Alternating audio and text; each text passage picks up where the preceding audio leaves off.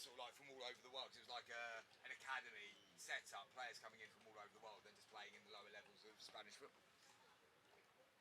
It was, but they get the the difference in facilities. Check in. Ronaldo, my friend, you well? Morning. Good to see you.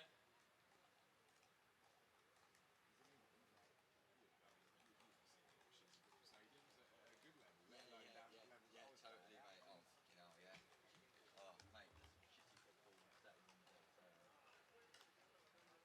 Yeah, exactly.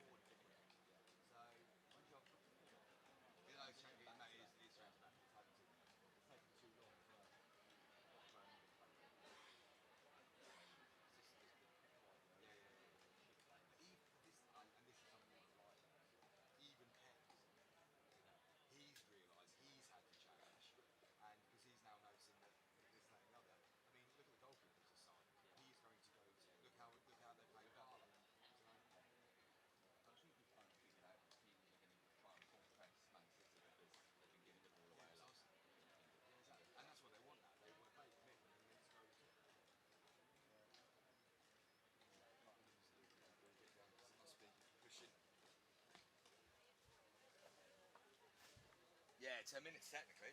No, that'd be dry enough. Actually, I reckon it will start, son.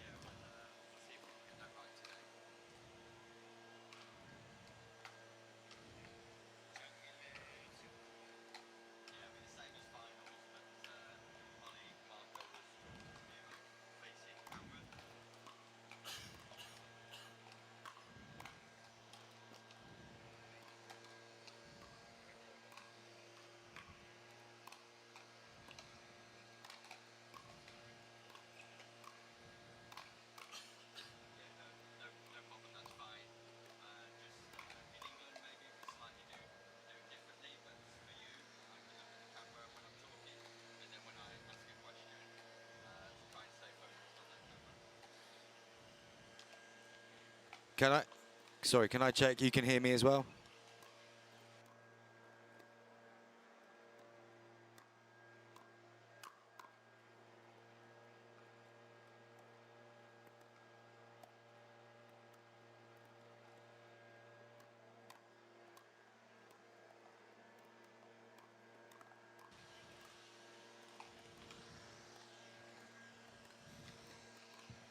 Jules, we'll do it the same as yesterday. Same as yesterday, Yeah. cool. So you're on Hang on, it's on my laptop. currently about 9.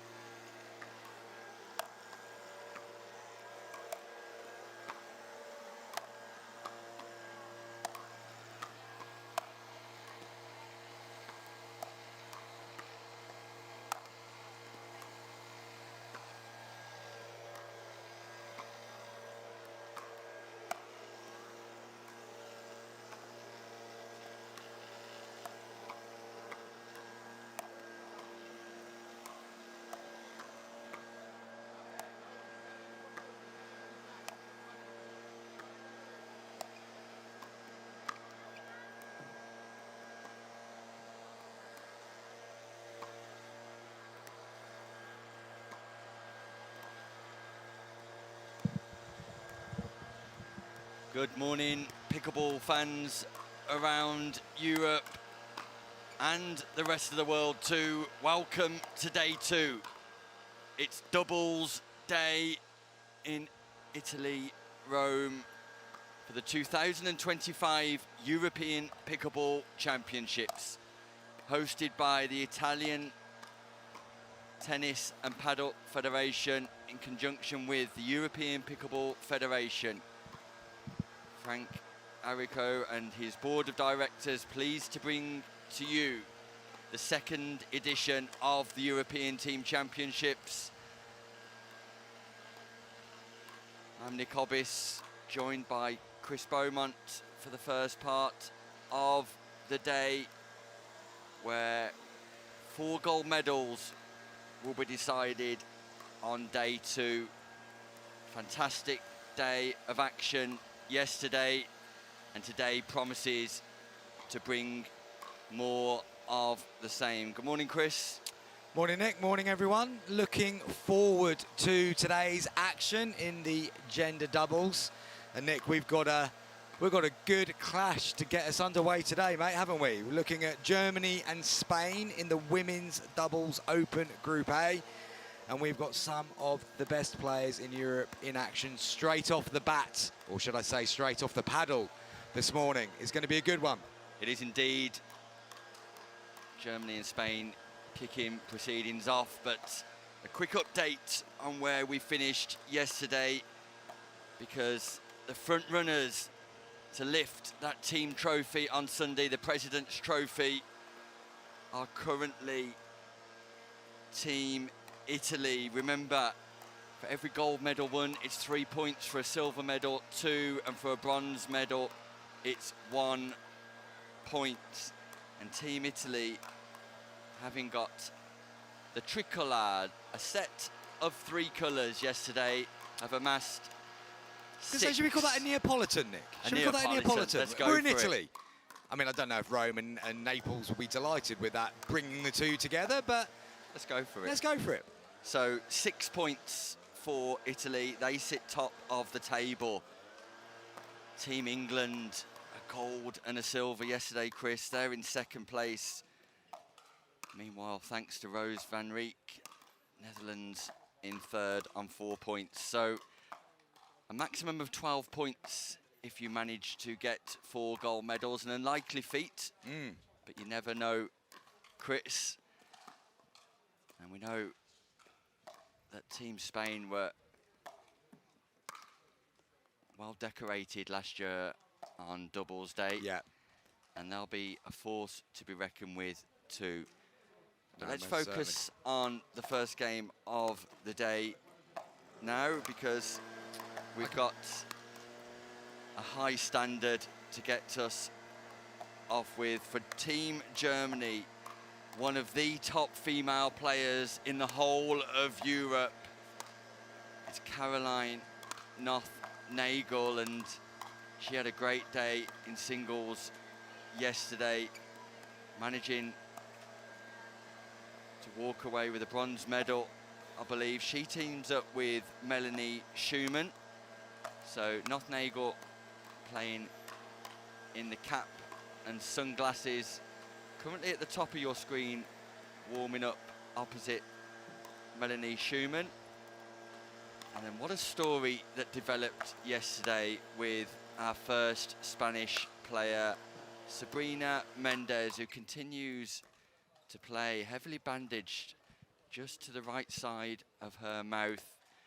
For those people who were tuning into action yesterday, a player from the Bulgarian team had just lost in the knockout stages of his singles match and appeared to throw his paddle in frustration. That hit Sabrina, who was playing on court 3. A medical timeout was called, and after the footage was reviewed by our head referee and president, that player's since been disqualified and suspended from play for the rest of the weekend. But Sabrina returns to play today, and she's teaming up with Glauca Carvajal Vicente. And Chris, there's no end of talent on court on display for our first game of the day. No, most certainly. It's a very good lineup. Has to be said, I think the Spanish pair of Mendez and Carvajal Lane could well be the favourites for the women's title this time round. There'll be stiff competition along the way, I am sure. But Spain took gold medal in the women's doubles in the open category last year, and they will be looking to defend that title this time around. Carvajal Lane plays in the US, lives over there, originally from Castellón in Valencia, and with a strong college tennis background, has been converted over to pickleball. Mendez, we know a lot more about on the European tour, as we do with Nagel and Schumann. It's going to be a great game to get us underway with today. And the referee just going through some initial briefings now, which you can see on screen. Now, Nick, it looks like you're beavering away to bring us some information on what Group A might look like. I am indeed, Chris. Yeah, we've got Finland in this group. We've also got Hungary, Lithuania and Switzerland. And you've got to say, Chris, with the depth of talent on display for both of these countries, they've got to be favourites to finish first and second, but in which order? And secondly, both of these teams will want to finish top of Group A. Yeah. Neither of these countries will be delighted that they're playing each other first game up, because whoever wins this, you have to assume, will go on and win the group. This is really about them getting into the best position going into the knockouts. And I think that's why we see the best players on court in the opening match of the day, Chris. Yeah, without a doubt, without a doubt. This will be both countries' strongest pair. We might see some rotation in later games to give other players minutes on court, but going with the powerhouses straight out this morning. Now, the court's looking good today, Nick. We've obviously seen a bit of work being going on this morning just to get it into dry conditions, but it is looking good. And I think it'd be fair just to highlight the work that the Italian Tennis and Paddle Federation have done here, Chris, because it's not been easy with the humidity and the dew, the overnight dew that settles in the arena. But their team of staff have worked non-stop since we've arrived this morning, and no doubt for hours before that, with dryers and vacuums and mops and people using flannels and towels to dry those wet spaces around the court, not just on court, and it's looking absolutely pristine. And players will need to adapt to that, just like we referenced at the end of last night. Yeah. It's the same for all teams, and the conditions will change throughout the course of the day as the sun moves around Foro Italico. The wind picks up later in the day. It's conditions that players have to adapt to. No, definitely. Conditions we have to adapt to as well, Nick, to be fair. As we start our commentary day, we have the sun beating down on us directly as it comes in from the far side of the venue, and it will move its way around behind us. I got here this morning genuinely, and it's an impressive bit of work by the technical crew as well to keep all the kit dry and safe for our arrival. One of the things you do forget about in a very warm country is the amount of overnight moisture that is generated because of the changing temperatures, particularly at this time of year. I woke up this morning, it was quite cool, Nick. And those changes do provide that dew that we might be a little bit more familiar with back home. Not so much familiar with the rest of it, the 30 degrees in the middle of September. I think the moisture back home might be of a different variety, Chris. Having had a few conversations with people back home this morning, the moisture is very different today. So I think we've got the better share of it today, Nick. So we look just about set for the round robin stages on day 2 of the European Pickleball Championships, as Schumann and Nothnagel just go through a final service routine. And I say we're just about set, Chris, maybe not quite, just maybe waiting 1 or 2 more moments for a few patches to dry out. Our match referee still deep in conversation with the teams. So we're slightly behind schedule already, 15 minutes behind. And speaking to head referee Gail this morning, Chris, she suggested that there were 5 medical timeouts yesterday, which sounds quite significant. 5 medical timeouts on show court, or 5 medical timeouts across all the games that were played? No, across all games that were played, and I think the most serious was Bako Balint, unfortunately, the Hungarian superstar who was stretchered away from the arena. Yeah, I saw that happen. I was watching that game from the stands as it happened. It was a really good battle with Bartosz Kabowski in the semi-final, and on the last point of the game, Balint's gone in to try and get to the non-volley zone line quickly, just lost his footing, and you could just see that he fell awkwardly. In that moment, it looked like it might have been just collapsed on his back out of disappointment of losing the semi-final, but it became really quickly clear that he did have a problem there. And we await confirmation as to whether he'll be able to play today. But I've got to say, Nick, I can't imagine he'll be on court today. No, I can't imagine so. And our best wishes go to Bako and the rest of the Hungarian team. So players appear to be happy on court, so I'm not entirely sure what the hold-up here is Chris. I'm just waiting to see if any confirmation does come through. What a glorious setting though, what a glorious scene for doubles, pickleball, and of course we're expecting it to be even busier tomorrow, Chris, because just 100 yards to our left, the main stadium in Foro Italico will house the local derby between Lazio and Roma. It will indeed. And we're expecting this location to be heaving with football fans. It's going to be a different noise in the background when we're commentating around about 12:30 local time tomorrow, Nick, that's for sure. One of the most passionate football derbies in the world, and it is happening on our doorstep. So I don't think you'll be getting that too often in your pickleball commentating career, mate. And for those people wondering how that clash has happened, rest assured the pickleball was definitely booked before the Italian Football Association released their fixtures. And I can't imagine that the Italian Association of Football had any correspondence with the European Federation about moving the pickleball, Chris. I did hear that emails did get exchanged, but they might have ended up in the junk mail. So these things do happen. These things do happen. Nevertheless, the most important thing will be the pickleball. I'm sure the biggest sporting event in Europe this weekend. That's coming from a Birmingham City fan, folks. That was private information, Chris. Can't go around advertising things like that.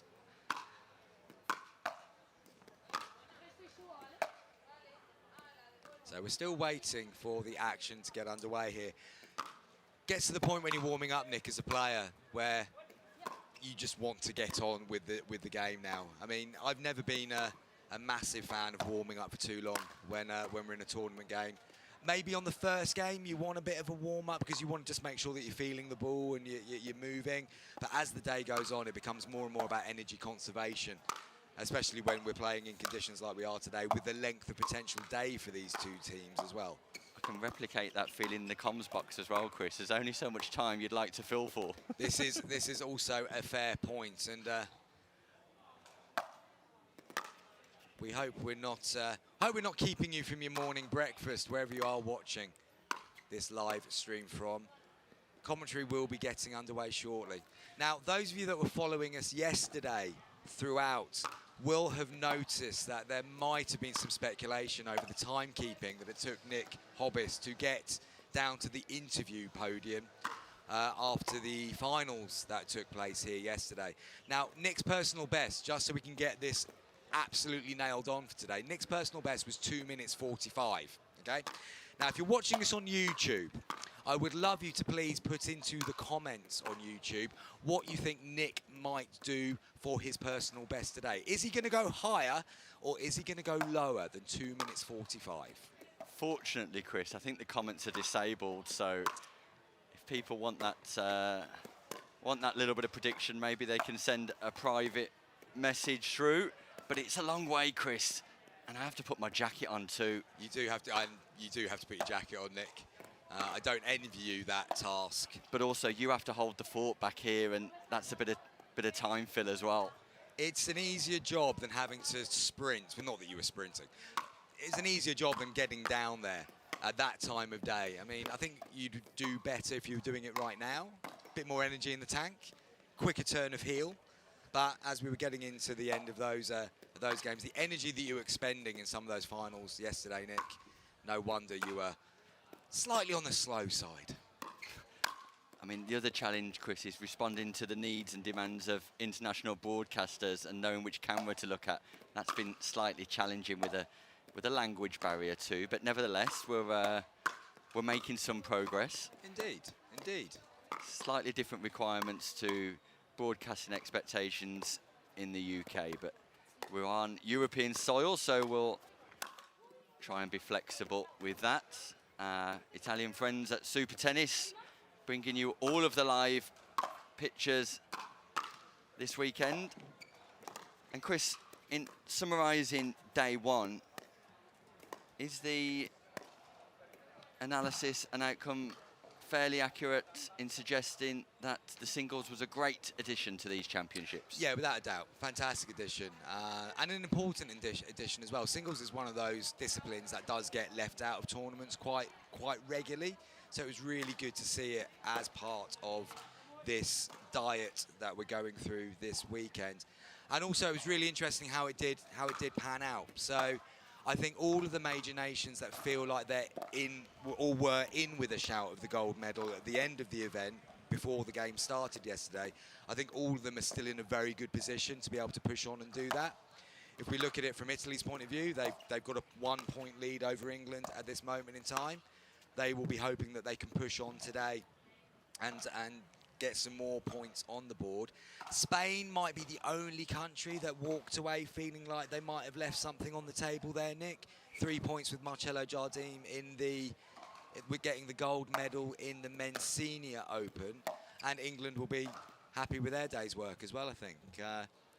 2 points from Anna Linton and her silver medal, and then James Chowdhury taking gold in the last game of yesterday, adding 3 points to the English total. So each of the key nations who will be feeling like they could well have a chance of winning this European Championships will be quite confident, quite comfortable going into today's round of games. But the doubles, Nick, I think the doubles is stacked. Certainly in the open age groups, stacked in terms of there's several contenders for gold medal here. And in terms of player of the day yesterday, or performance of the day, Chris, Marcelo Jardim did it in second gear, and it was almost a little bit too easy for him at times. And I wouldn't give Marcelo player of the day for that reason, I think, actually. Yeah. The level that he has meant that it was, I'm going to go as far as saying it was almost a done deal to a certain extent before the games got underway. It would have taken a major turnaround. Marcelo would have had to have played some of his worst ever pickleball, and somebody else would have had to step up and had their best day on court to have been able to take that gold medal away from him. In terms of performance of the day outside of that, I think someone like Paola Tampieri's got to have a very good shout of being given that MVP title. Not just for the fact that she took the gold medal, but the way she took the gold medal. She saved match points on at least 2 occasions against Anna Linton, having lost the first game 11-3 and looking down and out immediately. The changes that she put into place tactically to win the second game, and then the mentality that she showed to be able to get it over the line. Yeah, for me, she was player of the day yesterday. Yeah, I couldn't agree more, Chris. It was going to be my best guess for player of the day, but I will give a mention to Rose van Rijk. Yeah, good shout as well. Good shout as well. Rose van Rijk getting up off the deck, having suffered what appeared to be a calf strain, but to come back fighting like she did was fairly phenomenal, and she's playing such a high level of tennis. But we saw some other significant performances. Bartosz Kabausznik taking away a silver medal after overcoming the informed player Bako Balin. No, that might have been the standout result of the day, I would say. With Bartosz, he played so well in that semi-final, and the atmosphere on court number 4 for that one was one of the best atmospheres of the whole day. I felt you had the Hungarian fans and the Polish fans making so much noise for both their male singles players. And Kabausznik he just played a really good game, negated the power of balance, and fully deserved his place in the final. But then, as we said on the stream yesterday, the game against James Chowdhury was just one game too far for him. And let's not forget 2 nations who medalled yesterday, or 2 nations who had the possibility of medaling. First did so in Switzerland with Kukuza taking away a silver medal. Yeah. And then Luxembourg playing in that bronze medal match. Just coming up short, but Michal Svitzer for Luxembourg. 2 players there that have really outperformed their odds, it would be fair to say, in either competing for a medal or indeed medaling. Yeah. And it's nice to see that those 2 countries emerging at the highest ranks. I really enjoyed watching Stefano Kukuza play yesterday. He, as I said on the commentary, he generated a bit of a cult following throughout the day, and he gave it his all against Jardim in the final, and had some really good moments in that final. But yeah, it was a big game for him, and the result was probably only going to go one way. Schweitzer had a good start in that semi-final against Tampieri, and at one point it looked like it could be a lot closer than the eventual score on the card. But yeah, I mean, for Switzerland and Luxembourg to medal on day one, they will be over the moon with that, and gives them something to take home this weekend. Sorry, Luxembourg not medaling, but getting the opportunity to medal, I should say. They'll be delighted with that. Let's have a look at today then, Chris. Some of the players that we can see in action today. Dominika Turkovic stands out already for a team like Croatia. And what a performance by Marko Lovrinovic yesterday as well for Croatia. That both of those players will be strong. And of course, Croatia have only got 4 players with them today. So we can expect to see Marija, Banic and Turkovic pairing up throughout the day. Yeah. Physically tough for them, but it does give them an advantage in the fact that they will be consistently playing with each other. And it's the same for the men as well. It's Marko and Matej Lovrinovic, who I believe are brothers. Yeah. They're going to be pairing up. So Croatia have gone for 4 players only, 2 for women, 2 for men in the open section, and the same in the senior section as well, as Bijanic and Pavletic team up for the men, and Pavletic and Main team up for the women. It was a standout pick for me in addressing Team Croatia. Is that a gamble, Chris? I quite like it. And the reason I like it is that, look, I think we said this yesterday, you can argue it 2 ways. One, is it good to be able to rotate your squad and keep key players fresh and rest them in games where you believe that the other squad members will be able to get the job done? Also, though, from a player point of view, I think just that knowledge that you are going to be playing every game and being able to get into that rhythm, and then you have the responsibility of managing yourself throughout the day in terms of your energy levels and everything. I quite like being able to go in with just, look, here's our 2. This is what it's going to be today. And they will have played together a lot. I mean, you've got 2 brothers there who, I'm not going to go as far as saying will have grown up in their back garden playing pickleball together, but will have certainly played a lot of pickleball in recent times together as a pair, and they have that advantage of that family connection. So I quite like the smaller squad size in this scenario. Meanwhile, one of the other emerging stories that was breaking early this morning, the withdrawal of the Serbian senior team. Yeah. Their men's team, they only brought 2 players, and I guess the downside is if one of those players gets injured, then you're out of the competition. So it's all very good bringing 2 players only, but if you do suffer that injury, then your squad has to withdraw, and the Serbian men have done exactly that. Yeah, I seem to remember there being an issue with the Serbian side last year as well, being unable to play in the previous version of the European Championships. So that'll be a disappointment for them, of course. Nick, we're just seeing on camera at the moment the players just going to the back of the court and running their feet over a few areas just to make sure that they are happy with the grip that is underneath feet.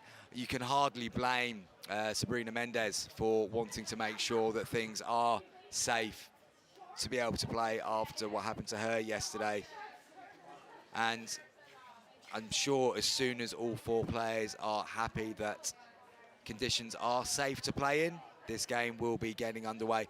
Looking across at courts 2, 3 and 4, play has got underway on those, and that is purely down to where the shadows are with the sun.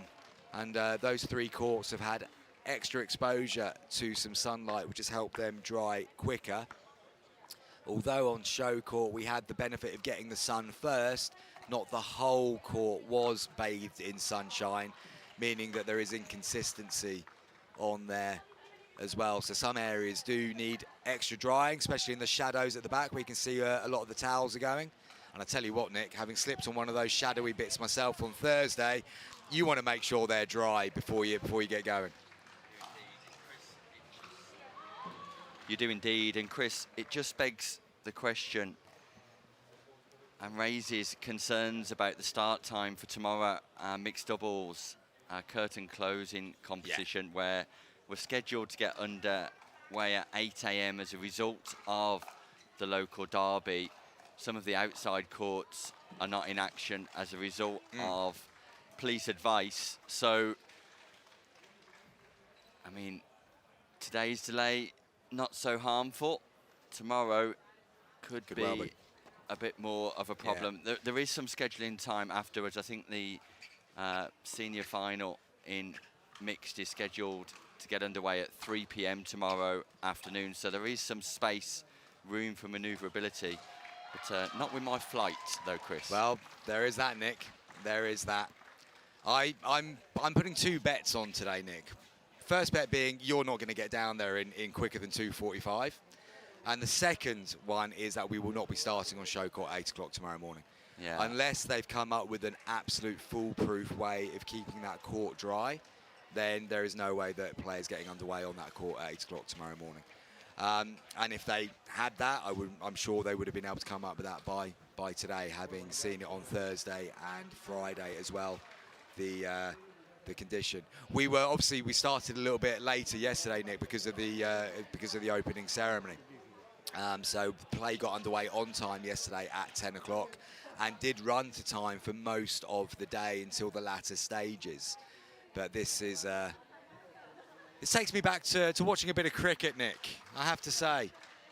Yeah, and it kind of resembles why in this magnificent venue, the Italian Open held here in tennis every year, it's all clay courts. So, of course, the damp conditions wouldn't have an impact on play for a clay tennis court. But, of course, it's hard court pickleball here, not clay court pickleball. In fact, I don't know if pickleball's ever been played on a clay court, Chris. Now, I have seen, I think it was Megan Fudge, went on holiday to Turkey last year, Nick. Right. Went on holiday to Turkey, and obviously the Fudges, Megan Fudge and Riley DeHart and their kids, pretty much all I've ever seen them do is play pickleball online. And they were having a go at pickleball on clay tennis courts out there. I can't tell you how well it went. It just popped into my mind that I have seen it. And maybe at some point, you and I, in the little break that we might get from the commentary box, could just pop over to one of the little clay court tennis courts around there. I've got my paddle with me, Nick. I'm sure you know enough of these top players that they'll lend you one. And we could just have a little dinking session and see how it does go on the clay court. Yeah, maybe I should have brought my shorts with me. Maybe we should jump into the 25,000 all-seater stadium next door. That was exactly the clay court I was referring to, Nick. I mean, I don't think we'll be here to commentate on tomorrow's action if we do try and do that, but what a way to go out if that does happen. I'll be happy with that. You'll make your flight if that happens, Nick. I can tell you that much. Maybe that's the way in ensuring that I'm back to make the flight. Meanwhile, Helen White is giving us a little wave in the comms booth. What a great ambassador for pickleball, Helen White. She's a great referee. Yeah. She doesn't like to put herself in the foreground too much on the show court, but she's great at her job, and her individual development and progress has been fantastic. And it just gives me an opportunity, Chris, just to reference the referees, because head referee Gail has done a lot of work travelling over to Europe from the USA to coach and educate referees in Europe, not just in preparation for this event, but in terms of their own individual progress and journey in their pickleball experiences too. And they've done a great job. And yesterday in the final, for the first time, we saw passive line judges being influential in making correct calls. Is that something that you can see that would be a long-lasting feature in pickleball, Chris? It would be very helpful, Nick. It would be very, very helpful. I mean, in this world of AI, I think we'll see that very much playing a part as well. And we've seen that in some of the franchise tournaments around the world as well. AI getting involved, but having an extra pair of eyes. I mean, it's a fast sport, pickleball. I mean, I know we had a couple of occasions yesterday where up here we have the benefit of seeing it from a higher vantage point. We have an action replay. We can make a better judgment post-call as to whether that ball was in or out. In the heat of battle, at the pace the game is played at, as a player, just because you've called it out and it was in doesn't mean you've done that intentionally at all. Most of the time, I would say it's a genuine mistake because of the speed of the game. And I think having the added help there in the medal matches, for sure, yeah, great addition. Yeah, the brainchild of Gail Scavengeli, head referee. Congratulations to her and her team for all that they have done to support European pickleball. Meanwhile, Chris. Looks like we're close, Nick, doesn't it? It looks like we're close now. 32 minutes ago, we introduced these players. Since then, the people at home have had to listen to Chris Beaumont and Nick Hobbis kind of put on their own mini podcast. Oh, yes. Which, of course, you're well attuned to. Well, we're actually Chris. recording one later, Nick. Oh, are you really? Yeah, in my little break that I'm going to have later. You know what a break is, Nick? It's where I get to go and have a little bit of rest whilst you keep doing all this. Although it's not rest, because you'll be talking to... be talking to Gordo, yeah. A fellow co-commentator. Yes, but we'll come back to that, Nick, because I think, we're underway, actually, yeah. we're going to get straight on with this. Let's talk Gordon Watson and podcasts later Yes. on. In the meantime... Let's play some pickleball. Yeah, Spain versus Germany. First game of the day, European Pickleball Championships here at Rome. It's going to be Carvajal Lane who gets us underway, Nick. So on our screen at the moment, you have Glauca Carvajal Lane to the right at the bottom. Sabrina Mendez, her partner, to the left. Noth Nagel to the top right, and returning the ball now, Schumann. Race to 11. Speed up, body bag. First point of the day, the Franklin X40 tattooed all over Schumann. Mendez straight on the attack there, Nick.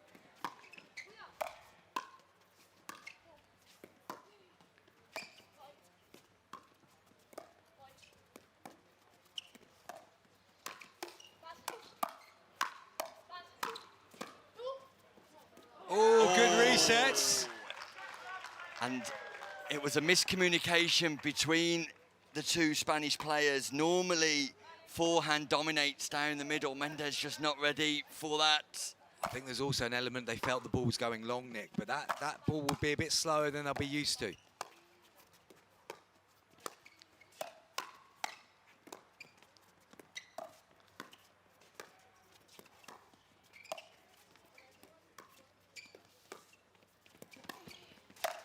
It's a great cross-court dink by Nothnagel.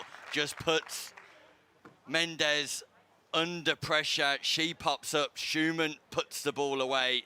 But Nothnagel very much orchestrating the outcome there. It's a different game this already, Nick, isn't it? Different to singles. We're going to see a lot longer rallies, a lot longer exchanges, and a lot more cat and mouse tactics, I feel. Yeah, good recovery there from Carvajal Lane. Schumann went cross-court. Carvajal Lane just put it in to the zone for Nothnagel, who was unable then to lift up and over on her backhand dink.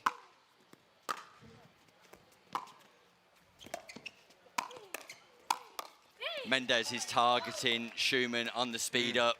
She's looking to be the aggressor in that exchange. It's a straight line exchange between Schumann and Mendez. And Mendez is winning that battle as it currently stands. Stack and winds.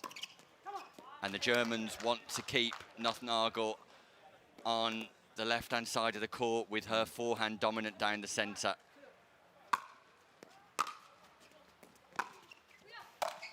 Ooh, a freebie there for Team Spain. A little bit too much height on that drop from Mendez. Schumann just not controlling the volley, punching it down into the net.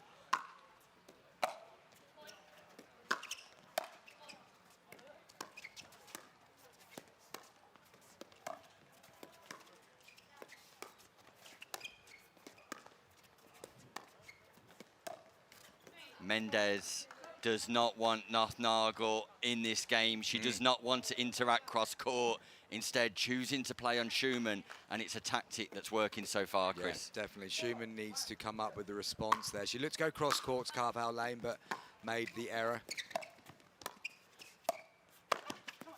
But a little bit of a, puts that one back in the mind of Mendez there, Schumann. She's gone to the backhand that time with a bit more width. Mendez on the stretch, unable to control the volley. Intent still there, though. The strategy is clear. Yeah. central return. Look at the frustration from Nothnagel. She hits her thigh with the paddle.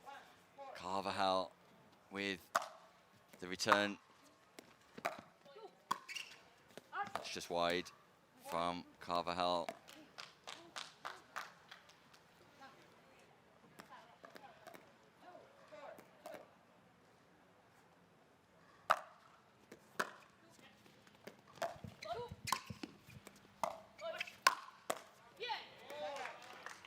Good roll down the middle from Carvajal Lane, pinning it down to the ankle of Schumann, unable to respond.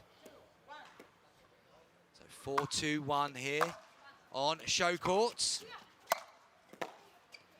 That's a great reset from Mendes, but just can't follow up. Again, looking to target Schumann with a straight line dink, but the reset sublime.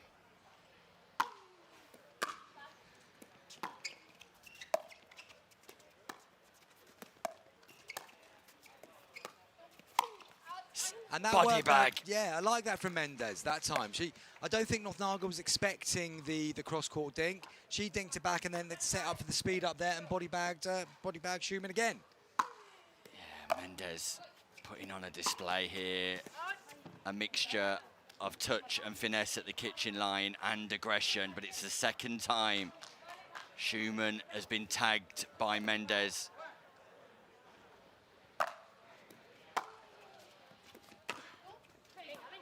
Not for the first time. Nothnagel just missing the third, and that's a rarity, Chris, because she's so consistent in her play. Nothnagel possibly just a little bit slower to adapt to the conditions, and there we see Schumann too. And being up here in the comms booth, we don't know if the courts are playing any different at the top end of the court as opposing to the bottom, but definitely the Spanish players seem to have adapted quickly. No, it certainly looks that way. Just as Mendes runs around to get the ball, just popped out of court and over the flower beds as well. So a bit of work there for Mendes to do. No, it certainly feels like Schumann and Nothnagel have struggled to adapt to how low they need to get to be able to lift a controlled drop. Drops going into the net on both occasions on that side out. And at the moment, with a 3-point gap between them, they don't want to keep giving serve back to Team Spain without scoring, because it's first to 11, win by 1 in these round-robin games. Spanish team continue to stack, keeping Mendes on the left-hand side of court. Just goes wide, but I can see what she's trying to set up there, Chris. Yeah. She's looking to go behind Schumann and then come in for the Ernie attempt.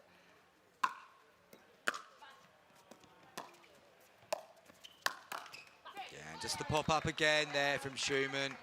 It's a ploy that has worked for Team Spain so far. No reason to change it at this stage, and we are turning around the score being 6-2 in favour of the team in red. Two of the favourites for this, well, we should say the team is one of the favourites for the gold medal. We might see different players playing throughout, but I think it's safe to assume, Nick, that these two will be the #1 pick for Spain as they go deeper into this tournament. Yeah, I couldn't disagree with that, Chris. And for me, at the minute, if I'm Team Germany, I'm looking to just deploy a little bit more consistency into the game. But 2, I'm trying to keep that ball away from Mendes, because Mendes has a significant ability to reset from almost anywhere on the court and reset with that ball tight in that non-volley zone. Yeah. And the Germans can't capitalise from that. She's the on-form player at the minute on court, so perhaps target my returns and my thirds a little bit more towards Carvajal, not because she hasn't got the ability to also cope with that, but because the form player at the minute on court is definitely Mendes. Absolutely. And to be fair to Carvajal Lane, she's doing a really good job for her partner as well, because she's creating the setup of the pattern, which means then Mendes can step in and start to be the protagonist in a lot of these exchanges. But you're right, Team Germany first of all have to concentrate on getting good returns, good thirds, but then once they are able to do that, establish some consistency at the non-volley zone line and change these patterns.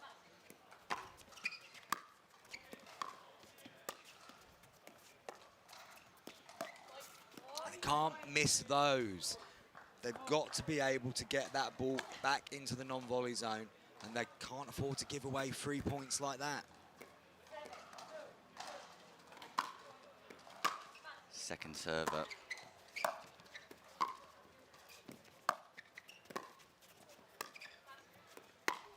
What a speed up from Sabrina Mendes. Pierces the partnership of Team Germany. An off-bounce speed up and ambitious play. But the accuracy was there, and the Spanish team are just not missing in the transition zone, Chris. Great play as well from Carvajal Lane to set that up in the first place. And then Mendes drilling it home. Rare Nice miss there from redirect. Mendes. It's a nice redirect by Schumann, though. Yeah. Scoring opportunity. Team Germany got to trouble the scoreboard.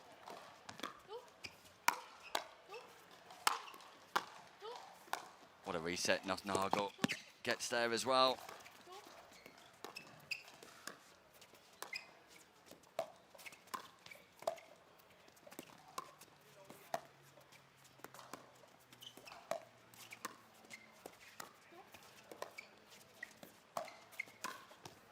Point of the day, Carvajal this time, threading the needle between Schumann and Nagel. Nagel showing all of her athleticism in forcing her way to the non-volley zone, but Spain just too good.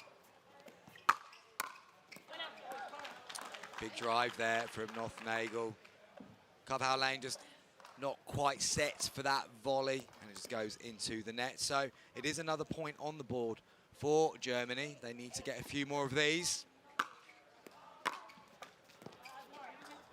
Unreturned serve, yeah, rare error off the paddle of the Spanish duo.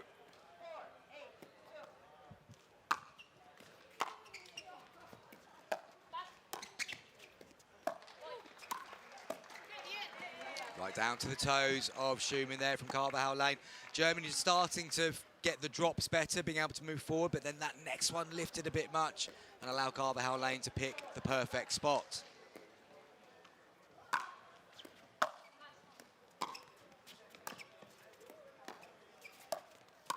Oh, nice. Into out forehand volley, goes back in behind of Nagel, who's not expecting that play from Carvajal Lane, and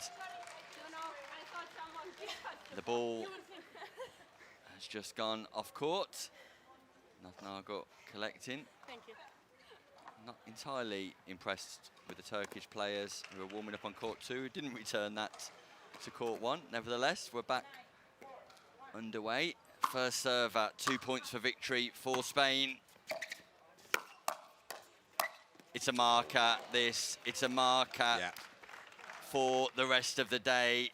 The Spanish duo have arrived on doubles day at women's open level, and they're letting everybody know about it. Match point. A rare mistake there in this one from Mendes, lifting it, and Schumann able to take a little bit of her frustration out and gets the cross-court volley. But still another opportunity here for Spain.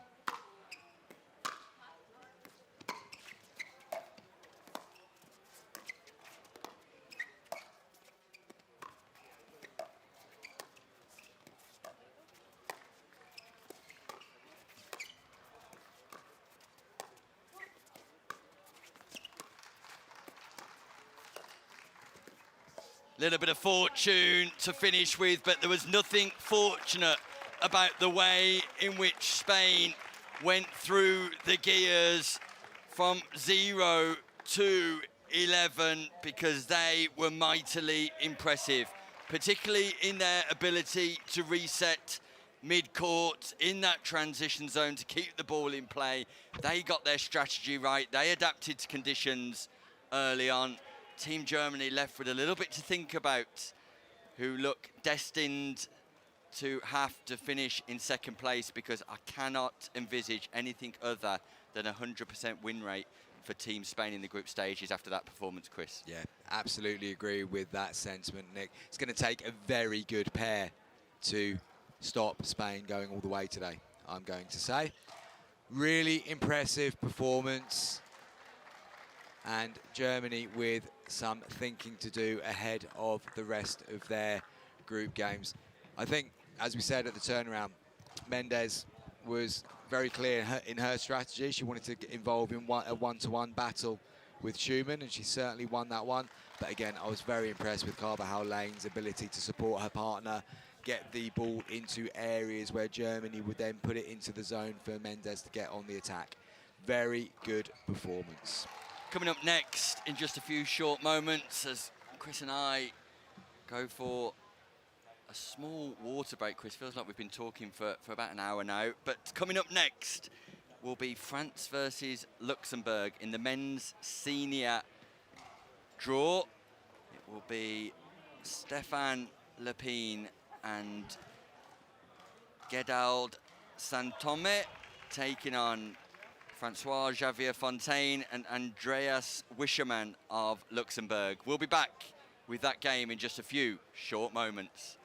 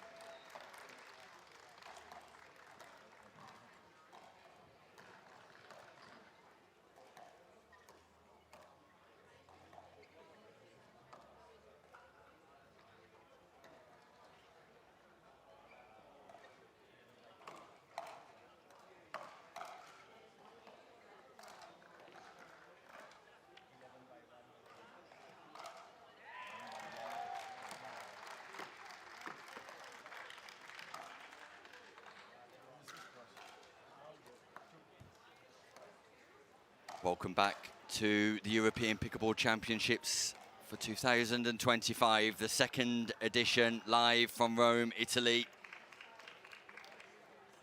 And the second game of the day scheduled to get underway between France and Luxembourg. We've got Stéphane Lepine and Gedald Santome taking on Francois Javier Fontaine and Andreas Wischermann. It will be Lepine wearing the glasses for France and in the pink shoes, just so you can identify him.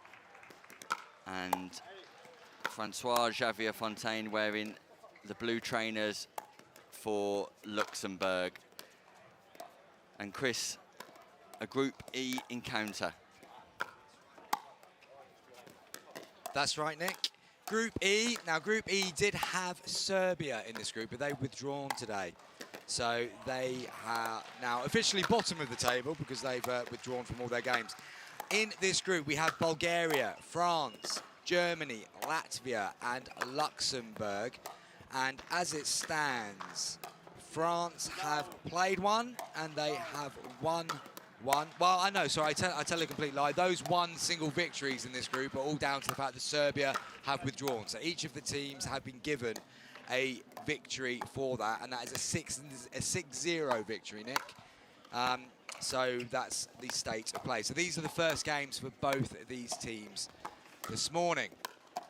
Now, we saw Lepine play in the men's senior singles yesterday, Nick, and in fact, he was the player who took out Richard Love in the quarter-final stage before picking up an injury in the game against Kukuza of Switzerland in the semi-final, which Kukuza went on to win, and then Lepine was unable to play in the bronze medal match due to that injury, and he was replaced by one of the other in the French team. Yeah, we also saw Fontaine in action for Luxembourg in singles too. So in particular, those players will already be aware of how the courts are playing, how the Franklin X40 is moving. And it gives me an opportunity just to thank those sponsors, JK, Pickleball and Franklin, for their support at the European Pickleball Championships. Also, huge thank you to Super Tennis, who are bringing you the live pictures here today. All of the camera crew and broadcasting team doing a great job behind the scenes, Chris, in some tough weather conditions. They are indeed. They are indeed.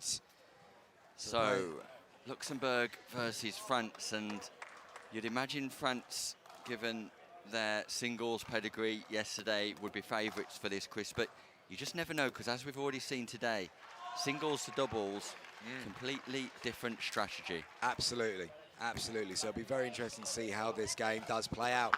And we know now that Luxembourg will be serving first. It's Fontaine with the ball in hand. He will be getting us underway at 0-0-2. Yeah, Fontaine serving, Lepine receiving. And it's an Ernie straight away from Santom. That ball slightly aerial by Team Luxembourg. And Santom able to take full advantage.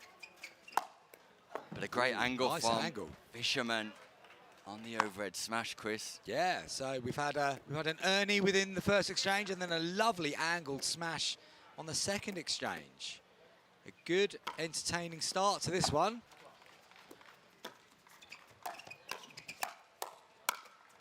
Hands battle, little bit of fortune for Fontaine, but he'll take that in the opening stages. And from what I can see, Chris, this might be slightly more competitive than what we may have thought, given the singles pedigree. It's early days yet, Nick, as we know. The opening stages can often be quite nervy, especially when it's your first game of the day. Each team will then look to find a strategy to get on the other one. I was interested there with Santom's style on that little hands battle that we just saw. Quite jabby. Serve from Fontaine just goes wide. So Fisherman with the second scoring opportunity for Team Luxembourg.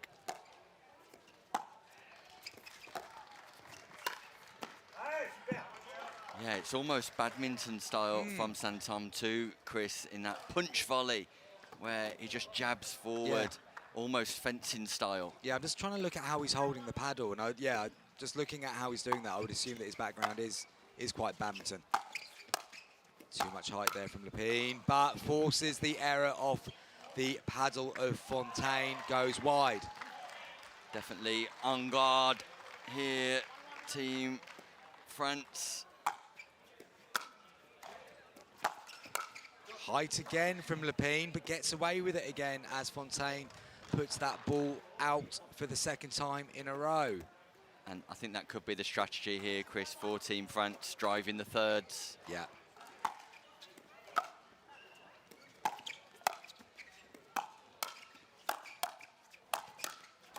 In fact, just driving everything, but Team Luxembourg defend, and Lepine can't keep that ball in play, but definitely on the attack.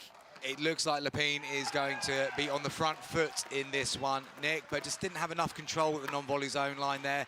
Often the way when you've been on the attack so many times, you lose a bit of composure. But he's come across his partner there, driven it to the middle, and then got the ball off the paddle of Luxembourg into the nets. Just making sure everyone's in the right place before serving. Of course, we have the addition of some stacking into the doubles game. Can lead to a little bit of confusion, especially if I'm doing it. That's a big miss from Fontaine. That ball's above the height of the nets.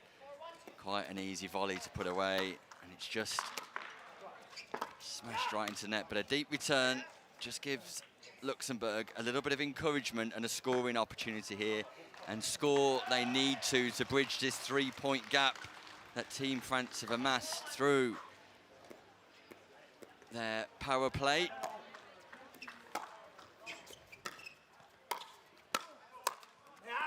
Meanwhile, Luxembourg just doing the right thing in making France volley, because as we've already seen, it's 1 or 2 errors, particularly from Santom just coming off the volley. Yeah, a couple of the volleys just gone into the net there, so good strategy for Luxembourg. Oh, that was an opportunity missed. Bit of confusion between the middle there, between Fontaine and Wischermann.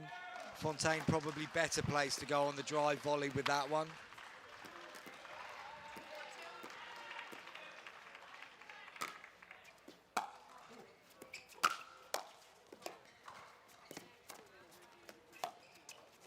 Lob, first lob of the day, just didn't quite get it up, and Lepine just showing his individual athleticism. Not showing any effects of a full day yesterday or that injury so far, Chris. No, he looks in good shape. Looked like the ball may have caught the baseline, but quickly called out by Santom, who will have a better look at that than me.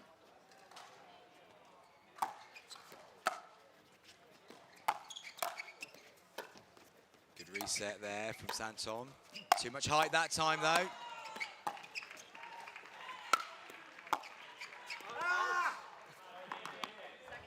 Just going wide with that reset.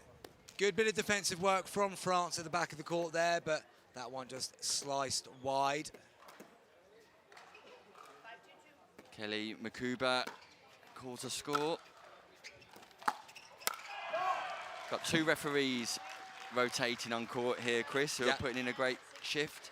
Elena Celli and Kelly Makuba. And meanwhile, timeouts enforced by Team France, who have to say, Chris, have found a strategy that's working for them, and they're sticking with it. They have, and look, I'm not going to say that they're driving the ball particularly well, but it's working. There's quite a bit of height on a lot of these drives, but the ball is flying off the paddle of both Fontaine and Wischermann, and they're forcing the error from France. And when you're playing, it's quite a nice situation to be in, Nick, that you know you don't have to get your drives absolutely laser guided like a missile. You've got a bit more of a window to go through, and it's still going to cause problems. Makes the game a lot easier from the French point of view. So Luxembourg have got to adopt a better ready position to be able to deal with that ball as it comes through at that height. Yeah, it's not been a match where we've seen too many exchanges at the non-volley zone in relation to soft touch, dinking exchange or play, but definitely needs to be the play for Luxembourg if they're to counter and reduce the impact of the power of Team France. Let's see what happens as we get back underway.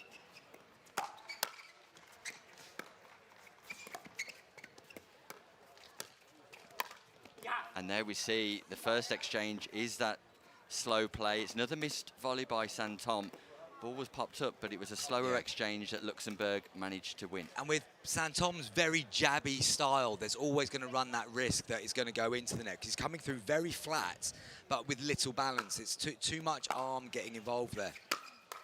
And again, we see it. High elbow. The high elbow, the jabby position, and the ball just deflects off the paddle and goes wide. Meanwhile, the president of the European Pickleball Federation, Frank Arico, just pops his head in to make sure everything is okay. And what a great job Frank is doing, not just during the course of this weekend, Chris, but in the build-up to this event.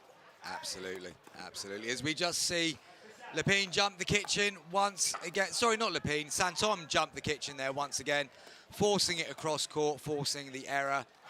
The jabby style worked out in his favour that time.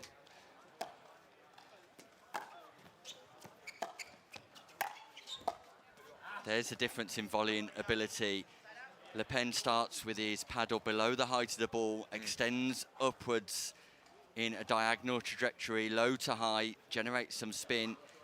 Santom, like you say, just punching rather than looking to generate any spin. And for anybody watching at home, if you're volleying, start with that paddle below the height of the ball and accelerate through. Yeah, just kissing the line, cross court.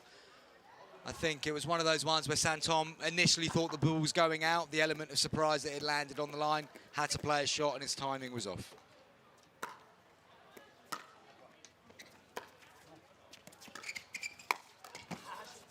Jump the kitchen again, Nick. Yeah, it's nice footwork from Santom. For all of the advice we've given him, his footwork's pretty good, Chris. Very good indeed. And it's one of those shots that he clearly is looking for it all the time, which is great because the anticipation is half the key when it comes to a good Ernie. And he's nailed 3 from 3 so far in this game. Follows it up with a slightly long serve, however. That breeze that's just come through there, Nick, maybe that affected that serve from Santom. I will accept a couple more long serves if we get a little bit more breeze. It would be delightful at this stage of proceedings. Good punch that time from Santom. Yeah, it's a scoring opportunity for Luxembourg, and they've got the second one here. And you feel like they do need to trouble the scoreboard if they're to bridge this gap and just challenge this French team for victory in Group E. Ambitious drive from the mid-court, single backhand drive from Francois.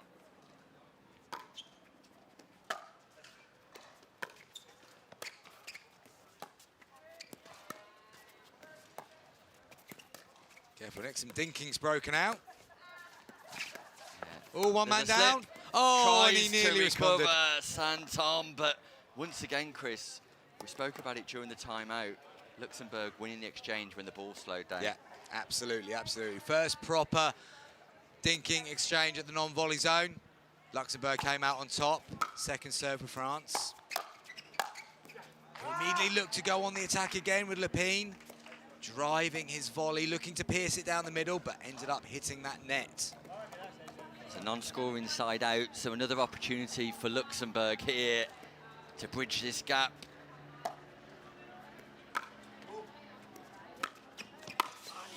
That's not the best reset, Chris. It's not, unfortunately, but what I liked in the idea, the thinking, was a slower serve, got the ball back to be able to then go for the drop, but yeah, execution not quite on point.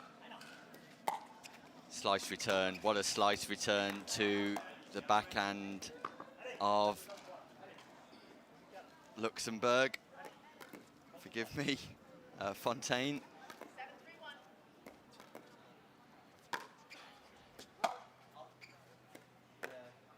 Called long that time by Vischerman. The game just got a little bit bitty, Nick, as the serve is passing around without any points being added to the total. Just feel like if France can go on a little bit of a run now, 1 or 2 points, that will be enough to put them into a very, very dominant position.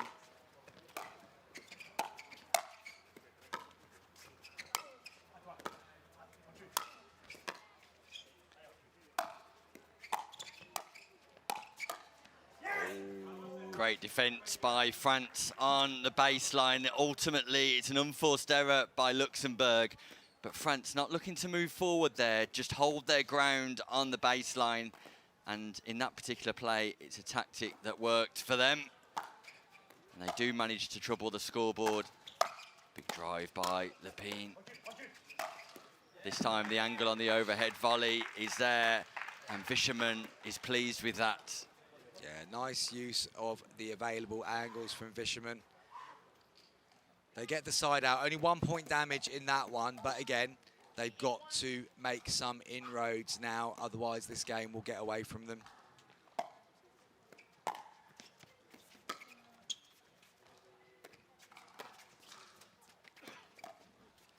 Fine touch, Nice touch by Fisherman, but all set up as a result of the lob shot, which was highly effective in that particular play. And Luxembourg have scored a point. Feels like a long time since they did.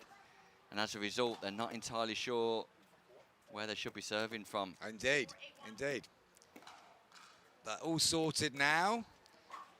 And that's another point on the board. 4 point difference. Just see that punchy style again from Santom. But Fisherman not really in the right ready position to be able to respond.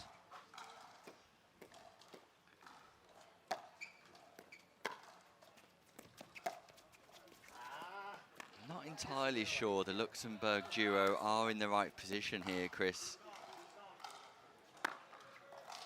And I think there may have been an error, but nevertheless... No, I think Fontaine was first server, to be fair. He was, but he was started on the left-hand side of the court. He came in on the left. Ah, right. Okay. Yeah, no, you are right. Yeah, yeah. Punch, punch, punch, punch, punch, and punch into the net once again. I'm wondering if our Frenchman, he's got a bit of a boxing background, Nick. He's very quick with the jabs there. See if he can deliver the knockout blow. Oh, set you up beautifully there, Mr. Hobbs. Thanks for that, Chris. I'll toss him up. You hit him out of the park, mate.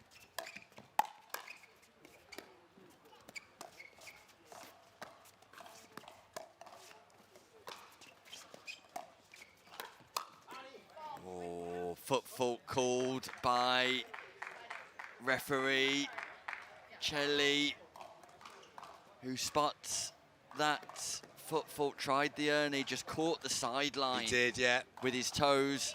Very close. Straight in front of the referee too, couldn't have been any closer. Just seeing it now, yeah. Heel was on the line.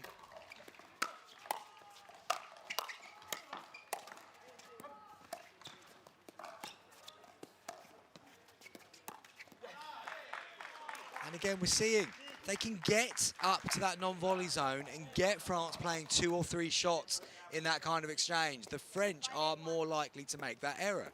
Yeah, Lepine eager to speed up at every opportunity, this time off the bounce, but you cannot afford not to put your serve in play, not in the doubles format of the game, and Fontaine will be frustrated. Second scoring opportunity, Luxembourg.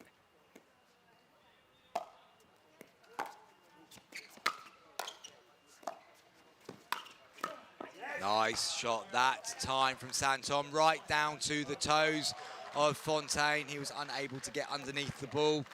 So side out once more. And it's a 3 point difference now. So Luxembourg have narrowed that gap by a single point. France want to put the afterburners on now. There's the drive. Oh. Bit of a hook from Fontaine, and that ball just goes wide. So Team France are just 2 points away from recording their first official victory of the day. Yes. But Lepine looking to get on that drive again. Just lost his body shape. Straight to the net.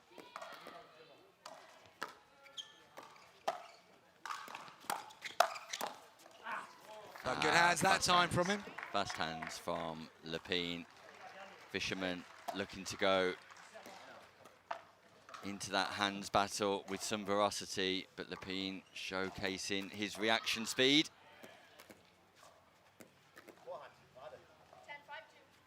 Match point, Team France. And there it is, Santom and Lepine get the job done.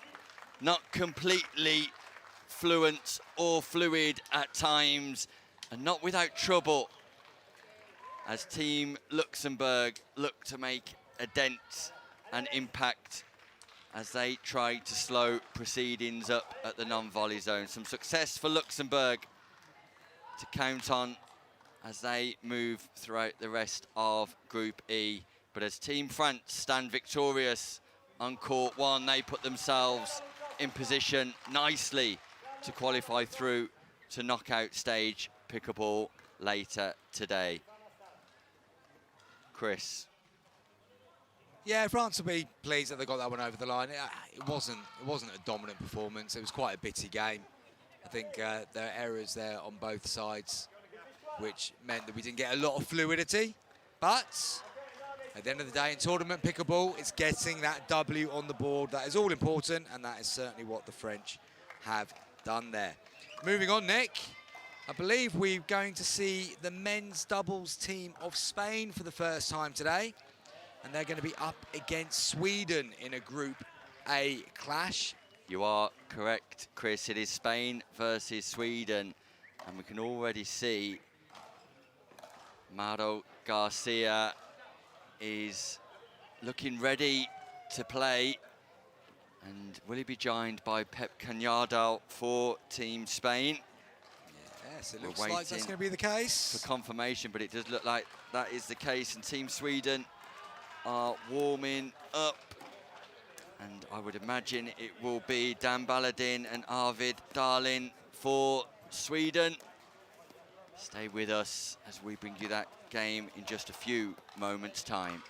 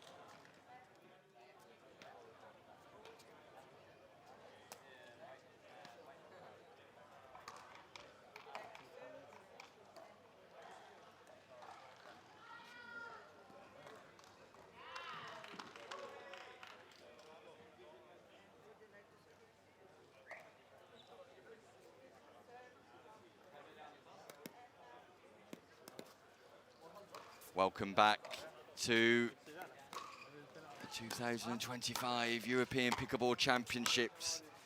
And what a treat we've got on court next. Spain versus Sweden. And Spain, one of the favourites to take home at least a medal here today, as Mauro Garcia and Pep Cañadal take to court, taking on Team Sweden as Steve Vass and Arvid Dahlin team up together. Dahlin will be wearing the white cap for Team Sweden and Vass the black cap. Meanwhile, it's Mauro Garcia with the sleeveless top and Pep Cañadal, his partner, and it's set to be an absolute crackerjack of a game because Mauro Garcia and Pep Cañadal quickly establishing themselves as not only two of the best players in Europe, but further afield than that too. And Chris, you've got some news on their performances so far and other teams in this group. Yes, I have. So this is the first game of the day for both Spain and Sweden. They are in a group with Turkey, Lithuania, Switzerland and Belgium. Current state of play is that Lithuania and Turkey both won their opening games against Switzerland and Belgium respectively. Spain and Sweden will be getting underway here. Now, without stating the obvious, I think we have to call Spain favourites for this group, and that will be all to play for second place. Looking forward to seeing the young talent of Mauro Garcia in action. He's a player that I've followed closely over the course of 2025. Great to see him in the Spanish squad this time around. And Sweden, though, Darlin comes in with a good reputation himself, Nick.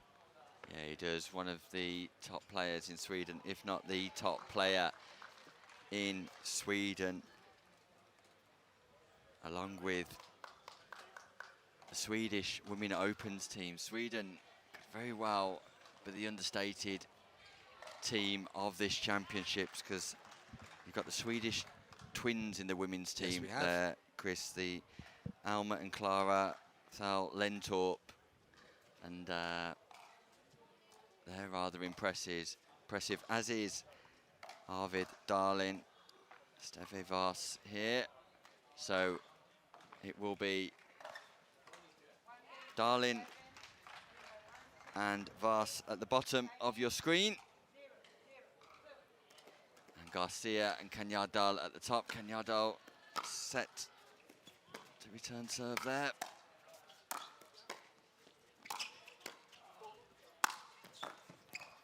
Not a bad jump there for Garcia. His first bit of athletic movement of the day. He has leapt 6 foot in the air, if not more, and he smashed that down to the backhand side of Darlin, who was unable to respond. So side out, Kanyardal on serve. Look at the speed up. He's had a headshot, Chris, early on Vars, the paddle roll, and Garcia's headhunting. What a start for Team Spain. Great speed up by Darlin, though. Spots a gap between Kanyardal and Garcia.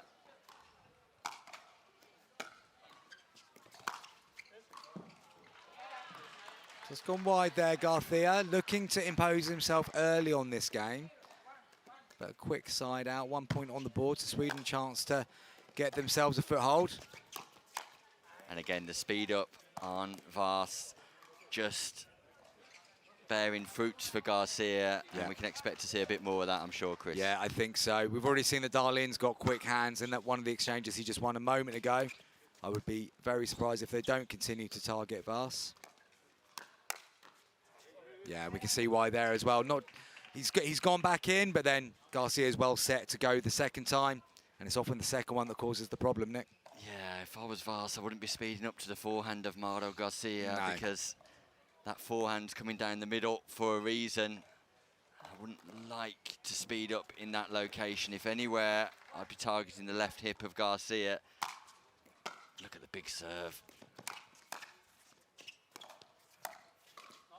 Space was there for Darlin on the backhand roll, just sent it slightly wide, but I think there's an element of surprise there as well, because, I mean, we're expecting it to go to Vars. Darlin's expecting it to go to Vars. He saw the opportunity and he just wasn't composed enough.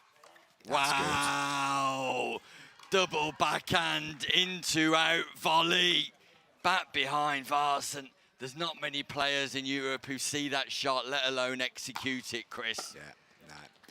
This kid has got talent, Nick. I have said this all year long. I think he's going to go on and have a very good career in the US. I think this is a player that we're going to be hearing about for years to come.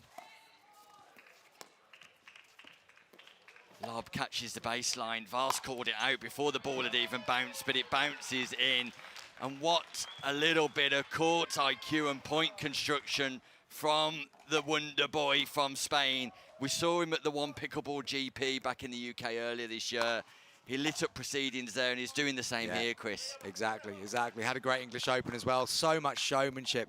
He's got incredible court IQ, as you said, Nick, but he also does like to add that little bit of flourish to his game as well, which can be the thing that slows him down a little bit. Goes for one shot too many on occasion, but that's a good leave.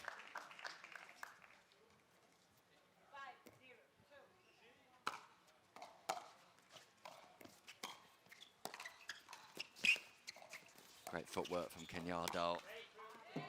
Garcia looking to go for an ambitious drive down the line off the bounce. Just doesn't work this time, but the intent's always there from Garcia. Look at the power too. Just jumps over the non-volley zone to avoid it. And whilst we're talking a lot about Garcia, let's not forget Pep Kenyardal here, because it's very much integral to this partnership being successful. Did that hit the foot? Didn't hit the foot. I thought it hit the line, but like it Sweden hit the called it out. Avas. But no, you are right, Nick. Kenyardal, an exceptionally talented player in his own right. It's almost doing him an injustice to only talk about Mauro Garcia so far. Yeah, Pep Kenyardal has performed remarkably well on the European Tour this year.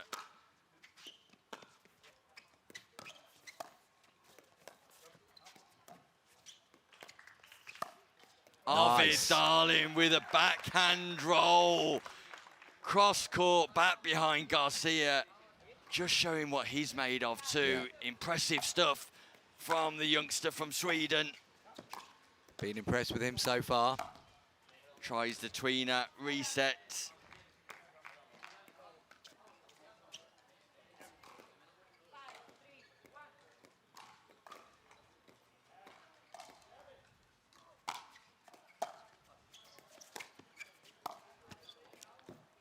Tries to jump the non-volley zone and pushes the volley long as a result. And whilst Sweden are battling and trying their best, the class from Spain is just there for all to see, Chris. It really is an impressive start for Team Spain. And we referenced earlier they're likely to go deep in this competition, and there's nothing that we've seen would deter us from sticking with that statement.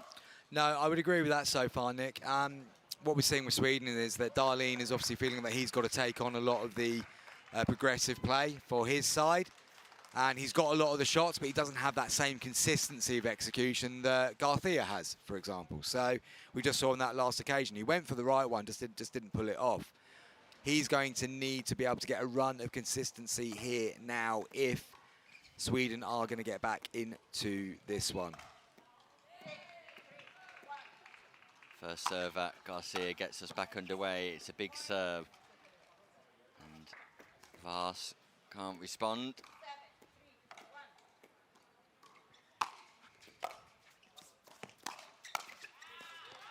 And Chris, this is just giving me a great appetite for knockout pickleball later on today. Yeah, we're going to see some epic ties once we get into the knockout stages. Great serve again from Garcia, plenty of depth.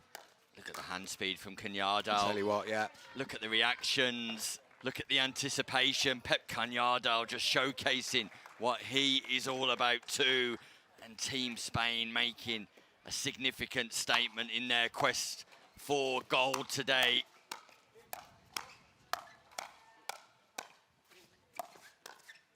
Wow, wow, wow. The athleticism, the poise, the balance, the control, the ability to reset. Ladies and gentlemen, you're watching Mauro Garcia and Pep Kenyardal for Team Spain. Game over there, Nick. And that is it. What an unbelievable display of pickleball prowess from the pretenders to the potential crown. Pep Kenyardal and Mauro Garcia. Remember the names because I'm pretty sure we'll be seeing more of them later on today. Commiserations to Team Sweden, in particular Darling, who showed moments of brilliance himself and will have a bright future in this game, I'm sure. But all the plaudits, Chris, go to Garcia and Kenyardal. Yeah, very, very good performance. What I really like was the way they just put their foot down and accelerated through after the change of ends. got the job done in minimal time. Very, very efficient. We talked a lot about Garcia and his range of shots and that element of showmanship. You've got to give so much credit to Kanyadel as well, though. What a consistent player, and he's got exceptionally fast hands at the non-volley zone himself. And Spain had a plan in the first part of the game, which they executed perfectly, and that then gave them the opportunity to pretty much do what they wanted after the change of ends, just to get the job done quickly. So I've not seen much there, Nick, which suggests to me that Spain won't be getting one of the 3 medals today. And I'm saying that for both the men's and women's open category. He's going big. Beaumont is gone early as I don't well. think it's the boldest claim of the day, though, Nick. I mean, Do you not? we're talking about absolute quality players here. And I'm not saying that the other countries haven't got quality players as well. Of course they have. But you are going to have to be a very good team and a very good team on form to get to be 3 places higher than Spain in both those categories today, surely. Yeah, I don't disagree, Chris, at all. I just think there's such strength in depth in this year's European Championships that there'll be questions for the Spanish teams to answer for sure. Oh, certainly. Certainly. There will absolutely be questions as they go deeper. But imagine how good the games are going to be at that point if there are teams that are going to take Spain down there. There'll be an exceptional level of pickleball. Yeah, it's whetted our appetite and more, that is for sure.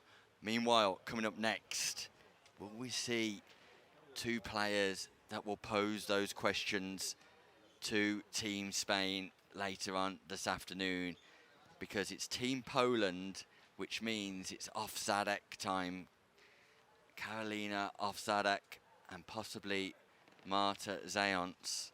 Possibly. We're waiting for confirmation on their team selection as they take on a team who we've not seen so far, Chris. We'll give a big welcome to Team Romania. Come on, Romania. Great to see them on show court. First time we've seen them over the course of the 1 and a small bit of days so far. We'll be back with that shortly.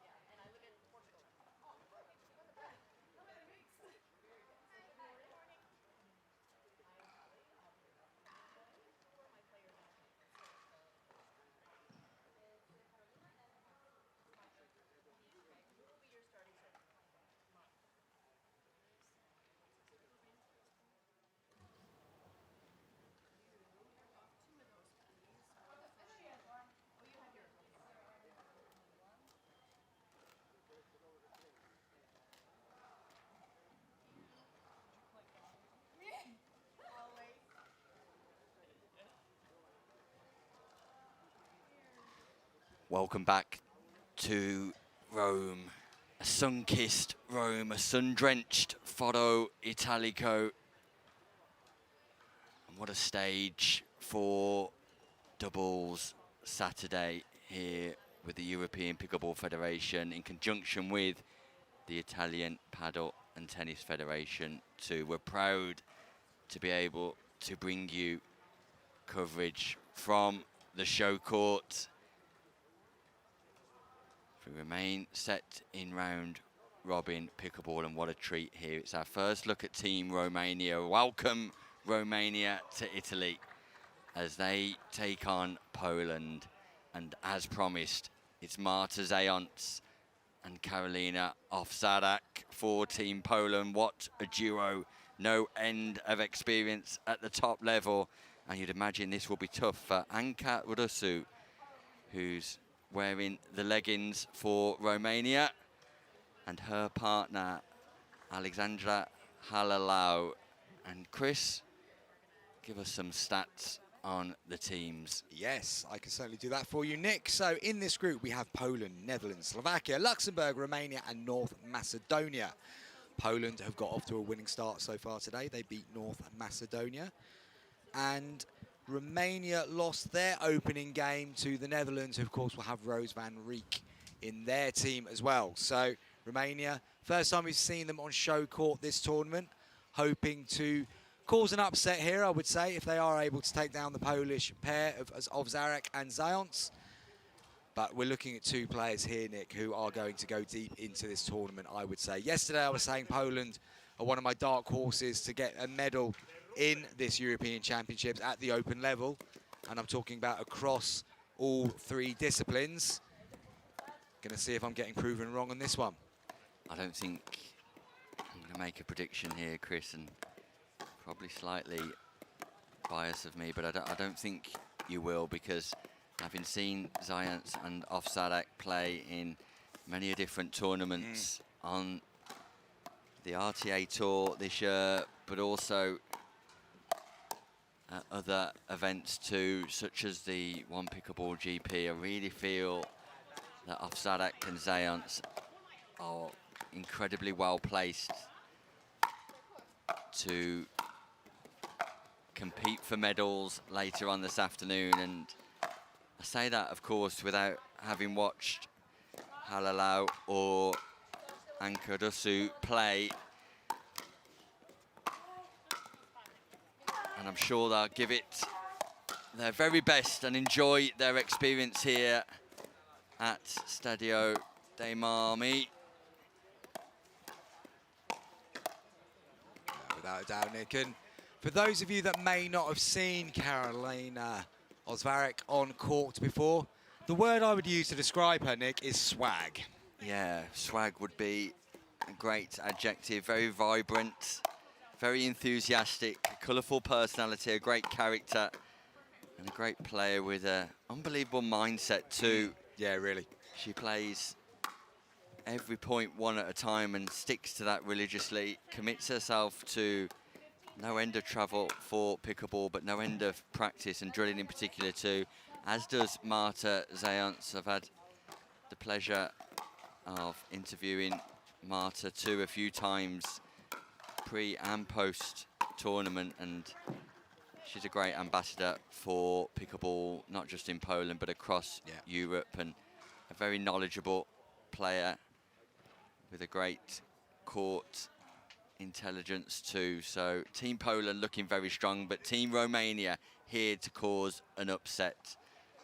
A small team for Romania, no senior squad for Romania this year, and just 5 players overall in their team, Chris. So very much now or never for Romania. Can they make a dent in the highly experienced duo of Poland?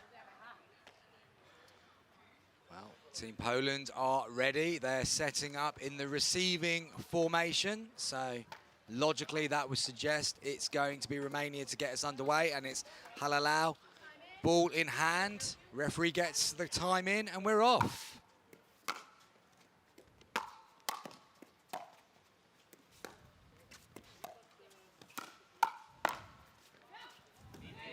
Impressive opening start there for Romania. Yeah, not something Ovsadak and Zayants would have been expecting. Big serve out wide. Drive, and it's Halalau who goes back in behind Ovsadak, and wow, a lightning quick start, a surprising start by Team Romania. A pleasant surprise. Halalau. 3, Nick. 3 points in a row. It's a quick start, and this will put pressure on Ovsadak and Zayants.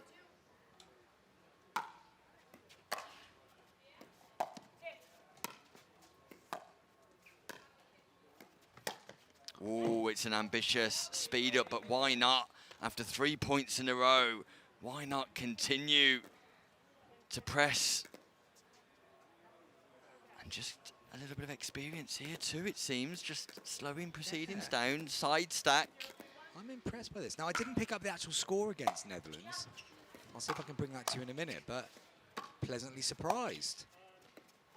That ball catches the sideline and is called out by Ovsadak.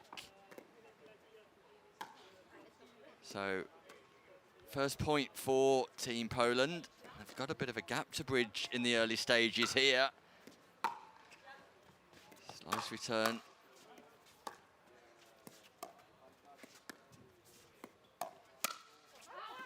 Big speed up.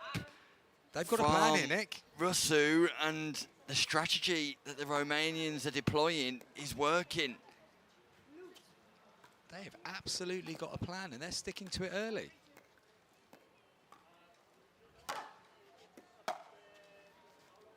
Moonball return.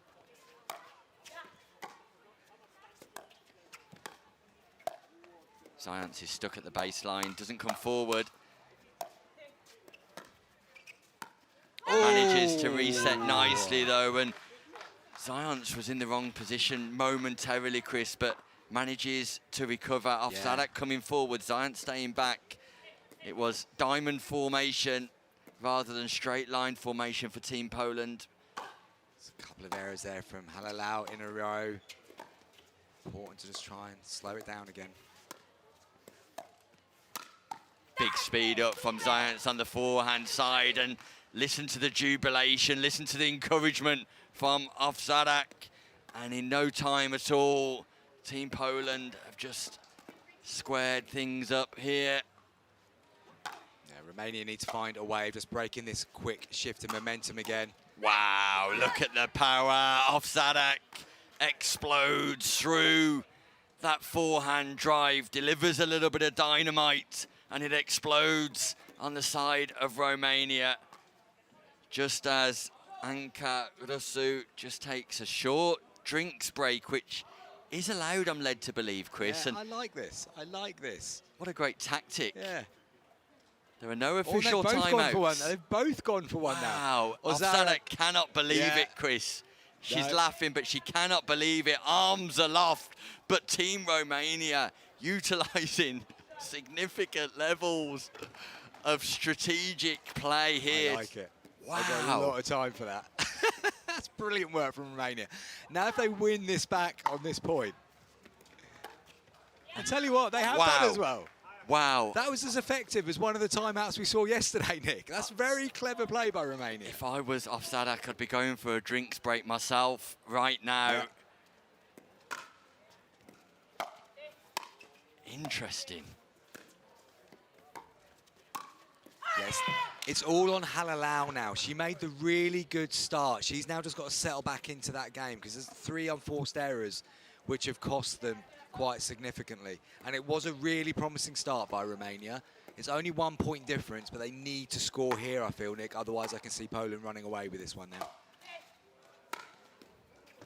That's a great shot from Zayants. Ball was up in the air. The sun wasn't a factor at this point, but she got a clever little angle, sent the ball across court into the advertising hoardings.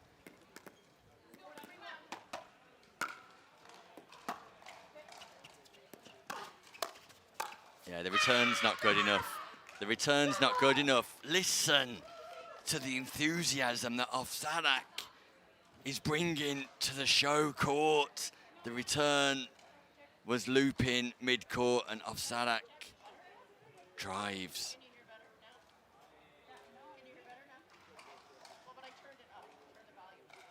Okay, Team Romania just suggesting that they can't hear the referee.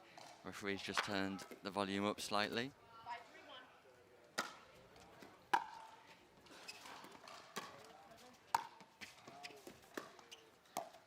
Ooh, and that's Rosu's first mistake of the day.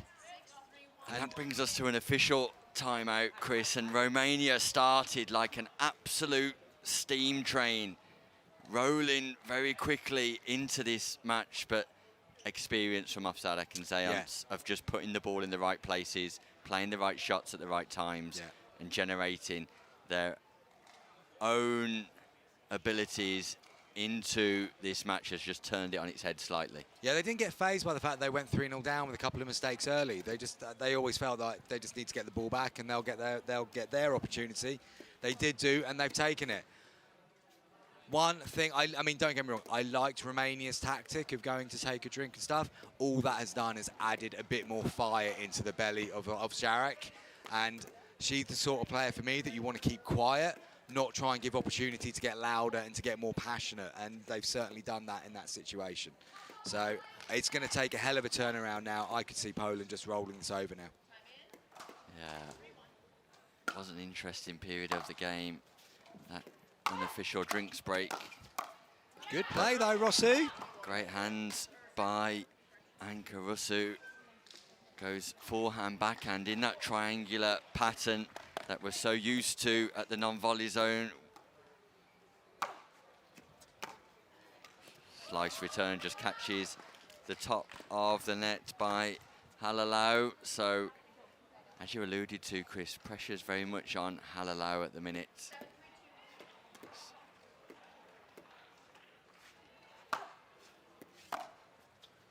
Moonball return once more, catches the baseline. And that's an impressive return, Chris, because it kept Afsarak back, not able to progress through off that. I'd like to know Rosu's background. She's clearly a strategic thinker. I'd like to know where she's come from. Lob. Zayants top edges it. This time, whoa, great defense, Zayants. Reset again. Marta Zayants. Marta Zayants. That's brilliant, Poland. Wow, Zayants with an unbelievable exhibition of resetting the ball from the transition zone. Afsarak plays the winner, but that rally is all about Marta Zayants. Defending the castle.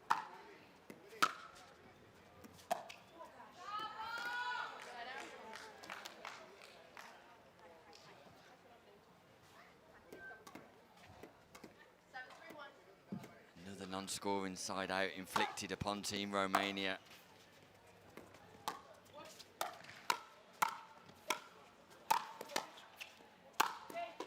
Oh, it takes a big blow, a big hammer blow of an overhead volley to stop Zayants from resetting that ball, and her defensive capabilities are impressive, Chris. Yeah, really. I mean, it's the way she gets so low. I mean, it reminds me of a volleyball player getting down there low, ready to spike the ball back up. Really, really good body position for that job that needs to be done in the transition zone. Oh, and another unforced error there from Halalau. She was the one who got Romania off to such a flying start, but it's been the unforced errors from her now. Those 3 points she garnered herself at the start, she's now in a negative balance, I would suggest.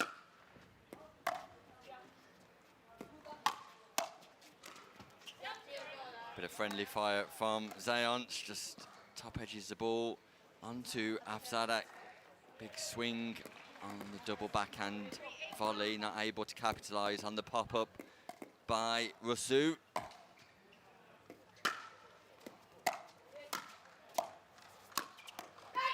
Yeah, the target on the volley, the directional precision there, just targeting the right hip of Rusuri's pinpoint from Ovsadek. We saw Barak give the signal to Zeons just to fake a switch there as well, which caused a bit of a problem for Romania because it meant Ozjarek could stay very central for that one. Good. You don't need us to tell you that Poland won that exchange, Nick. No, words do not do that reaction justice, and it was a great shot, but the response even greater. And this time, the moon ball return goes wide. 2 points from victory here, Poland, who've won 9 points in a row, make that 10 points in a row. Let's not forget they went 3-0 down. They're now on the cusp of victory. Match point, Zeons off Zadak. And there's another drinks break here. Ovsadek lies down in protest and takes a little bit of a sunbathe. There's the character of Ovsadek. Zeons sees the funny side. The second drinks break on match point by Team Romania. Wow. Yeah, I mean, they probably could have waited 30 seconds. Let's see.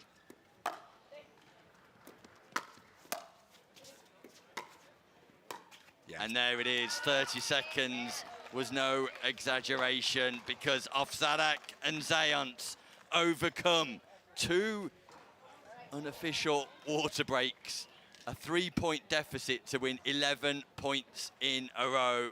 Ovsadek, after a little bit of sunbathing, is now stood upright celebrating with Zeons. Impressive stuff in the end, Chris. Yeah, I really enjoyed that game, Nick. I really enjoyed it. It had a little bit of everything, didn't it? It had the character of Ovsarek. It had Romania, the underdogs, getting into a good position early with some good proactive play. But you saw Ovsarek and Zeons just stay composed, get themselves back in it. Then we had the Drinksgate scandal. And, it's a big scandal, it was Chris. Big it's scandal, a huge scandal. And that just added fire to the belly of Ovsarek. And then, yeah, Poland just rolled off 11 points in a row and took that game fairly comfortably.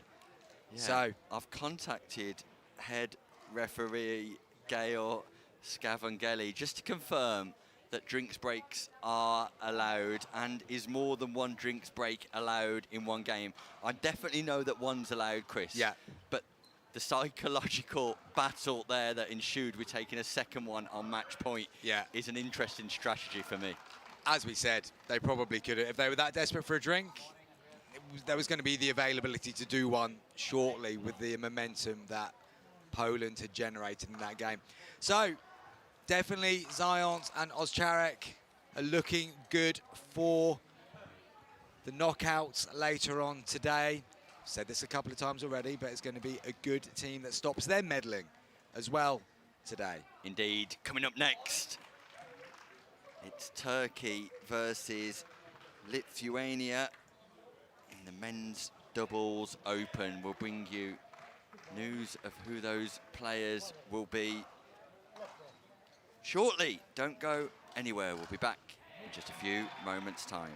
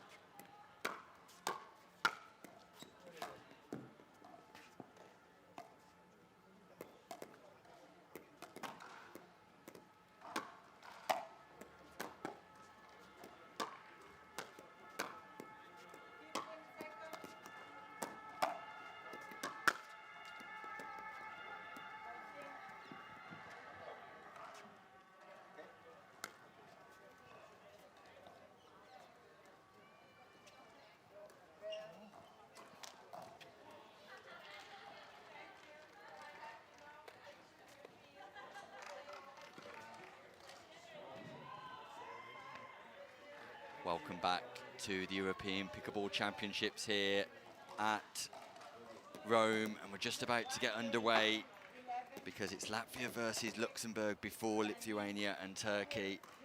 And for Team Luxembourg, we have Giles Pascal and Andreas Fischerman. For Team Latvia, we've got Vorovskis and Umzina Rizavili. You've got a little bit of information on, Chris. I have indeed. So, Nugza Mudzrizvili of Latvia is 82 years old, and he competed at Wimbledon, the actual Wimbledon Tennis Championships, back in the 1960s, where he played against the great Rod Laver, one of tennis royalty. He is the oldest player in these championships, and I'm going to go as far as saying might have the greatest sporting pedigree that he is bringing to the table here. Yeah, what an absolute treat to see Mudzrizvili on court here, still representing his country at 82 years of age, and on the grandest pickleball stage of all, after playing on the grandest tennis stage of all. No matter the result or the outcome here, this game is all about the great Latvian Nugza Mudzrizvili. It's not an easy name to say. I wish it was easier, Chris. It's not an easy name to say. I wish it was easier. I don't feel like it's doing the great man justice. No, and we will get to an element of consistency. But tell you what, you can see he's got a great touch, hasn't he? Just a little bit of a pop-up there.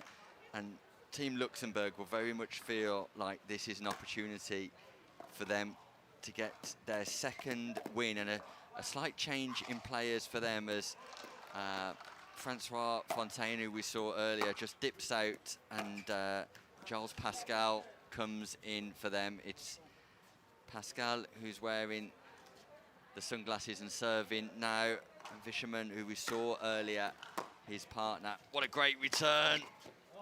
Oh, the Partners return. let him down there, Nick. Partners let him down. Yeah, the return was brilliant because the serve was big. Mudzrizvili on the big return at the age of 82. Chris, if I'm playing pickleball anywhere near international level at the age of 82, I'm going to be over the moon. Absolutely. And what I really like about this, he said to his partner, mate, I'm playing left. I'll dominate with my forehand down the middle. And he's not happy with the referee call there. Oh, I'm not surprised. And a foot fault. I'm not surprised. Pretty much saying to the referee, do you not know who I am? Doesn't matter who you are. Referee's got a job to do.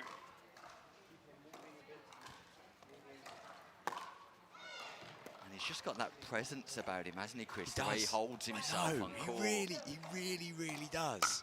A legend, a Latvian legend. A Latvian legend who is competing here, finding it difficult to compete, but competing nevertheless, Chris. Look, at the end of the day, he's played against one of the greatest tennis players ever to play, and he played him at Wimbledon. You would have thought then that's the pinnacle of your career, and I'm not saying that this is going to overtake that for him, but to come back and still be playing international sport at 82, that's crazy. Absolutely crazy. And he has still got, you can see that competitive nature. He's not happy with his performance so far. It's phenomenal. It's a great advert for pickleball. It's in its exactly what it's entirety, about, Chris. isn't it? Exactly what it's about. It is indeed, for an 82-year-old who's got such a significant pedigree and rich history of sporting success, still to be able to compete on an international stage such as the European Pickleball Championships at the age of 82 and have that desire to perform well. Yeah. It's phenomenal for him, phenomenal for Latvia, and sends a message to everybody around the world just what pickleball is about. And just looking at his ready stance there for the return of serve, I've just seen a photograph of him playing at Wimbledon. There's no difference in that ready position when he was on centre court at SW18. I mean, that's incredible. I'm in awe, Chris. It's almost the first time this weekend I felt like taking a selfie with somebody. Well, I won't take that too personally, Nick. I mean, you've been quite keen to get the camera out when I've been around so far, but no, that's fine. You go and hang out with your 82-year-old Latvian tennis legend. That's all good, mate. Yeah, he's top trumping you slightly, Chris. It's just being reminded by the referee just to wait for the call of the score. I don't think he's going to be loving the referee by the end of today. And she's not called a fault on it. She's surely. called a fault on it too. It was a fault. She's not even giving him a warning. Wow. Now, look, I'm going to say a bit of flexibility. the referees have done an amazing job so far. However, yesterday we were seeing warnings given, not going straight to fault. I don't know if that's a change of edict overnight. I also think, Nick, you've refereed a few sports in your life. Common sense, reading the room, all good traits to have when refereeing. It's not all just about the rule book at all, every single moment. Not at all. There's a little bit of flexibility there, Chris, and staying in the same hotel as head referee Gail, and I'll reference that to her later. She's always happy to receive feedback. Attempt to improve. Look at the big backhand sweep. Oh, it's a lob shot from Team Luxembourg. Very nice play. And Latvia are yet to score here, but it almost doesn't matter, Chris. Absolutely not. I mean, dealt with the ball off the net there. Good tactical lob.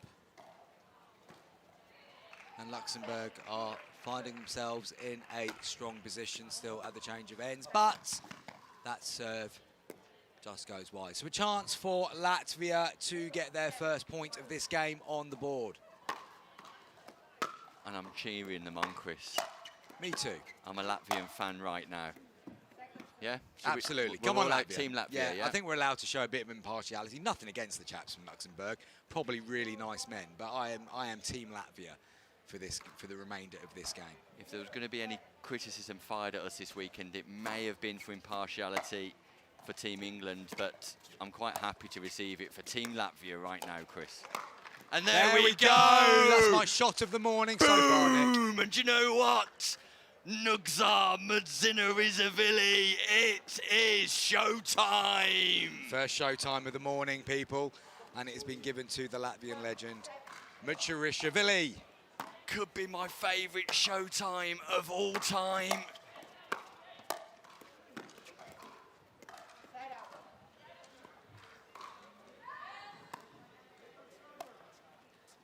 We're having fun, Chris, aren't we? We are indeed. It's great to see such a variety of pickleball being played on show court today. As we mentioned yesterday, different countries at different stages in the timeline of their pickleball development.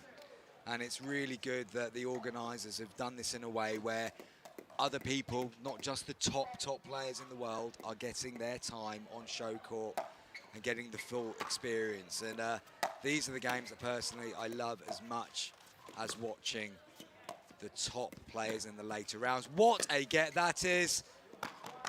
And unfortunately the gap was left. Looking at his partner to ask why he didn't cover the space there, Nick. And Chris, it would have been easy for the tournament organisers to put France on, to put Germany on, to put Spain, to put England. But right now, I'm absolutely loving Luxembourg versus Latvia on the show court. And we hope you are at home too. Big return from Nugza. Should we call him Nugza? Let's go with Nugza. I think we've got to know him well enough over the course of the last 10 minutes to go first name terms. Yeah, we're on personal terms. I think with so. The great man.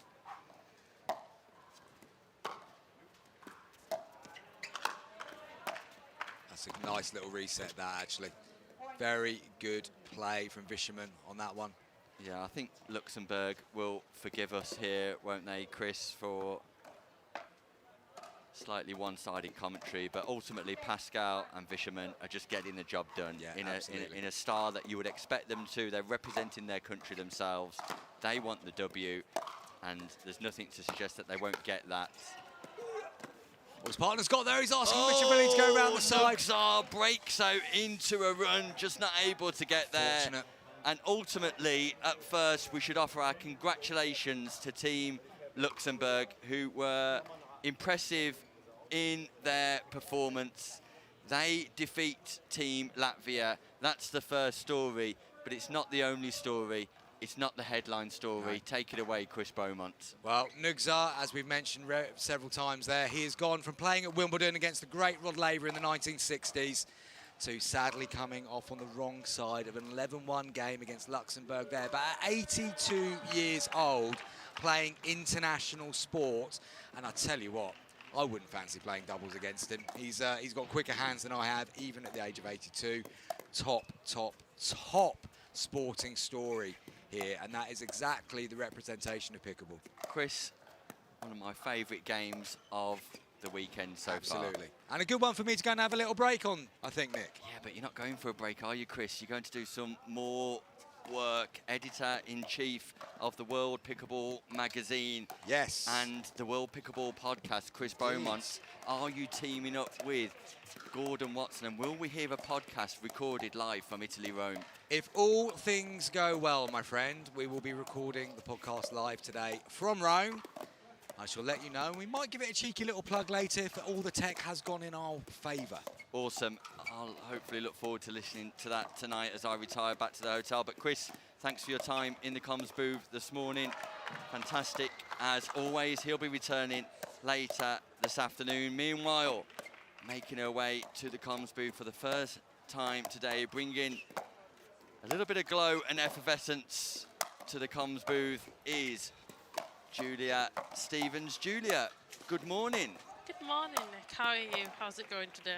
It's going brilliantly. We're having a fantastic time here at Foro Italico.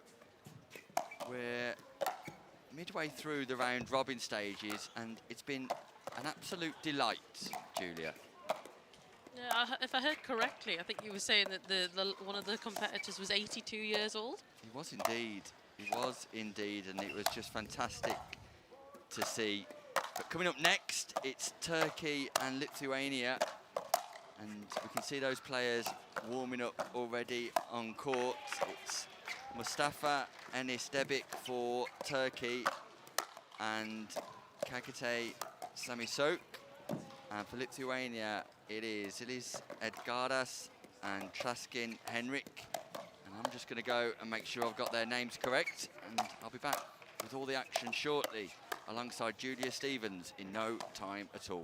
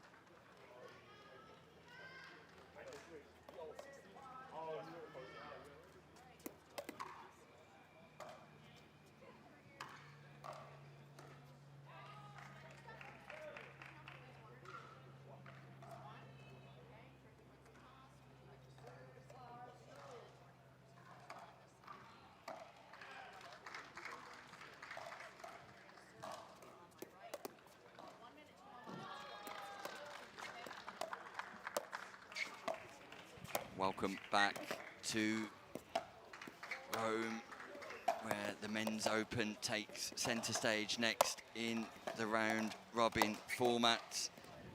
It is Turkey versus Lithuania, a Group A game. Lithuania having played one game and won one game already. Turkey also played one and won one, but they're in a tough group. They play Belgium, Spain, Sweden and Switzerland here in Group A. Spain currently 2 for 2, sitting top of the tree in that group. So for Turkey, we are not seeing Unsol Ataltoka, who was impressive yesterday in the singles. Instead, it's Kagate Samisok and Mustafa Anis Debic. Kagate Samisok wearing the glasses, and Anis Debic got the strapping on his right knee. And for Lithuania, we have Henrik Traskin and Edgaras Zilis, I believe.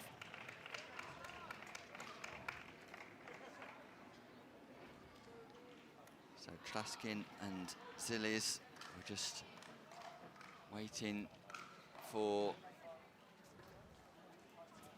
them to take their position on court, as Team Turkey will be serving at the top of your screen.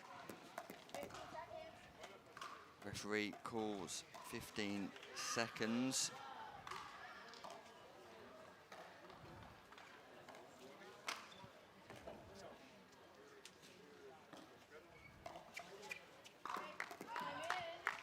And it will be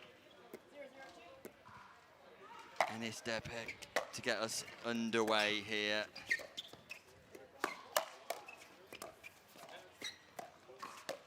Must-win game for both teams if they've got aspirations to qualify.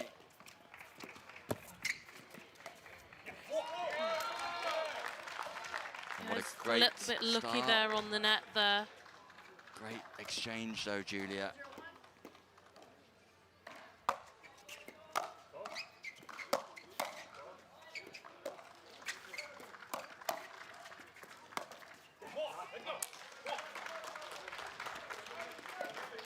Just an unforced error there off Turkey. They'll probably want to not do too many of those against this Lithuanian team, which I think will be quite a difficult battle. And then we just have to curse the commentator when I said not to do any unforced errors, and we just get one there, Nick.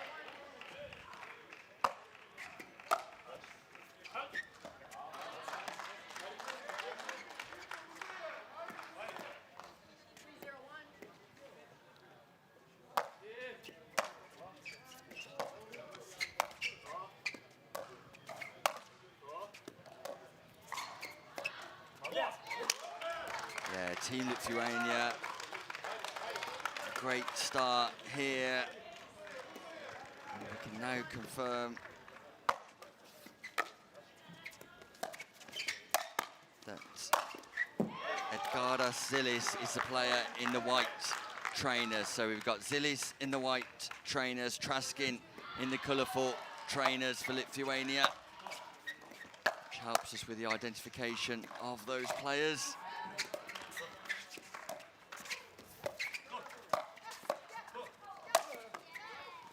What a reset. Wow, what a great reset here by the Turkish duo. Enes Debic just keeping that ball in play on the baseline remarkably well, Julia. Lithuania went on the attack. Zilis looking to open up on the forehand volley, but the defences from Enes Debic in particular, impressive. Yeah, just from these first few exchanges, we can see that this is definitely going to be quite a tightly contested match. Turkey getting a little bit more relaxed here on centre court. Lithuania need to try and continue their level of consistency here just to keep the Turkish team at bay.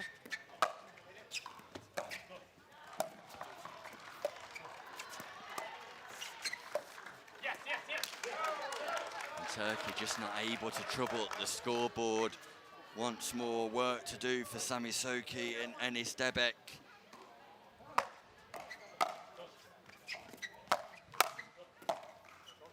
This time Zilis just not able to pick up on the baseline. Enis Debek doing a great job of keeping Zilis pinned back.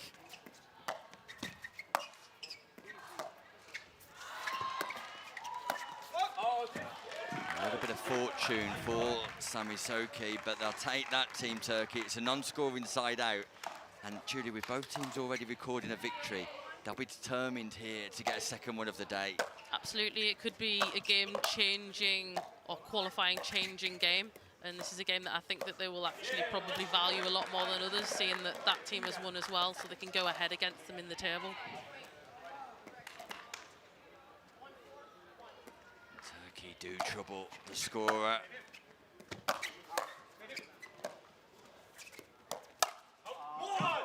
Nice speed up from Traskin though. Henrik Traskin representing Lithuania.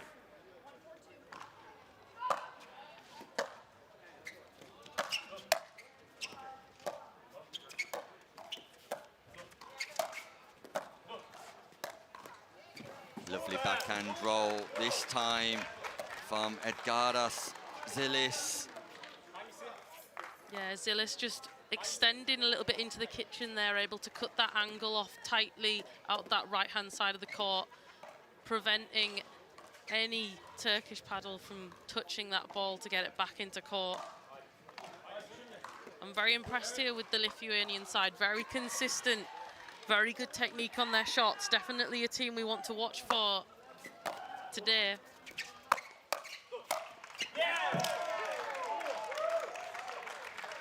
And again, down the middle from Paskin.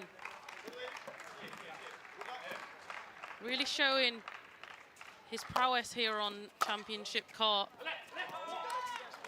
Unreturned serve there from Enis Debek, who will be entirely frustrated, and the Lithuanians enforced the change of ends. And as you allude to, Julia, Lithuania started strong and have maintained that consistency, that intensity, stopping Turkey from having an impact on their serve. Not without moments of promise though from Enis Debek and Sami Soki as they look to make a dent, but they're doing all of their best work on the serve of Lithuania. Yeah, I wouldn't say that the Turkish team don't have the ability to get back into it. They just need to focus and just think about making that next ball, get a little bit more relaxed, get into more of a rhythm. And I think they could possibly get through the Lithuanian side. But if Lithuania maintain their consistency for the rest of this match, I do think it's going to go quite one-sided. 6-1 lead here for the Lithuanians.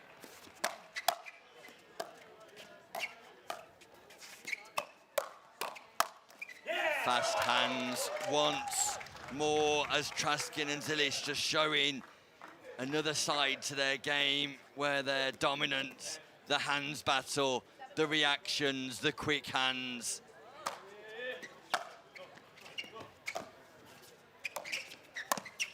I like the intent from Traskin.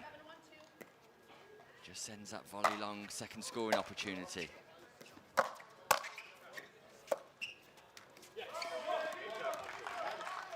That's really good there from Enis Debek. Very good, just reaching it out to the right there. Lithuanian team not able to get a paddle back and bring it into play.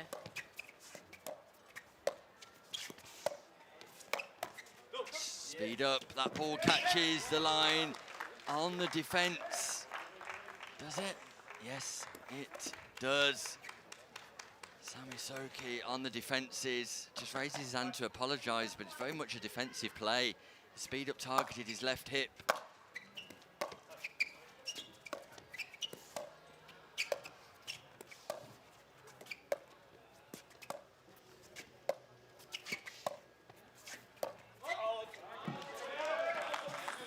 Patience, Julia. Patience from Enis Debek there. Yeah, that wasn't the time to speed up on there. The ball was incredibly low and he had to get right underneath that ball, and that just forced it too high and forced it out long.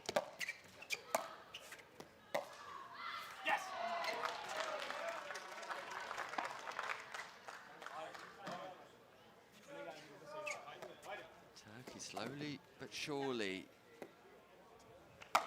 just coming back into this game. And there's another point, and feels like there's a little bit of rhythm and momentum with the Turkish duo at the minute. Absolutely, I would say if they get another point here, the Lithuanians might start to be a little bit in a worry.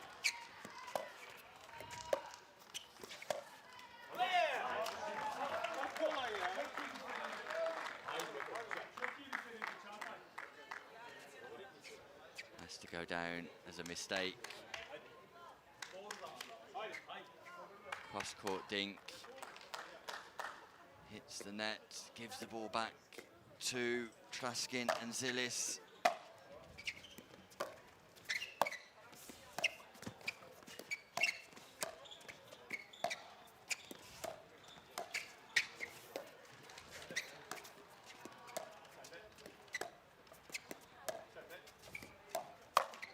Great speed up, inside, out. The redirect from Enis Debek. Catches Traskin unaware. Pinpoint accuracy with the speed up off the bounce, an ambitious play, but it worked just right for Turkey. Absolutely, that misdirection definitely put the Lithuanian side a little bit off balance, out of rhythm, not able to get it back into play. And Traskin and Zilis are slightly rattled here, unnerved, unsettled. Mainly as a result of some consistent play from Sami Soki and Enis Debek.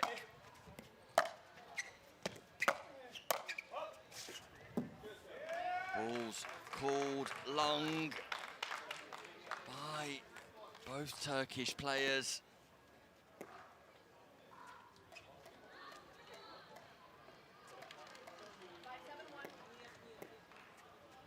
Two-point gap, first server.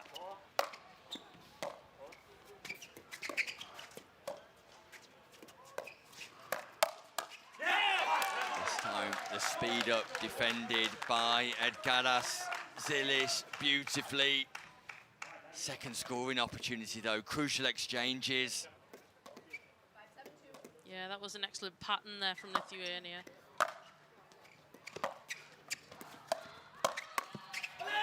Speed up, Ernie, defended by Henrik Traskin, countered by Henrik Traskin with a great volley, and it's a big play at a big moment.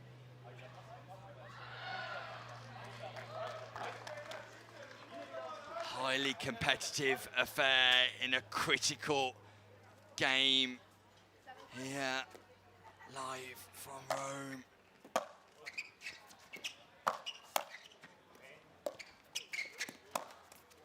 Speed up, body bag, tagged. Yeah, that was a really good two-handed backhand down the line. Getting low enough to be able to generate that topspin to flick it right up into the body.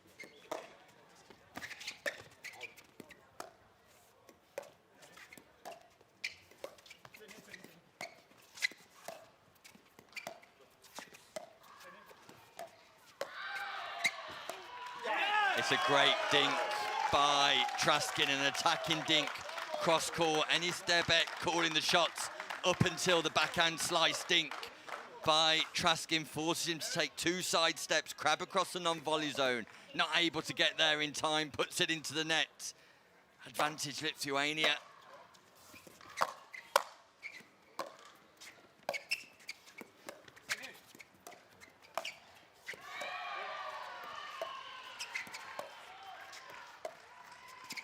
Zilis, Samisoki. Cross-court exchange. Speed up. Wow, what an extraordinary exchange of fast reactions, of speed, of movement. And it's Turkey who come out on top. Can they make inroads right now? 3-point gap, 2 scoring opportunities. Just slightly too aerial, Julia. Yeah, that third shot drop, he's probably going to want to have that one back. Anything at this level of pickleball, if you put it high into the air, the likelihood of it getting back is not going to happen. Great reset by Sami Soki. Just puts that ball into an awkward volleying position. Lithuania not doing enough with the overhead volley. The gap closes once more. Wow, great hands. Edgarda Sillies once more, the Ernie volley. Not put away, not put to bed. Yeah, the placement at that Ernie wasn't directly effective because you had that forehand coming across from Paskin in the middle. Really needed to probably go down the line or towards the feet of his opponent. Otherwise, it was good to try and see that effectiveness.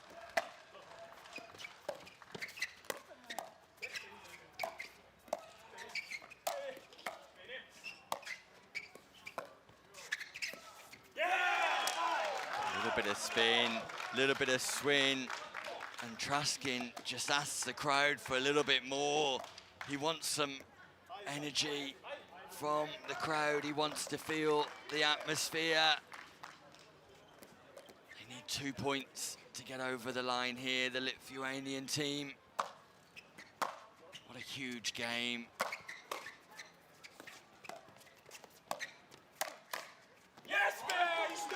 The defences from Sami Soki in particular there, quite extraordinary. Enis Debic and Sami Soki just will not go away.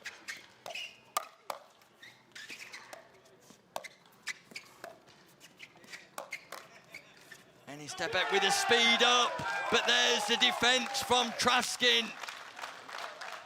And we're seeing some extraordinary moments in this competitive Group A fixture. A must-win game for both teams. Yeah, you could see Sami Soki, his head in his hands. He really should have hit that ball. It's very high, but it was very loopy, so the likelihood of it going in was high. Probably should have had that one back.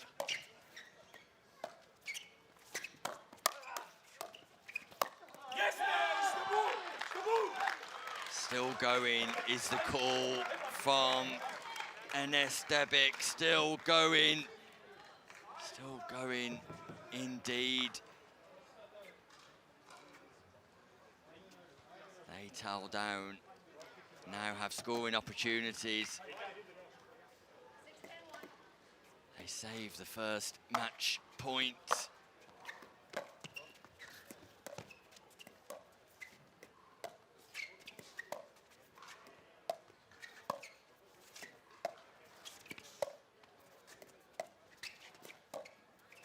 Measured play here.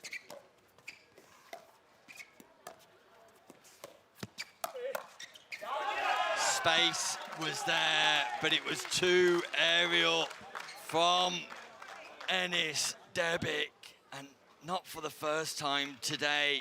Henrik Traskin, fast hands Traskin, just puts that ball into the space that's left behind. Critical moments.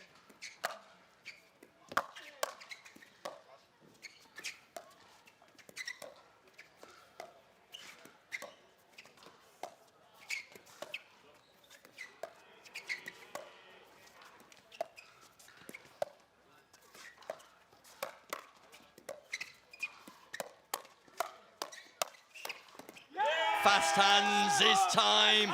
Great point construction, but the fast hands battle is won by Sami Soki against Traskin. That's a turn of the tide. That's a different narrative to what we've been seeing throughout this game so far. And the gap does close, Julia. Absolutely. There's a couple of points that Turkey have done in the past. I would say about 5 points that I would say they're the most effective points that they have done throughout this match. They're able to get into those rhythms of the firefight where they're getting the ball to go up higher and they're able to get over the top of the ball and finish it off.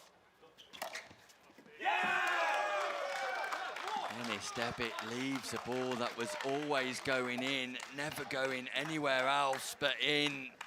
Half a metre inside the baseline. Presents Lithuania with their second match point. It will be Henrik Traskin with ball in hand. And how crucial this match is. They're in a deep Group A with the top 3 teams sure to qualify. This result would put them in a magnificent position to do so. Second match point. Lithuania. And Team Lithuania celebrates in jubilation because what was a critical fixture, a critical tie, a critical encounter sees Team Lithuania, Edgaras Zilis, Henrik Traskin defeating Team Turkey. Team Turkey will face more than an uphill battle now if they are to qualify out of Group A. Lithuania just might have given themselves a great chance, Julia Stevens.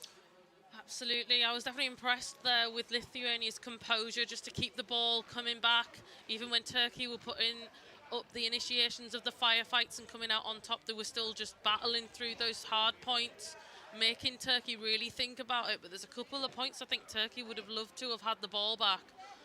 Ennis Debbit letting a couple go that he wishes that he could have back and he could have put back over the net. But it'd be interesting to see how Turkey do for the rest of the day because there was a lot of things there that were very effective against this Lithuanian team and I think would be effective against other teams as well. But congratulations then to the Lithuanians, who I will probably likely say that they will continue that level of performance for the rest of the day. Sure, they will. Meanwhile, coming up next, we switch to the women's doubles open as Portugal take on Czechia, and it's Joanna Stark and Vera Albuquerque taking on Denisa Kulhankova, and Ivana Palkovska will bring you that match in just a few short moments.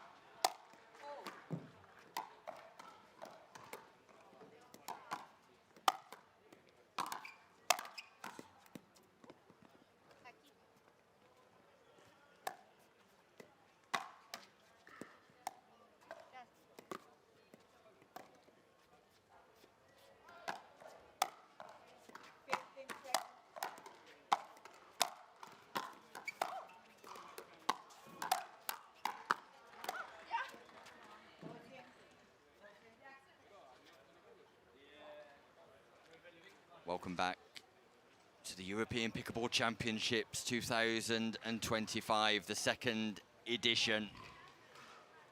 It's doubles day here live from Foro Italico. Nick Hobbis with Julia Stevens bringing you all of the action as Czechia take on Portugal. We've got Denisa Kulanskova taking on Ivana Palkovska, and Vera Albuquerque and Joanna Stark. It will be Kulankova in the white cap for Czechia, in the black cap Palkovska, and for Portugal, wearing the white shoes, it's Albuquerque, and Stark in the black shoes. It's the Women's Open in Group B. Wow, fast hands from Kulankova. And just like the previous game, Julia, it's must win for both teams because both teams have won one and lost one. Both teams will want to advance, and this game will feel like a game that both of them will want to win and need to win to keep their hopes alive of finishing in the top three.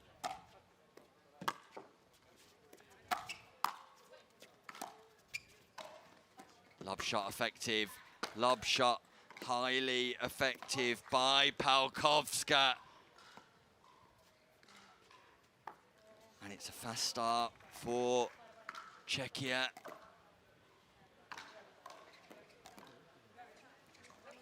Trying to start, just not able to rescue. Players just making sure they're in the right positions.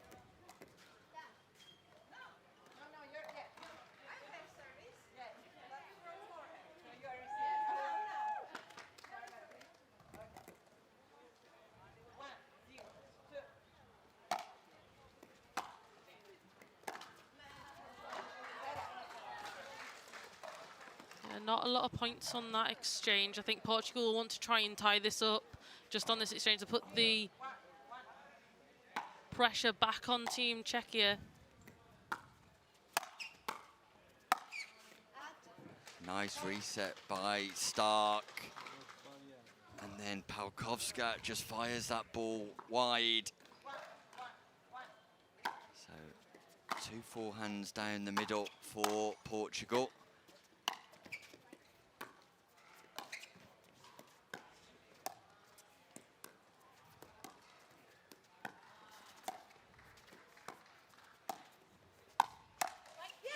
Albuquerque likes to speed up, but Palkovska more than equipped in dealing with that. And with 2 forehands down the middle, you would suggest that Czechia will be targeting the 2 backhands on the outside wings. Absolutely. It's actually a really good way of isolating a player as well when you have that 1 backhand or 2 backhands on each side of the court.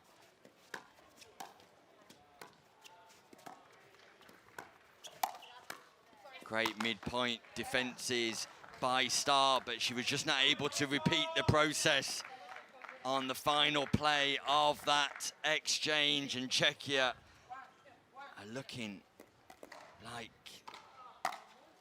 they're in top form here.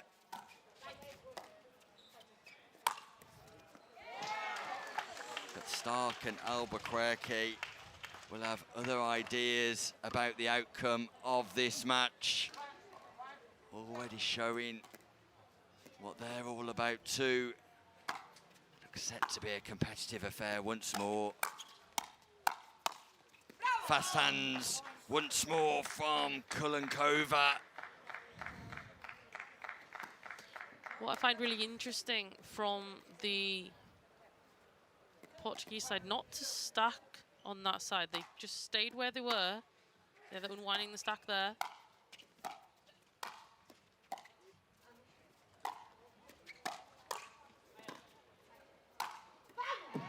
Yeah, and that's the reason why that forehand in the middle just allows them to penetrate anything that's aerial centrally on court. Stark, ball in hand. Scoring opportunity, 2 of them for Portugal. Once more,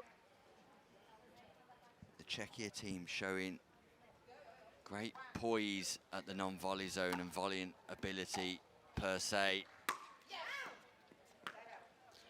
Something I've noticed from Team Czechia, they're not necessarily initiating the attacks, but rather countering them.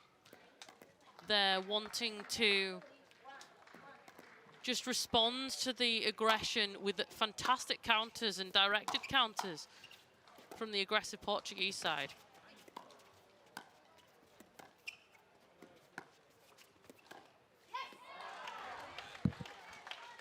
Albuquerque this time on point in that exchange. First time we've really seen all four players get to the non-volley zone.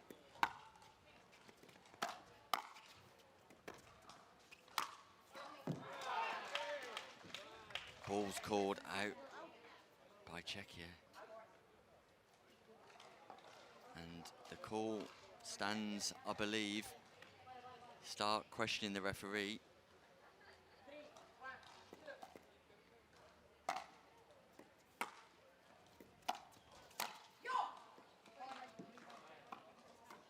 Something that I'm liking to see from Stark is more aggression on that forehand side. I would say that's probably the Portuguese side biggest weapon, so to get her back onto that left side, get her dominating the left-hand side of the court to prevent those backhands both being in the middle.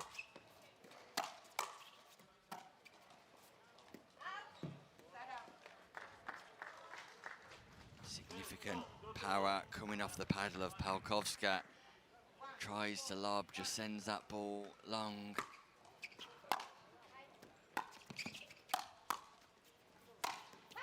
Ooh, Kulankova. That ball was set up nicely for a big forehand volley, just puts it into the net.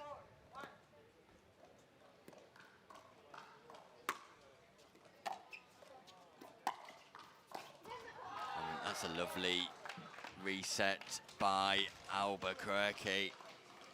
Just pins that ball into the non-volley zone. That ball bounces, stays low. And Kulankova just can't pick it up.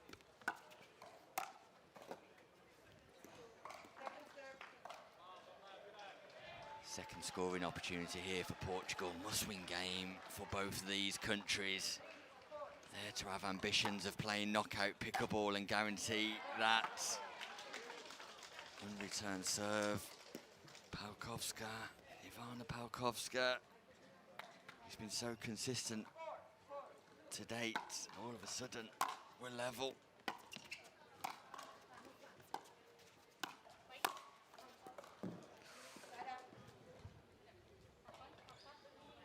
I would like to see Stark probably reserve a bit of her power on her forehand, maybe use a little bit more control, still use that forehand effectively, because I would say, like I said, it's their most effective weapon, but just cut a little bit of the power just to make sure that ball's going in.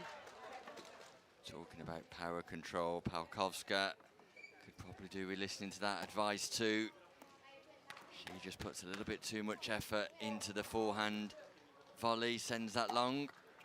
And this time, a little bit too much energy into the serve and sends that wide. So long and wide from Palkovska. A non-scoring side out.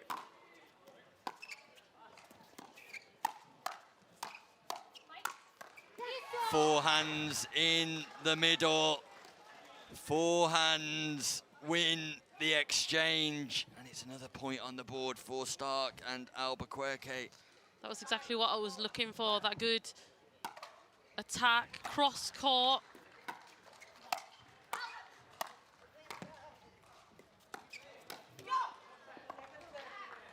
Second scoring opportunity. It's the first time this match Portugal have been in the lead. Can they build upon it and force a change of ends, enforce the timeouts?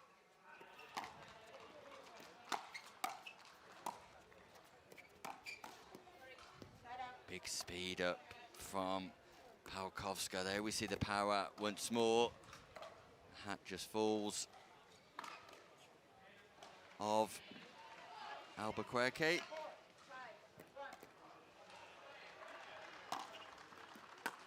They unwind the stack. Third shot net picked up by Klunkova. Feel like these are crucial exchanges in the context of not just this match, but the whole tournament for both of these teams. The ball catches the net. It's fortune for Team Czechia, who just level this game up.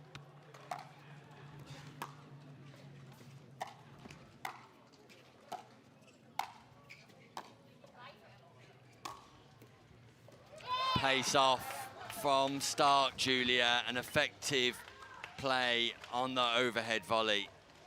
That was a very interesting smash. Instead of going for the power, she decided to take it off from Stark and just drop it. I think at the first bounce, it bounced in the kitchen. Completely wrong footing, Pawlikowska from the back there. Let's see if we have a little bit more mix-up of pace from Stark. It's nice to see some variety in her game, not just power. And that unreturned serve, the unforced error, means that Portugal do enforce a change of ends. They get to 6 first, and this is one of the most competitive clashes we've seen today, Julia. It'd be difficult to call a winner. Definitely feel like more of the power play is coming from Czechia, and if Portugal could just slow this game down, engage in those slower exchanges at the non-volley zone, they may see just a little bit more success. I think what Czechia are doing, they're being more reactive instead of proactive. The Portuguese have a very clear strategy. They're wanting to bring in Stark's forehand, which I mentioned earlier. And having those two forehands in the middle is a massive advantage, because it means just from your partner stepping across, you can have a forehand use all across the whole court. But Czechia, they really need to try, which you mentioned earlier, Nick, that they need to use the width of the court on those backhands to try and force some errors from the Portuguese side in the dinking exchanges.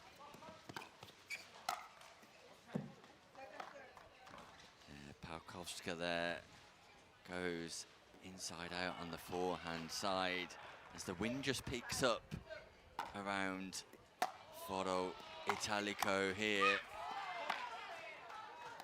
It's a great third by Albuquerque. They've now got a 2-point lead.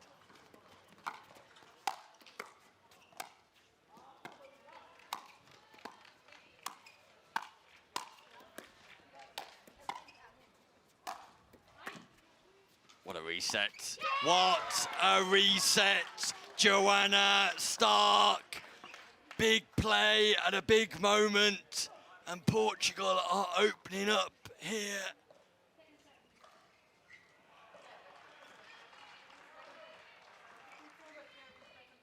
Yeah, Stark not only just showing her ability to hit power on the court, but also her level of control of the ball is coming into play here. Outstanding reset, as you said, Nick, from the back of the court, off balance, back into the kitchen, making it very difficult for Czechia to do anything with that ball. And it just went straight back into the net, trying to be too aggressive on it there from Kulkanskova. A little bit of confusion about the restart following that exchange, but match referee Selic has sorted that out. Excellent two-handed volley there, cross court, as you can see. Fantastic angle out wide, not allowing any paddle for that to get the ball back into court.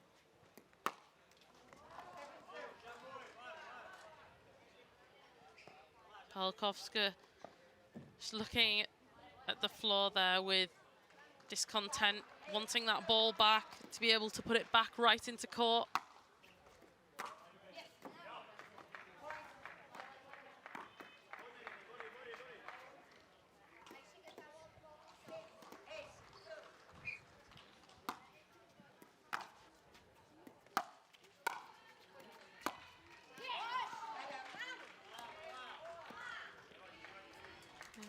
Czechia able just to pick up a couple of points there, making it a little bit more tightly contested at 8-6 here on Portuguese side. That ball goes long from Palkowska though. And Portugal just creep ever closer to that winning margin of 11.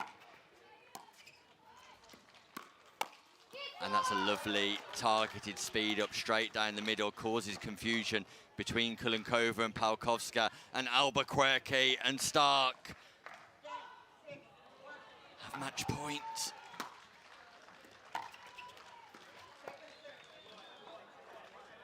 Second match point after a missed third for Portugal. Portugal here just need to try and keep the ball in play, make Czechia make the mistake.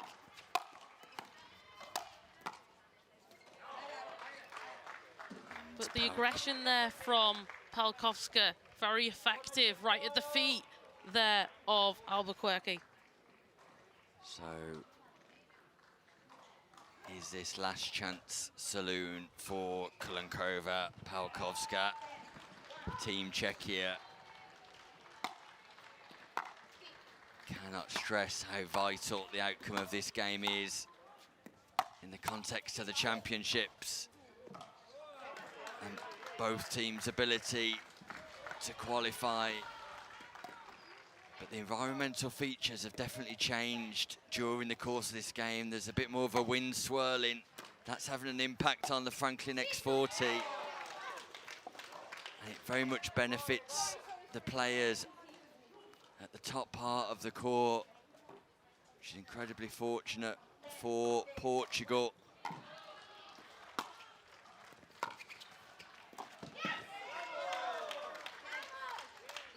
Portugal managed to get the job done at the third time of asking in Group B. They very much cement their ambitions to qualify through to knockout stage pickleball. Vera Albuquerque, Joanna Stark coming from behind to beat a spirited Denisa Kulunkova and Ivana Palkowska. But the consistency,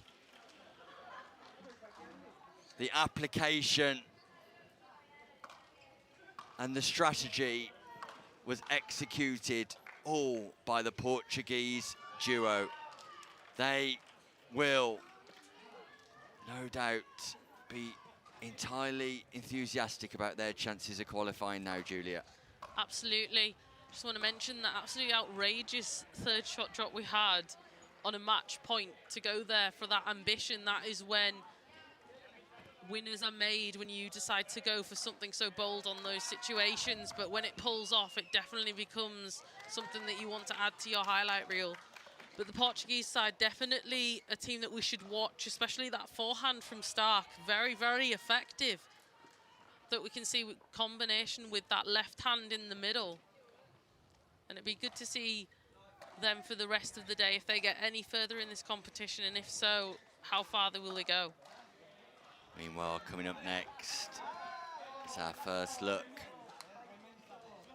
of the day at the doubles teams from Wales and Estonia in our men's senior division.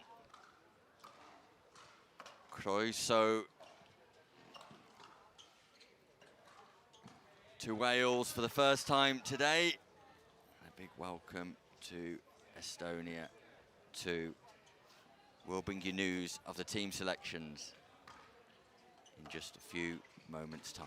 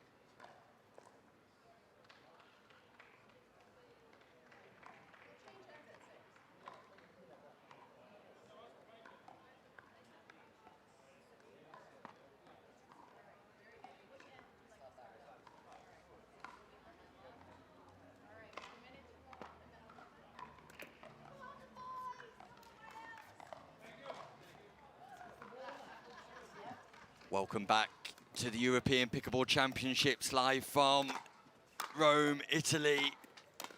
For the European Pickleball Federation in conjunction with the Italian Tennis and Paddle Federation live from Foro Italico. We welcome Estonia and Wales in the men's senior doubles bracket. They take centre stage as Tony Williams and Stuart Gwilliam team up to take on Janis Arnova and Imre Sart. Got Tony Williams at the bottom of your screen currently warming up with his partner Stuart Gwilliam. Great opportunity for those players to showcase their abilities here on the grandest stage of European pickleball. And Arnova just wearing the black hat at the bottom of your screen, taking on partnering Sart, who's at the top of your screen in the white cap. It's a Group A encounter.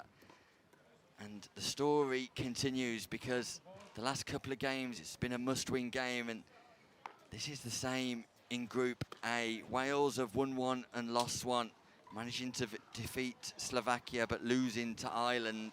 Estonia have managed to beat Slovakia also but lose to Italy.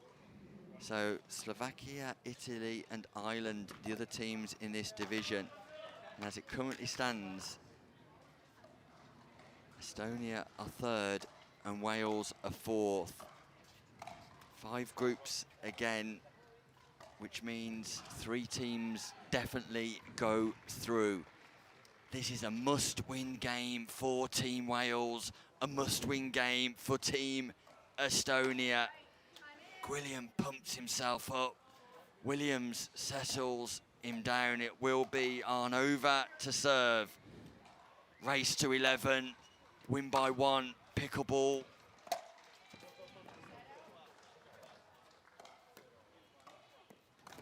See the Wales supporters, the Welsh contingent in the background.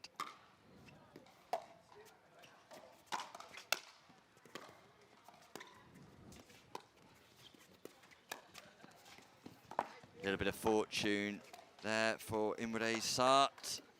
He just catches the top of the net.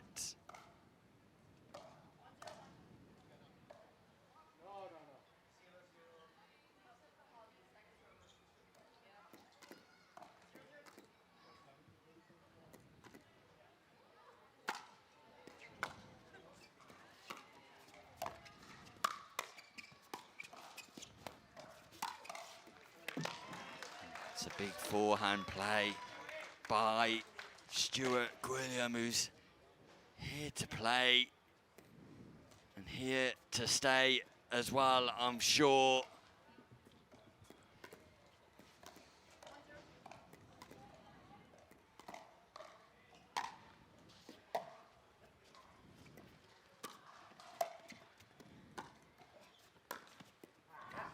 It's a lovely reset by both Williams and Gwilliam, who will feel like it's win and you're in pickleball, Julia. Absolutely. Gwilliam is definitely getting a bit fired up there, slapping his thigh, trying to get fired up here for Team Wales. Yeah, miscommunication between Williams and Gwilliam. Definitely a forehand shot rather than the backhand shot, but both players going for that ball in Estonia and force the side out. So a 2-point lead already for Wales. Great pickup. And what a lob off the pickup, reset by Gwilliam.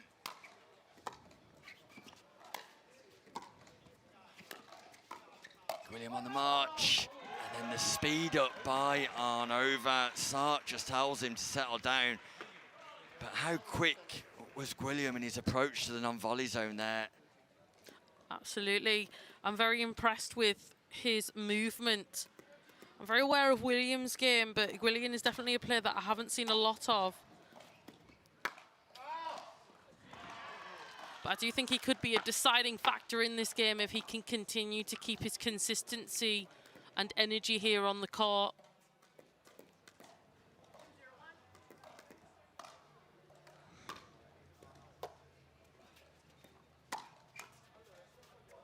speed up once more by Gwilym, and you have to say it is the team from Wales, Team Cymru, who are in the ascendancy. Tony Williams providing one of the plays of the day, the drive on the forehand followed by the backhand volley, and it's Team Wales who are mounting a charge for knockout pickleball here in the men's senior division. Yeah, Team Wales, a country that had to work hard to try and get its status, but definitely developing country, I would say, in the pickleball world, but getting better and better, especially in the senior categories. The level of pickleball has gone up. Just need probably an injection on the youth stage to probably fire the whole Team Wales alight, but at the moment it's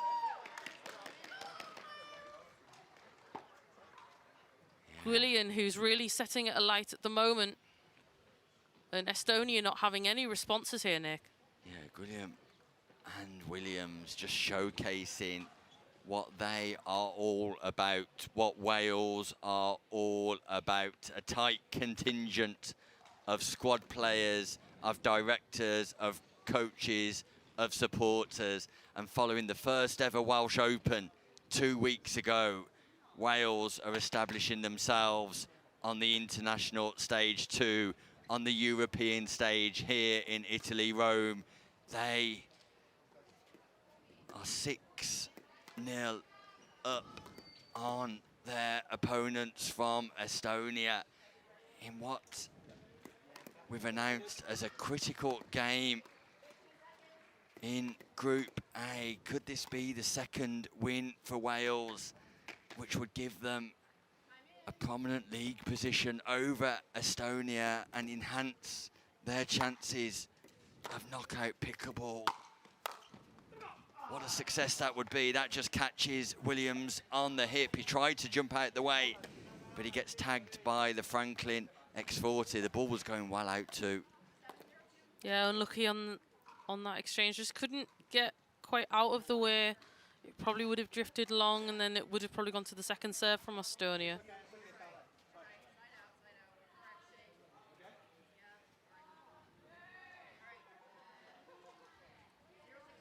My correction, it would have been a point to Wales. It's now first serve from Estonia. And there is the first point of this match for Estonia. Miscommunication once more between Williams and Gwilym. And you've got to suggest that that may have been a forehand volley once more. Tony Williams looking to dominate down the centre, but dominate on the backhand side. Not normally the play. Arnova not able to recover that ball from the mid-court area. So second server for Estonia, second opportunity to score. Big serve. A nice speed up too from Sart onto the backhand quarter of Gwilym.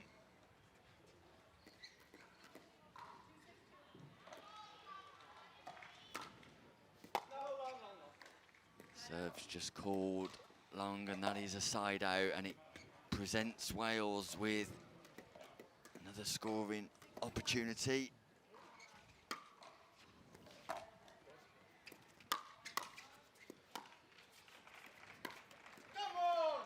Frustration from Sart, who looks to go big off the bounce, but it was taking a backward step when playing the drive and just fires it into the net. Contact point all wrong.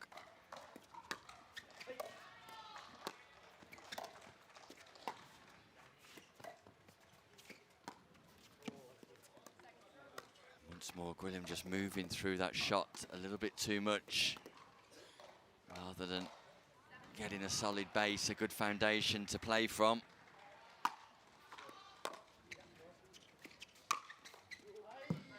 It's a big drive from Tony Williams, and it's a drive that was going miles out.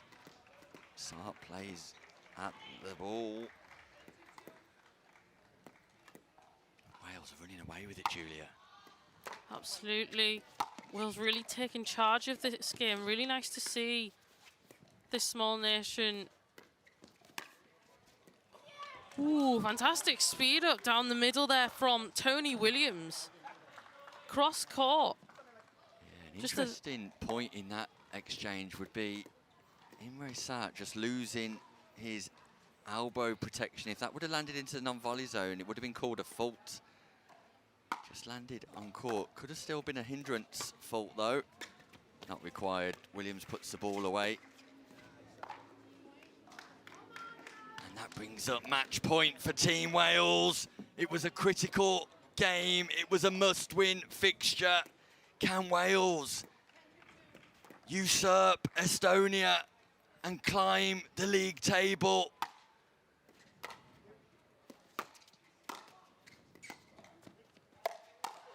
Not just yet. They can't. The Estonians save the first match point.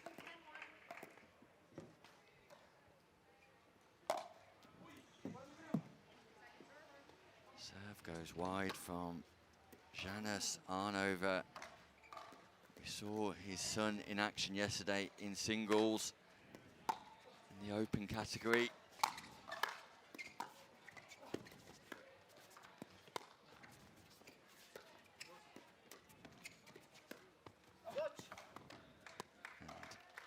Sart sends that ball wide too.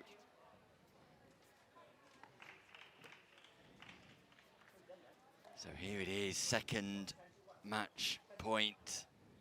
Big moment for Wales. Big moment for Welsh pickleball. Absolutely.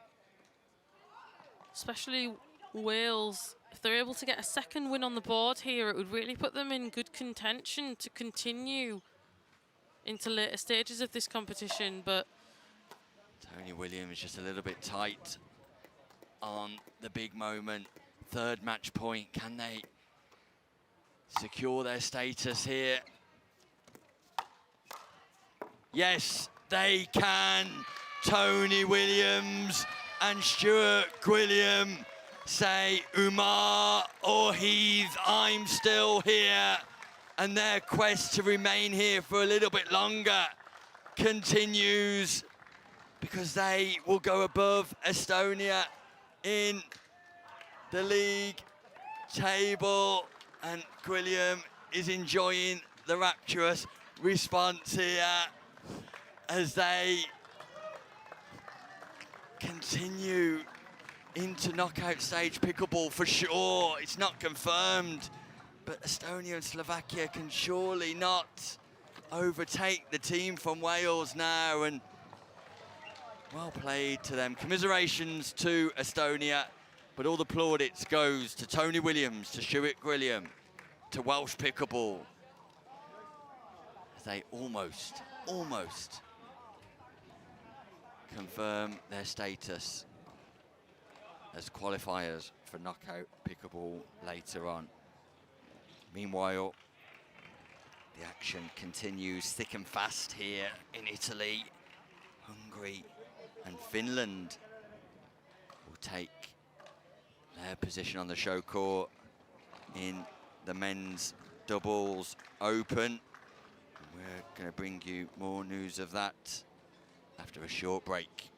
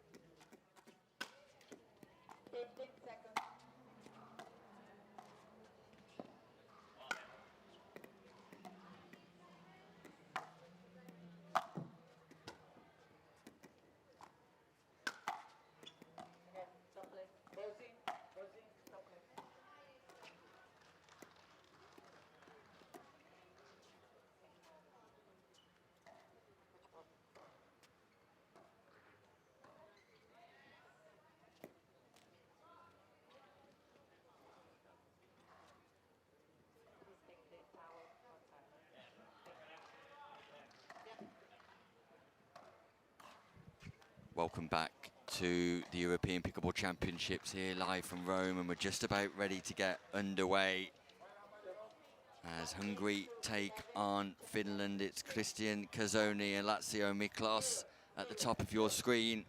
Alexei Uti and Samo Kivarinta at the bottom of your screen representing Finland. It's Uti with the white cap, Kivarinta with the green cap. And Kazoni with the green cap at your top of your screen for Hungary. Miklos without a cap, the only player without a cap. And that's a lovely speed up from Uti, who, Julie, you said impressed last year in these championships. Absolutely, he was very, very dynamic, had a little bit of deception in his game. Let's see if he's able to use that throughout this match here. The level in the European pickleball, like I said, has gone definitely up a notch from last year. We're seeing a lot of stars from the States coming across.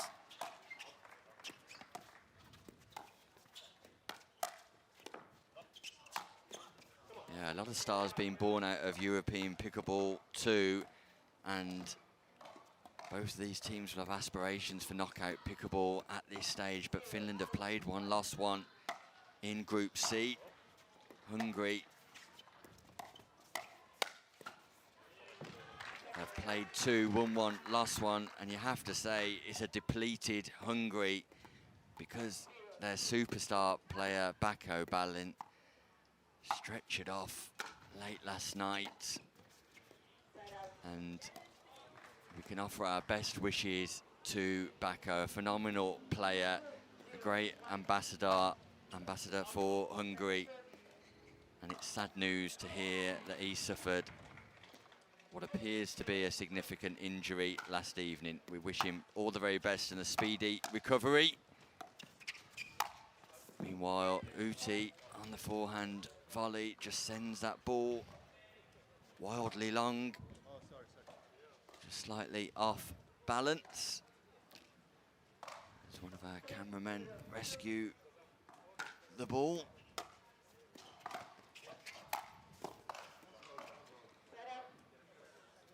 Something I think that's very key to point out is the height difference between both sides. The Finnish a little bit smaller than the Hungarians, which means that they will be able to get a more effective speed up on a higher ball at the waist compared to the Finnish side. Good example there of getting right over the top of the ball. Very well done there from Kazoni.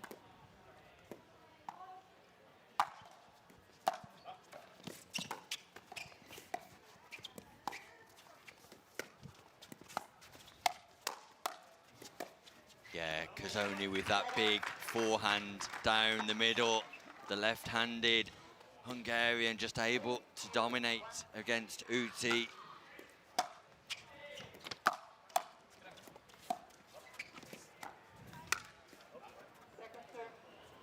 Speed up from Miklos, quite ambitious. That ball was below the height of the knee, let alone below the height of the net.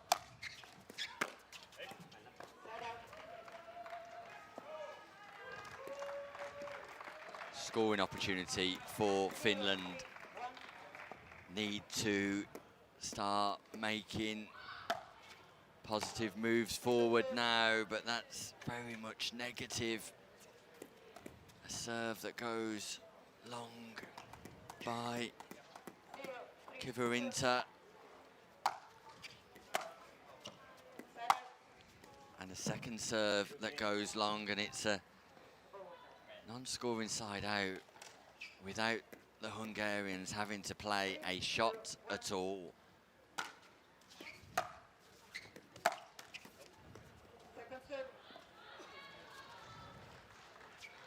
Kazoni just catching the top of the net on the third.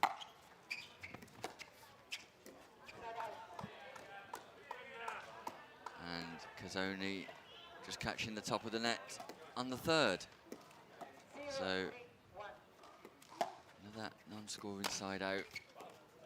This time Finland do make their mark and secure their first point on their journey to 11. Still round robin pickleball here.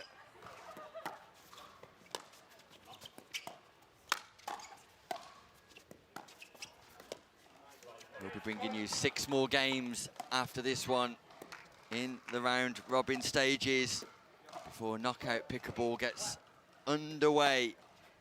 Approximately 2:30 p.m.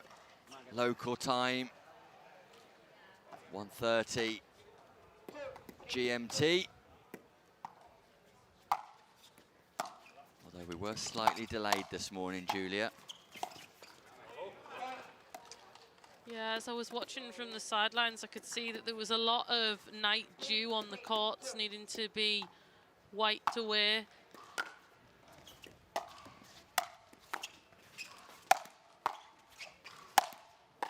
Uti doing a great job, but it was just too much power in the end from Christian Kazoni of Hungary. He looks like a figure who could very much dominate as this match continues. Lovely control by Lazio Miklos on the backhand roll. Lovely technique, that, Julia. Absolutely. The Hungarians definitely showing their level of pickleball here and the depth that they've got in their squad. Tweener rescue, Tweener defence. Hot dog alert, but it's not good enough. Great athleticism from Miklas, but Uti puts that ball away.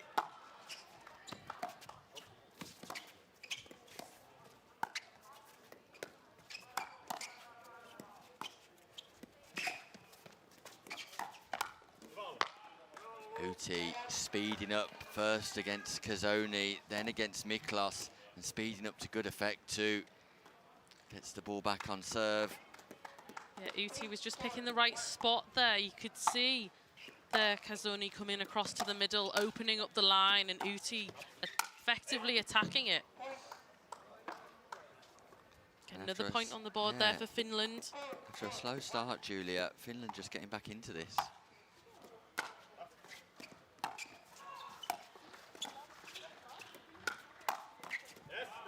And more than getting back into it, they take the lead.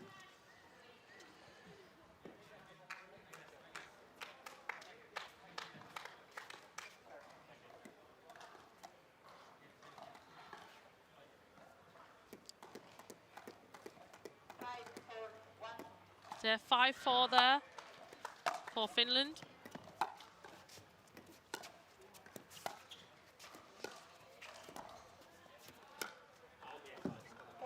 That speed up's ambitious from Miklos, and it was a 4-0 lead for Hungary, but Finland have come back into this game remarkably well, and some errors appearing off the paddles of the Hungarian duo Kazoni and Miklos. Meanwhile,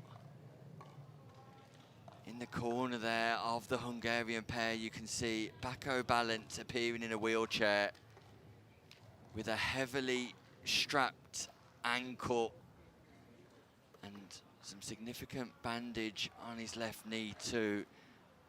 Great that Bako Balint is here, but clearly has spent some time in a local hospital because he's wheelchair bound and has significant strapping on the right ankle. Those are the live scenes that we're seeing from Bako Balint as the players come back onto court. They'll be overjoyed, I'm sure, to see Bako in their corner. But work to do for Team Hungary here.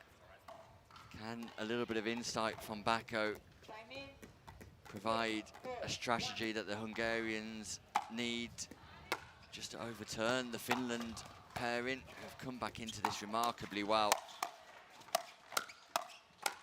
Fast hands by Uti and Kivatina. And they've just settled, haven't they, Julia? Absolutely. Uti's definitely showing his prowess here. Again, another emphatic smash to the Hungarian side of the court. Hungary not coming up with a response. Finland extending their lead to 4 now.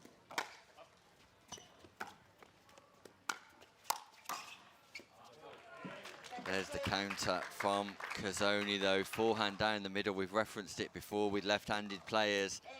Uti looking to attack into the space, but forehand good. Serve goes wide as well, so Hungary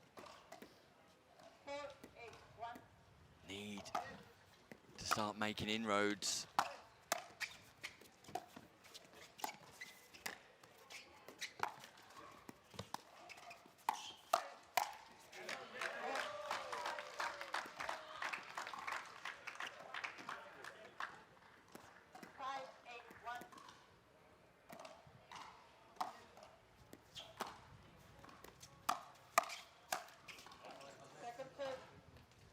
Unlucky there Patient from... enough though, Julie. It's not patient enough, is it?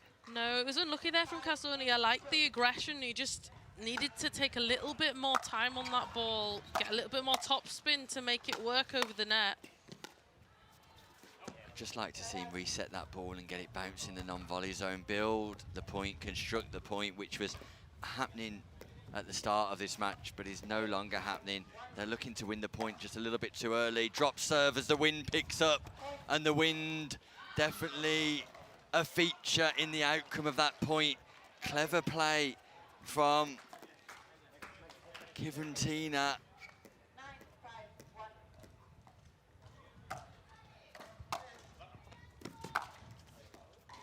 That ball's just swirling a little bit as a breeze, a delightful breeze comes into the commentary booth. Tough conditions for the players, beautiful conditions for the commentators.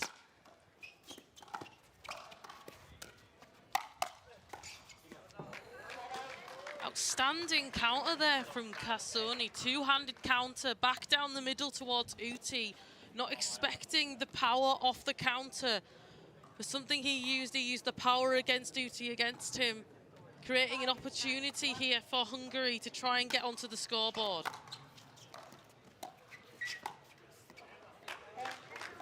And all of a sudden, it's Finland that are just coming up with one or two mistakes. Gap closes to 3. And another unforced error. And the pattern of the game so far, it's points in short spells for both teams.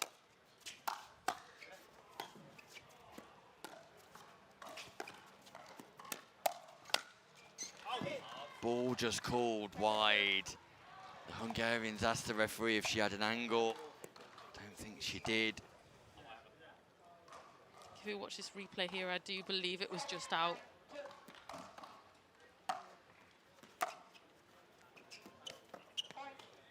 Another unreturned serve.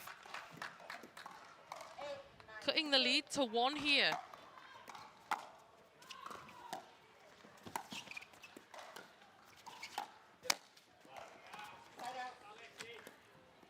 Bit high on that dink there from Miklos.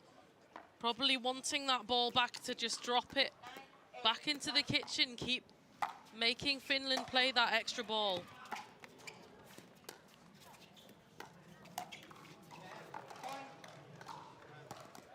I think you mentioned, Nick, lack of patience from this Hungarian team. Match point. Finland.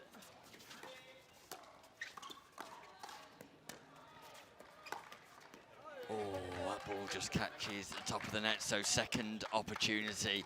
If Hungary can defend this, they will have a great chance of getting themselves back And you've got to get your serve in on match point at the second opportunity.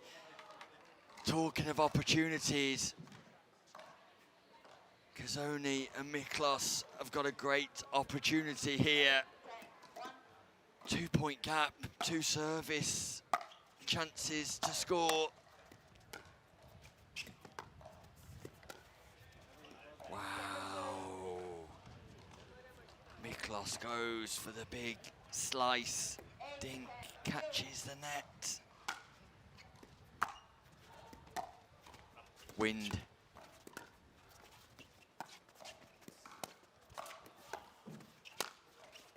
That ball does land in. What a gorgeous volley from Lazio. Miklos.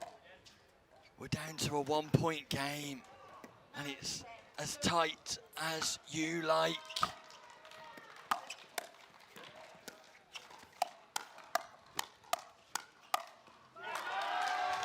Wow, just when you need strong defences and fast hands, the Hungarian duo come up with the play. Golden point pickleball, match point Hungary.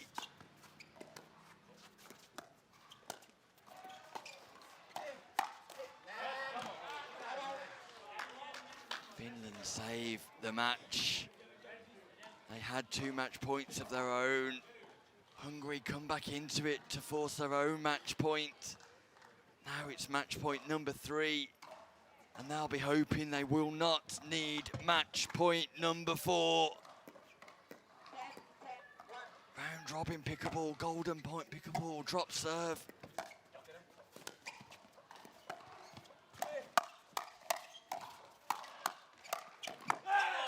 The overstretch by Kazoni, and Finland crawl over the line, creep over the line, scramble over the line, Julia, in a really competitive affair.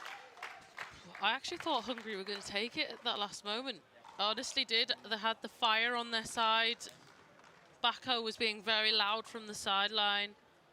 But Finland, after their first loss in their group, have now come to 1 win and a loss, which moves them further up the table and opens up opportunities to try and qualify. Does indeed. Congratulations to Finland. They record their first victory of the day, having played 1 and lost 1. They've now played 2, won 1, lost 1. Hungary played 3, lost 2, won only 1. Meanwhile, coming up next, it's the Women's Doubles Open. It's the return of Team Poland. We wait for their team selection. It looks like Karolina Owczarek, but possibly not Marta Zając. They're taking on Slovakia.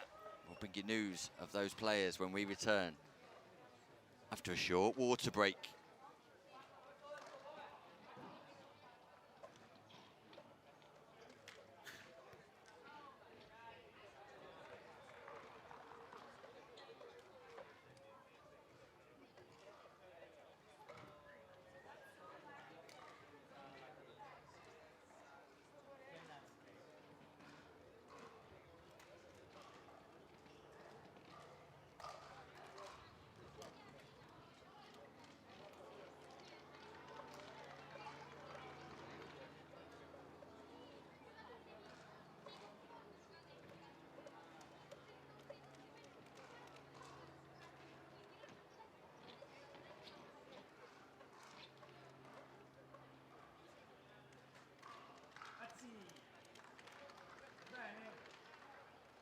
ce l'ho io.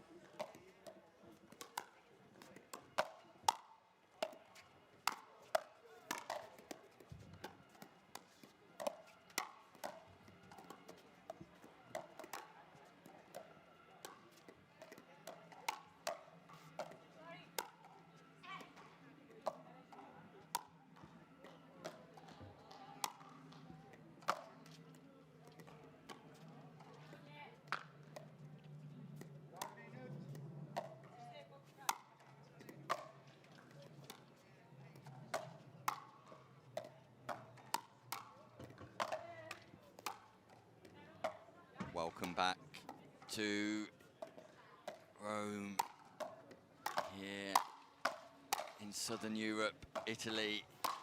A sun-drenched Foro Italico, the main sports destination of Italy, home of the Italian Open,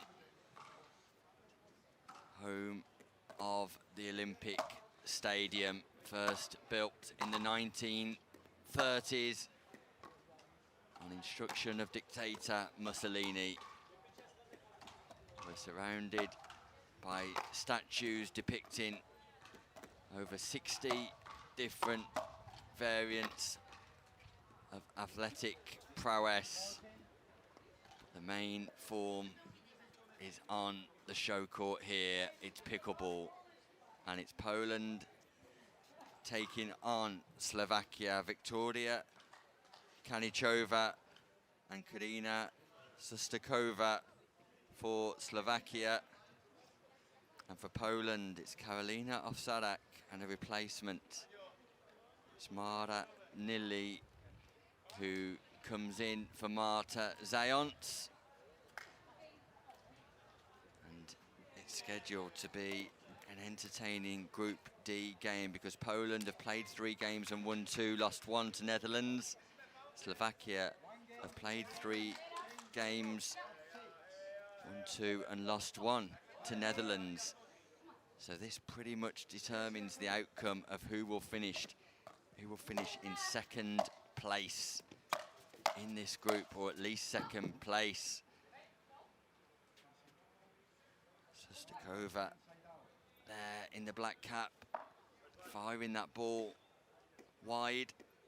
Kanichova with the leggings, or bandages maybe on her hamstrings, quads, not entirely sure there. Ovsadák in the pink cap.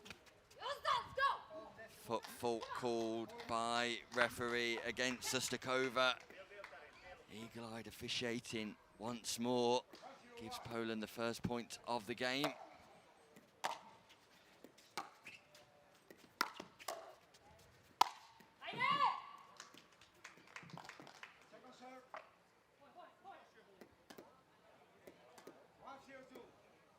Nice speed up from the Slovakian superstar Victoria Kanichova.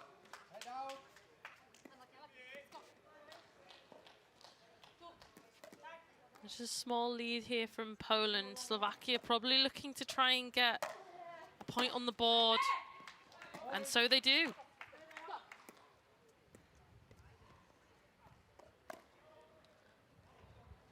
Slovakia will probably try and get the ball more towards Lily compared to her counterpart.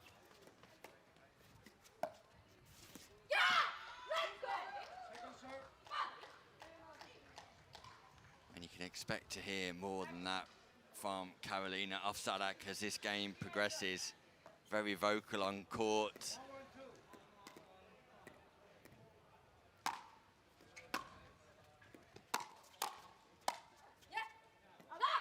Ball goes wide from Kanichova.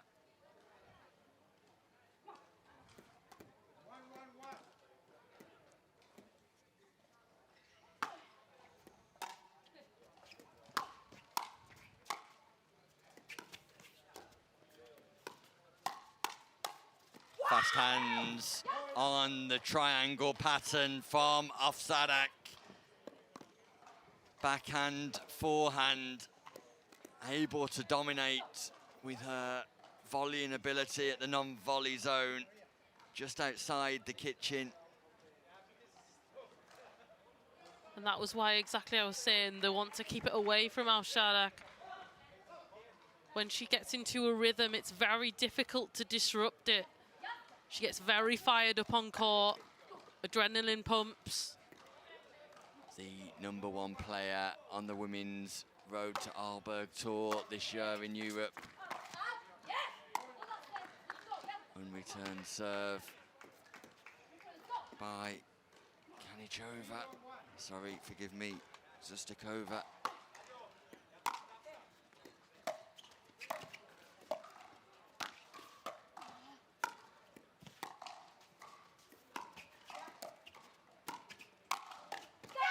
And Mara nearly showing her abilities too, resetting from mid-court with pinpoint accuracy, setting up the winning opportunity for Poland. And Poland just showing their strength in depth here with being able to replace Marta Zając with Mara Nili and still perform at high levels.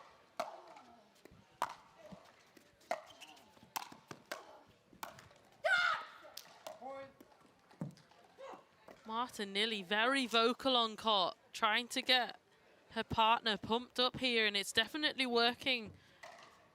With quite a quick lead of 4 points.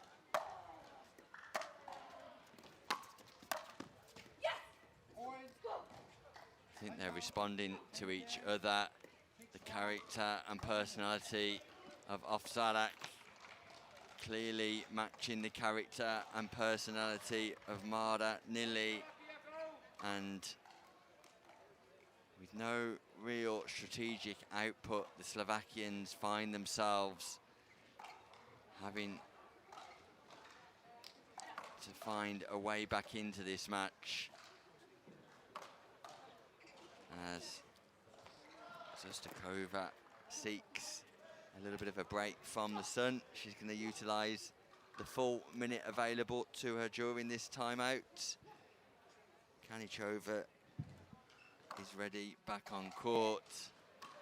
Ofsadak and Mara Nili happy to get on with things as well. Referee calls 10 seconds. And here comes Zustakova. Work to do for the Slovakian duo. I would say for the Slovakian team, what they're looking to do is just try and keep that ball in the kitchen for as long as possible. Keep it out of the air, as the Polish team are really being effective there.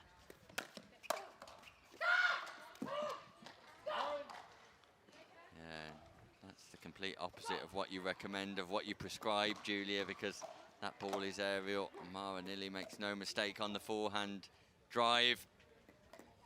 Volley.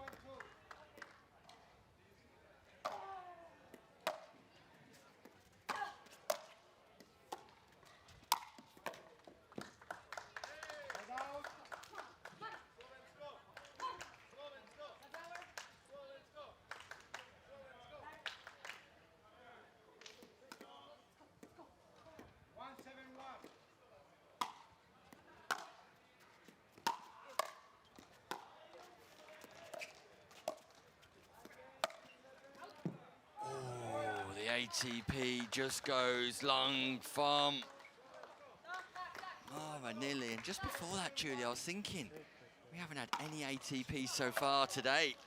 I'd say probably likely in the knockout stages, we're more likely to see it in the men's game as they try and neutralize dinking a lot more because of the power that they generate. They want to slow down the game to neutralize the weapons of their teammates, but as the game and the paddles are getting faster, we're seeing it more and more in the women's game as well. But women's doubles definitely a very popular event across in the States because the amount of shots that actually happen in the firefights.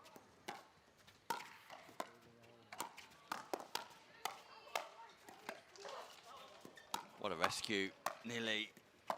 Ofsadak. Ofsadak.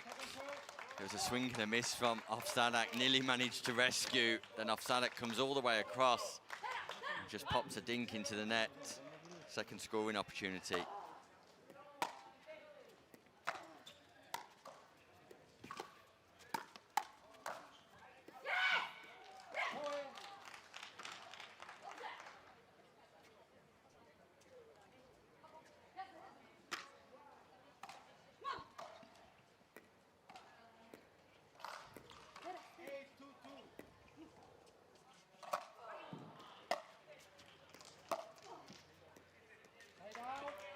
Rare error from Nearly, and even at 8-2, look at the frustration. That's the high standards that she set for herself. Knows ultimately as well, Mara Neely, that she's playing for a place in this team. Wow! And she might just be securing it with big plays like that. The speed up from Zustakova, the defences from Nili, followed by the counter.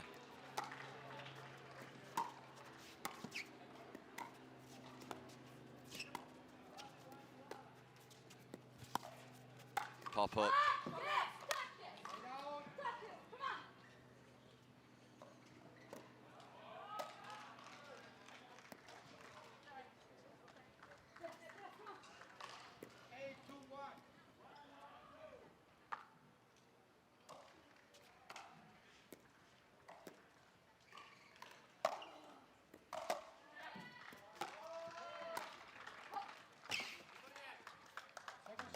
Great control on the drop.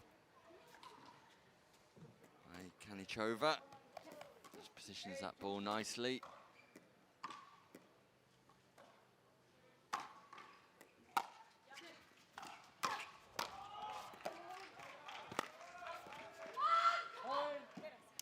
Slight error and uncertainty from Kanichova. Wasn't sure whether that ball was going out or not.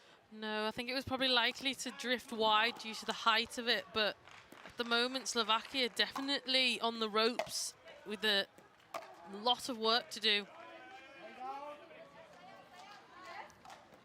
Like I said, they haven't been able to get into those dinking exchanges. Poland dominating in the air, and Slovakia not coming up with anything.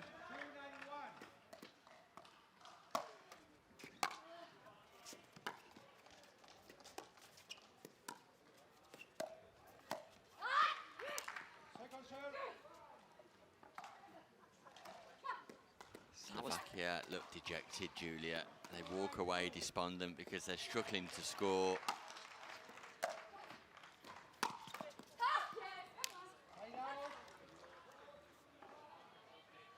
And Poland are capitalising on their misery. 2 points for victory here, and it just feels inevitable. What a leave. Mara Nili showing all of her athleticism. Match point, Poland, Nili Afsadek. Mara Nili especially, who comes into this team to replace Marta Zayont, puts on a sterling performance and gives the team manager for Poland a headache when it comes to selection, as Poland confirm that they will be the second place team, I'm sure, in this group. They go through to knockout stages, but difficult decisions for their team captain and manager, Julia. Absolutely. I feel like they might sway towards Marta just because there's a pair in there that's a bit more established. However, Nili definitely holding herself very well on the right-hand side of the court, putting it back in play, having her partners back when she needed to.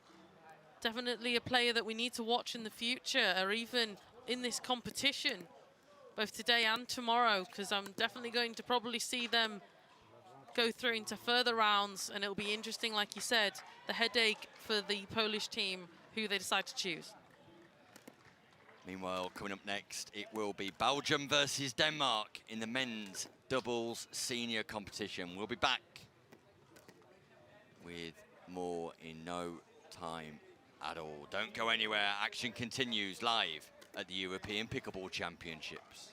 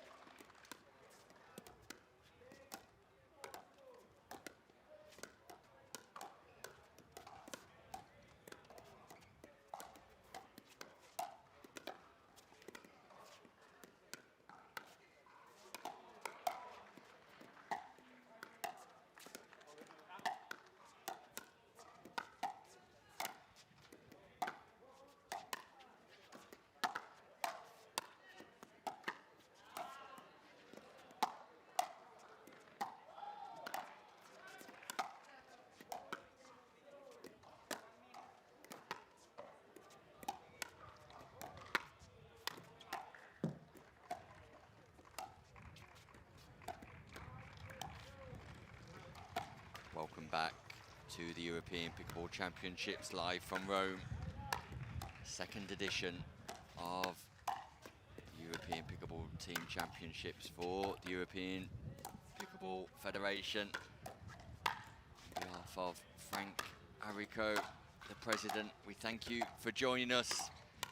We also thank the Italian Paddle and Tennis Federation for their magnificent tournament organisation in one of the greatest venues of all, Foro Italico. And up next, we've got a men's senior game for you, featuring Belgium and Denmark. It's a Group B game. The other teams in this division are England, Malta and North Macedonia. Belgium have played played two, won one, lost one, managing to beat North Macedonia, who, as you would expect, are bottom of this group. Belgium managing to beat them, but lose to England. Meanwhile, Denmark have possibly had the easiest start in this division, beating Malta and North Macedonia.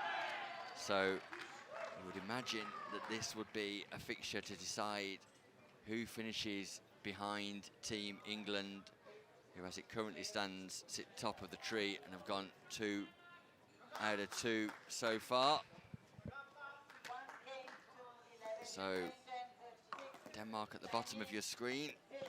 It's Belgium serving. Laurent van der Lois with the cap on.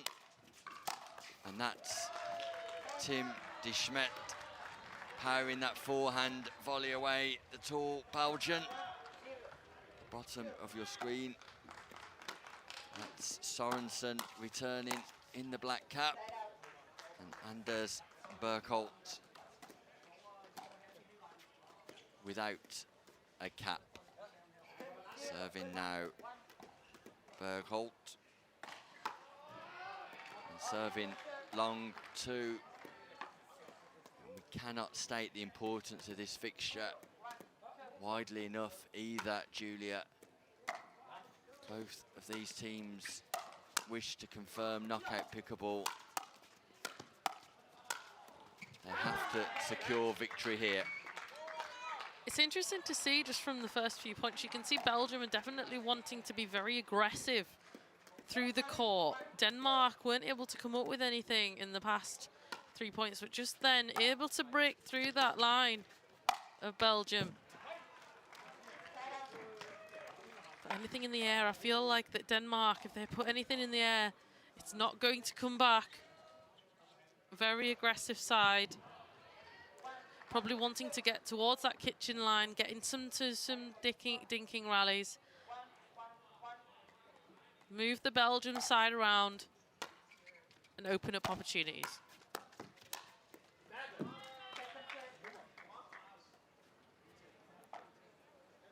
Emphatic smash there from Sorensen.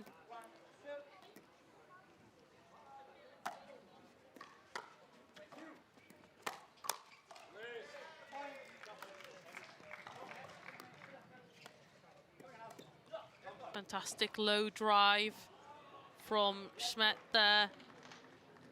Not able to get anything back from it from Bergholt. Probably just wanting a little bit of a direction cross court.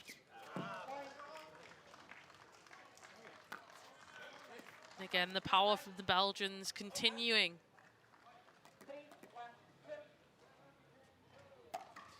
As they open up a 2-point lead.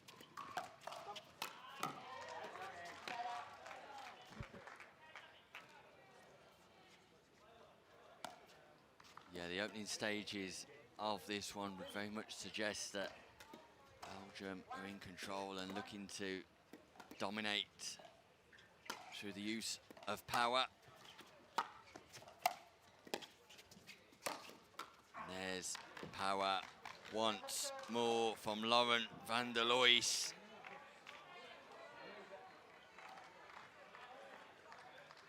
Sorensen not able to defend.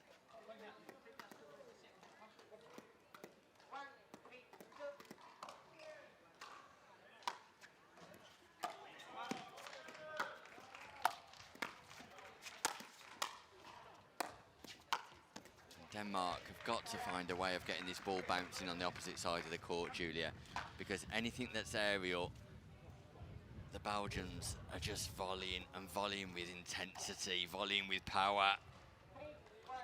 Absolutely. Just as I was saying, Denmark really need to try and get a drop, put dinks into the play. And there we go, when they're both forward, winning the point there. Putting a little bit more pressure on the Belgian serve.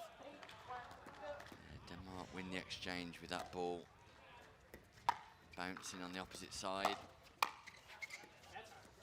And you can see Tim de Smet there just indicating that ball swirling around slightly, moving as we're constantly getting gusts of wind. Well, I suggest gusts. Occasional light breezes, maybe. We'd quite like a gust, wouldn't we, Julia? Absolutely.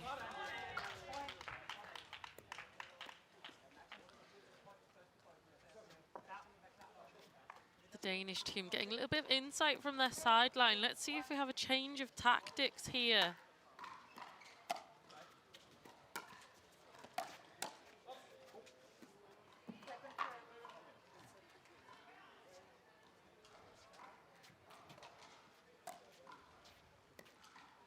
Just like to see a successful third and approach to the net, Nick.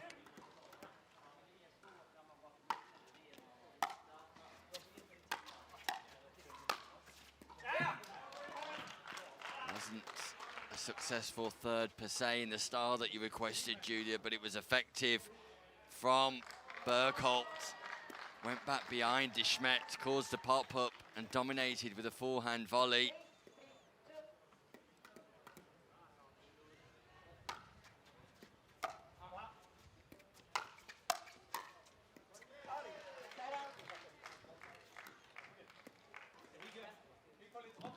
Just wonder if the Danish coach can just ask them to try and play a drop or a reset into that non-volley zone. It would definitely have a positive impact for the Danish duo.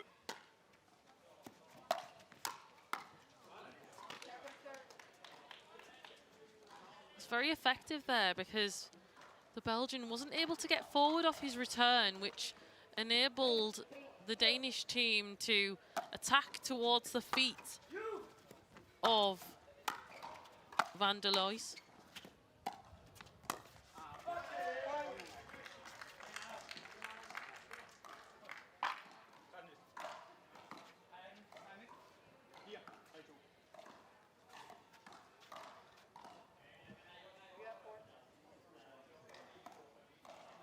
Referee just repositioning the players.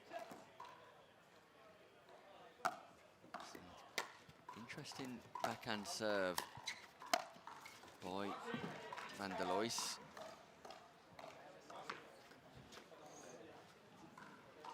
Van der Loys wanting that one back. That was a Schmet forehand all day long that should have been taken down the middle. Would have created another opportunity for the Danish team to possibly hit that ball, but the Belgians probably would have countered that down the middle as well. Communication, a massive thing in pickleball. There's not very far between you. You must have open conversations and moments where you say yours and mine, just to make sure that your teammate doesn't take that ball that really should be yours. Lauren Van der Loys here, just deep into conversation with the referee about where he's able to keep his towel and his water bottle. This is an unofficial break. Head referee Gale did suggest to me earlier on that the teams are allowed to take water breaks. However, the positioning and the timing of those, always interesting.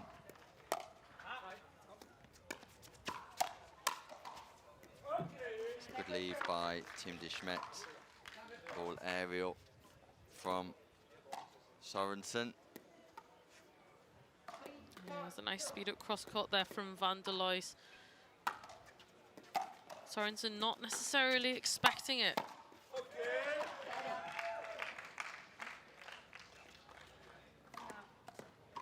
Bergholt caught in the transition zone there. An area that you don't want to spend a lot of time there. Can sometimes be called the zone of opportunity if you're able to convert in that area, get forward, and create more opportunities. Tim de Smet just missed timing. Forehand drive.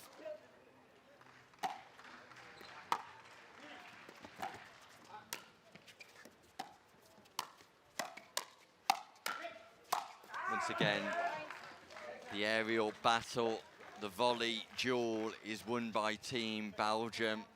And surely, Julia, Denmark can recognise this for themselves. Surely they know that the best thing to do is to get this ball bouncing on the non-volley line, at the kitchen, or anywhere on that court to begin with. Just don't allow Team Belgium to continue to dominate through volleying. I would say that they're quite lucky that the score is only a gap of 2 points at the moment. And they have another opportunity here to score. Let's see if we see that change that we were discussing. And there we go. Fantastic drop. Forward to the kitchen, finished emphatically down the middle.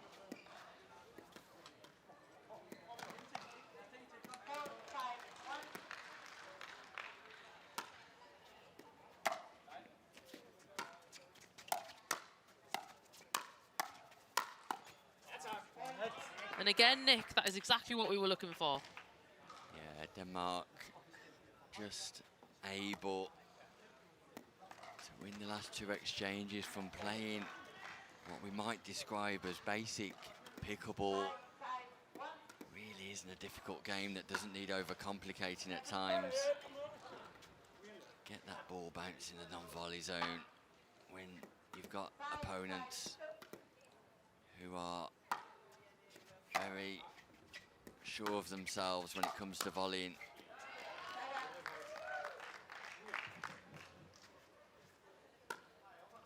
Again, trying that third shot drive from the back of the court there from Bergholt. Considering 2 points ago he did a very effective cross-court drop to that backhand, it probably would have been something I would have gone back to.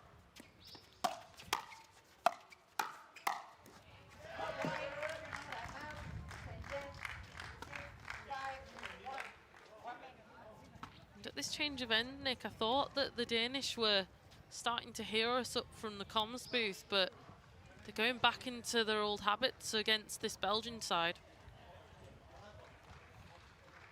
Yeah, they really need to start thinking a little bit more clearer about their strategy, because continuing to allow the Belgians to volley, and you have to say that the exchanges that the Belgium duo of de Smet and van der Loos have won have all been as a result of a volley in the main. So you have to change your strategy, change your tactic in order to change the outcome. You cannot keep doing the same thing and expecting a different result, because de Smet and van der Loos are showing consistency in that particular area of their game. They've got the capacity to continue to do that. So the formula's simple, the equation easy to work out. Get the ball to bounce on the opposite side of the court. Let's see if they've received any advice that will allow that to happen right now as we get back underway.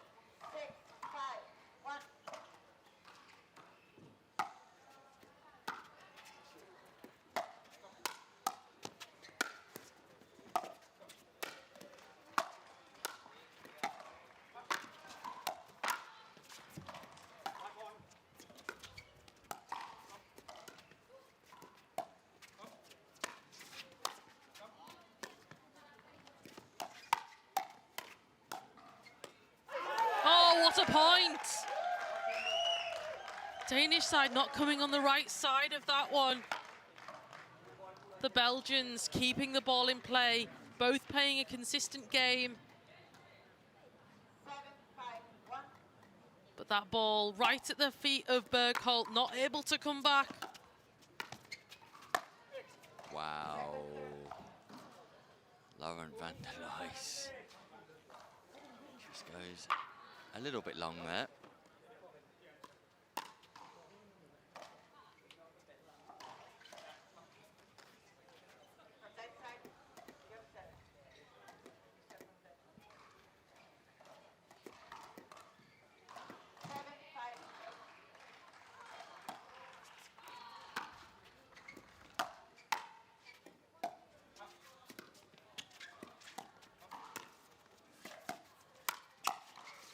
Denmark do get the ball to bounce, and once more we see an outcome that they'll be pleased with as a result of that. It's easy to spot when you're not involved in the heat of battle, though. Absolutely. That ball goes wide. It's a big miss by Tim de Smet. It's a rare miss on the forehand volley as well. He walks away frustrated. Denmark are just hanging in there. They will not go away. Forget the importance of this game. Crucial for both teams.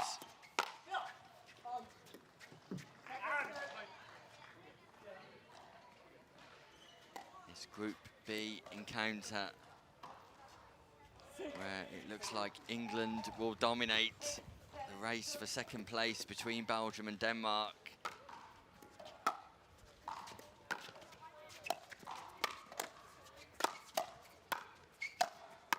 Wow, Lauren van der Leys. That's impressive. Great defences by the man from Belgium. Reset, reset, counter.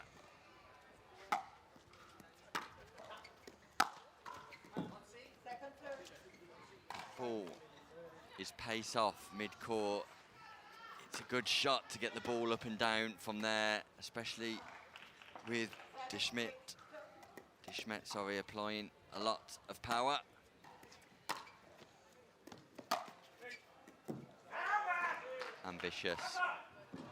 Ambitious from van der Leys, and it just presents Denmark with further opportunities. What's happening with the Belgians game is there's just a few unforced errors creeping into their game, and the Danish are using this as an opportunity to get some points. Lovely drop. And now they've levelled it up. They have indeed. Lovely drop by Bergholt. Anders Bergholt forcing van der Leys to play a soft shot on the backhand side, and seeing greater success for Denmark. Felt like a big opportunity for Bergholt. Second chance, though, to take the lead in this match for the first time, Team Denmark. Ouch. Ouch. It's got to hurt, Julia. Such slim margins in these round-robin games. Win by one. Can't afford to miss too many serves.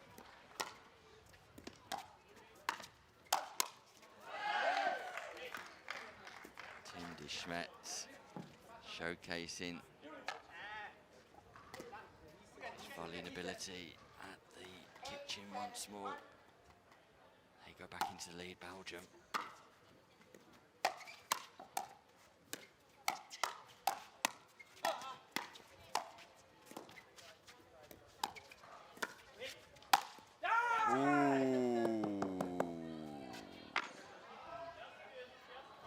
Schmidt did everything right there. Successive forehands drilled into the court. The Danish responding on every single one. Eventually, the easy one going into the net there for de Smet.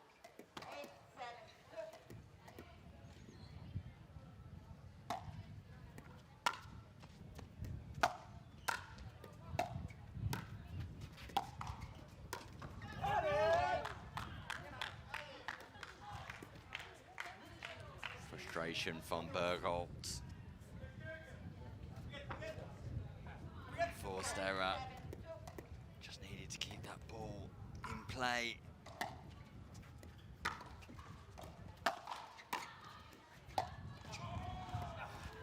Swing and a miss. straight one. Bergholt brings up match point for Belgium. Laurent van der Leusel, impressive. Laurent van der Leusel, impressive. Tim de Schmidt.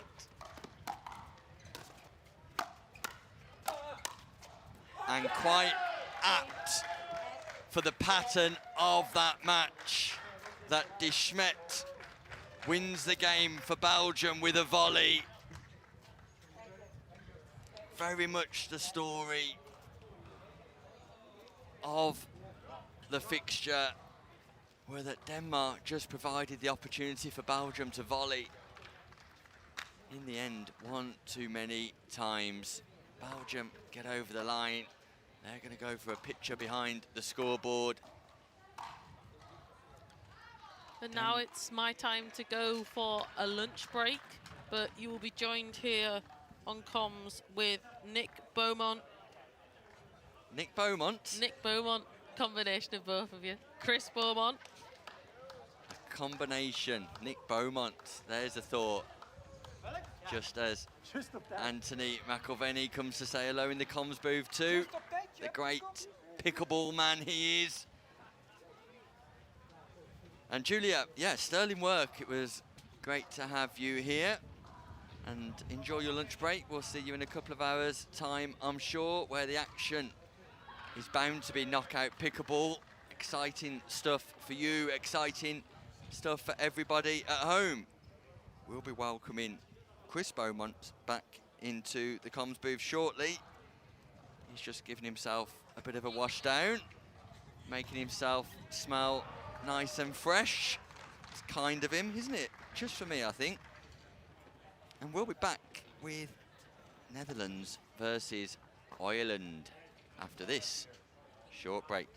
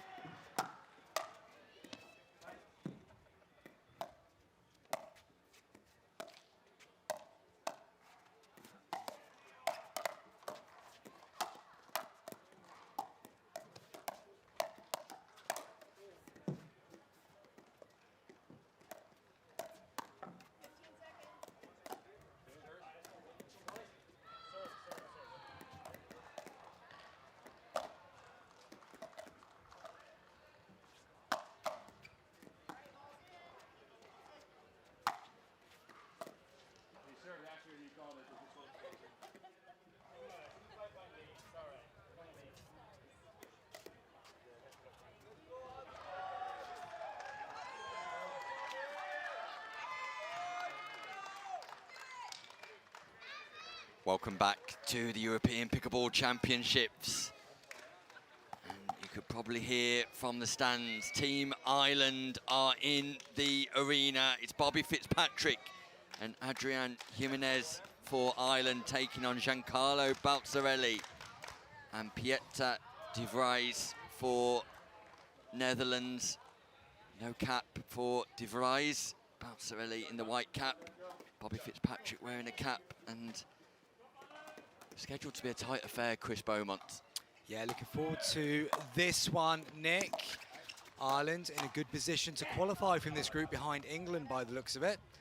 But they'll want to consolidate that position with a victory against the Netherlands, who are yet to win today in the Men's Open. Fitzpatrick just getting Ireland going with the return there. And Jimenez going 1-to-1 with Balzarelli and coming off on top in that battle. Now, Nick, it's not often I can bring a bit of on-court knowledge to some European Championship pickleball, but I played against Bobby and Adrian on Thursday myself. Not by myself, it's just important to add. A 1-on-2 game. Yeah. I'm sure you come out on top, Chris. Well, I'm not going to throw Jacob completely under the bus, but at times it did feel like it was playing by yourself. Good afternoon, Jacob Holloway.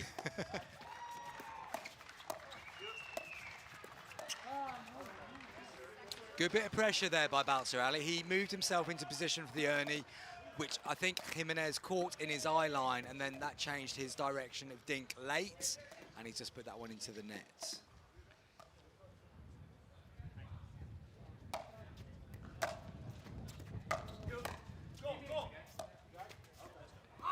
Jimenez frustrated there. Bread and butter normally for a man of his calibre.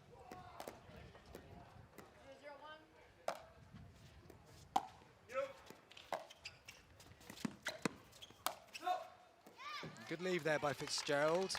Just drop the shoulder out of the way, let the ball sail long. With the wind picking up at the moment, Nick, which is great from our point of view, makes it a little bit more difficult to judge the length of the ball on those out balls.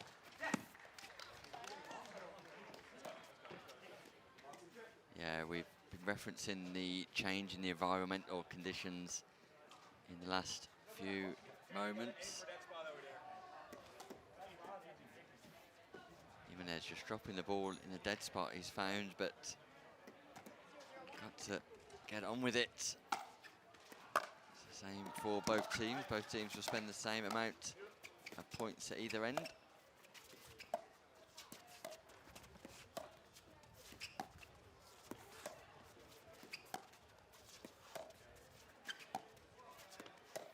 Balzarelli versus Fitzpatrick, and it's Fitzpatrick who comes out on top.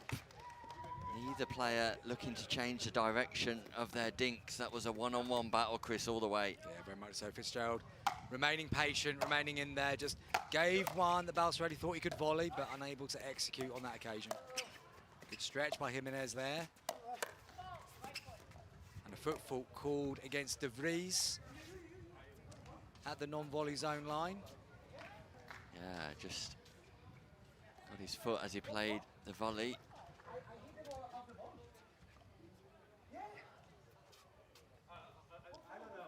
Bit of confusion here, Nick. I think actually it might have been called against Jimenez, who is saying that he played the ball on the bounce, He which did. he did.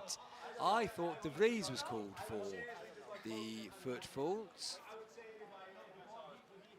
We haven't seen a replay as of yet, but Jimenez definitely suggesting they hit this ball off the bounce, and he definitely did.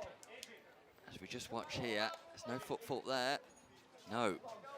Or this one Here it was is. played on the bounce. Yeah, it's a ball that's played off the bounce, and it's a rare wrong call by the referee. Fitzpatrick is having to talk to Jimenez because Jimenez is absolutely furious with the outcome there, because the referee's call is going to stand, and it's a moment of controversy, Chris Beaumont. We hope it doesn't have an impact on the outcome of this game, but it... Thierry Henry all these years later, Nick. And He yells over at his counterparts to look for some support from Ireland. He also yells at the opposition. That just changes the tone of this match. Wow.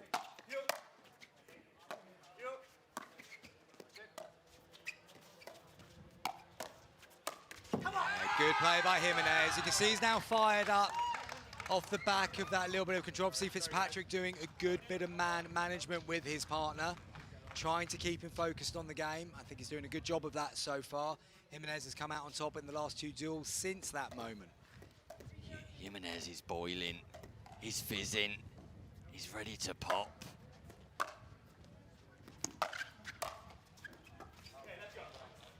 You can just sense it with Adrian Jimenez.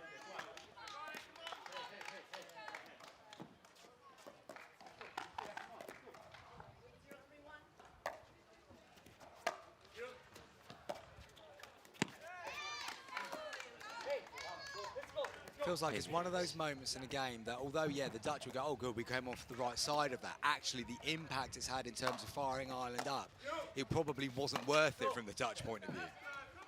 Not at all, because it's created an atmosphere that's just a little bit more than the pickleball match now. Fitzpatrick still imploring Jimenez to focus on pickleball here. Wind. Jimenez, fire, Fitzpatrick. And you have to say that Fitzpatrick, out of the two, although Jimenez is winning that exchange, it's Fitzpatrick who's doing a great job at the minute. Yeah. No, he is. He's managing his partner very, very well, but also stepping out of the way and letting him take control. And now he's just going to get him to calm down again a little bit. It's very much on the balance with Jimenez, I would say, at the moment. The aggression is great because it's making him really, really proactive. Just got to temper it a little bit now after that first mistake since.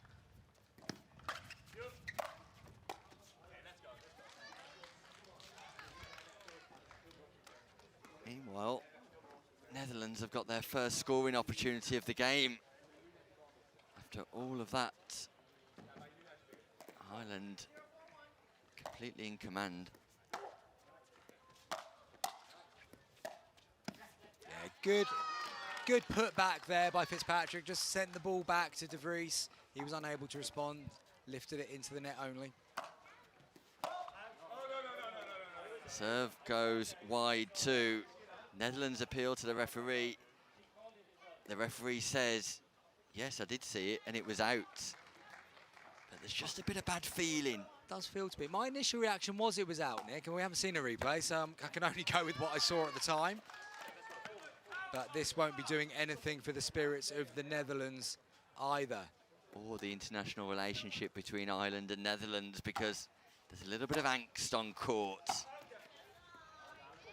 And that's called out too. Netherlands ask the referee once more. The Irish players walk off court without a paddle tap in sight. And Fitzpatrick is telling his opponents that it's clearly out. Stop fussing. All 4 players deep in conversation still. Jimenez going at it with De Vries. De Vries appealing for him to make better line calls. The referee turns her back on it all. Just having a look at it now. An interesting call. Sometimes it's difficult to see from the position when you're on top, but it probably looked in. Yeah, I was saying, Nick, I'm not going to let you off the hook there. If you're about to put your backside on the fence, I'm not going to let you. That ball was in. And I'm not for 1 minute suggesting Fitzpatrick has called it intentionally incorrectly, but we can see with the benefit of that replay that the ball was in. Given the tension, Chris, I'm quite happy to sit on the fence, to be honest with you. I don't fancy getting on the wrong side of Jimenez or Fitzpatrick at the minute, Well, and nor, for that matter, either De Vries or Baltzarelli. Well, I believe you're neither Irish or Dutch, Nick, so I think you can still remain neutral in this environment. I'll tell you what, this game has had a lot more spice in it already than it did when Jacob Holloway and I played the Irish pair on Thursday. I think the game was over by now.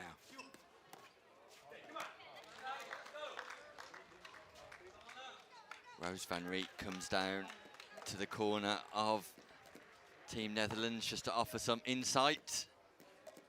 Not entirely sure she'll want to get in the way of this one though.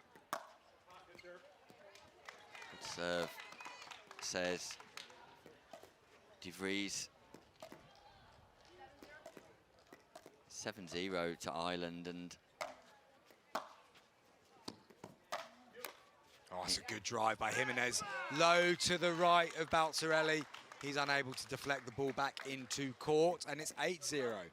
yeah, and it feels a bit more competitive than that, Chris. It actually, I was thinking exactly the same when he said it was 7-0, Nick. It doesn't feel like a score to 0 at the moment. The scoreboard rarely lies. Ooh, Baltzarelli goes for the Ernie, but Jimenez controls. Just takes pace off.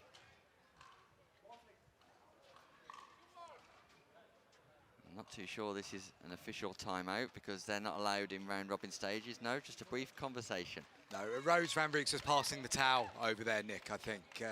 Definitely no information being imparted at that moment in time. 2 points from victory for Team Ireland, who, in amongst controversy, have been impressive. Fitzpatrick does well to get up to that one.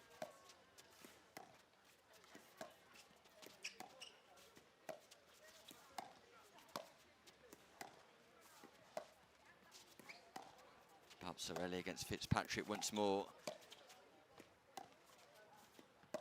Fitzpatrick will do that for hours and hours on end. He spends a lot of time practicing back home, drilling exactly that. And for those big moments, because that brings up match point for Team Ireland, and it could be our first pickle of the day.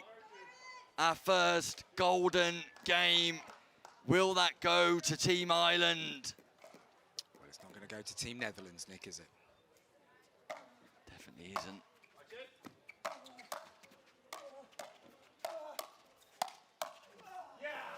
Body Good bag. battle. Good battle there by De Vries. Kept himself in it. De Vries just tags Jimenez, and if nothing else, he'll take that away with him, I'm sure. Scoring opportunities. And there it is. Netherlands avoid the golden game defeat. They get a point on the board. Just want to get on with it as well, Baltzarelli. Oh, Adrian Jimenez will want that one back. Just lent in, looking to be too proactive at that stage. Oh, good pickup. Oh, it's just called wide. Great response from Jimenez. And this loss could put Netherlands out of the competition, Chris. Pretty much secure Ireland's passage through to the knockouts as well.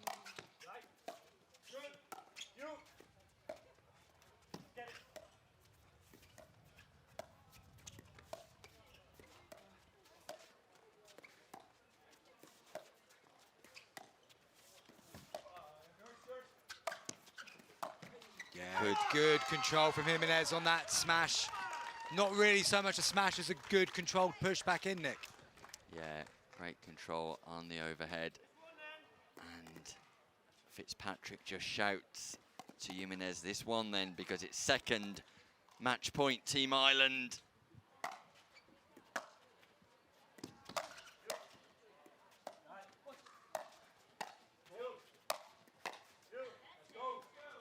Play Baltzarelli just kept Fitzpatrick pinned at the back of the court there. He was unable to reset from deep.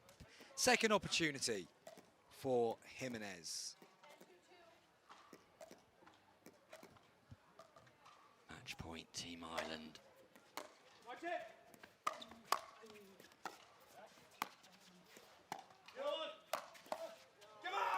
But Netherlands have got other ideas about the outcome of this game.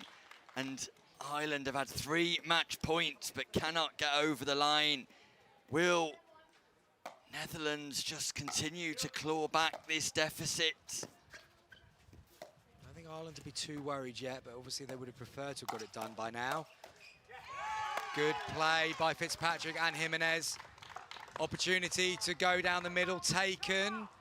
So they've got one more serve to turn it around and get the ball back in hand for match point. Netherlands need to do something with this one.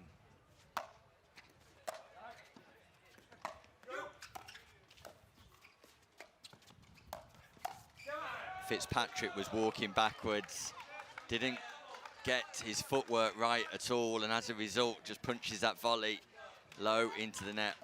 All out of sorts there, Bobby Fitzpatrick. So Netherlands are creeping slowly. Very slowly. Jimenez has done well there. He's maintained his composure, he's maintained his balance, and he's been able to force the long volley from De Vries. So Fitzpatrick once again for the game.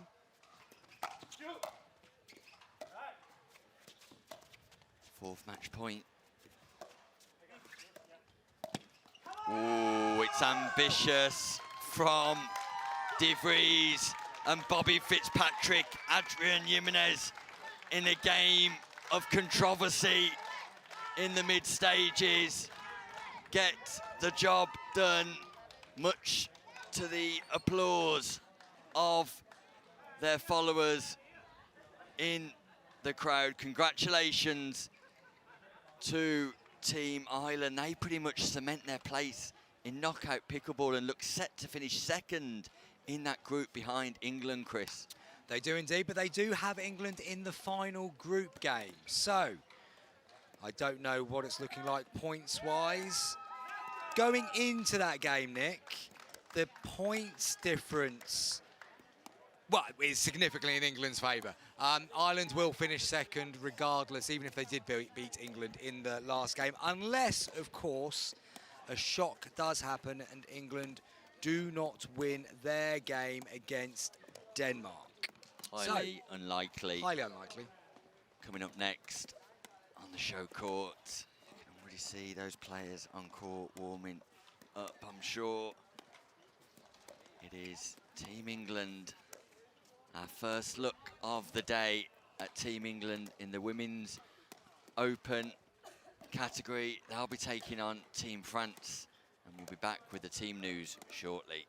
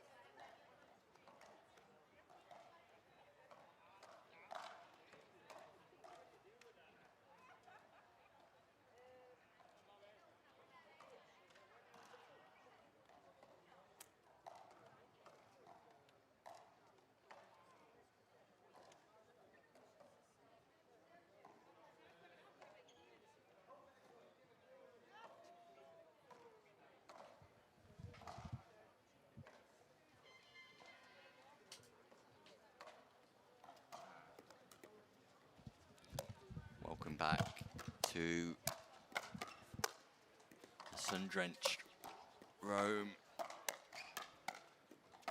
at the Foro Italico, the European Pickleball Championships 2025, the second edition, and it's doubles day here today, and we're in the women's doubles open bracket. 4 gold medals to be won, and we're nearing the stage where we'll know more about who is likely to win them, because it's knockout stage pickleball coming up in just a couple of games time. But first up, a group decider, a critical group decider, because the winners of this group are likely to get a bye. It's England against France. Katie Morris and Thadia Locke taking it on Adeline Nguyen and her partner for this match, Elodie Bousson. And Chris, it will have a significant bearing on what's to come next, the outcome of this match. Yeah, definitely. Goes without saying that both teams would love to finish top of the group. I'd still make England slight favourites for this so far today.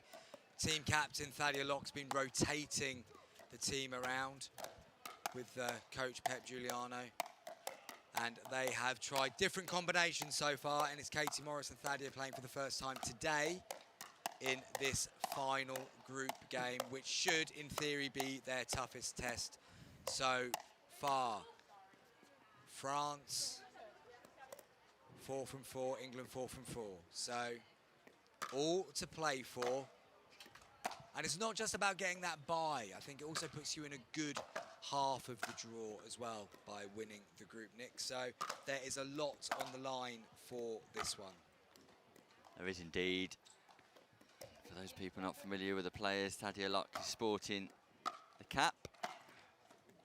Katie Morris with the delightful hairdressing of the English colours for a bow and ribbon. And Adeline Nguyen playing with the ponytail and the pink shoes, purple shoes possibly. And Bousson wearing the shorts with the shorter hairstyle. So England versus France, a group decider. Who will finish top? Who will get the benefit of a potential easier pathway to medal status? We know the winners of the women's doubles last year were Spain.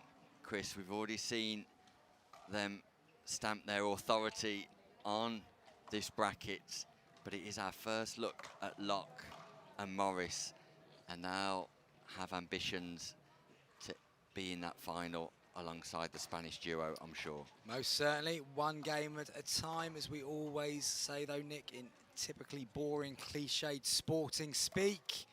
James Chowdhury just down by the side to provide some guidance to Thadia and Katie. It's going to be Nguyen who gets this game underway for France at the top of our screen.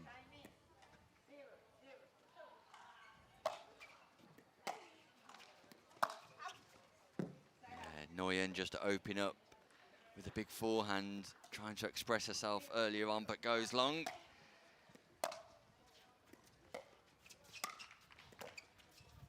Yeah, nice bit of play there by Locke. Morris dropped central, the ball came across, and then Locke forced the error on the backhand of Bousson.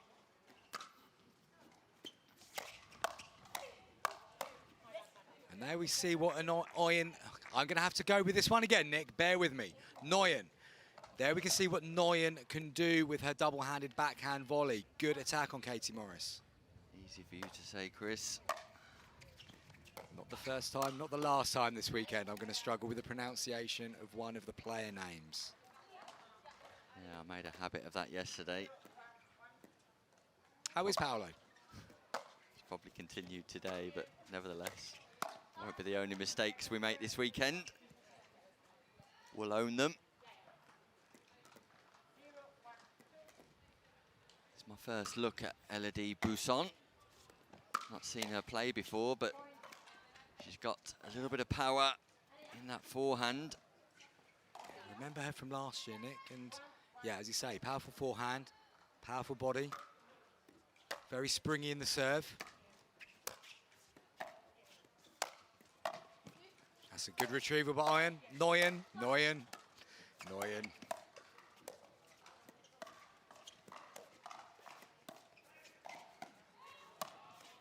Good play again from Nguyen. Goes to the left-hand side of Morris. Morris unable to respond. Yeah. Adeline Nguyen impressing here in the opening stages.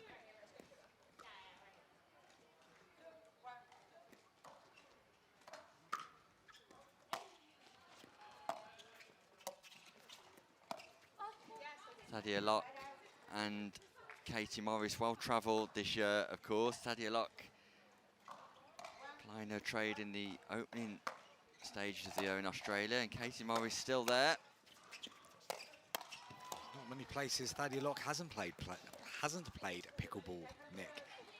Do forgive me, I'm struggling to get my words out in this game. It must be the tension of this group decider. I think we need coffee, Chris. It's a long day. I believe it's my round as well.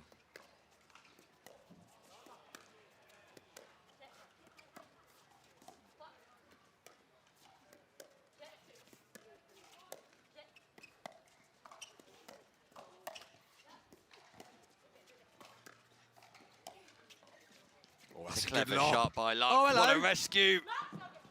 And that's called out by Nguyen. And the referee overturns the call. The players asked the referee for her opinion. The referee said the ball was good, but Elodie Bousson with a great tweener, a rescue on the baseline. Ball was called good, so it is a point to England. Just wide there from Morris, looking to drop to the backhand side of Bousson, but just going wide of the sideline.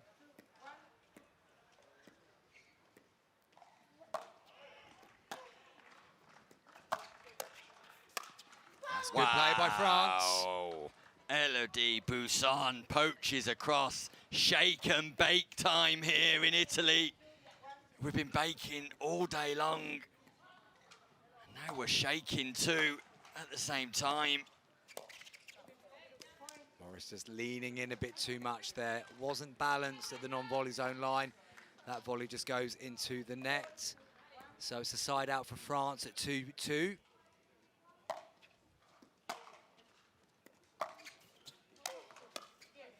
Great positioning, great direction on the volley from England's captain, Thadia Locke.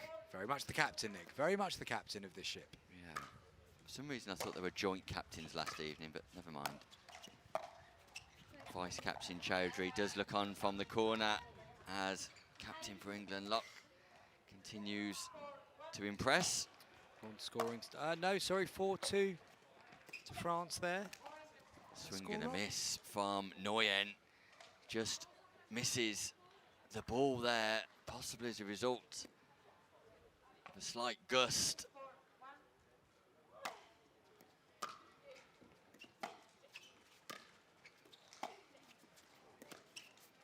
That's good work from Thadia Locke. Just resetting the ball central. Bousson's looking for that angle to go back across to Locke each time there, and that time just overcooked it and it went wide. So England have got themselves level again at 4 apiece. Katie Morris sets up her own opportunity for success, but just can't execute. It was a gorgeous third shot. Fifth, not so gorgeous. But you can hear Locke just giving a little bit of encouragement, and the tactics from England are fairly simple here. It's traditional pickleball. Yeah. Get that ball bouncing in the non-volley zone. Yeah, and bouncing to the backhand side of Bousson as well seems to be a tactic from Morris, going into out on those drops. Good play from Bousson though. When she gets to come central and dominate, she's got that power in that forehand, and she's pinned Morris going backwards there, and she was unable to reset.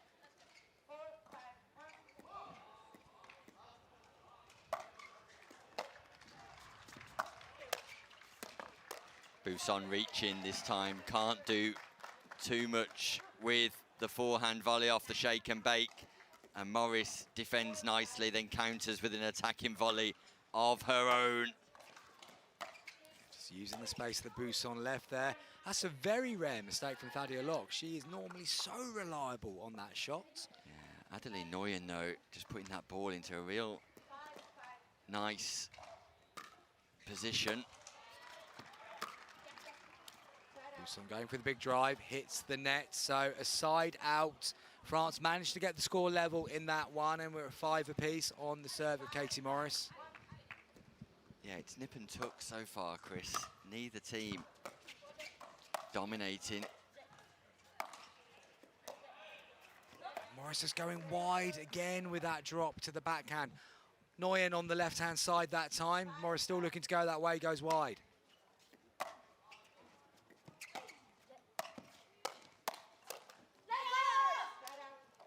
Nguyen goes back behind Katie Morris. Katie Morris has to arrest her momentum towards an on-volley zone. Yeah, there's a couple of times she got caught on the move, isn't there, Nick? That's a nice shot, though. That time she was more balanced, she was ready, and therefore she was able to roll down the side of Nguyen. Yeah, a better base, a better foundation to play that shot from. That just catches the baseline. Great return from Luck. Morris speeds up and I feel gets away with one. I was going to say that. That looked like when one Katie got away with there, speeding up to the forehand of Nguyen. And she just drives that one straight back into the net, and she'll be the disappointed party there.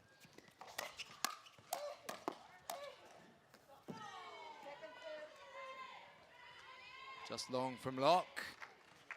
Nice defences from Elodie Buson, though, who continues to impress on the show court at the European Pickleball Championships.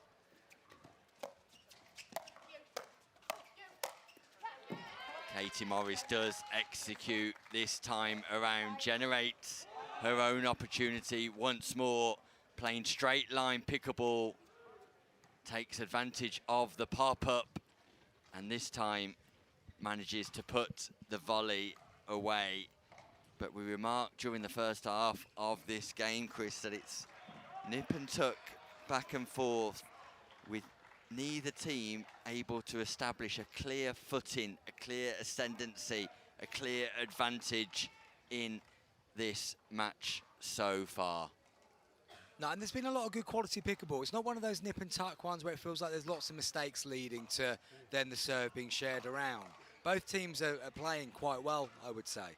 But neither team has had that run of 3-4 points in a row to create distance between them and their opponents. And it does feel like this is the sort of game where one good run is the one that's going to separate these two teams. I wouldn't be surprised if one of these two teams comes out of the blocks quite well after the change of ends, and we could see a shift of momentum that puts somebody in the box seat. I don't believe this will end up being nip and tuck all the way up to 9-9, 10-9, etc. And of course, as always will happen after you put yourself out there and say that, exactly the opposite will happen. Let's see, Locke gets us back underway. And it's a good start for the French team. The drive slightly aerial, so 2 scoring opportunities for Team France. Buson and Nguyen.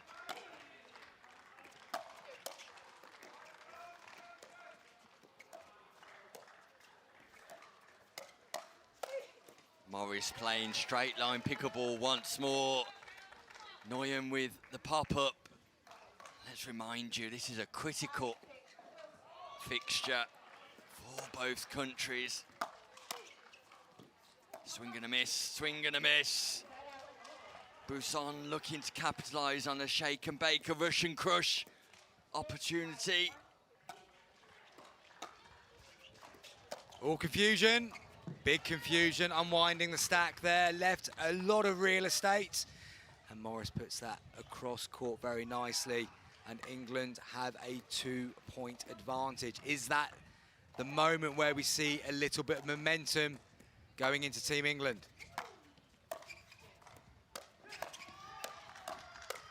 confidence builder for England. They're flowing, and you called it, Chris, and it's bearing fruits for you right now because Team England are on a roll.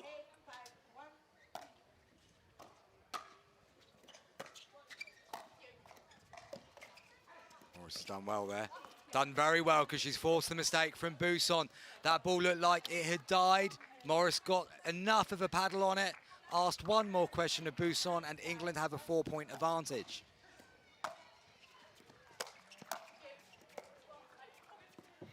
Three points in a row since the change of ends, the 1 minute timeout, and they've still got a second scoring opportunity. Morris serving.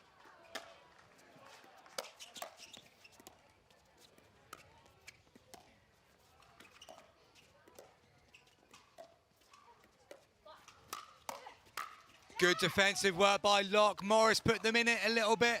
Locke kept the paddle central and was able to get the ball to go down, and the mistake comes from France. Match point, Team England. Can they finish top of their group? Qualify with a bye. Yes, they can. A back and forth first half of the game. But Chris Beaumont called it at half-time. And it was a run of 5 points, 5 unanswered points for an impressive Locke and Morris, who confirm England as winners of their group against France. Likely France will finish second in that group and may qualify with a bye, also depending on results elsewhere. Congratulations to Team England. Meanwhile, we switch to the men's senior doubles competition as Ireland take on Italy. And we'll be back with that game in no time at all.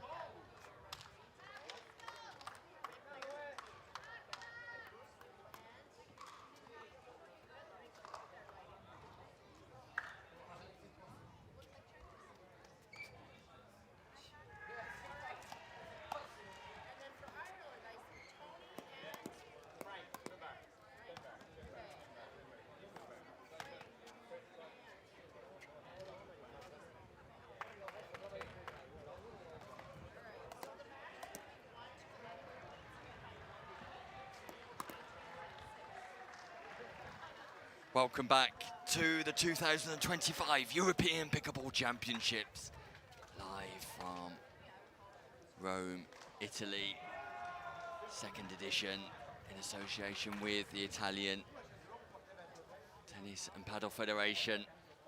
On behalf of the European Pickleball Federation and President Frank Arrico, we continue to bring you live action courtesy of Super Tennis, the Italian broadcasters. With a big thanks to our sponsors, JK Pickleball and Franklin.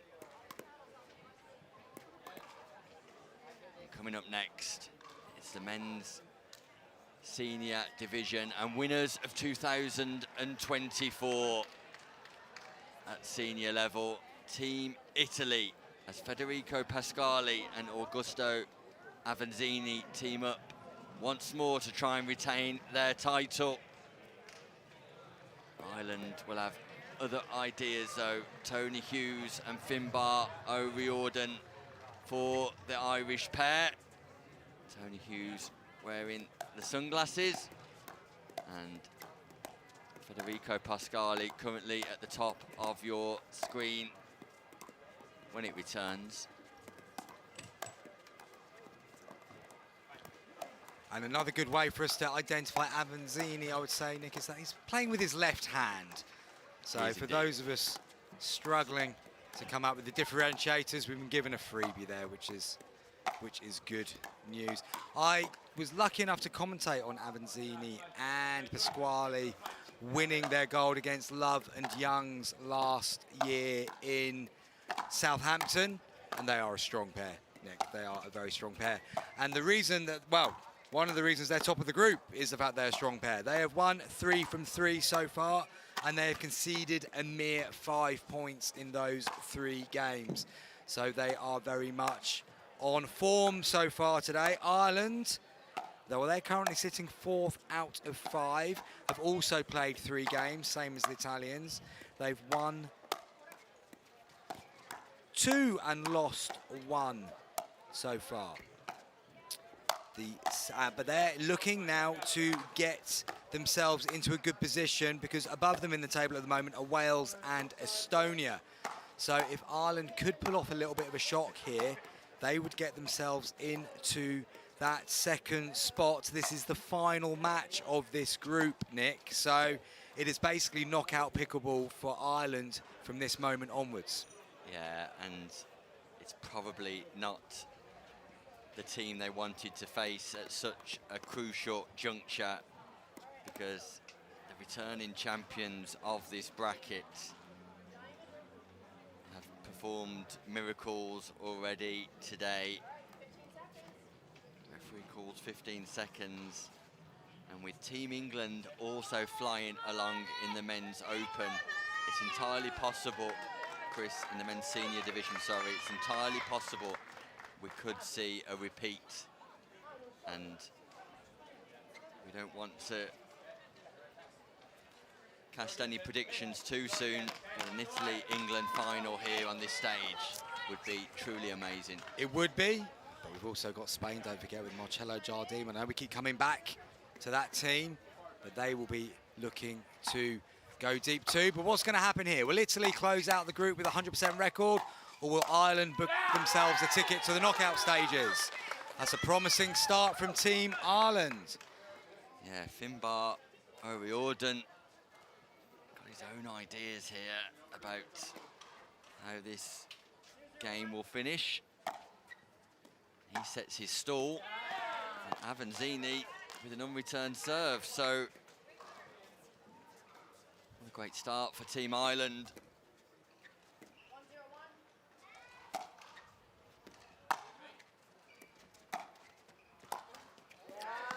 And another freebie there for Ireland. Pasquali not able to get that ball back up and over, a little bit casual in that, looking to drop it into the non-volley zone. So 2 points on the board already for Ireland. We've seen already today, though, Nick, that a good start doesn't immediately mean that's the way the game is going to go.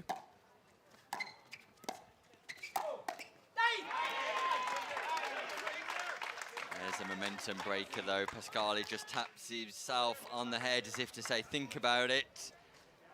Control yourself and deploy the strategy.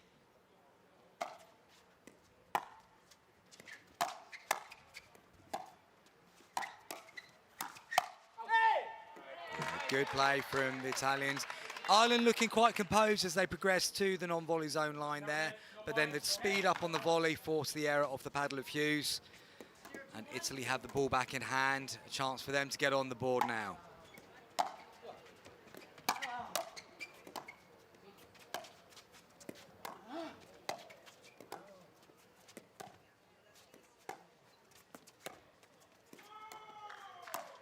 And you can expect the Italians, Chris, just to play consistent pickleball, which was the name of the game there until the pop-up. O'Riordan not able to capitalise, but it'll be a consistent pickleball approach for Team Italy.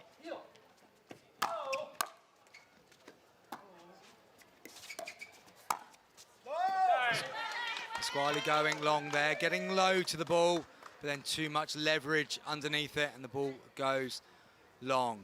One thing I do like about this Italian pair, Nick, is that they can actually go both ways. They do have the ability to drive the ball hard as well as dropping and controlling their way to the non-volley zone line.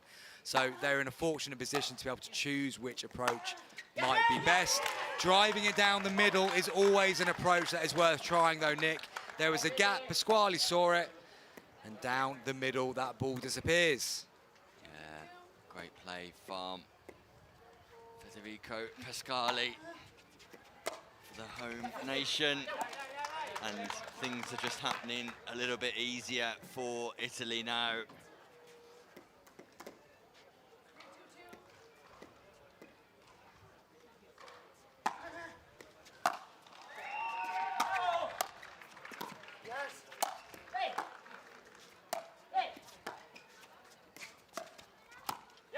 Ooh, a surprise there from Pasquale, looking to be too aggressive. That ball wasn't there to go on the attack with, and he's handed the ball back over to Ireland there.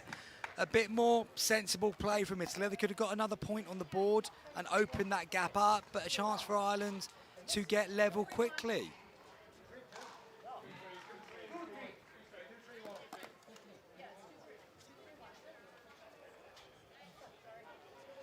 Pasquale and Avanzini deep in conversation with each other, and now Hughes and O'Riordan too, and O'Riordan just losing his footing slightly at the back.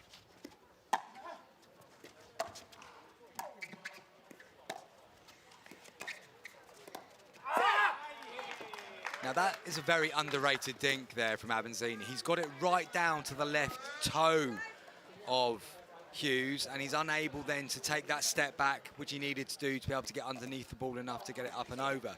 Just a subtle little change of position from Avanzini paying dividends.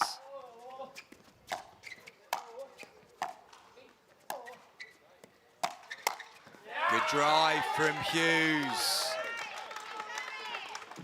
Yeah, the drive from Hughes puts Pasquale under pressure. Hughes resetting not once but twice.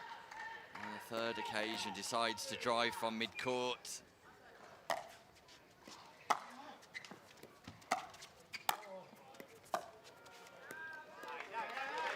O'Riordan not able to reset from the transition point. Just went all arm there, didn't he, Nick? He kept his feet grounded and just stretched out rather than just taking that extra half step, which would have given him more control to be able to reset from there.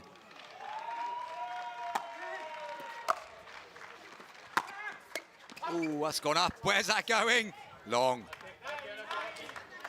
Yeah, Pasquale just might be looking to inject a little bit more speed into the play of the Italians here. He's got the ability. Off both wings, and a match referee just questioning what the score is, but everybody agrees finally, and we're back underway at 4-3-1.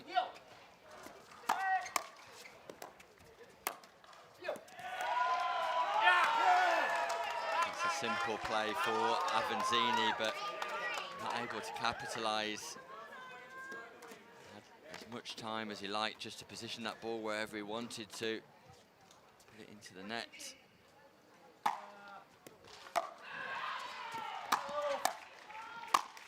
Oh, and Pasquale's missed another. It was a good drive from Avanzini that forced the pop-up from Hughes. It was there for Pasquale to finish the routine, but he's just put it into the net. Almost too casual. It was so there for him that he forgot the technique.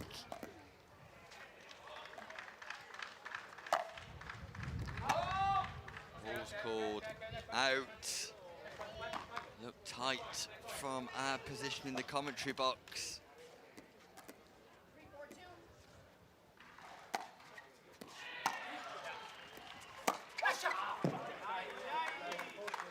Hughes going long with that one. Ball sails beyond the baseline. Non-scoring side out for Team Ireland. I'll be frustrated with that.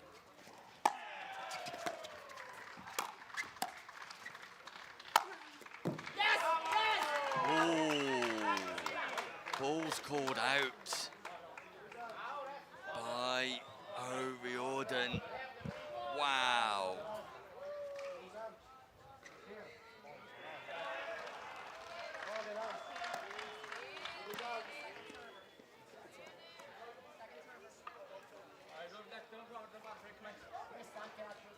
Wow. Avanzini asking the referee, Pasquale asking the referee. She'd never clear view on the ball, so the call stands. So second server, Avanzini just takes a moment, lets his frustration go.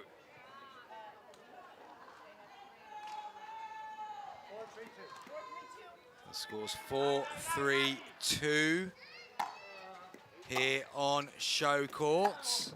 The ball just catches the sideline and skids away, and just the Italians at risk of boiling over here, letting their frustrations get the better of themselves. Look at Avanzini standing with his hands on his hips, appealing to the crowd for an injection of passion. He ducks out the way, lets the ball go. The Italians are under a little bit of pressure here, Chris, and it's showing. Yeah, they do. It's important for Ireland to keep their composure as well. Although they came out the right side of that little bit of a moment, it can get their blood up as well. And they've just got to now take their time, get composed, make sure they execute what they're trying to do as well. Let the Italians worry about their own bit. And Hughes has just popped that one up. Avanzini steps in, drives it down the middle, and you can see that celebration, Nick. That meant a lot to him. Yeah, Avanzini responds directly to the crowd. The crowd give him a little bit back.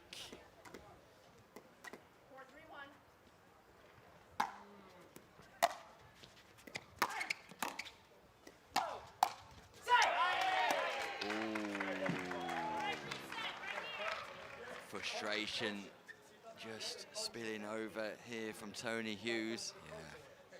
Wasn't the best of drives from Avanzini. It was there, but Hughes rushed into the volley, didn't get the paddle angle correct, and the ball sails to the bottom of the net. Nice redirect on the volley by Finbar O'Riordan, and Tony Hughes tries to get the Irish crowd behind him now. There's a little bit of passion being injected into this contest. And Pasquale drives that third into the net. So another side out, Nick, and neither team, again, a bit like the England-France game a moment ago, not getting a consistent run of momentum here. There is a lot of passion on court. There's a lot of high blood temperature. One of these teams just needs to settle down and just get control of this game. Pasquale with the return error, and that's the first point Ireland have scored in a while. Feels like a while. They suffered 3 non-scoring side outs before that exchange, but it is a point on the door. They close the deficit to just 1. Very much in this game. Stack's going to unwind. Lovely angle. Avanzini just dropping the ball into the non-volley zone there. And again, turns to the crowd. The crowd are playing as big a part in this game, Nick, as the 4 players on court. Pascali is just in no rhythm whatsoever. He has moments of brilliance and moments of absolute calamity.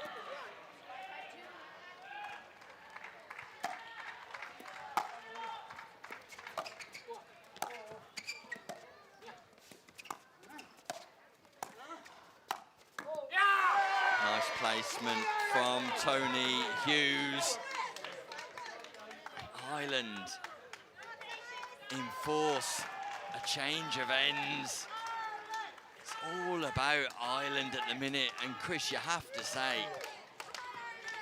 this performance from both teams unexpected. Italy have lost more points in this game than they have any other this morning, and Ireland, after fairly underperforming somewhat in the group stages, needing this game to have any hope of progressing through, are just testing the Italians and have taken the lead. Yeah, now, of course, when you coast through a group stage like the Italians have done so far, the first time you come up against a proper challenge, it can be a bit of a shock. You're not really quite prepared for it. They need to find a way now of settling. And I have to say, Pasquale's got to find a rhythm to his game. He's got to raise his level to the level we know he can play at. Because if they both play at the level they are capable of, they go on to win this game. But there is some good things happening from O'Riordan and Hughes on Team Ireland. They are managing the situation well at the moment, but equally, they've got to find a way of now maintaining their own rhythm, keeping their composure, not getting too carried away, too excited, because they're going to need clear heads, clear decision-making now to get themselves closer to this finishing line, which will see them through to the knockout stages. Yeah, all to play for. And we get back underway with Tony Hughes, ball in hand. Second server. It's a lovely drop from Hughes.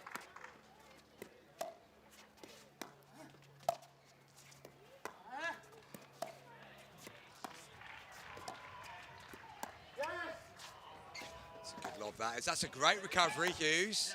Can they get back to the kitchen? Gives a pop-up of himself. Battling well here.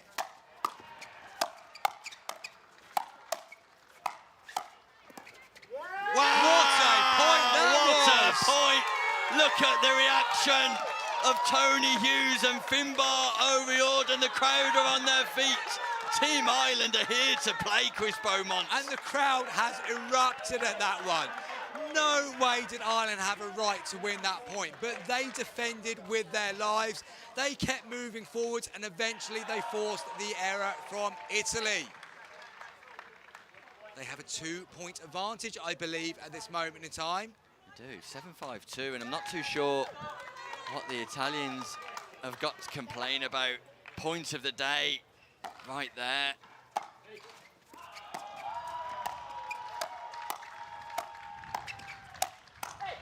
Ball was going out, the ball was going out. Pascali with the misread, and every point, after every point, Tony Hughes is going big with the celebrations.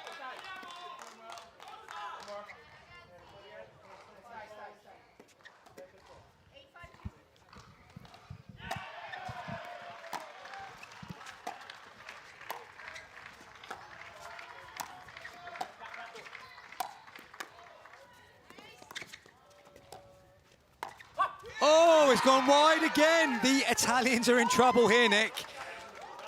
Italians are in significant trouble. Ireland have amassed a 4-point advantage, and an out of sorts Pascali and Avanzini do not know which way to turn at the minute.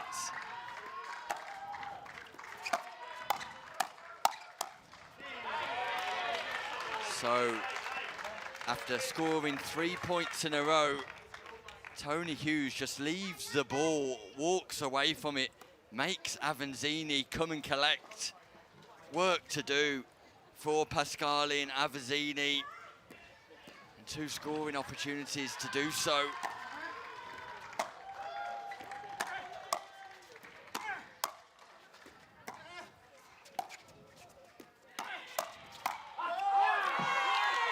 And there is nothing that Pasquale can do at the minute, because O'Riordan is a brick wall at the volley zone. Great And you work can't again. go through him. Pasquale looks to go over him. Sends the ball out.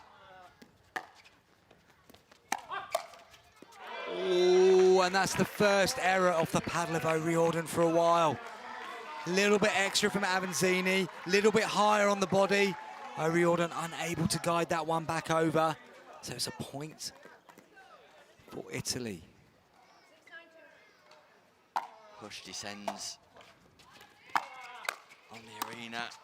Good lead, that. Shake and bake from Avanzini and Pasquale. They come up short as the volley goes long. 2 points for victory, Team Ireland. 2 opportunities to get those points too. What a shock this would be, biggest shock of the day.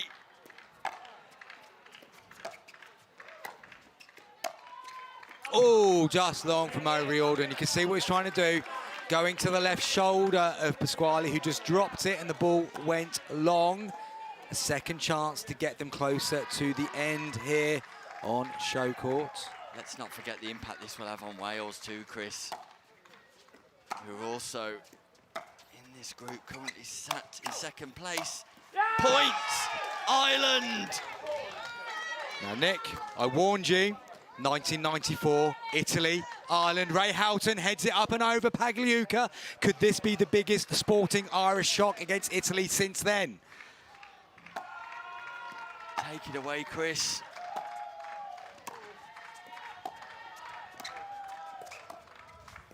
Not this time round. Not just yet, but fond memories of your earlier years there, Chris. I think it was about hot there as it was here, Nick, on that day as well.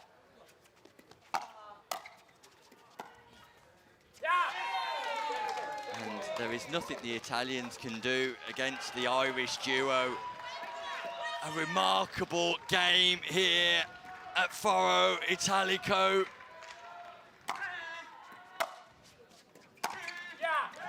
Pasquale is misfiring left, right and centre.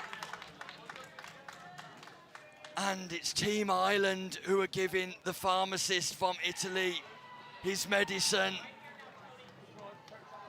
Tony Hughes and Finbar O'Riordan have 2 more match points, and he's at that 1994 moment coming now, Chris.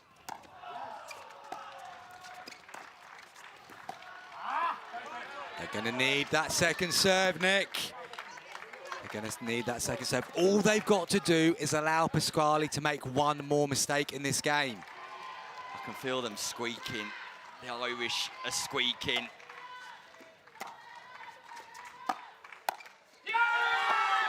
And forget the fields of Italy. It's the fields of Athenry for Team Ireland on Italian soil.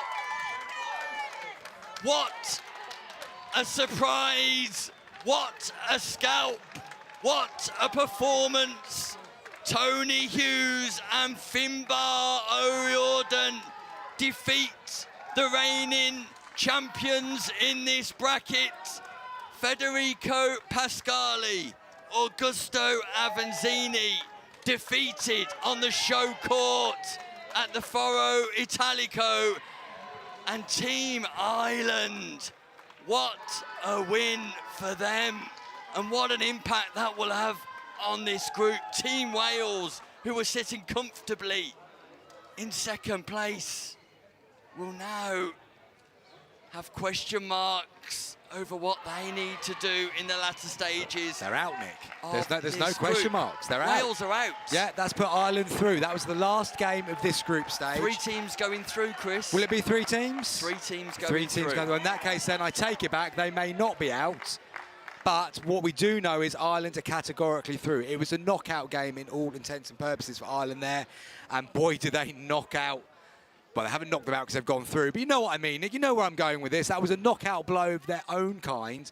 And they have pulled off the shock of the tournament, I would say, with that result. You have to question, Chris, in that form, whether Avanzini and Pasquale will indeed be favourites to retain their title. And that's taking nothing away from Tony Hughes or Finbar O'Riordan. A huge shock, a huge surprise as Team Ireland turn Foro Italico into the fields of Athenry. I think it goes one of 2 ways for Italy there now, Nick. That's either the wake-up call that they need and they get themselves composed and go again, or it has done a lot of damage to how they're going to play in the later rounds. They are still breaking this one down. A very experienced pair. They've played a hell of a lot of pickleball together. And they're going to go and need to unpick that one. Let's take a little break, Chris. Let's enjoy what we've seen before Austria and North Macedonia. I'm off to get myself some Irish casserole.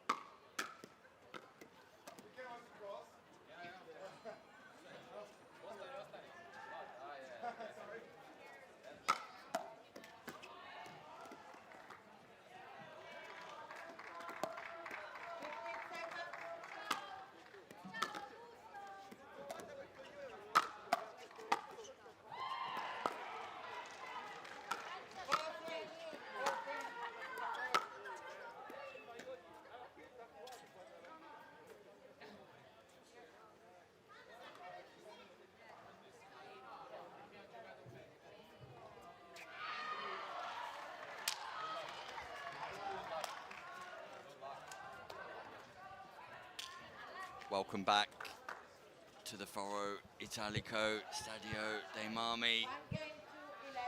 North Macedonia versus Austria.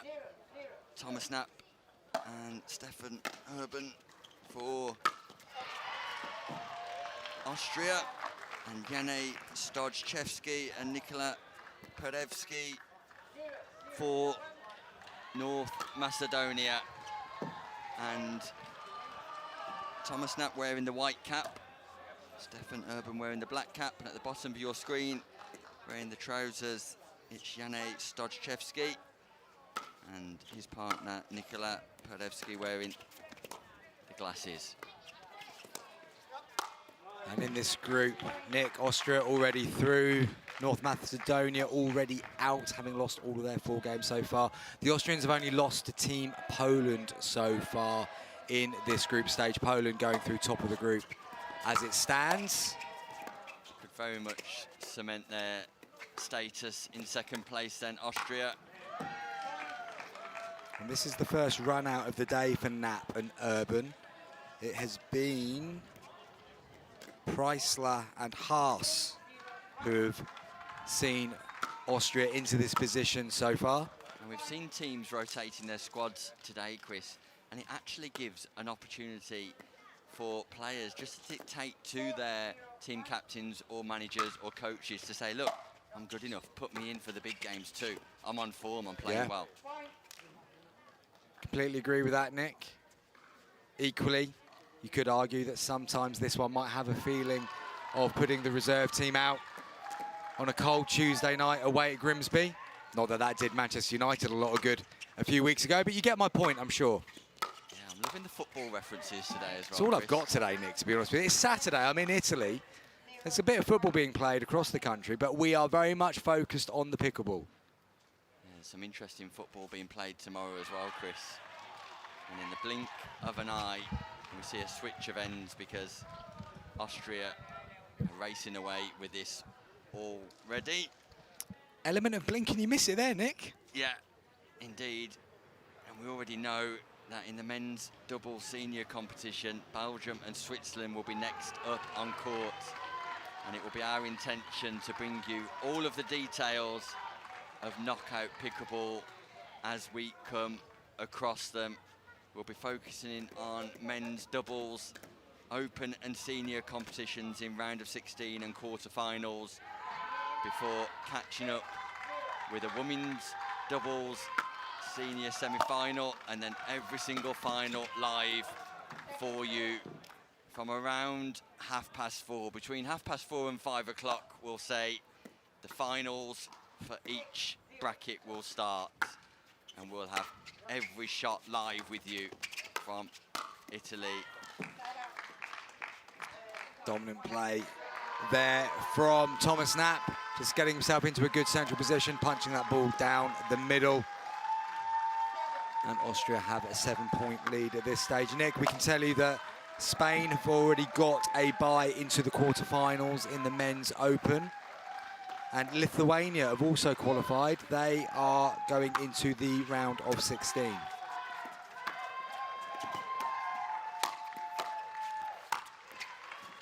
Nice inside out. Forehand drive there from Thomas Knapp. It's all very comfortable for Austria. Just a great opportunity for North Macedonia to be here and part of the pickleball setup at Foro Italico. Their journey clearly just beginning in the world of pickleball, and they'll be stronger next year. No doubts about that. But there you go. Austria obliterate North Macedonia in no time at all. And just as I was coming to terms with who was who, the game is over. Austria definitely qualify in second place. Congratulations to them. When we return, we'll have Belgium versus Switzerland and news of knockout pickleball. The round robins are over. The group stage is finished. Next up, live from Italy, it's knockout pickleball. Lose and you go home, win and you're in. We'll be back with more shortly.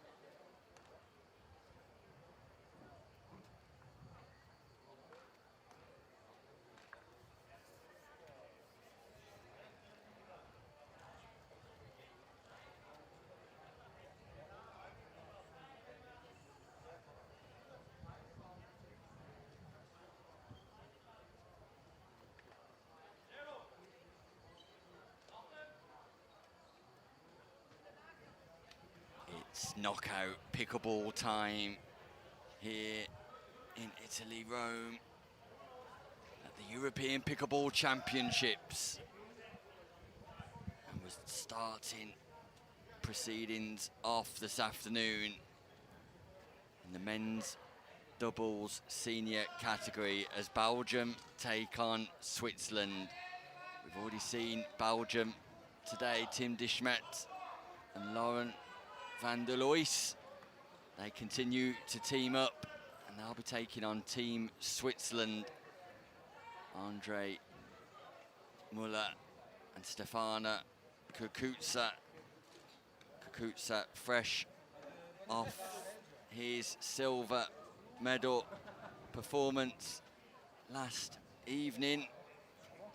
They'll be in white, Belgium will be in red, and with news of other happenings in this division, Chris Beaumont.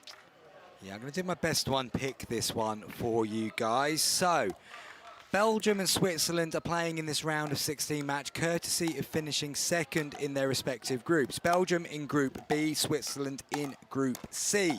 The winners of this game will play Italy in the quarterfinals. We saw Italy in the previous game. Now, this does have a bit of an impact on English hopes as well, because England finished third in Group B. They lost to Denmark 11-3, which meant Denmark ended topping the group on points difference above Belgium, and England finished third. We are awaiting confirmation of what that means for England, whether they are still in by the skin of their points difference teeth or whether they are indeed out. If it is the top two third place teams, then it will be England and Luxembourg who go through, if I have worked it out correctly. All this is absolutely unconfirmed at this stage, folks. I'm doing my best to bring this to you live. What we do know is that already with buys into the quarterfinal in the men's senior doubles open, we can't have all of those. It's the men's doubles senior bracket is Italy, Germany, Spain and Denmark. They have all received buys. So that tells me one of the group winners, because there were 5 groups, will have to play in the round of 16. Chris, I think England might be out, and I think Wales are also possibly out. And now Wales, I would say, are almost certainly out because they had the weakest of the third place team rankings, Nick. We have Belgium, Switzerland on court here, and we have France versus Ireland on court over there. I say over there as if everyone knows where I mean. I'm talking about court number 2, of course. Let me quickly just try and bring up what happened to France, because that might then shed light. I think it's worth mentioning to people at home, Chris, that we haven't really got information on the transition from round robin to knockout pickleball in terms of formats. I mean, for me, it seemed really straightforward that with 15 spaces available, the top 3 place teams in each group would progress through and would have a lucky loser making up the 16, but that's not the case. No. We give buys to those teams who finish top. We do. Now, France finished second in their group as well, which is why they are playing Ireland, who finished second. So with that in mind, I know you're saying you think England are out, but there are still spaces to be filled in this round of 16. And I'm trying to work out who can fill them, and England have to have a shout of doing that. So we will wait and see and bring you more news of that as we get it. Right now, we're going to focus our attention on this round of 16 match, which we do know is happening. Belgium in red against Switzerland in white. And the winners of this, just to remind you, will play Italy in the quarter-finals. So, Nick, we're in the knockout stages. This is where it all gets a little bit real. This is where it matters most. And Laurent van der Lois and Tim de Smet at the bottom of your screen. Stefano Kukuza and Andre Muller at the top. Kukuza without the cap at the top of your screen, and van der Lois with a cap at the bottom of your screen for Belgium. Race to 15, win by 2 in knockout stage pickleball. And both teams are allowed one official timeout. I like the reference to official timeouts there, Nick. Remembering Romania's tactics earlier in the day. Love them, absolutely loved it. Now, we saw Belgium play earlier, Chris, and they are incredibly well equipped in the volleying department. Just as I say that. Hello, commentator's curse. We welcome you back live in Rome. The easiest volley of all. Van der Lois just sends it miles long. Thanks for that, Lauren. Big play there for Kukuca, using that forehand that we saw to great effect in the singles yesterday, driving down to Van der Lois, who pops that one up.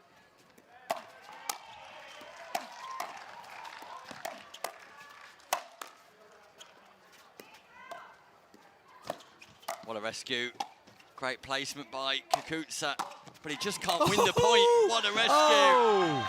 Persistence from Kukuca, De Smet and Van der Lois all over the place. That's the first time we've nearly lost both players over the advertising hoardings on different sides of the court, Nick. Yeah, I like this start from Kukuca and Muller. One of my favourite players of the tournament so far, Stefano Kukuca. A lot of fun on court, very talented player. I'm sticking with my Latvian legend from this morning. A fair shout, Nick, especially if you've gone away and learned how to pronounce his name correctly. Nugzar, we're on personal terms, remember? Yes, indeed. Ooh, Kukuca there just getting jammed up on the forehand volley at the non-volley zone. Just walked into the ball a little bit. Wasn't able to get enough extension to send the ball where he was hoping to.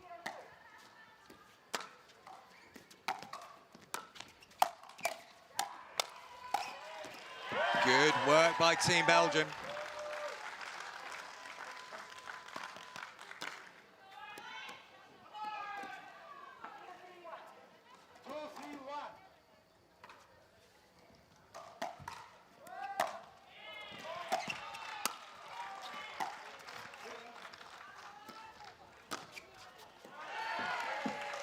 And Muller just going wide there to the forehand side of Van der Lois.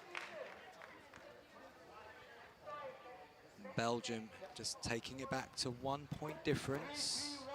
Sorry, getting themselves level at 3-3.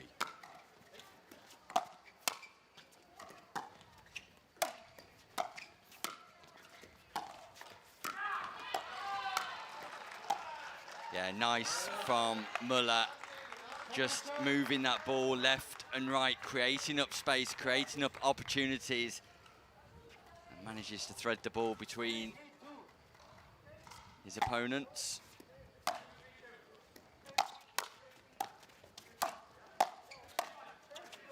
Kukuca just slicing that volley wide. Belgium good on the defensive work there, Nick. I don't think we're going to see too many exchanges at the non-volley zone of the dinking variety, Chris. Does feel quite rat-a-tat. I think both these teams are enjoying a drive and a volley as opposed to a drop and a dink. That's the beautiful thing about this game, though, Nick. There's different ways to play it, and both have merits, as does using the net cord. Fortune for Muller. Just kisses the net, tickles the net. We're tied. Oh, and Muller nearly goes through the corner. Tim De Smet with a beautiful slice return deep on the baseline. The volley was easy after that. And just taking pace off the return gives him a little bit more time to get to that non-volley zone. Oh, it's going out. Keep on driving like that from mid-court. And at some stage, the Belgians will leave that ball and they'll see that it's going long on each occasion. Sign out there for Belgium. Back backhand slice serve there from Van der Looy. Sets up the point nicely, and they get the point. Yeah, and Van der Looy has tried this serve. Well, this is his serve. It's his only serve. Now, he gets it in every time, but I'm not too sure if he's putting too much spin on it. That means he needs to adopt that technique, but what he has got is 100% consistency with it. And if it works for him, carry on. Absolutely. But for anybody watching at home, don't be forward in thinking that there's an extra degree of slice, swerve, or backspin on that ball. There pretty much isn't. Oh. Good disguise. Just waited that fraction longer there, Müller. Sent De Smet the wrong way and just punched it down to the backhand side. Good play from Andre Müller. Switzerland with the opportunity to get level. Boom. De Smet sends that on to court 2.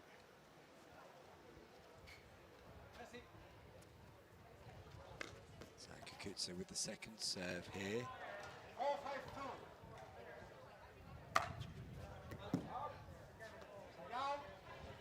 Ball's called out. Meanwhile, on court 2, is that possibly Ireland causing a little bit more controversy, Chris? Deep in conversation with the match referee over there. It's a big call to put the word causing at the start of that sentence, Nick. We're just looking over and we're seeing a conversation going on. Yeah, that conversation has been ongoing for quite a while, and Tony Hughes quite passionate, as we've already seen, demonstrating that passion.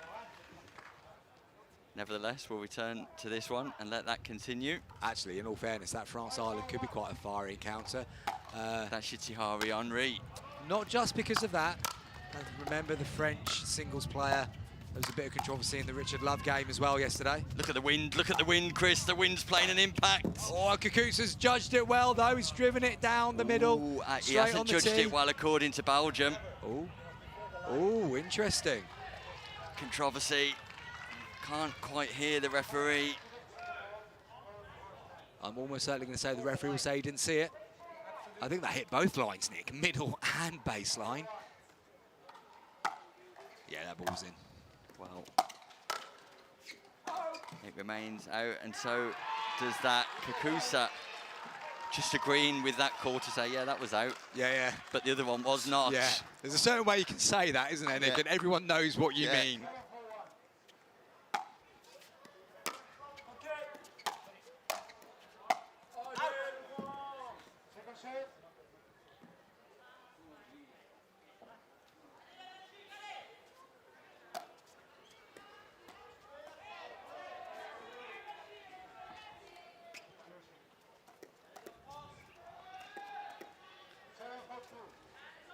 Three-point advantage here for Belgium on their second serve. I love the return from Kukuza. Heavy slice with pace off, bringing Van der Looy forward. And you've got to generate a lot of top spin to get that ball dipping from there. We saw Kukuza doing that return a lot yesterday. Yeah, that's a good bit of play there from Belgium, pinning Müller at the back.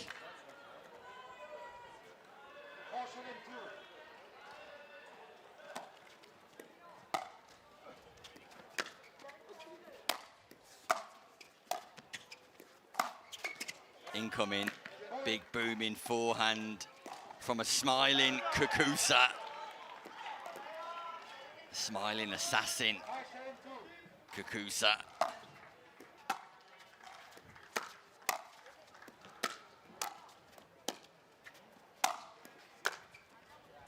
Ooh, a lovely reset as well into the non-volley zone. And Van der Looy's not able to keep that ball in play. So Switzerland just mounting a slight comeback.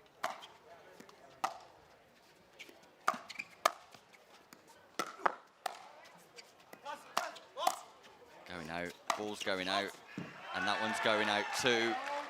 Van der Looy's done well to get underneath that ball, get out of the way. Probably could have done the same to the one previous. Kukuza not opting for the subtle approach in the last couple of points. No. Looking to inject even more power into his play on that forehand side. Oh, and that's possibly why we've not seen too many dinking exchanges. Chris, Belgium enforce the first change of ends of knockout pickleball. Tim de Smet deep in conversation with Kukusa at the change of ends regarding that out call. Kukusa and Muller not looking to take a break. They're eager to crack on. Meanwhile, Van der Leus and de Smet look for a water break and a towel over the head for Van der Leus. Chris, any news of this bracket? I'm eager for news. Funny you should say that, Nick. I can bring you an update. Okay. And there is no update, I'm afraid. Still don't have any news of what is happening in this bracket. We are still missing 4 teams in the round of 16. We don't know who they are as of yet. I was going to comment on the noise being generated by the Belgian fans sitting at the very top of this stadium. I'm counting a good 20 or so Belgian people up the top. They're supporting their team in full. The Swiss, who were very vocal yesterday, need to do something to help their team find a way back into this round of 16 game, because they will want them to play Italy in the quarterfinals, I'm sure. Yeah, they've got a bit of a gap to bridge, and we've already seen Italy beatable, so both teams will fancy their chances should they get through. And at the moment, Belgium are the front runners.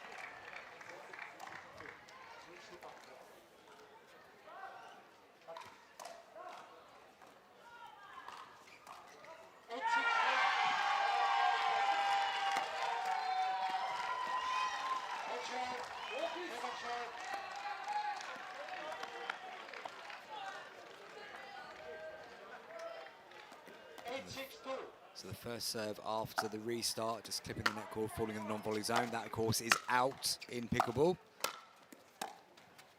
And that lift from de Smet just goes wide. So a side out for Switzerland, and the opportunity for them to close that gap even more.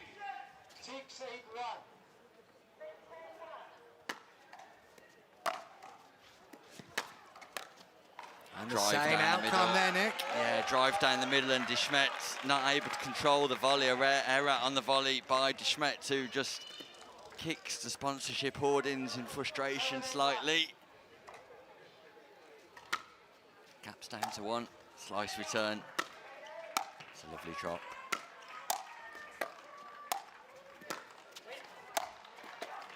Well played there from Van der Leus. Got Kukusa caught right at the back of the court, and he's unable to reset that one. So we move on to a second serve.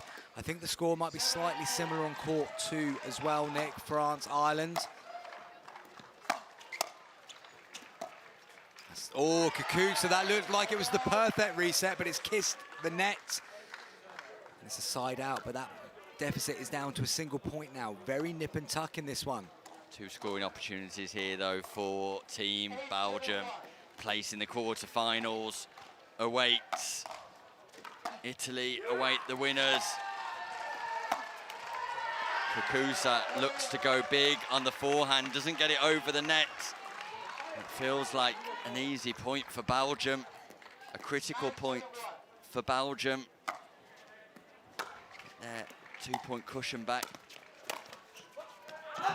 Ball's called wide, just drops on the wrong side of the line if you're a Belgian supporter. Second service.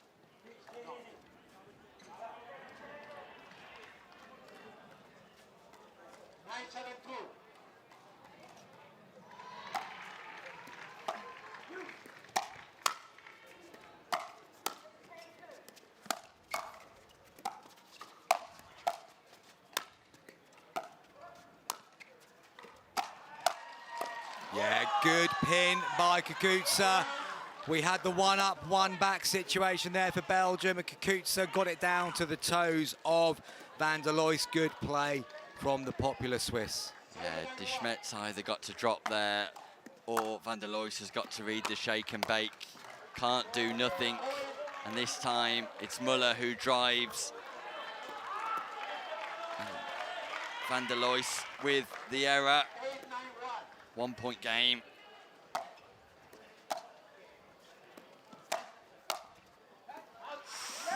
Good little spell here for Switzerland. Expansive volley by Van der Lois. Looks to really express himself.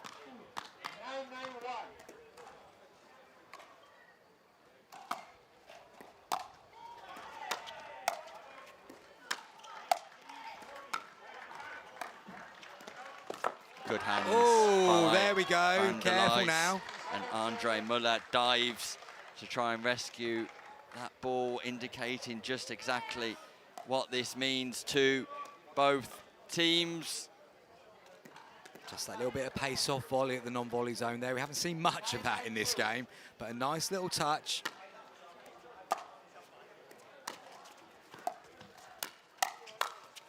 And Muller, when he is involved in this game, has the ability to construct nicely. It's all been about Kakusa's forehand drive so far, but the construction quality of Muller there for all to see in that point.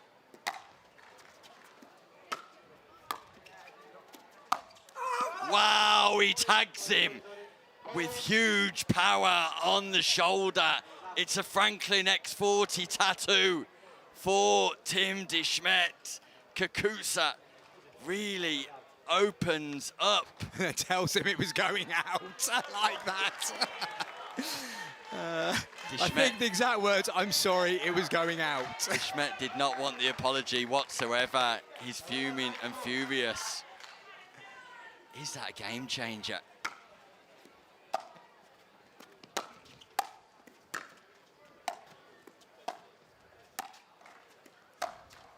I like that from De Smet. He's kept his composure there. That would have been very easy after what just happened to overhit one of those volleys, but he's just put it back into a good area and forced the error from Kakusa. So an opportunity once again for Belgium to take this game even closer. Yeah, Belgium have dominated, or definitely been in the lead. Not dominated, but been in the lead in this game throughout. Switzerland, who are now in the lead. And the tide has turned slightly. It's always been a close encounter, but encounter that's favoured Belgium. Not anymore. Switzerland with a 2-point advantage. Make that a 1-point advantage because that ball does go long. A freebie off the paddle of Muller, gift wrapped for Belgium.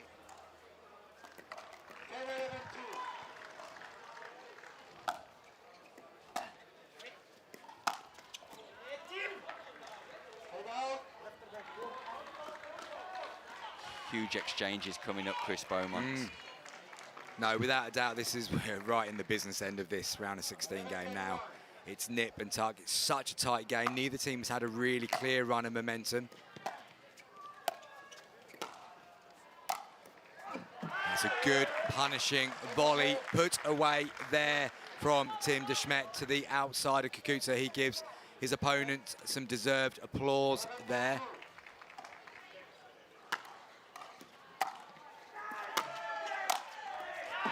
And once more, De Smet repeats the process of the previous point.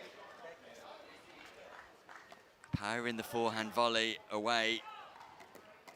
Non-scoring side out for Switzerland. What can Belgium do?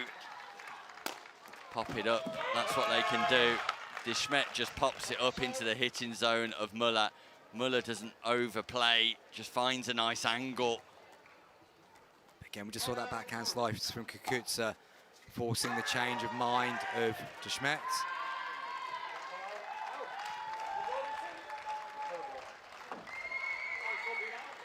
De Smet not happy with the call there.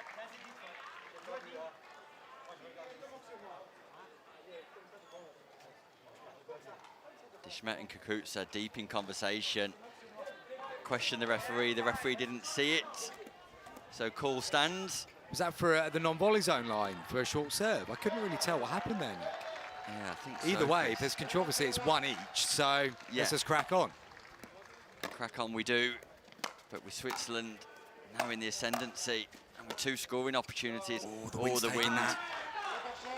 The wind took it. Got to play central when the wind picks up. Got to be able to respond to conditions.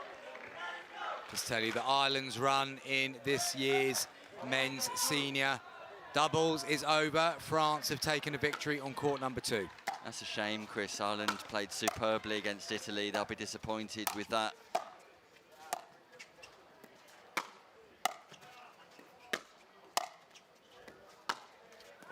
One drive too many tried by Tim Muller. Neither team can score here.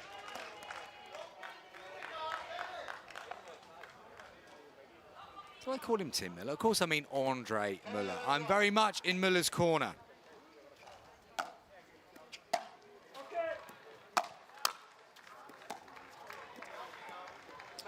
De Smet just dropping that one into the net. Very bitty at the moment, this game. Serves changing hand a lot without any point damage being done. Ooh. Limbo time. Just manages to dodge that ball. Referee Eli Sanchez was just questioned on whether that touched a player or not. Neither team can score. But now they do on an unreturned serve. And I can tell you live, Nick, that England are out of the men's senior open, having finished 3rd. It's a shock, Chris. That is a shock. And it will be a huge disappointment for all concerned. Meanwhile, Belgium are fighting to stay in the competition too, but England not reaching knockout stage pickleball at senior level is an incredible storyline here in Rome. And that will dent their chances of lifting the President's Trophy for sure. This will be one of the competitions they will have put a circle round as expecting to bring some points back in for sure. A surprise there, and it all came down to that game with Denmark. And England go out on points difference. And Switzerland go through with 3 points here. Oh, a slip at the non-volley zone. But you reference Belgium's ability on the volley, Nick, and De Smet has shown a lot of that in this game so far. Chance for them again to try and get close to the score. Not with that, unfortunately. Got to make them play at this stage. Belgium have got to make their opponents play. Cannot afford to give them free exchanges. Got to make them play. Tim De Smet. That is not what is required at this crucial stage. And Laurent van der Lois calls a timeout, and quite rightly so, because those 2 points in the context of this match, to be fair to say, were disastrous. Yeah. No, that was, again, a really good opportunity for Belgium to do something. The longer it keeps going a little bit bitter, you just feel like that plays into the hands of Switzerland, because they only need to get the momentum once at this point to get that 13th, to get that 14th point. Then the pressure is really on Belgium. Belgium need to do something, and do something fast. See Kukuza and De Smet still discussing maybe both or maybe one of the 2 hotly disputed line calls from earlier on. And that was many, many points ago now, so both players would do well to get focused on the present, forget about the past. Yeah, crucial stages now. It's critical. Who wins the timeout? Do Belgium stop Switzerland in their tracks? Was it a good time to call a timeout, or Switzerland? Will Switzerland get the 3 points required for victory?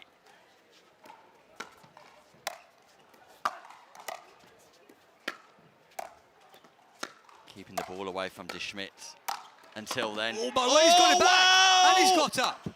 And Kakuta's nailed him again. Play of the day, Andre Muller diving to his right-hand side. Not only does he pick that ball up, but he puts it into an impossible position to attack from. Chris Beaumont, look at the athleticism. Incredible. That's twice he's been on the floor. This time he was able to get the desired outcome. He's just checking his watch to see what his heart rate is at that moment in time. I'm guessing it's gone rather high. Can he control himself here? Cannot believe Switzerland won that point. Composure required. Reset. Yeah, well left by De Schmidt. The wind could have got involved there, but he watched that ball go wide. So it's the second serve for Switzerland. They have a 3-point advantage, 2 points away from their quarter-final. Van der Loy's doing a great job of just pinpointing Muller there after the previous points. And Kakusa this time misses the third. Right, Belgium, you have an opportunity. The last time you had a service opportunity, you wasted both. What can you do now?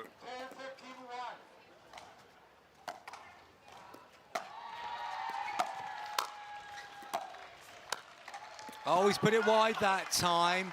Andre Muller just looked to do a nice soft volley, but the soft volley went wide of the sideline. A very easy point for Belgium to pick up there. And again, just dropping that third into the net. They do have a second serve, but you still feel like they need to get at least 2 points out of this exchange to put some pressure on Switzerland. Ideally, they want to get more than that, of course. De Schmidt just focuses on getting his serve in.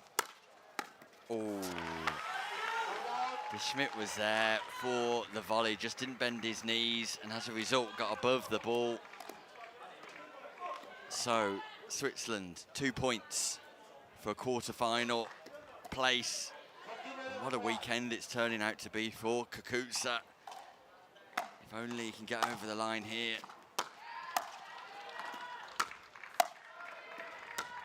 Still looking to keep it away from De Schmidt.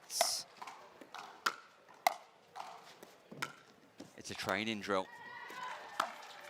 It's a training drill. Kakuta needs to get back onto the drills with that forehand from the middle of the court there, Nick.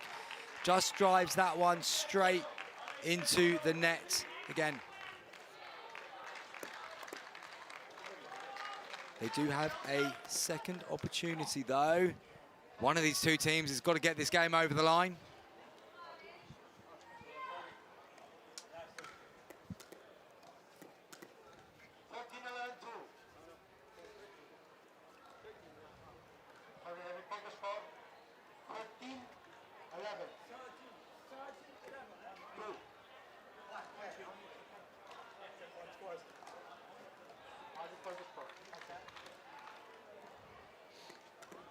Just trying to understand the score here.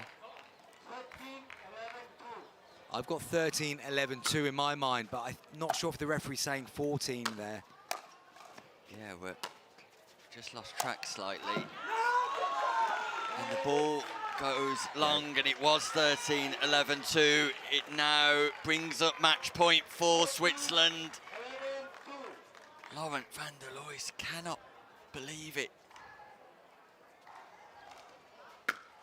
Eloy Sanchez tells Muller to get on with it. Big forehand from Kakusa, goes long, but we've seen Belgium be stuck. Not managing to score freely for a while now. What can they do here?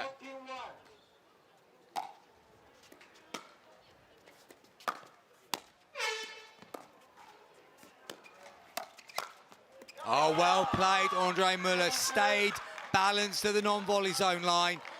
Read where that ball was going to go and was able to punch his volley back. Takes one serve away from Belgium.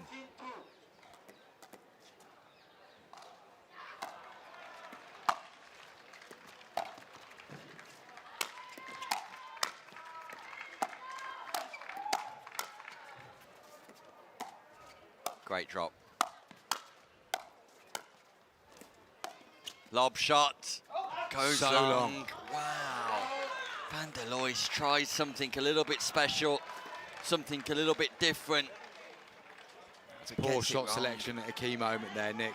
Absolutely no need to go for that.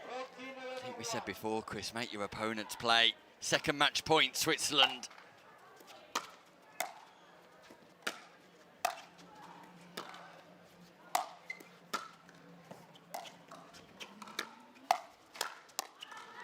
Great rescue. And they left it to confusion. each other. Where was Kakusa going? Kakusa went for a jog and forgot to hit the ball. Will that be costly? The ball was there to win. Great defence by De Schmidt on the speed up. Yeah. Kept Belgium in the match. Third match point, Team Switzerland.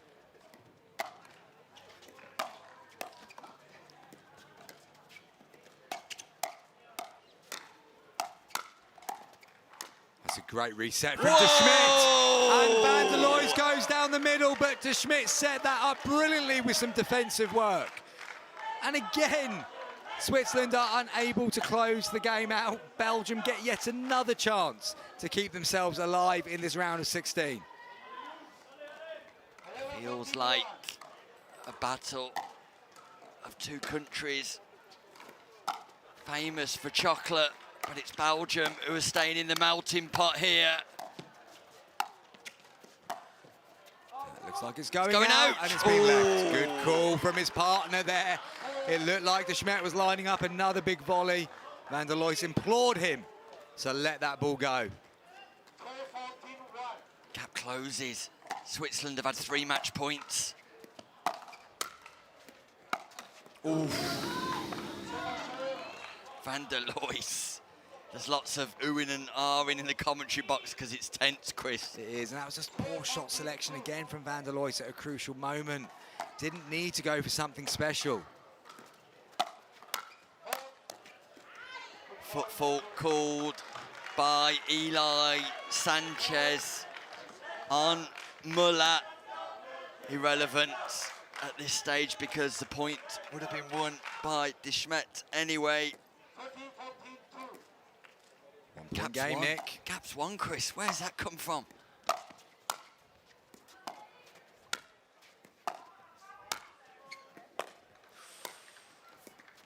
Good footwork.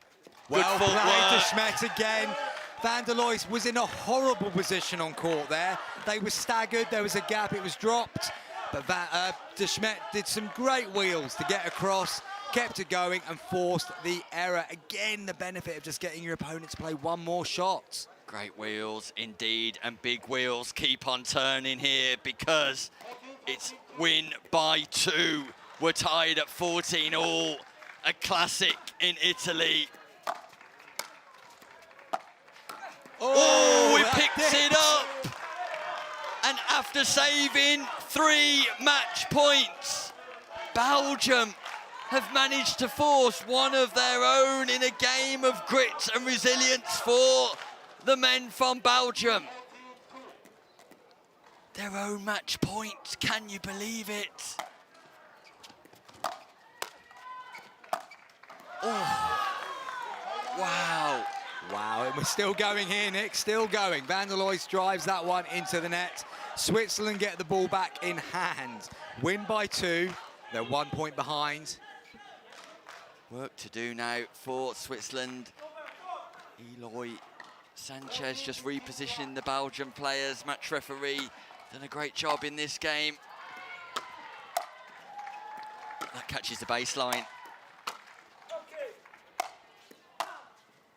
Great Oh, I like reset. that, Kakusa. Kakusa, just when you need a big play, just when you need a steady shoulder to lean on.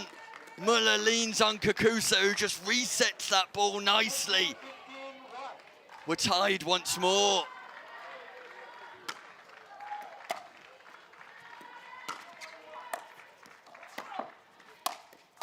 Good defensive work. 2 straight. Van der Lois is playing 2 straight.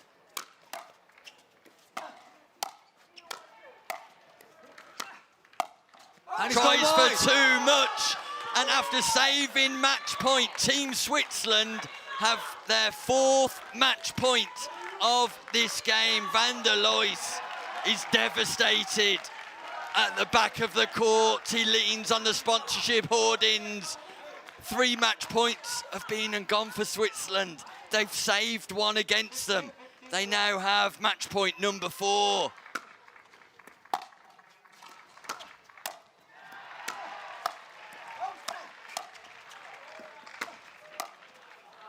And finally, they get the job done.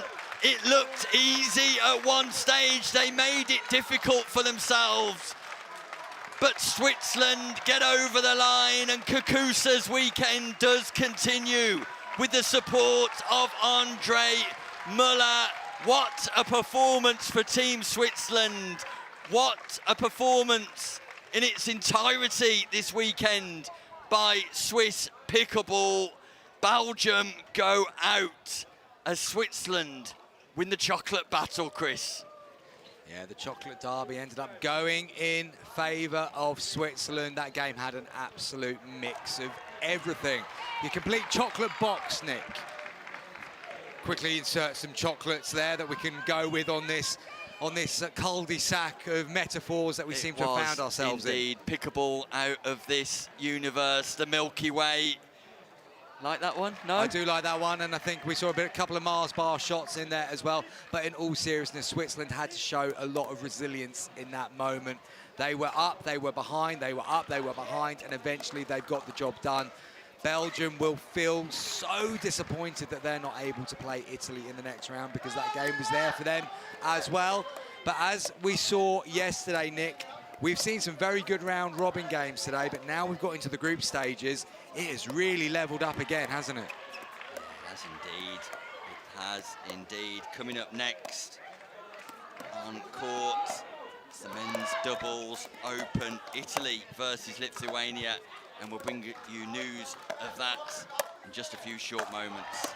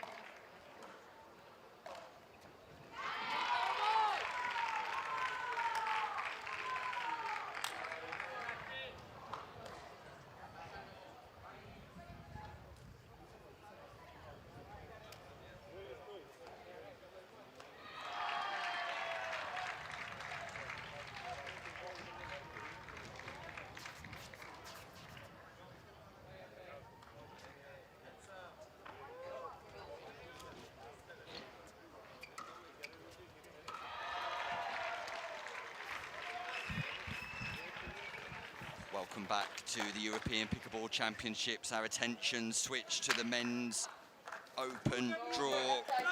A knockout game in the round of 16 between Italy and Lithuania. It's Henrik Traskin and Edgarda Silis at the top of your screen. Silis wearing the white trainers. At the bottom of your screen, it's Alberto Secca without a cap and Matteo Pugliari with the blue cap. Race to 15, win by 1.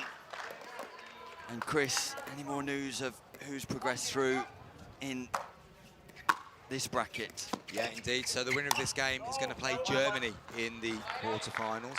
We also have a quarterfinal clash between England and Australia lined up. Austria. I was talking to somebody in Australia earlier today, Nick, and that's obviously stayed in my mind. Poland, France, also directly into the quarterfinals, and Denmark and Serbia are going to play in the round of 16 for the right to play Spain. So lots of action to come in this men's open.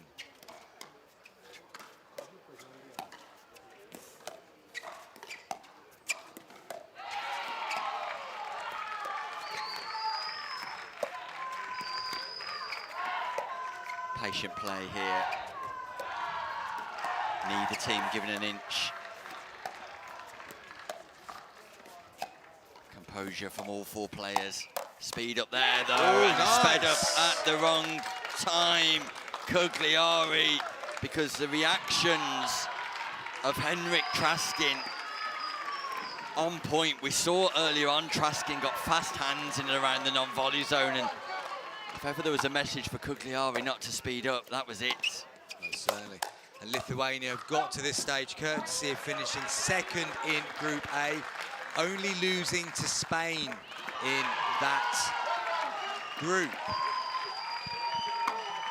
Yeah, we saw Lithuania earlier on our screens, mightily impressive. Fast hands this time, won by Alberto Secchia, and there's a big crowd forming for this one, Chris, just in front of us here. Knockout Pickleball has drawn the locals in. Most certainly, and we currently have 2 Italy teams playing side by side on show court and court number 2, which means all eyes are going to be on here, and there'll be plenty of Italian noise. Balls called out by Lithuania. Italians not happy. It's very tight, bit difficult to see on the replay there. And a chance now for Lithuania to try and draw this game level. Italy also finished second in their group, Nick, losing only to France in Group E of this. This is going to be close. We've got 2 good teams that look fairly evenly matched from what we've seen in these early exchanges, both prepared to go with the element of patience in their game. Indeed. Match referee for this, Kim Hublé from Belgium. So we're all set up, and fortune for Henrik Traskin on the drive.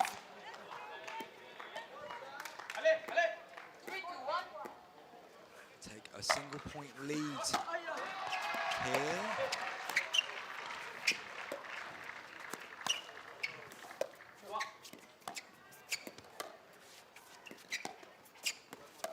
Composure again. Who speeds up first? Who tries to get the advantage first? Not for the first time today. Cagliari speeds up, Chris, and speeds up to the wrong player, because the hands of Traskin are absolutely electric. Twice in this game, Cagliari has started the speed-up war, and twice Cagliari has come off the wrong side of that battle. Very much so. I'm a big believer in shot tolerance, Nick. Who can stay in these things longer and not be the one to always engage the battle first? And we are seeing some impressive stuff here from Lithuania earlier on. Both these players have got interesting backgrounds. Traskin, I believe, has played a fair bit of pickleball down in Australia. And Gillis also tried to break into the States a little while ago. So both players of a certain pedigree.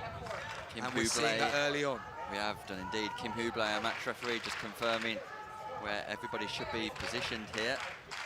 Question marks about the score. He receives. No, but you are on the good side, but he receives. Cagliari and Secchia just making sure they're positioned correctly. Good drive from Zilis, and here we go again. As Cagliari learnt his lesson. Secchia speeds up. Look at the hand speed from Traskin.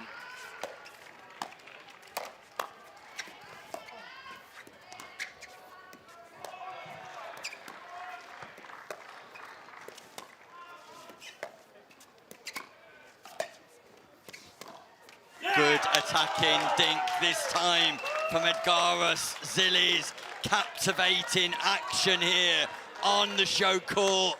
Hand speed to see for all.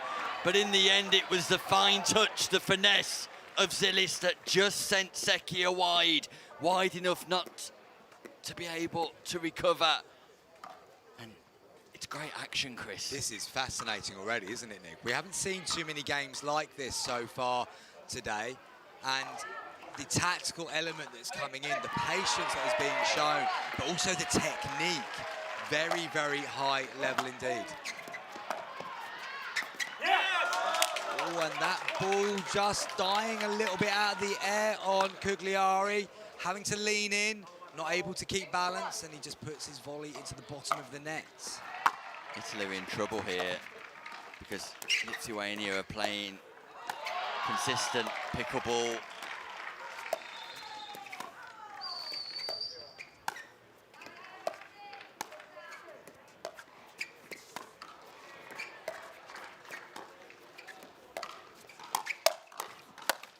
Oh, the ball was popped up by Secchia.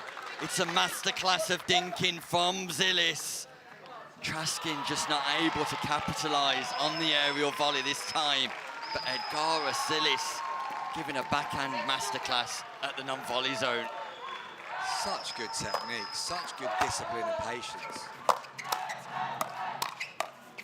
And great reach there again. Well played, sir. Great positioning from Edgaras Zilis. Reaches to his right, stretches to his left, penetrates right in front of him.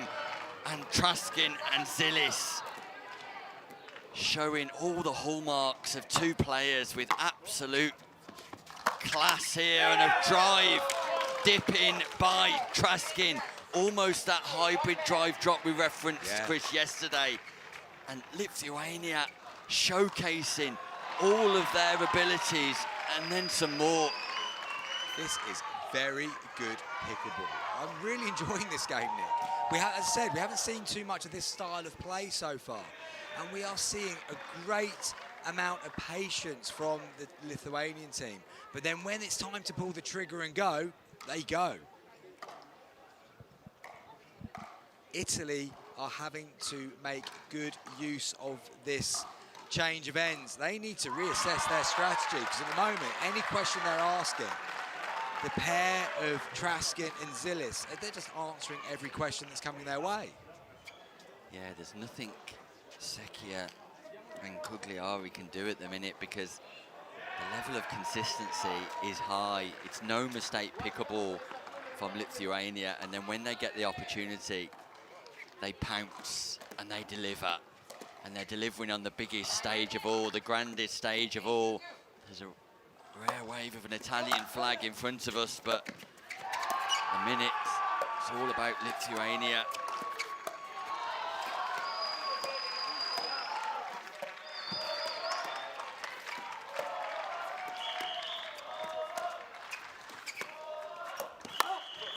That's nice from Cagliari.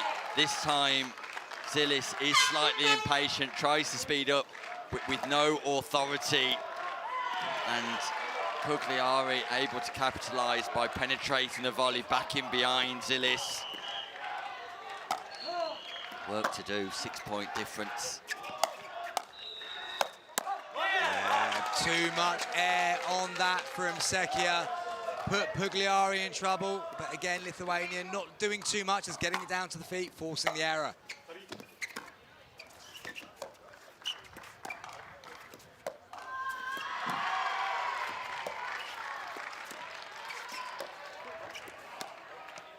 Great positioning, Traskin on the dinks, left foot, right foot, now out wide.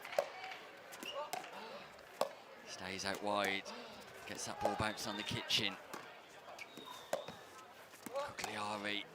Oh, and there's been two now, hasn't there, Nick?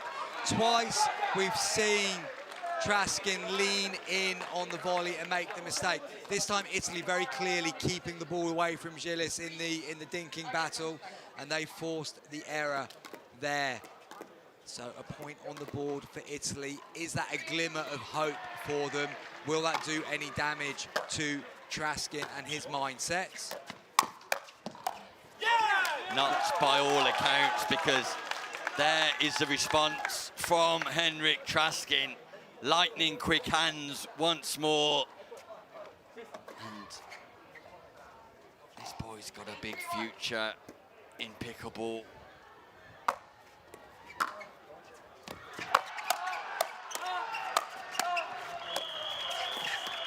Pugliari, unbelievable, but just not good enough against a spirited, talented pair of Lithuanians.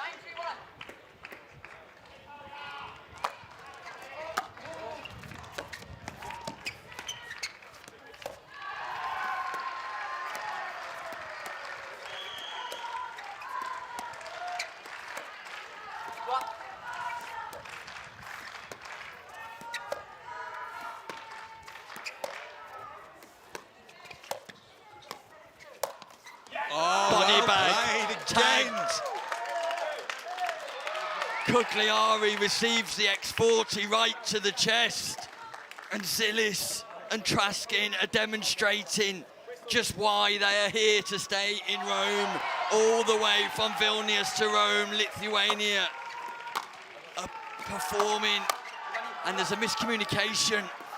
Sekia pushes Pugliari to one side. The Italian team are all at sea. Great reset there from Zilis. Look how low he's getting on these dinks, Nick. Look at the technique.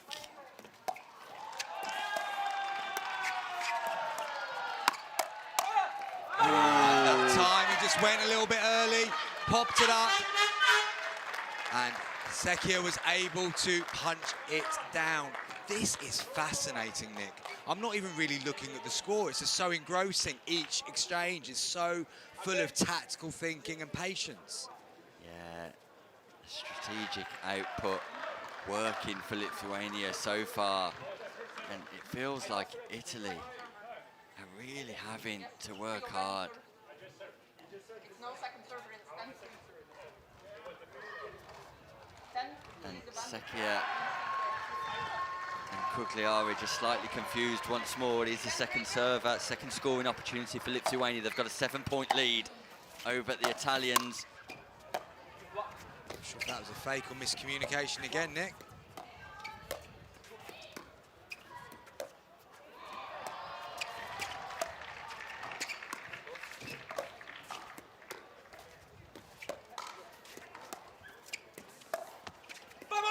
It's a nice position on the dink by Pugliari. He catches the sideline. Zilis had to move and stretch a little bit more than what was comfortable for him. And the ball is back in the hands of the Italians. They've got to make a dent in the deficit right now.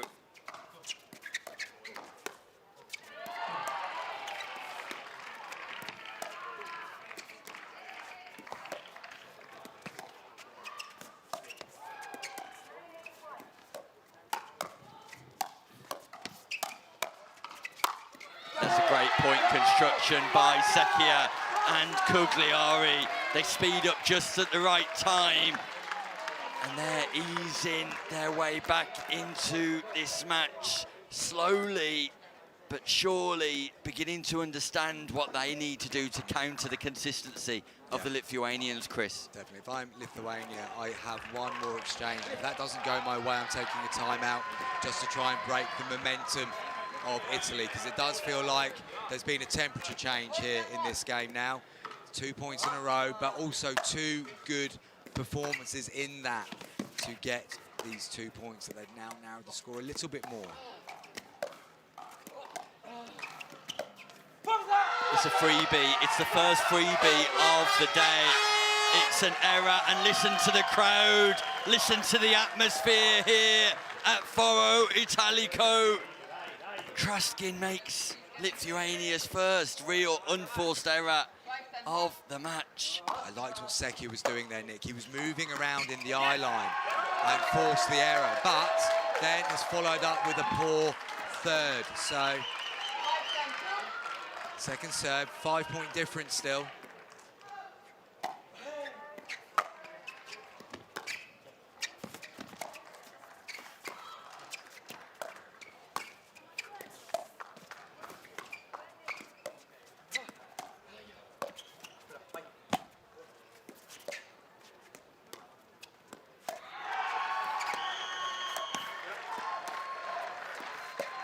Controlled pickleball.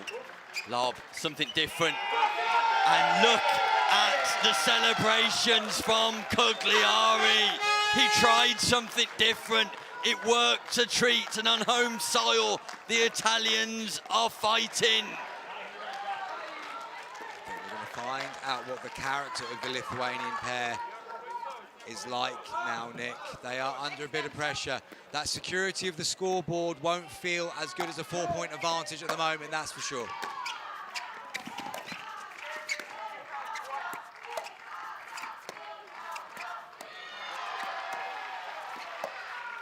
Finding the positions that the Italians are taking on court at the moment fascinating. Really good play. They're adopting what I would think quite unorthodox positions in these dinking rallies. And Lithuania are falling into whatever traps they're trying to be set. And again, it pops up and there's the punch for Italy. They finally call a timeout, Chris. Definitely needed. I think it's come a few points too late, because the Italians have figured out the Lithuanians, and as a result, just that pressure, that impending expectation that the Lithuanians would go on and continue to win this match has halted.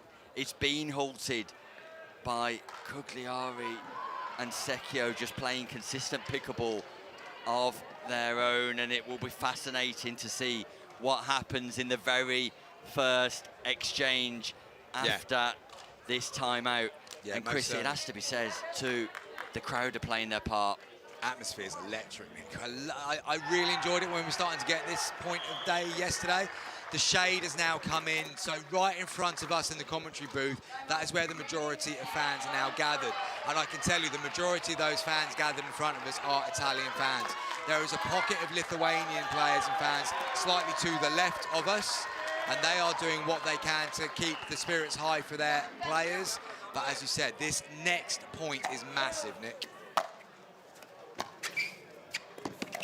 Silly slips.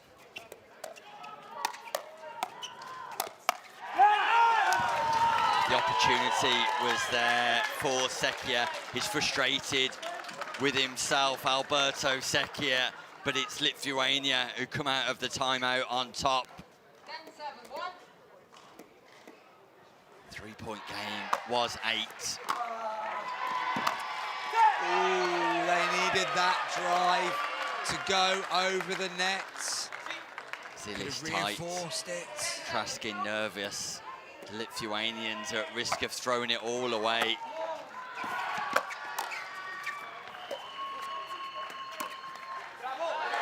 Tagged. The first time Truskin has been hit with a Franklin X40. The air horn just raises the noise levels once more from the crowd. It's a non-scoring side out.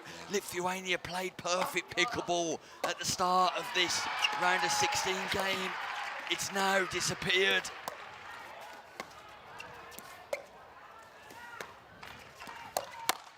Oh, he sat on it! Scorpion-like scorpioned the ball away with a sting in his tail. Cugliari, what a play, he was ready. And as Traskis went for the clever disguise, but read perfectly there by the Italian.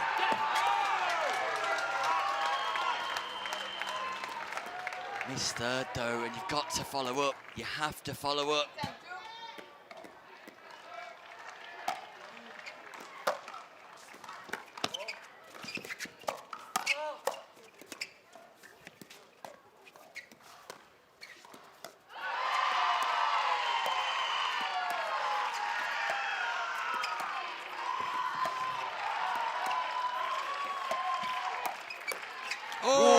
Speed up to the forehand of Traskin, and Traskin was caught napping at the non-volley zone. It's a shot that Traskin would make 9 times out of 10, but that was the 1 time out of 10 he missed, and it just happened to be the crucial one. It happened to be the point that brings Italy closer, even still, 1-point game.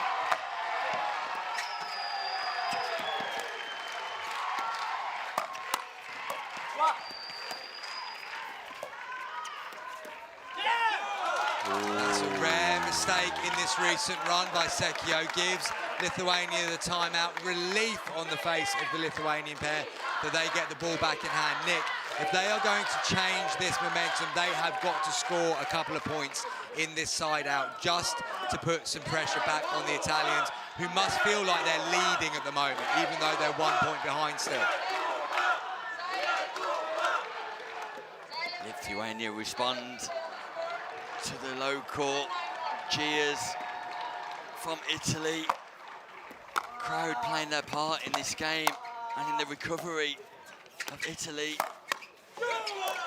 Great defences, but look at the speed up. Traskin celebrates, wants some energy from the crowd, an injection of noise rattles around the Foro Italico. Lithuania extend their lead once more, and it feels like it's the first time they've scored in an absolute age, Chris. No, that was vital. That was absolutely vital. If they can follow it up with another one now, I would say that the tide has turned again.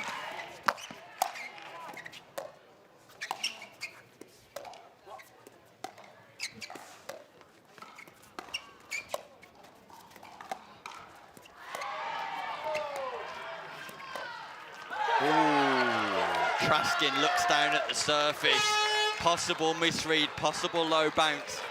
Either way, Italy managed to win the exchange, and now it's a second scoring opportunity for Lithuania. 2-point gap, race to 15. Sekia asked for the score to be called out once more because he wasn't ready. Stack unwinds.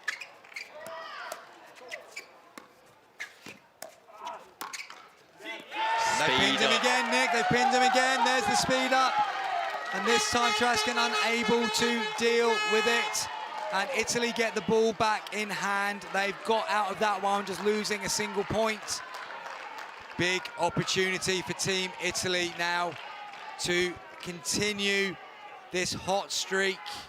And the way they've turned this game round so far has been fantastic for them. But as you said a moment ago, Nick, the crowd have certainly played their part. Crowd have played their part, and there's still work to do for Italy. 2-point gap, but 2 scoring opportunities here.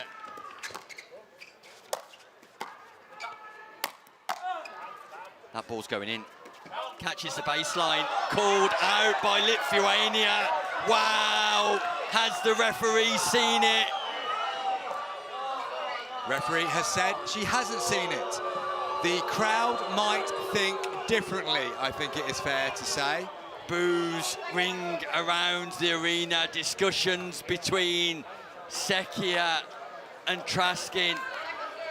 Oh, it's the first time we've had a slow motion replay, Nick, from the Italian production team. And I'm going to say that's still inconclusive because I didn't look over quick enough to see Call stands. The Italians have to retreat here. The match referee cannot make a call unless she has seen it clearly, and still the boos ring out, but the decision will not change. Second scoring opportunity, Team Italy. Big moment of slight controversy. The Lithuanians calls it out, and unless the referee has got a clear sight to vision, she will not change the call.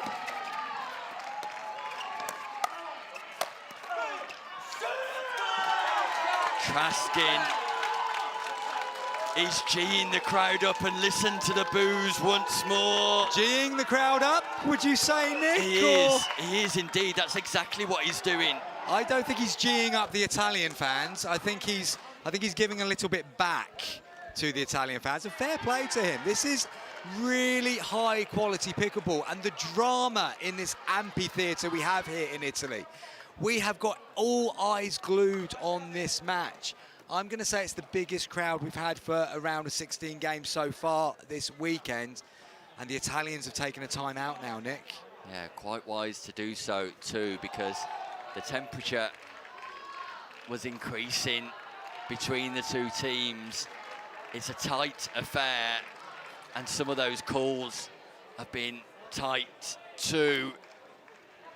The referee doing a great job here of just keeping her composure and making sure that she stands strong too. Kim Hubley, the match referee, and Italy have got to put that questionable call out of their minds. Lithuania return with ball in hand.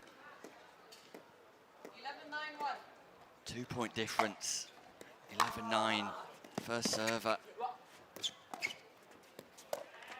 Oh, and that's a big error from Briskin. Not getting low enough that time on his cross-court dink. Ball clips the net. What composure have the Lithuanians got now?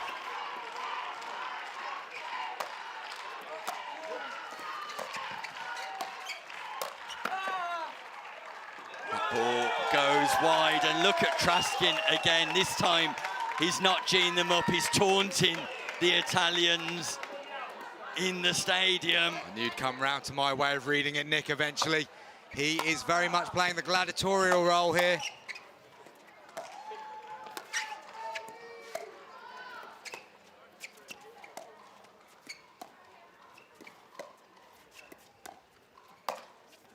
Fortune. Ooh.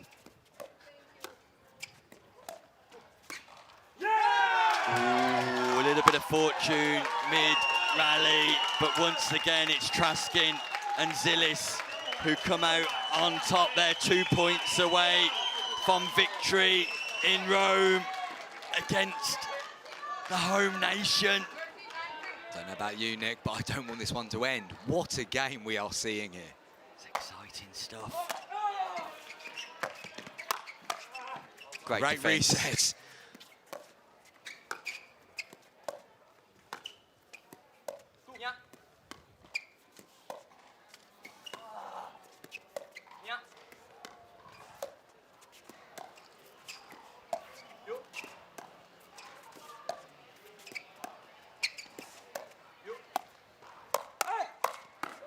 Oh, good hands, Traskin.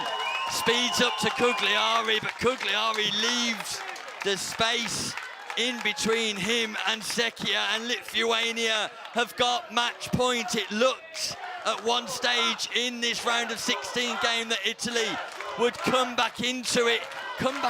They did, but they've not managed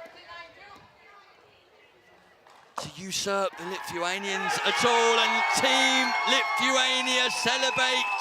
Traskin puts his hand to his ear. Zilis and Traskin get over the line. Sekia and Cugliari play their part in a spectacle, a game of great quality, and the crowd applaud all four players, I'm sure. Sekia and Cugliari exit stage left, but remaining on stage are the Lithuanians. And Chris, an absolute game of quality. My favourite game of the tournament so far, Nick, I have to say. What quality we have just seen. And there were so many passages throughout that entire match. You had Lithuania racing off to a great start with such good tactical discipline and technique. Italy then rising with emotion, with using the fans to help them get a foothold back in the game. Lithuania then just finding the resilience of mind to put all that to one side and go again. And go again they did. They finished that game off in style. And I'm looking forward to seeing these guys again in the later rounds, Nick. What a surprise and what a performance. Pleasant surprise and a brilliant performance. And we'll be back with more action as the men's senior draw continues. We will have Germany against Sweden. And we'll be back with more after this short break.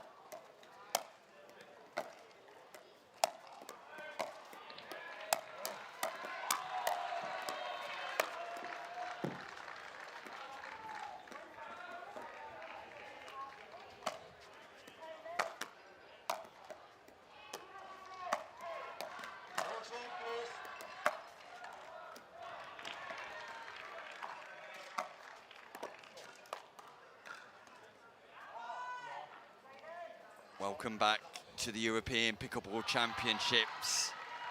The action continues. It's knockout stage pickleball. It's pure theatre and drama all of the way. And having recovered from the Lithuanian-Italy game, we move on to a quarter-final in the men's senior division as Germany take on Sweden. Stefan Kornhaas and Mark Wagner for Germany, Kenneth Darling and Axel Irested for Sweden. Darling wearing the white cap, and that's Kornhaas on the right of the German partnership. Wagner just penetrating that ball into the net. Both of these teams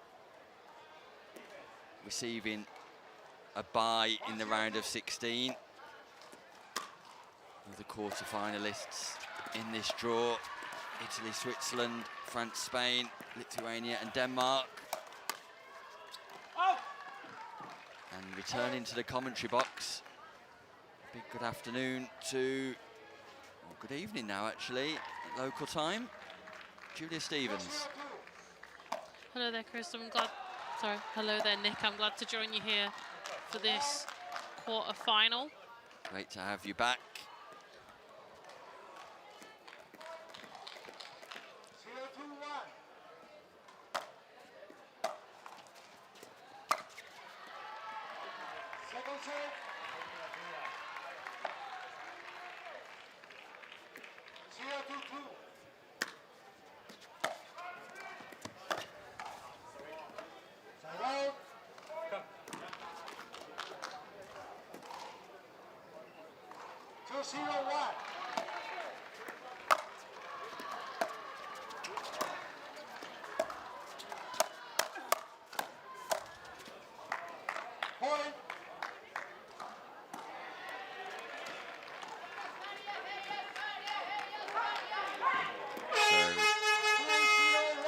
Race to 15 here.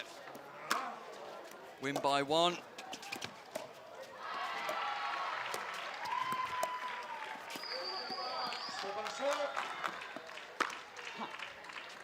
was a nice wide dink there from Kornhaas there. Just bringing the Swedish player off balance, forcing that ball into the net.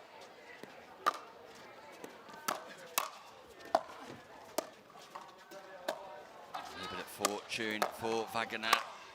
The defensive capabilities of Darling and Irested, though, just not able to rescue that time around.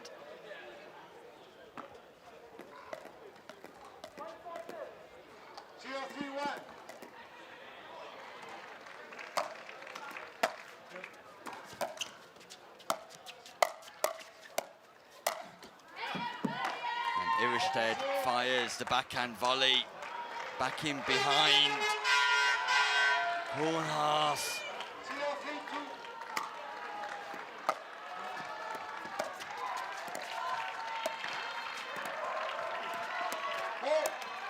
Fault called by match referee here because Wagner crossed the line of the net without playing the ball, and that's a fault in pickleball.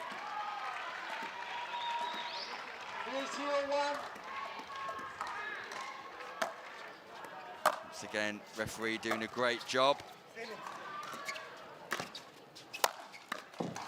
It's an outstanding double hand backhand down the line, right to the feet of Wagner. Not able to get that ball back over the net because of how low it was. Very well executed there from Team Sweden.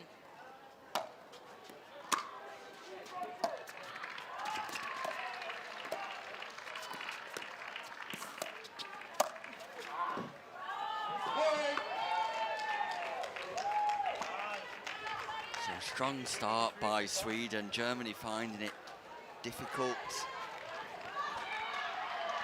to score. Not without opportunity, just not managing to execute. And Darling and Irested have started this quarter-final really well. A place in the semi-final awaits. where they'll play either Italy or Switzerland. Italy and Switzerland taking each other on court 2 while this game continues on the show court.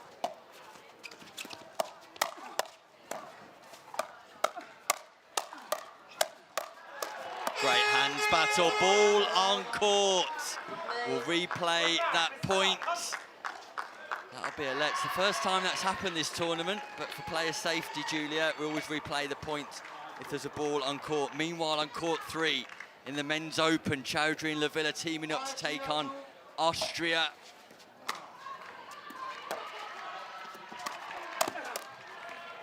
And Serbia and Spain face off in the women's open on court 4. So action all around Foro Italico.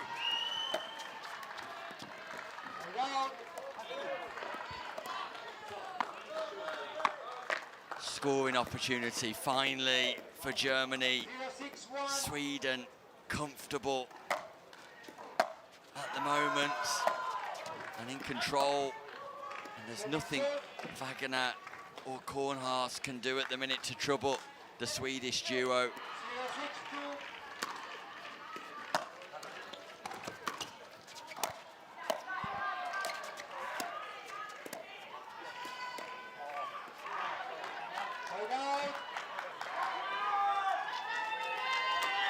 I think, Nick, something that the Germans need to do is try and get into just getting that ball over the net into the kitchen, slowing down this game, because the Swedish, especially on the backhand side of Ishriha, it's definitely doing really well.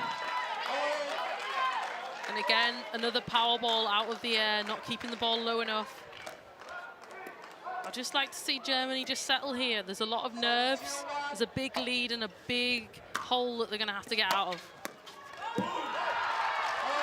And the hole's just getting bigger. Sweden can do no wrong as it currently stands. And an impressive Kenneth Darling and Axel Illerstedt bring us to a change of ends. And look at the scoreline. It's completely dominant. And Wagner and Kornhaas have got no answer whatsoever as it currently stands. It's all about Darling and Illerstedt, and the Swedish fans support their players during this timeout.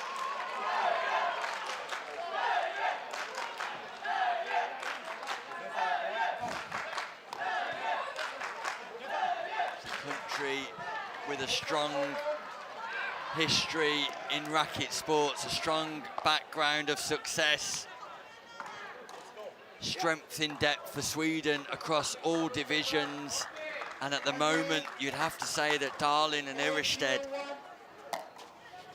are going through to the semi-final and going through, Julia, without having to do too much.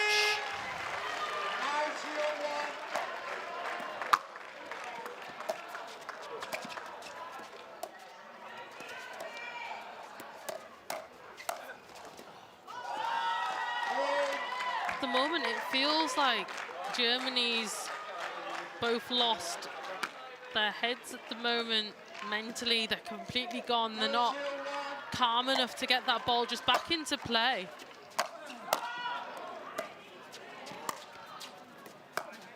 Wow, Axel Illerstedt, hey diddle straight down the middle, splits Kornhaas and Wagner in half, and that is phenomenal.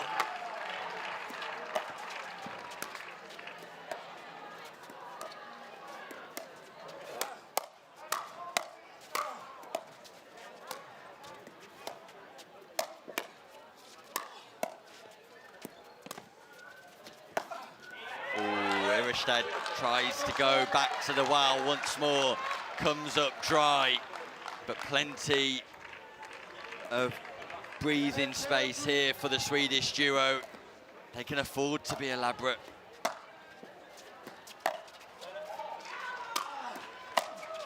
Wow, what a reset, hybrid drive drop.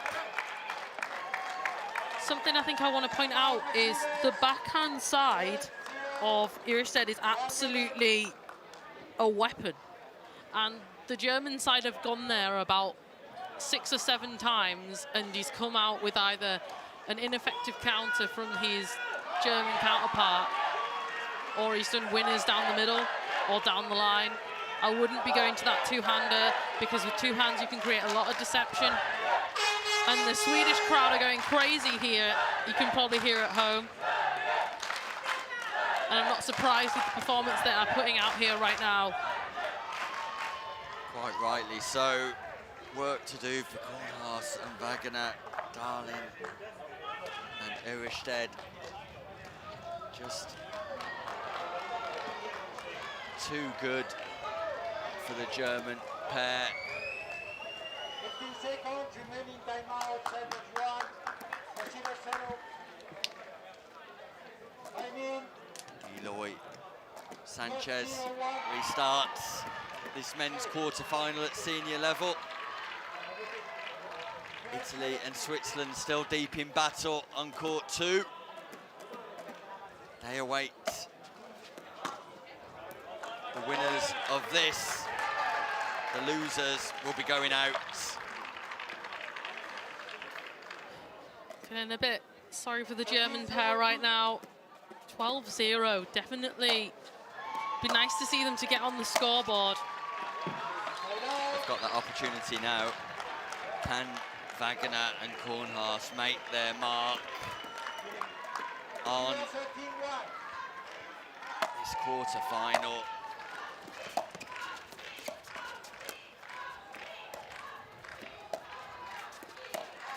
The answer's no, not yet. They get one more opportunity for me, Julia, because if they don't score here, Darling and Iristed, I feel will get the job done. I feel that a pickle could be on the line here. Ouch. And Germany will be over the moon to get into the quarter-final, but this will hurt them. This will be painful. 2 points for a pickle, a golden pickle in the quarter-finals. That catches the baseline. Nice angle from Stefan Kornhaas, who keeps fighting.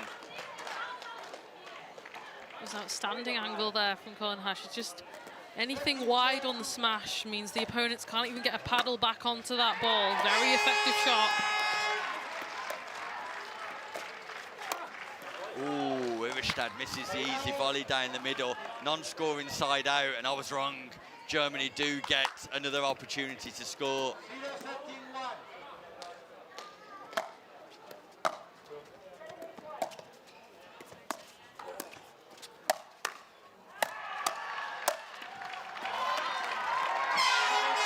They're just too good for them though, aren't they, Julia? I don't think it's necessarily about Germany playing badly. I just think the Swedish pair are incredibly good. Very good patterns happening. Wagner just doing a good job of stopping that ball from going into the crowd with his left hand. And here we go. 2 points away from a semi-final place for Sweden. Make that 1 point an impressive Kenneth Darling, an impenetrable Axel Iristed have the opportunity for semi-final pickleball in Rome. Match point. Job done. A golden game in the quarter-finals for Team Sweden. An impressive Team Sweden. Kenneth Darling and Axel Iristed inflict a donut, a duck egg, a bagel on the German pair. They walk away wounded, in pain, but could do absolutely nothing. And Julia, the Sweden pair, could very much go all the way. Absolutely, I think they had weapons from all wings, but not only that, they had the tactics, they had the patterns. They were bringing it out wide, they were hitting it down the middle, they were going towards the feet, forcing pop-ups. It made the German pair look worse than what they were. The fact that the German pair are here in the quarterfinals showed that they are made of something, that's why they're here, but the Swedish pair completely dominant. But with the weapons that we saw today, it would be really good to see them in the next round. We do indeed. Meanwhile, we've got more action coming up next as we take a breather before bringing to you a round of 16 game in the Men's Open featuring Serbia and Denmark. We'll be back with that after we catch a short breather.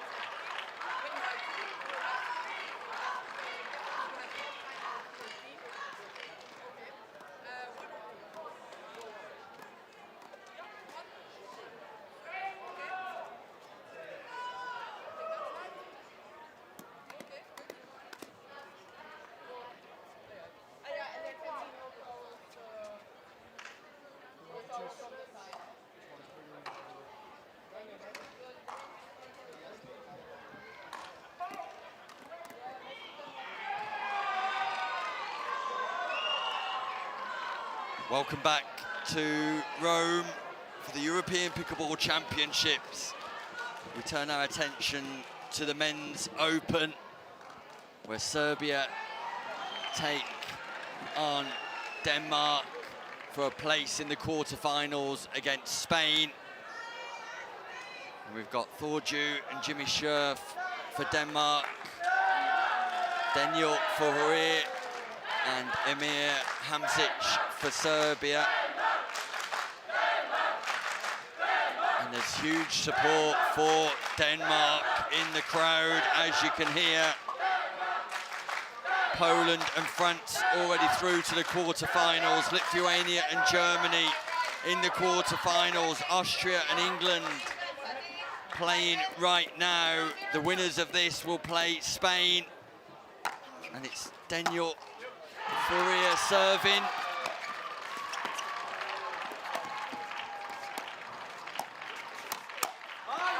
For Serbia, teaming up with Emir Hamzic, playing without Tahat. Bottom of your screen, it's Jimmy Scherf in the white cap. And their superstar player, Thorju, in the green cap.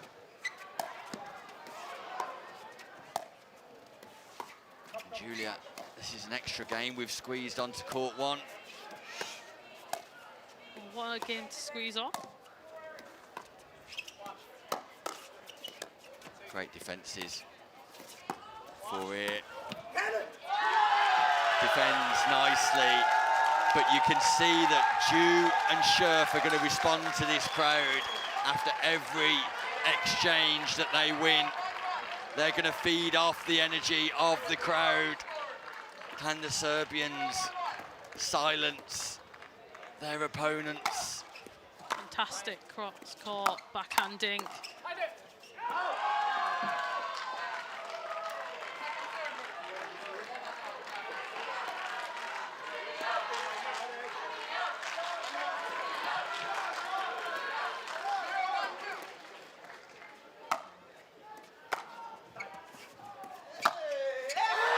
Miscommunication between the two Serbian players. And a big forehand by Ju.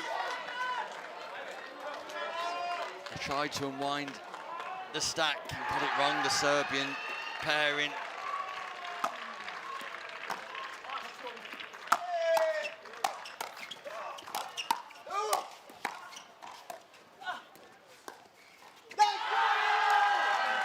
Seeing why, Nick, you called him a superstar. He is not making any errors out here. No, Scherf is Denmark's definitely #1 player, that's for sure.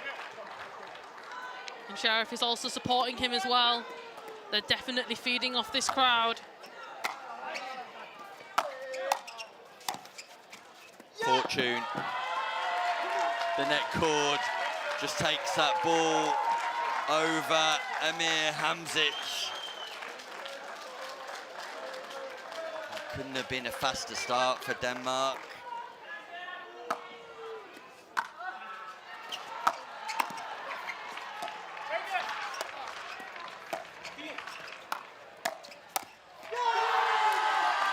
And another one.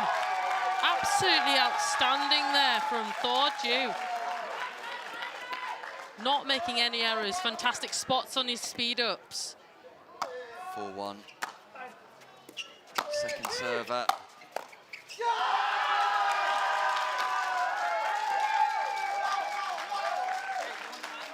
And it seems like the Scandinavian countries are supporting each other as they settle down before the start of the next point.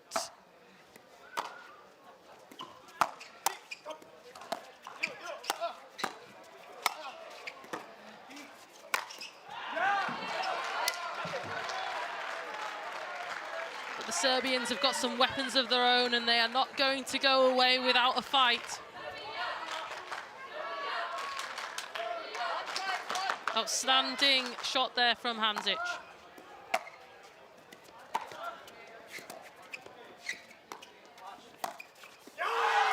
Ooh, down the middle.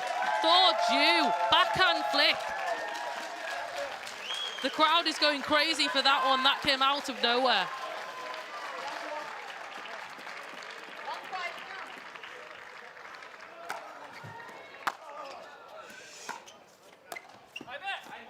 It's a lovely drop by Hamzic, who just keeps the Serbian in touch with the Danish duo.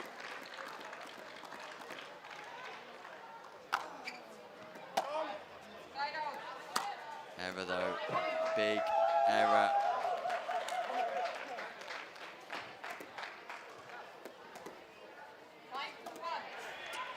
More scoring opportunities for Denmark. Scherf misfiring on the third.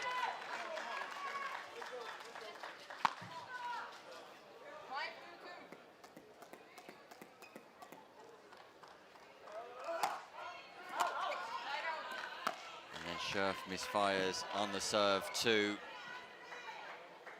So Serbia get the ball back without suffering any further damage.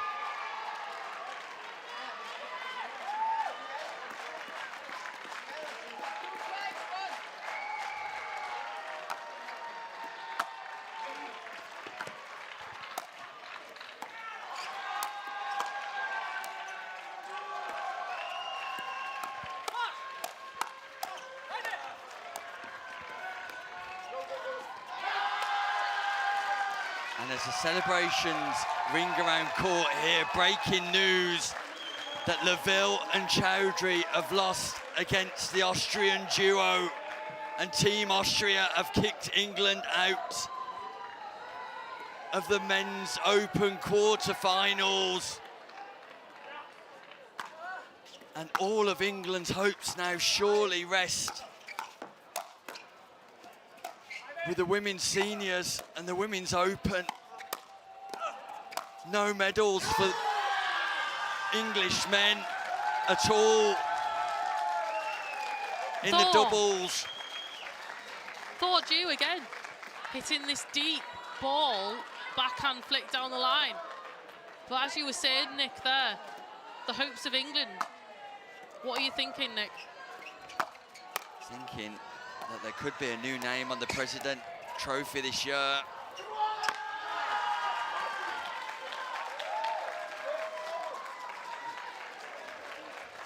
It's very possible. The level has definitely gone up from last year.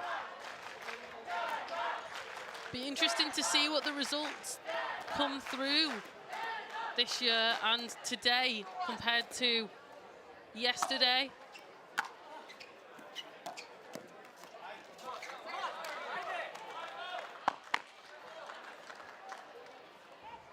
Meanwhile, Denmark continue their onslaught in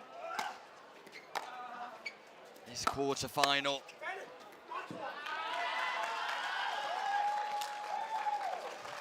I'll definitely say, Nick, that the Denmark team are definitely feeding off this crowd. Their energy is very high right now. I feel like the Serbians are in a little bit of a lull. They need a bit more energy. Forgive me, Julia, this is a round of 16 game, not a quarter-final. Place against Spain awaits in the quarter-final. Lovely speed up by Dew. Just catches Farrer sleeping, caught napping at the non-volley zone. And Denmark get to 8 first. The crowd, erupts into fine voice, and Jimmy Scherf and Thor Dew are getting the job done for Denmark against a Serbian team who are struggling to land a blow as it currently stands. Anything they can do, Julia? Honestly, what I'm thinking is the firepower from the Denmark side is it's too much for the Serbian team to handle at the moment. So what I'm thinking is if they manage to get the ball back, they should try and do quite a slow dink into the kitchen, third shot drop. See if they can establish themselves into some dinking rallies, because we haven't seen a lot of them. The team of Denmark have done a lot of third shot drives, a lot of crashing the net. Thordew is actually showing a highlight reel out here right now. It's not a lot that the Serbians can do apart from just try and slow down this game and try and move it away from Thordew. But with those two forehands in the middle, it's very, very difficult. Possibly targeting the two backhand wings. We haven't seen that yet, but let's see if we see any difference on this change of ends.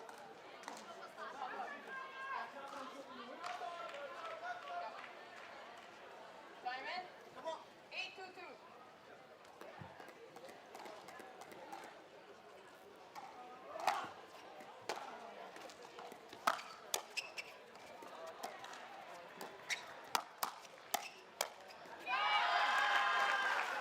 Serbians just not coping with the speed-ups from Scherf and Dew, and the pattern continues after the change of ends.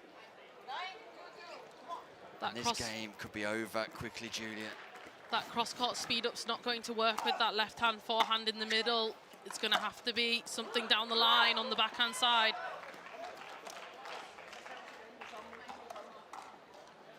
Preferably on the backhand side of Scherf compared to Thordew.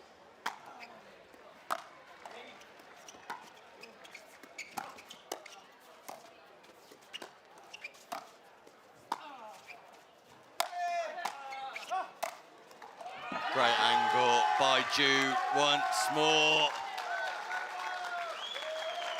And the big hammer is being provided by Thor here in Rome.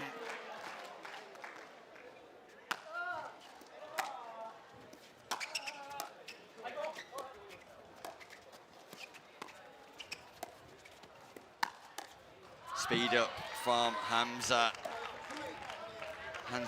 sorry, celebrations, who just tapped his head as if to say, time to think about things. 3-9-2. I think they were listening to me a little bit there. That is exactly the spot that they want to keep going to.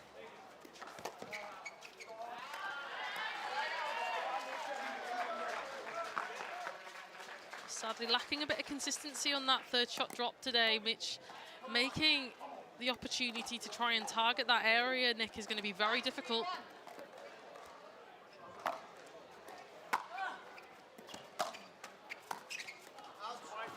Ball's just called wide. Scherf and Dew celebrate achieving yet another point towards their total, their target of 15. Great pick up, but then a slip. Dives to try and get the ball back. Showing great athleticism. Just not able to keep that ball in play. Gets a towel down from his corner.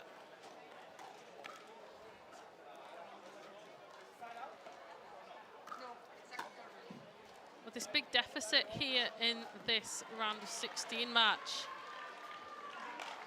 with, I would say, the temperature starting to drop, starting to become shaded at this side of the court.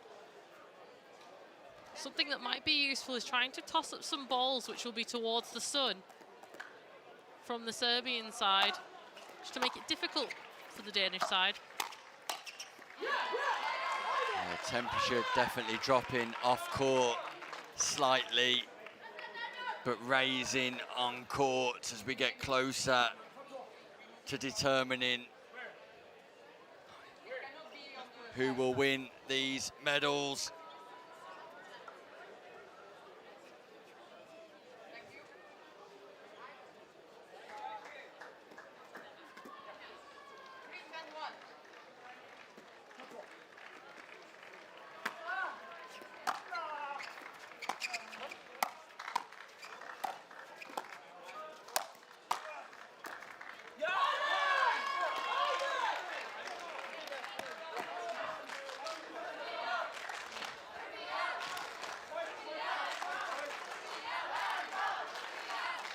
Starting to hear a little bit of the Serbians in the crowd now. A couple of points on serve. See if they can get any more in this momentum. And it's an error from Dew, and all of a sudden, Serbia creeping tentatively back into the encounter, who still hold their own desires of playing Spain in the quarterfinal. Emir Hanzic with the serve. Oh, that's lovely from Scherf. The backhand volley punched away into the offside. For those at home, if you want to see something that was a fantastic technique on a punch volley on the backhand side, that was it. Feet were still balanced, just a direct punch out in front of you. Match referee asks the crowd to be quiet while she calls the score.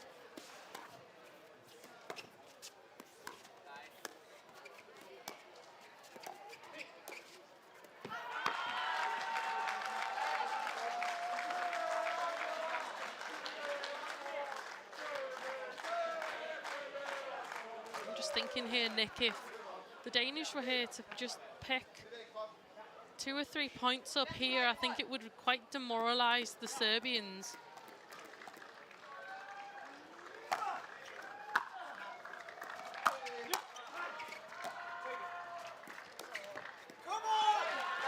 It's a lovely drop into the non-volley zone. Faria tries to do a little bit too much, and a timeout is called by Team Serbia, who require just a little bit of break, a pause in proceedings, just to regather, refocus perhaps. Meanwhile, the Danish pair are shaded from the sun at the top of the court. Work to do for Serbia, because Denmark haven't really been tested to full capacity here. They've always maintained a comfortable cushion over their Serbian opponents. And Serbia still guilty of inconsistencies in this match so far.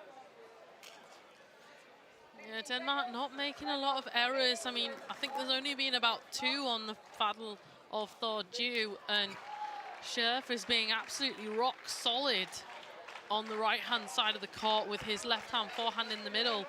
It's not a lot of places where Farah and Hamzic can go. I would have tried to have gone in back behind Scherf a few times on that backhand wing. I think Thordew has hit too many balls in this match. If I was a Serbian supporter, I would have liked to have seen Thordew hit a few less balls as Emir Hamzic takes his bow from the referee, who tells him where he should be standing.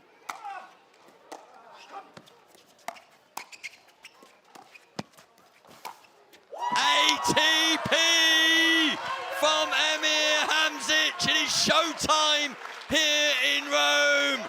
He takes the accolade of the crowd. That angle did not exist for an ATP shot, but Hamzic finds it beautifully. What a great play.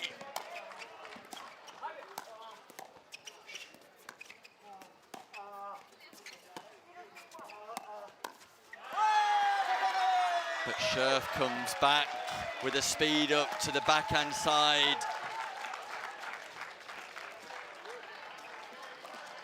I believe, is that the first ATP we've seen on top court? Yes, indeed.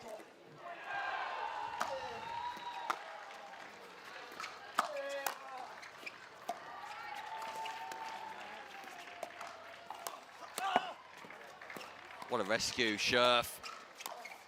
And then the ball goes long from Daniel Faria. And all of a sudden, Denmark do get those couple of points that you referenced, Julia. The Serbians are not dejected, but the Danish pair look set to go through to a quarter-final matchup against Spain, because that brings up match point for Thordew and Jimmy Scherf.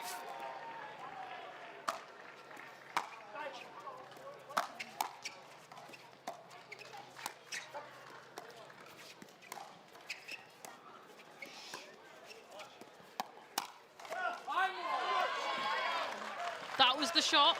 That is the shot there from Demzel Faria that we were looking for. That's what I was looking for from the Serbian team. That is the spot that he needs to go to. A couple of points earlier, we had Shirf on the floor. That is exactly where they need to go time and time again.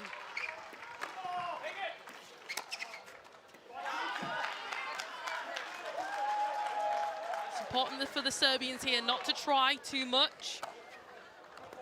Well, try as they may, they will possibly never succeed because the gap, the bridge just looks a bridge too far, and they're in troubled water at the minute, the Serbians.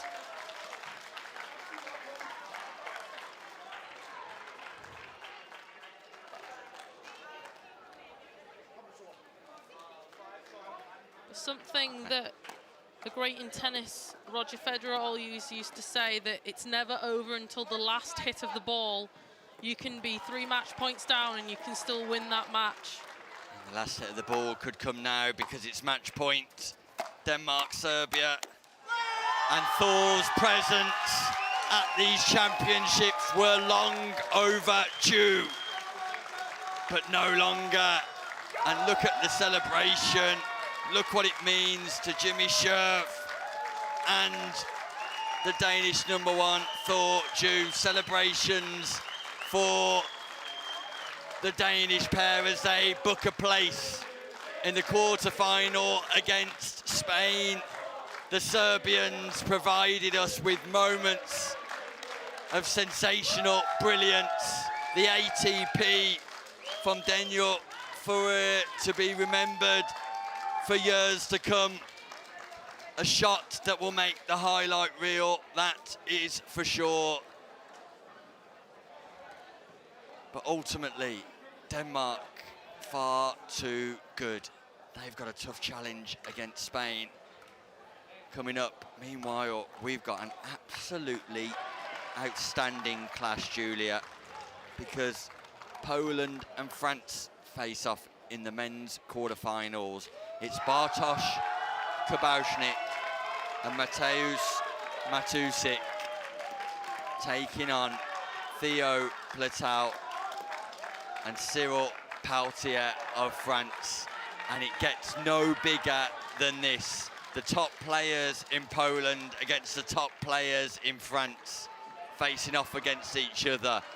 Battles will commence between the two teams who know each other very well in just a few short moments.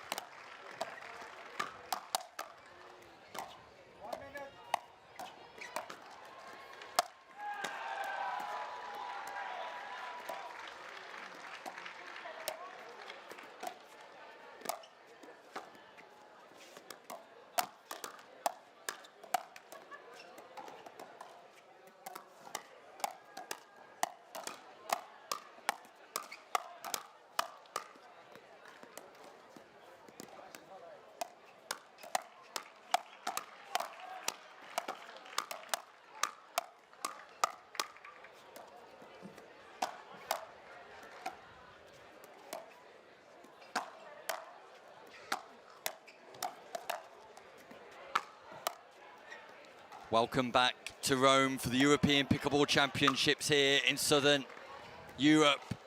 We're in Italy for the second edition of the Team Championships. And what an arena here at Foro Italico. Poland scheduled to take on France for a place in the semi-finals. It's the men's open draw, it's the quarter-finals. And a semi-final place awaits. And four of the biggest stars, Julia, on show here. I see this being a very tightly contested match, going right down to the wire. A lot of talent here on show. Indeed. For France, we've got Cyril Peltier and Theo Platel. Platel wearing the interesting hat, definitely looking to protect himself from the sun to the most extreme possibilities.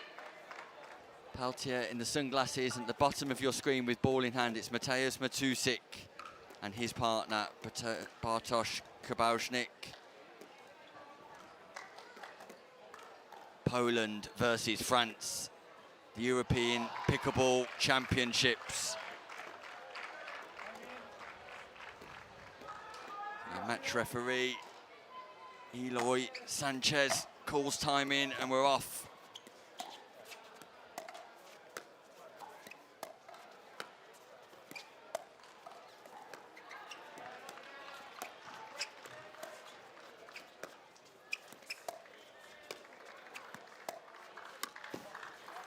Outstanding flick there from Theo Patel.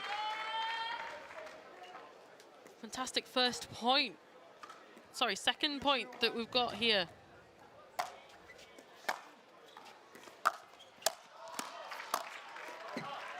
Ball just goes wide from Kabałnik, who we saw in singles action last night, being defeated by James Chowdhury in the men's final.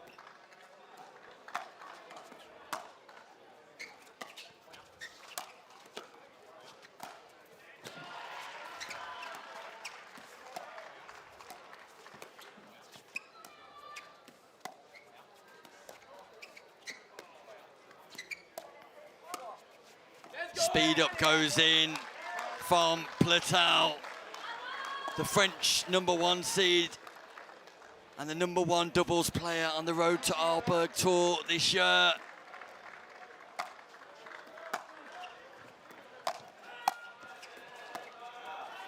Ernie from Kabałnik jumps over the non-volley zone, manages to evade the kitchen and penetrates the volley down towards the feet of Platel.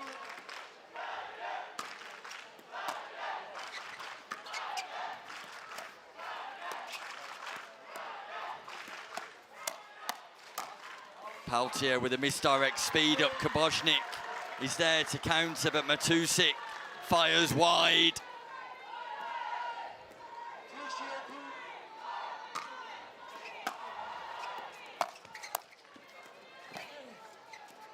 Great rescue. Peltier was caught in the wrong place. That's a lovely speed up. And Matusik tries the tweener rescue. Doesn't pay off though. And already we see great examples of Patel's shot-making abilities, Julia. Absolutely, that lob getting a lot of depth there, but Matusik just not working out which way to deal with it. You could see the debate on his face. Does he go between the legs? Does he do a hot dog, as I would say in tennis? That lob back over the head, back into the kitchen. He didn't really know what he wanted to do with it.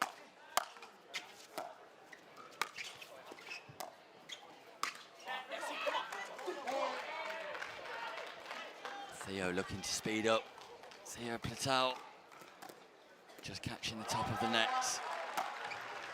So side out scoring opportunities for Poland.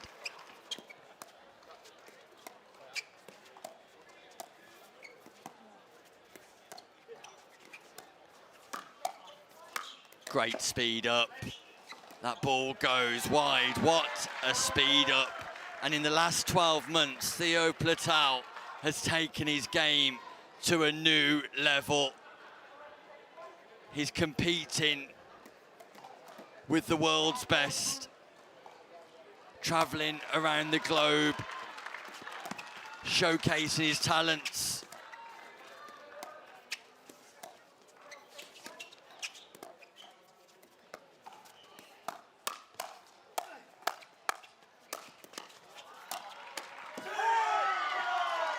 Matusek tries to G himself up. A master player of chess, but he's got a big problem to solve here.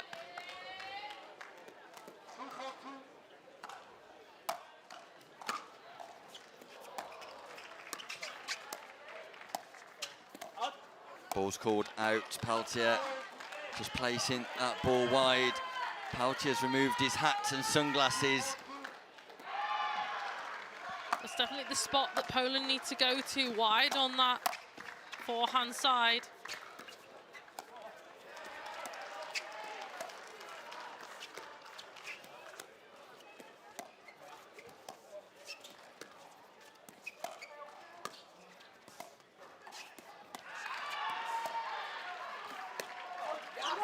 Ooh, an ambitious speed up from Platel, who has a quick chat with his brother and head coach for the French team, Julien Platel, before making his way back to his mark, and Team Poland have squared things up.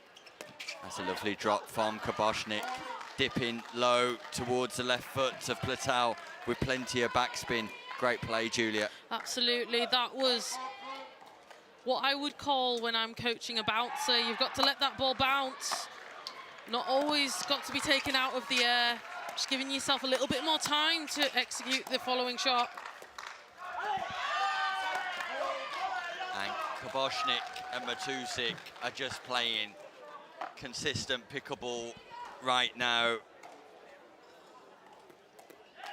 They've turned the tables on the French pair.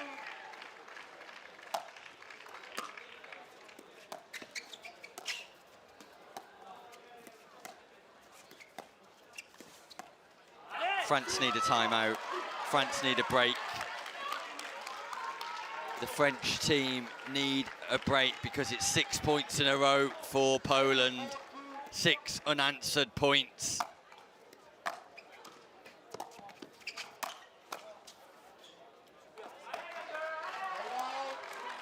And there you got what you asked for, Nick. You got an answered point.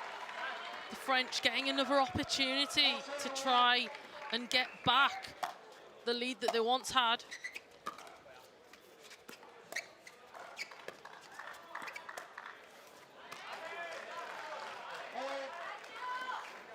Just a little bit of a dent in the armour there from Platel, just making Poland think a little bit right now.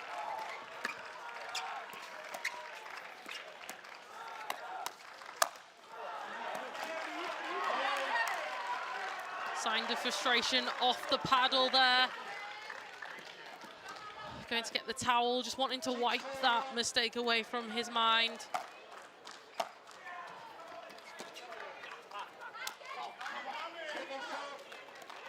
Second scoring opportunity.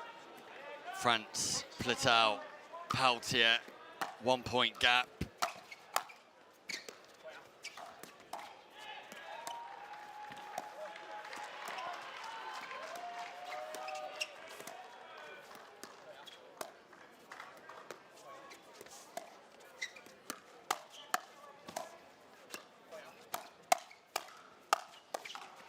Kaboshnik, how has he kept this ball in play?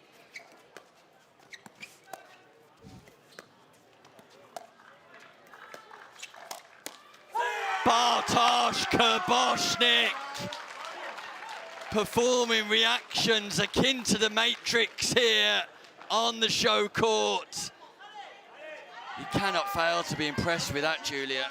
Absolutely not. That was defense after defense. Bit of a contortionist with the positions that he was going into, but got the point. And look off the net there.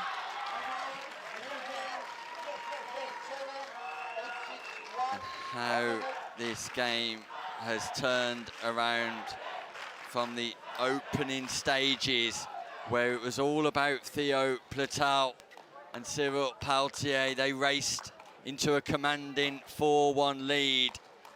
But since the change of ends, enforcing the change of ends, Poland on the comeback march and marching into the lead. They've done so. All 4 players taking a seat over at the sidelines during the timeout. And Julia, Poland done a great job of just freezing Platel out slightly. Yeah, I'm thinking at the moment that the Polish side are looking a bit more composed. They're looking stronger mentally. It's not like the French don't want it, but they really need some fuel. There we go. Theo Platel asking from his team. He wants the energy. He wants it. He works very hard at his pickleball. I've known him for years. He trains very hard back in France. Hats off to Platel. Quite literally.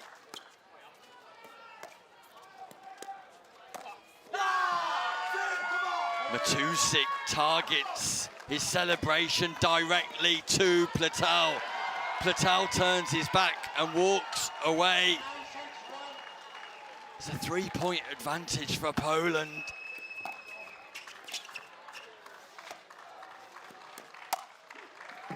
Speed up from Platel pays off this time. Matusik got no response apart from to send the volley long.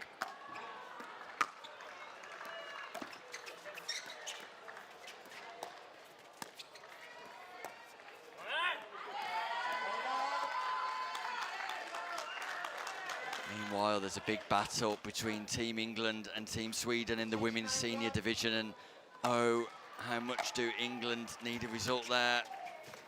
Platel just sends that ball wide on the in-to-out mid-court drop.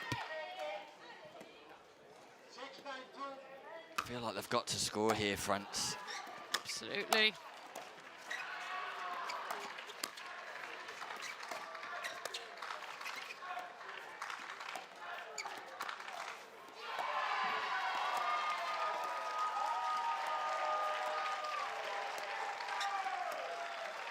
It was Platel's ball. It was on the forehand side for a dink. It was Platel's ball, who just puts his thumb up to his opponent, his partner, sorry.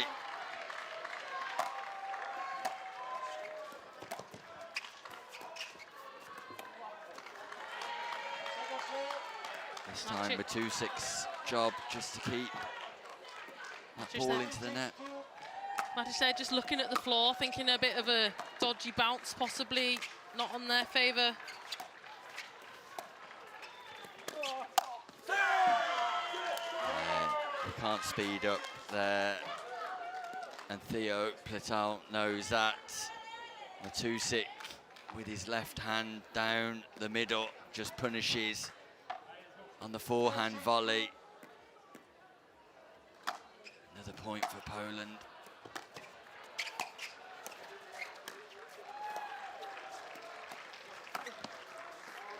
Ball's called long as Matusik tries to inject some pace into the exchange. Kabashnik asks him just to remain patient. Huge exchanges coming up.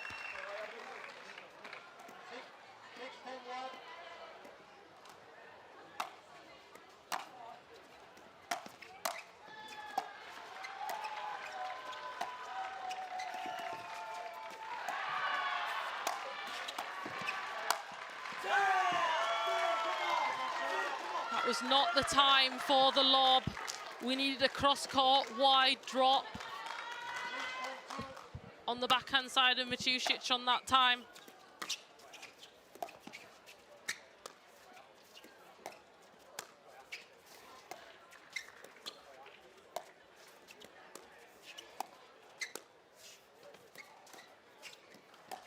Patience required, stay patient. the rally. Think about location.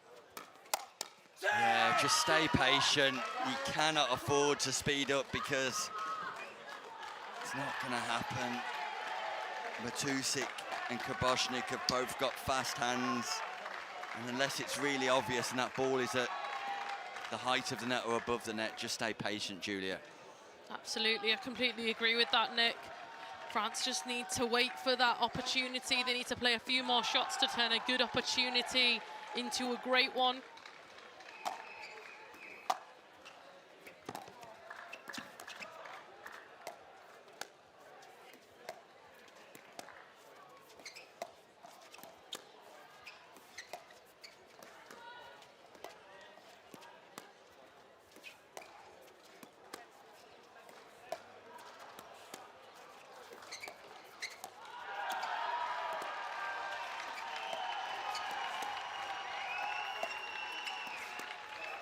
And there it is, Koboshnik with the patience. Not just the patience, though, he's applying a significant amount of backspin on the cross-court dink, and Platel's got no answers right now.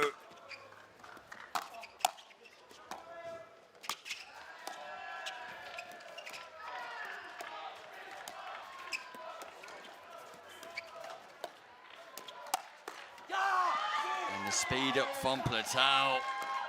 Matusek waits once more, just sits, ready to pounce and takes advantage. Speed ups from Platel going down the line have only worked once, so I don't think that's something that he should continue to go to.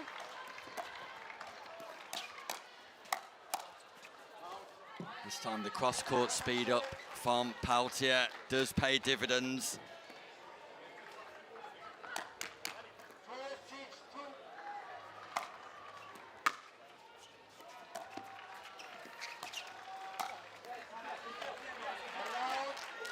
Unlikely unforced error there from Matus, just leaning a little bit, one-footed. As soon as you become unbalanced on the court, you're more likely to create an error.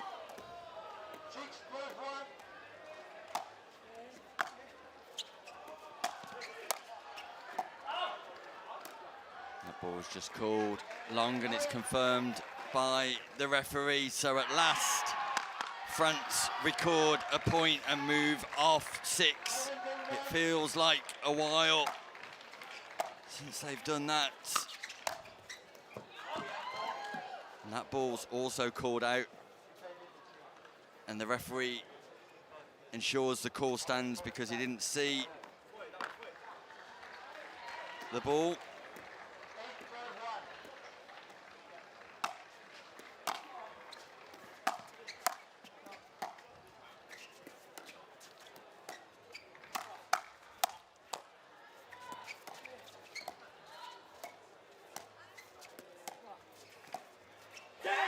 Lovely roll on the cross-court dink by Matusik.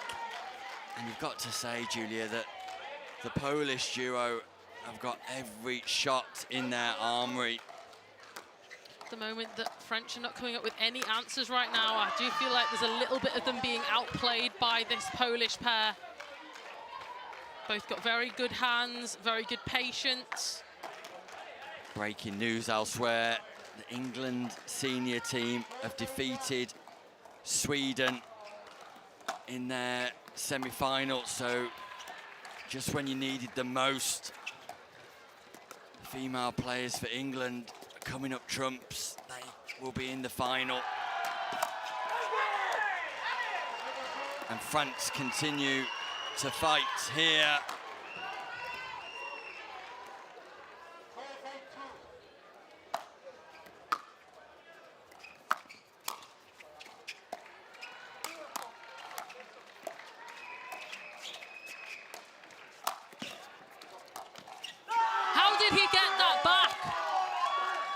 Ladies and gentlemen, the hands, the finesse, the touch. He got that back into the kitchen. Not only did he get it back, but he got it back into the kitchen, Nick. So impressive from Bartosz Koboshnik. And Team France just call a timeout. And no better time than just to stop the momentum, stop the rhythm, and reset the play. Peltier and Platal with work to do. Matusik and Kaboshnik just telling each other to keep going, keep performing consistently. So Julian Platal in the corner of Peltier and Theo Platal now. Julia, what will you be saying? Honestly, if I was the coach right now, I would just be telling them, I would be motivating them. There's not a lot of places that they can go. However, there's somewhere that they haven't targeted, and that is on the backhand side of Matusnik. They haven't gone, for the people at home, it will be the far left side. They haven't targeted that dink enough. They've gone a lot away from him, but sometimes you have to use him to open up the middle to attack it. Back underway. And we're back underway with the same outcome. The writing is on the wall. Poland could very well secure a spot in the semi-final right now. Match point, Poland. Not yet. Still work to do for the impressive Matusik and Kaboshnik.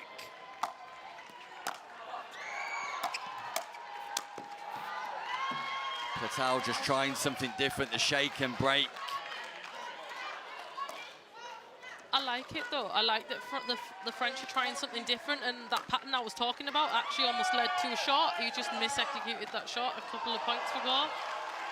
And Theo coming across for the poach, I'm not against that. I'm not against it at all. It's a non-scoring side out. It's a second match point for Poland.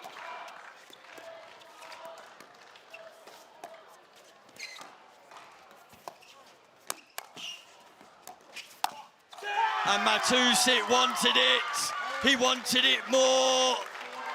Look at the celebrations for Poland. Kaboshnik, Matusik. They progress through to the semi-finals, where they will take on the victors of either Spain or Denmark. Platal and Peltier exit at the quarter-final stage.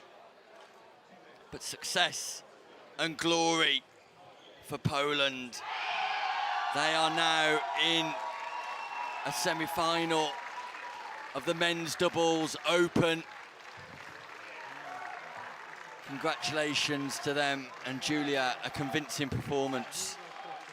I was very, very impressed with Matusnik there. He knew everything where he needed to be. I was impressed with the hands of the whole Polish team and the patience, everything about them, absolutely fantastic. Definitely a pair to watch. Possibly finalists on the line here, but definitely players of the future as well. I'm very looking forward to see the rest of their career as they progress in pickleball. Meanwhile, next up we have a semi-final in the women's senior division, and it looks like it will be Serbia against Spain, and we'll bring you that action in just a few moments' time.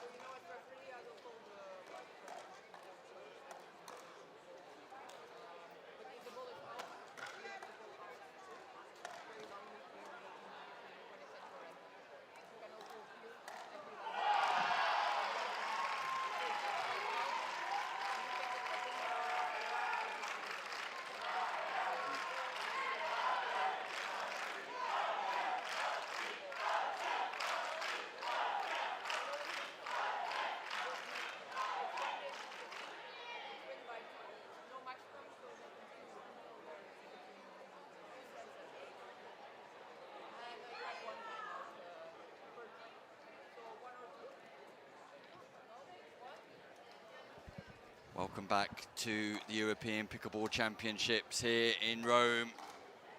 It's the women's semi-finals at senior level, Serbia versus Spain. And it's Ivana Nikolic wearing the white cap for the Serbian team, teaming up with Svetlana Nedeljkovic in the blue cap. And for Spain, we've got Monica Ramirez Calvo with dark hair, and her partner Araceli Senicales del Moral in the white cap. A place in the final awaits, and it's a place against England. Team England have made their way through.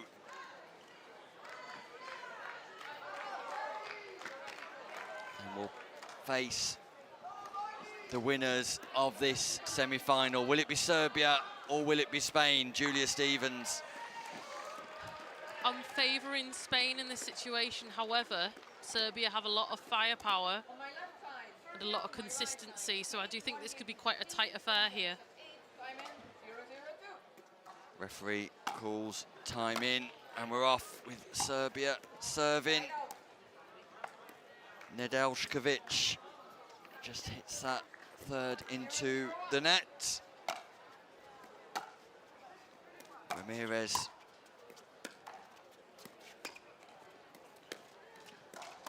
and Sencales, favourites, I'm sure. Little bit of indecision from both Serbian players. Very well executed point there from the Spanish, making them go forward, backwards. A little bit fortuitous off the net, but would expect them to continue to do that.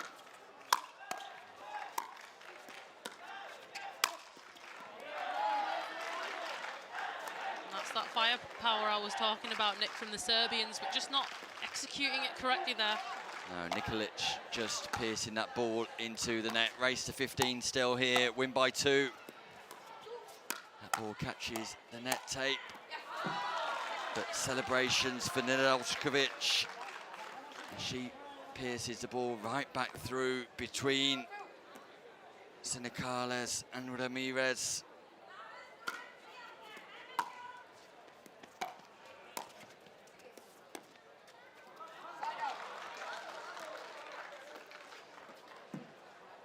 So a scoring opportunity for Serbia, for Nikolic and Nedeljkovic.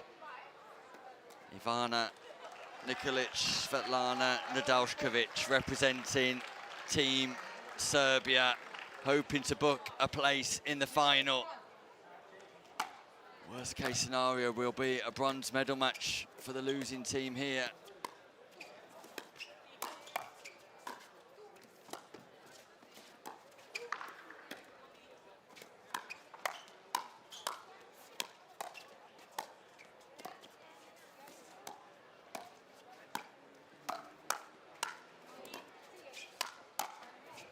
Great exchange, consistency from all 4 players. Hands battle at the non-volley zone, and it's Araceli Sencales who comes out on top.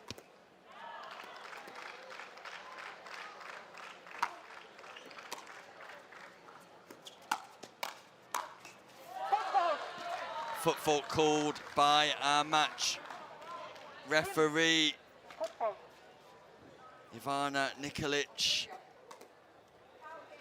moving across the non-volley zone, and she wasn't aware of her error. I don't think she heard the referee's call because she set herself up to serve. It's a side out, but a definite foot fault. As we watch the replay, you can see the left foot just slipping into the non-volley zone. Thanks to the production team here, Super Tennis, bringing us live action and replays of all of the pickleball in Rome.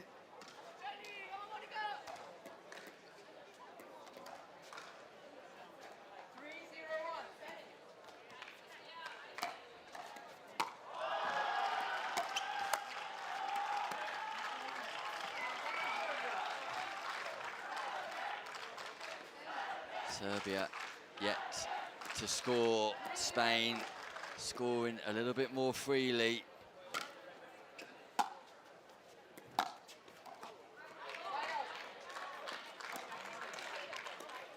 I do think so, Nick, that this is going to be a game of who can reduce the amount of efficiency that the power is creating for point opportunities, and who can use that slow game to outmaster it. And that was an example there of that firepower from the Serbian team that the Spanish really need to respond to with some resets back into the kitchen.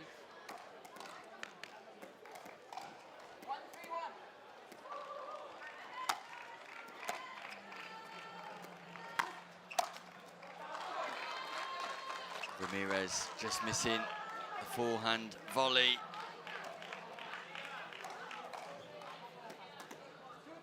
If I'm not mistaken, I believe this Serbian team was in the final last year against England.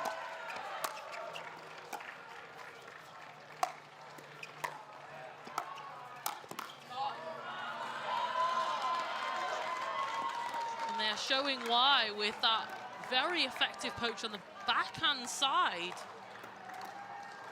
of Neklovic.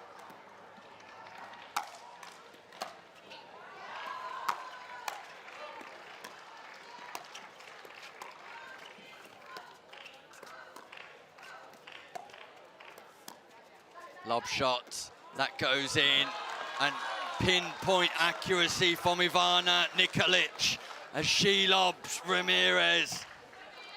A lob winner from Nikolic, and Serbia all of a sudden demonstrating their abilities in full flow.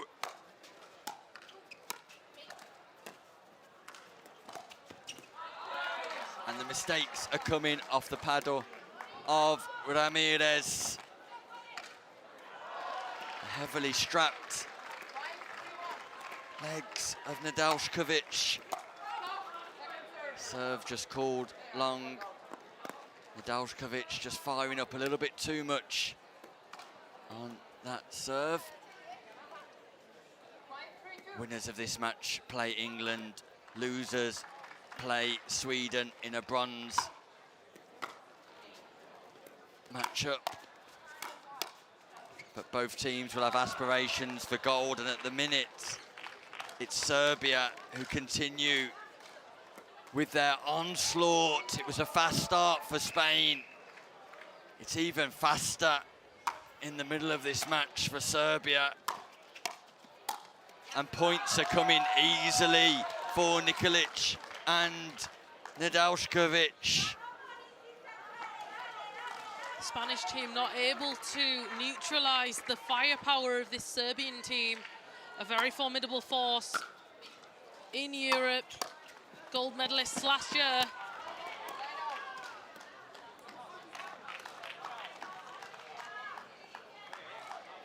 Definitely don't think it's something that we should write the Spanish off for. Definitely got a lot of skills on their repertoire. They just need to try and neutralise this power, not give them any high balls, easy balls to be able to attack.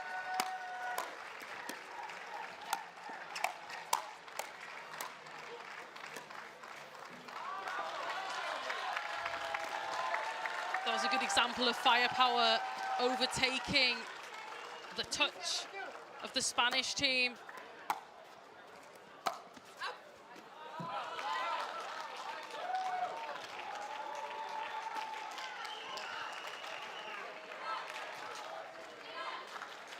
Meanwhile, in the men's open, Lithuania are playing Austria for a place in the semi-final. Possibly a place in the final, I believe. That looks like a semi-final, actually. We'll wait for more news on that one. Back to this, though, Serbia and Spain.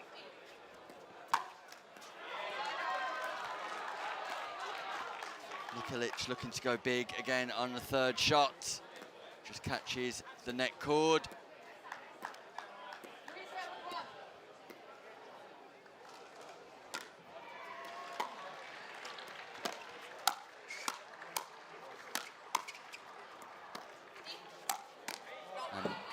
point. The lights come on and the Spanish players ask the match referee to replay the point. The Serbians say not at all. It's the same for both teams. There's nothing the referee can do about that, or nothing she's prepared to do about that. Ramirez appeals, but no joy.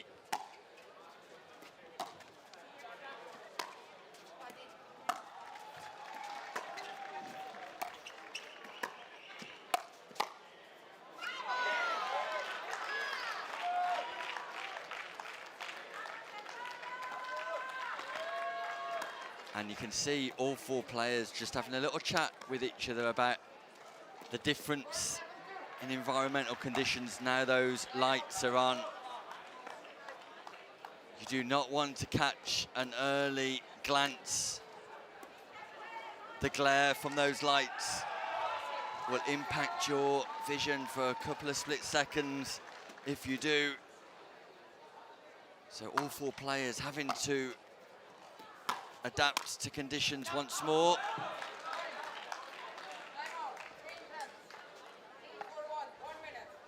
Change of ends enforced by Serbia, an impressive Serbia, a powerful Serbia, and it's the power of Serbia that Spain need to nullify, Julia. How can they do that? So the first thing they need to do is, on the serve, they need a deep return into the court. They need to keep them back so they're not able to advance forward with an effective drive towards that non-volley zone. It'll increase their reaction time from the back of the court to the front. And then what they need to do is try and keep Serbia back to be able to get the serve back. Once they've got that serve, they need to keep that soft game at play. They need to keep the ball low. They need to keep the ball away from the Serbians' forehand volleys, backhands and smashes, because they are very, very effective. But news just in that in the Women's Open final, England will play Spain, which is a replay of what happened last year. I don't think anybody's surprised by that outcome, Julia. The two top teams facing off against each other.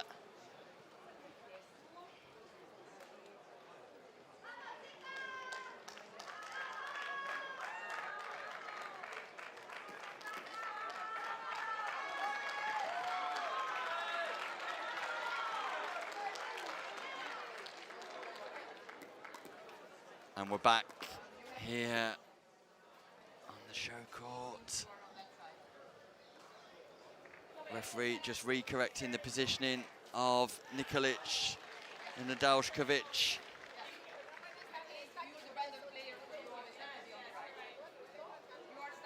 Which also has an impact on Ramirez and Sencales. Sencales receiving.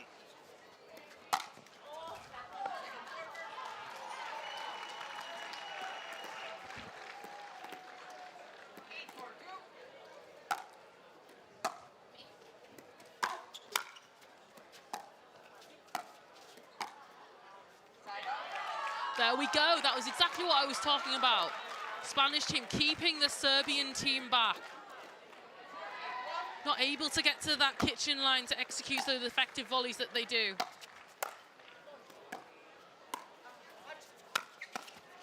Good power this time from Sencales, driving back behind Nadalshkovic.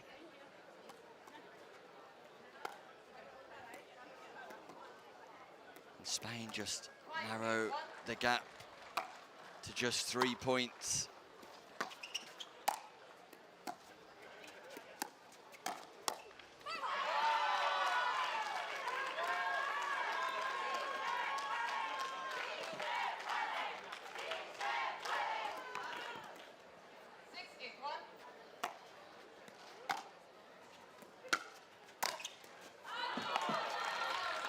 Great volley from Nikolic once more on that forehand side. And Sencales and Ramirez have got to find a way of making that ball bounce in behind. Nikolic.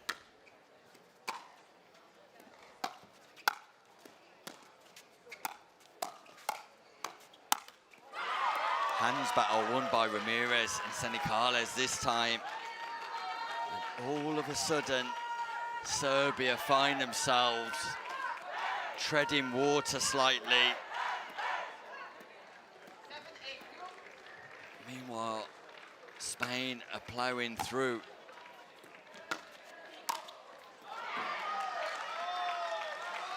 And Spain draw level now. Effectively putting into place what I was mentioning on the commentary. I wonder if they've got an ear in keeping Serbians back, but winning a couple of hands battle as well, Nick.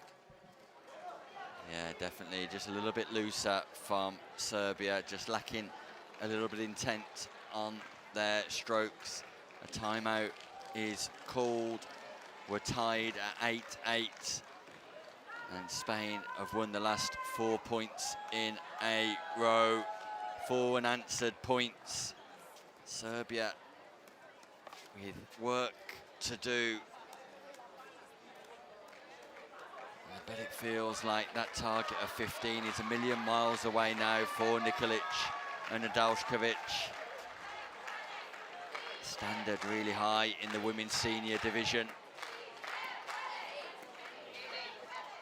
Plenty of support from the crowd.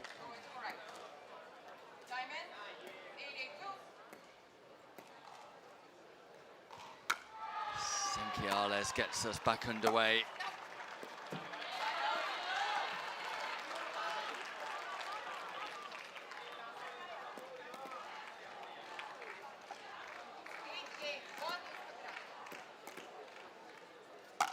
Can Serbia trouble the scoreboard? Lob shots.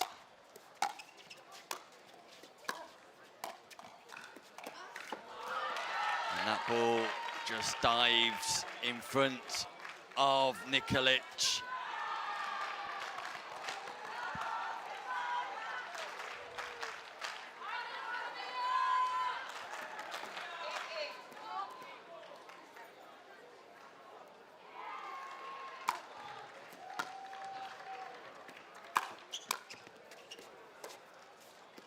And Spain have nullified the power of Serbia, and as a result, the offence of Serbia is not firing at all.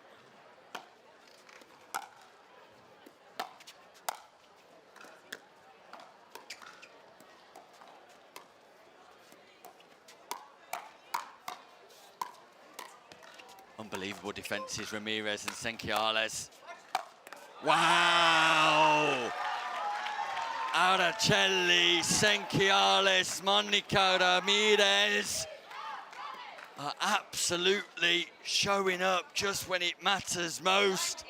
And for the first time in this semi-final, Spain have got the lead. But Serbia are not going to stop without a fight. The Spanish team able to neutralise the power of the Serbian team over these last quite a few points to get this lead back, but are they able to extend this lead further?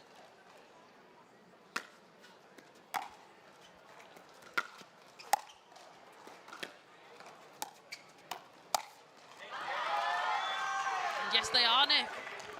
Nadalskovic showing a level of impatience, and the point construction that was there at the start of the match for Serbia has dissipated. It's disappeared.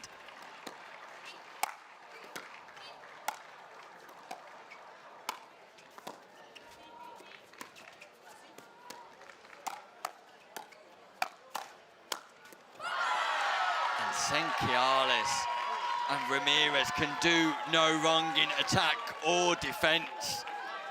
They're standing strong against the Serbian attack. Nikolic puts her arm round Nadalskovic, tries to encourage her, but it's a 3-point lead for Spain.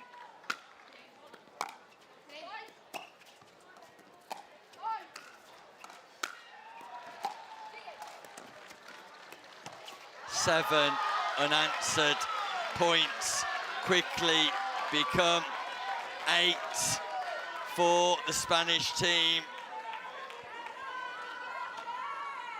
And Serbia have run out of answers here.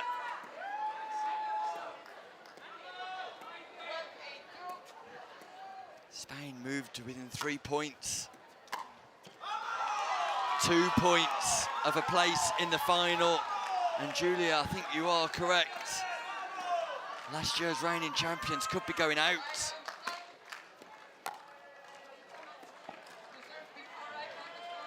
This is all about composure from the Serbian teams, not feeling disheartened right now. They are not out. That's definitely on their coaching side what I would be saying. What a reset. Oh, Ramirez had the opportunity, but the reset from Senkiale, special in the mid-court. What can you do, Serbia? What can you do? And can you do it well enough? They haven't scored a point since the change of ends, but they do now. A casual response from Araceli Senkiales.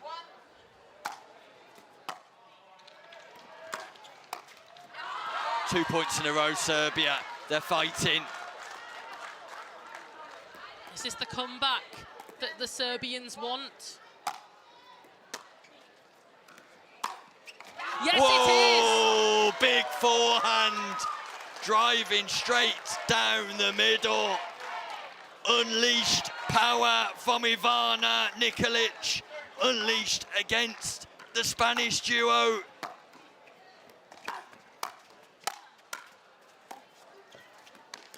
What a reset. That's a lovely position lob.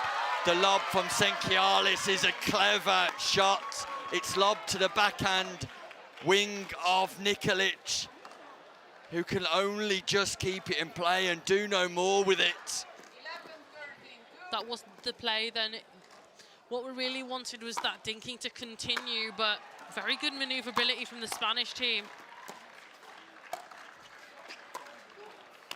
Oh, it's a misread.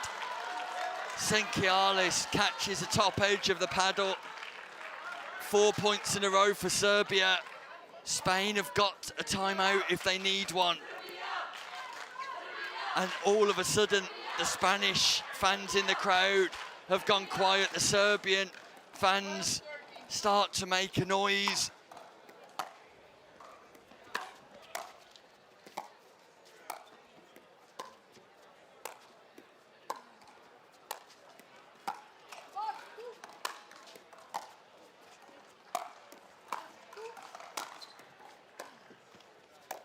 There's no way through the Serbian brick wall from baseline action to resetting in the kitchen. Serbia have. And are the reigning champs very close to getting back into this final, this comeback? They're back into it, Julia. Serbia have completed their comeback. We're tied at 13-all. Oh, it's a big miss, though, by Ivana Nikolic. Just when she needed that ball to go over the net, she misfires. Conversations now between Nadalshkovic and Nikolic. Jimenez. Sorry, Ramirez and Senkiales, 2 points for victory.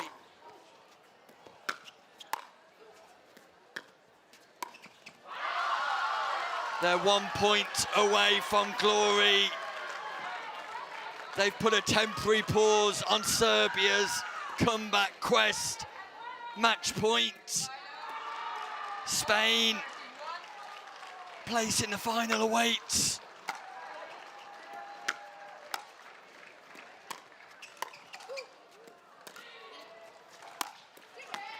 That's not coming back, but they will get a second opportunity. Monica Ramirez with ball in hand. Second match point, a crucial match point.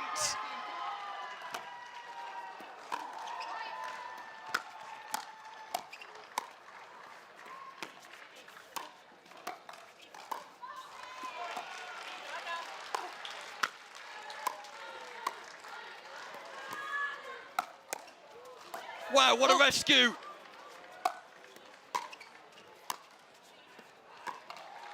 Nikolic, who kept her hopes alive with significant defence, but the Spanish duo gets over the line just, defeating Serbia, defeating the 2024 gold medalists. And look at the celebrations from Monica Ramirez, Araceli Senquiales.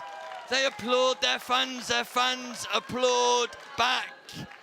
And it's a Spanish-English final in the women's senior brackets. What a contest that will be. Commiserations to Serbia. They go into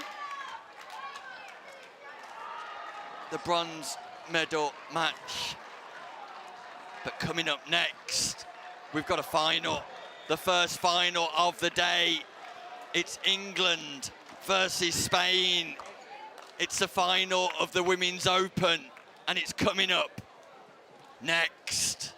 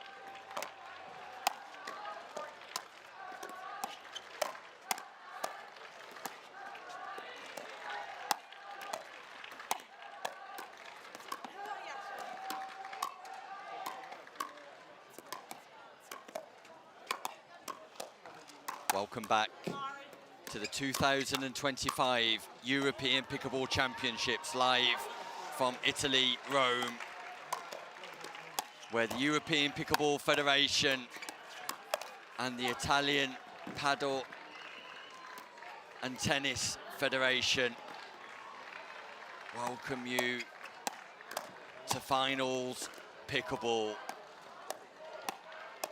The highlight of day 2 and possibly the highlight of the weekend, because in the next hour or two we will decide 4 gold medals, and we may very well decide the outcome of the President's Trophy also. In the first final, it will be Spain against England.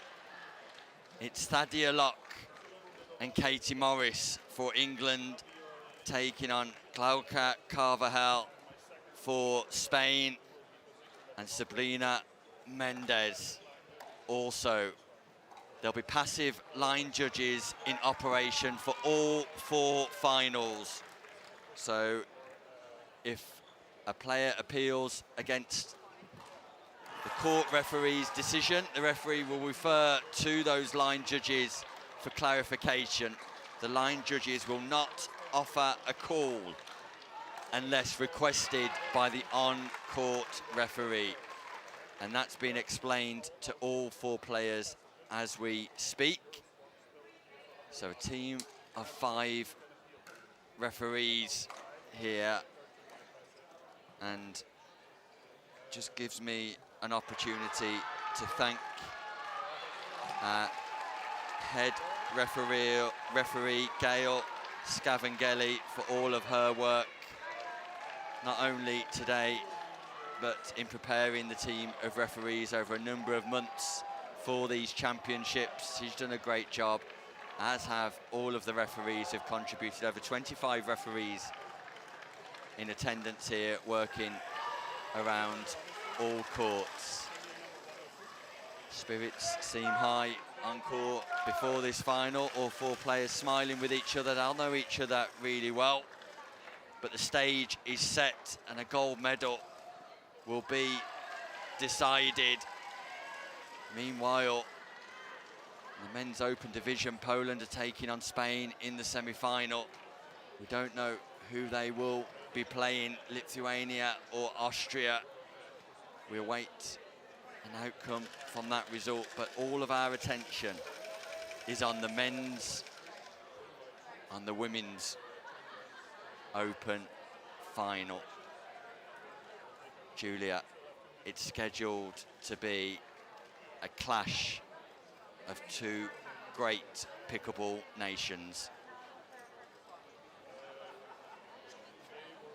I think the team that won last year, Spain, I would say are the overall favourites, but we have a change of lineup from England this time. Katie Morris is taking over with Thadia Locke. Katie Morris spending a lot of time down in Australia training very hard, and from the last time that I saw her play in the English Open and the gap before that, the time that she's been away, she has improved drastically. And it'll be interesting to see if that plays any difference to the result here than last year where Spain won. Breaking news, meanwhile, Austria have defeated Lithuania after beating England in a quarter-final clash. They played Lithuania in the semi-final and defeated them, so Austria will contest the final of the men's open. And that definitely wasn't predicted. Congratulations to them. Who will they play? Will it be Poland or Spain? Stay tuned to find out. We've got the women's doubles open final first, followed by the women's doubles senior. Again, that will be Spain against England once more. So both women's divisions dominated by Spain and England. Both finals contested by Spain and England, so a minimum of 5 points to each of those countries towards the President's Trophy.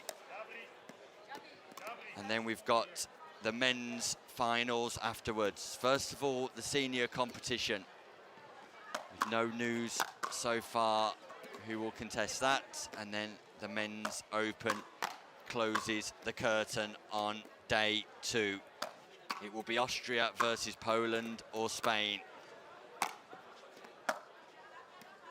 Meanwhile, players just going through their final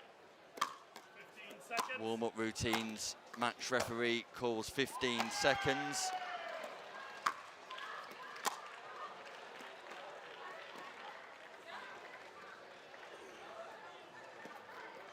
And we're ready to start.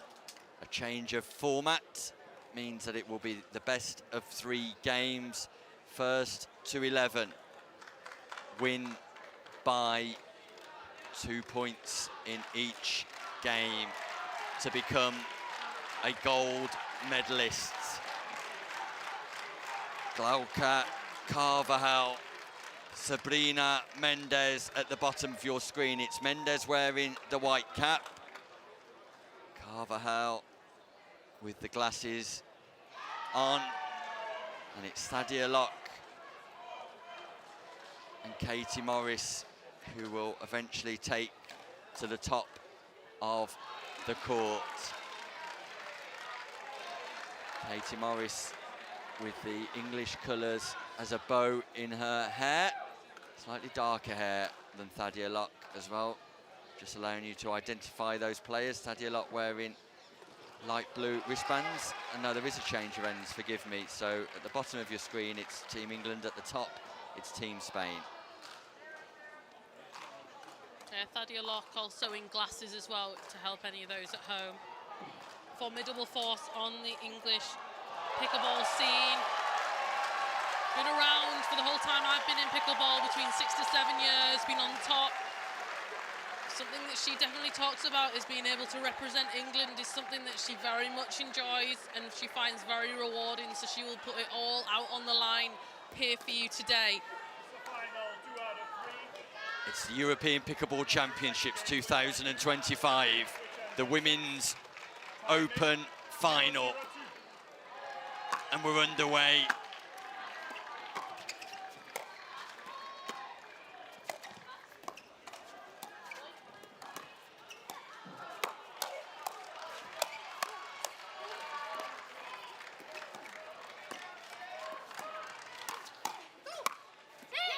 Slow exchanges, fast exchanges, but a winning exchange nevertheless for Spain.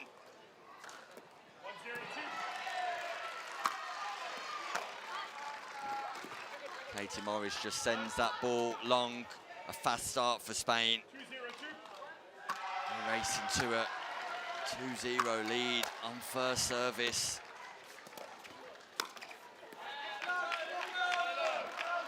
Opportunity here, though, for England to strike right back. 2 scoring opportunities.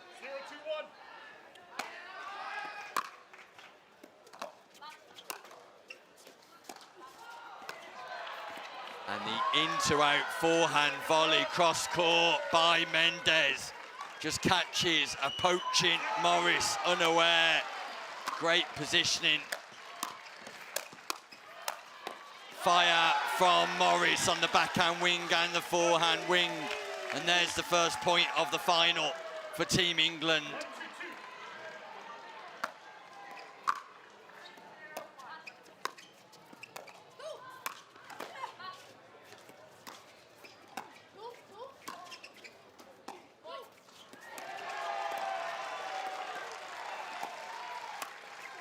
Tagged, Katie Morris tagged by Carvajal. The X40 imprinted all over her back. Chowdhury just gives a few words of advice.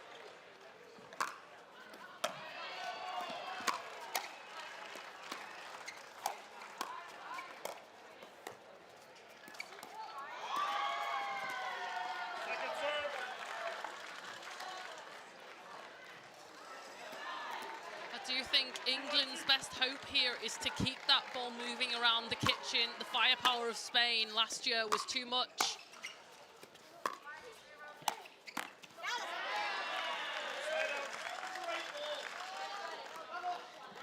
Nice location on the volley by Thadia Locke. Mendes not able to respond.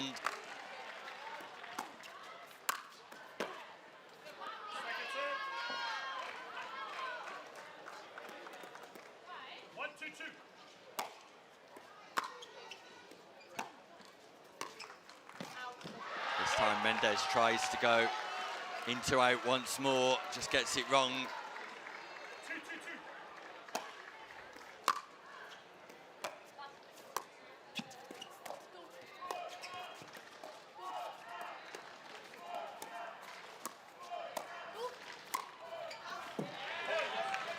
Pop-up from Katie Morris, not exploited by Sabrina Mendes, who's frustrated, walks away, annoyed with herself. England have got the lead. Slender as it is, it's a lead.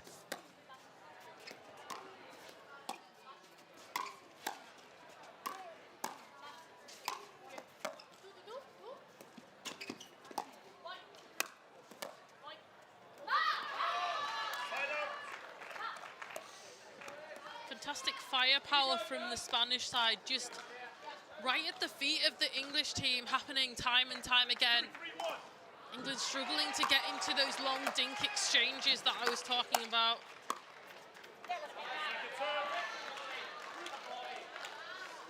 Nice shot there from Morris down the middle, just jamming up the Spanish pair.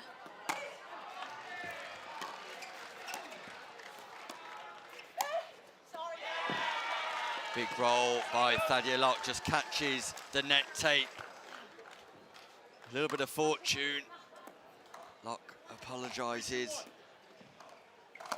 Non-scoring side out inflicted by Team England on Team Spain. Mendes with a big forehand volley. Once again, opening up her hips to give her some space to play that ball.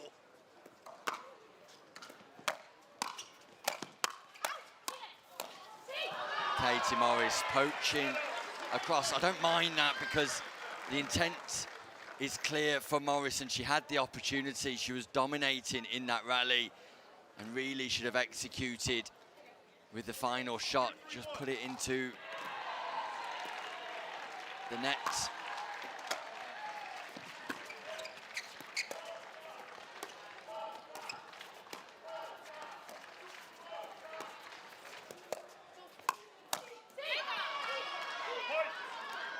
Thadia Locke just saying, I'm happy to defend there.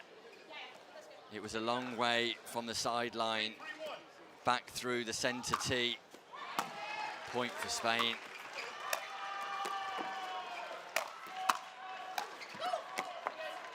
What a reset. Great hands by Morris.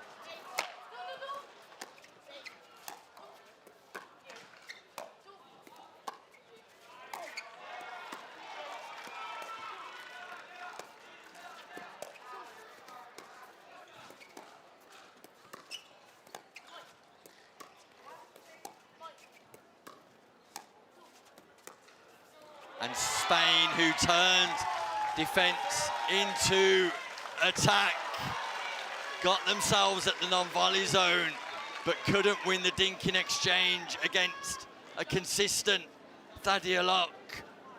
There was excellent communication. I don't know if you heard at home, there was excellent communication between the England pair. Thadia very clearly defining whose ball is who.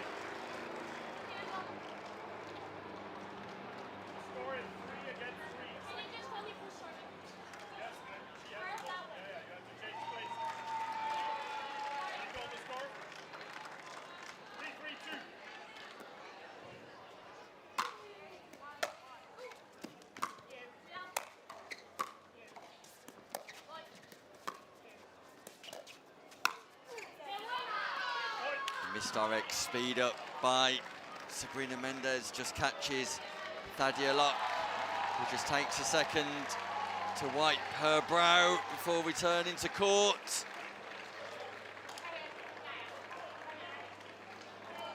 I think the more this match goes on, Nick, the more I think that England will gel between what's happening in the middle of the court, whose ball's who.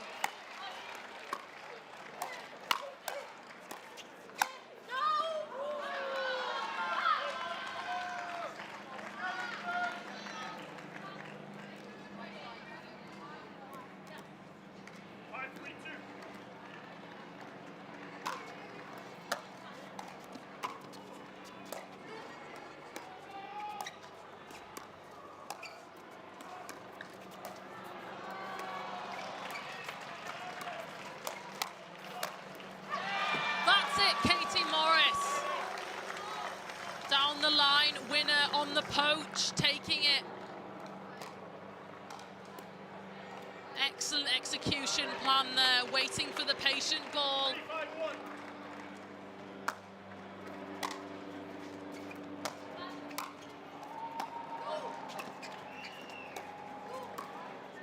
Scoring opportunity, England, 2-point deficit.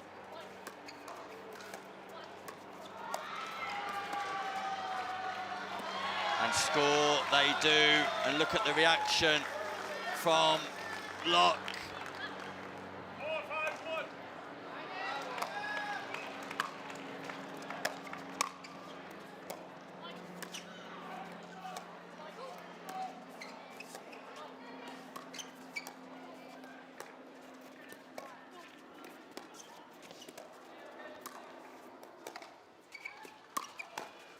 And that's a lovely speed up from Glauca Carvajal to the backhand quarters of Locke. And she lets out a huge yelp. I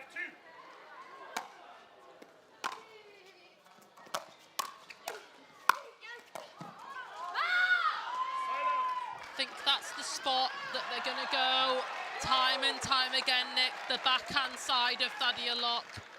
She needs to prepare for that backhand counter on every single ball.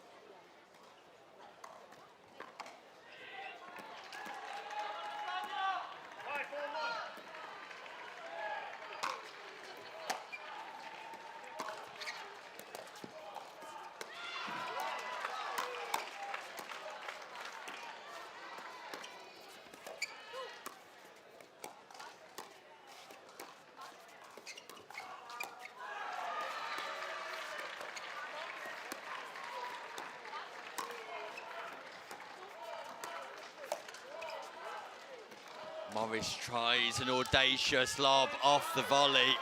Not something you see often. Just sends that ball long. Audacious is definitely the word there, Nick.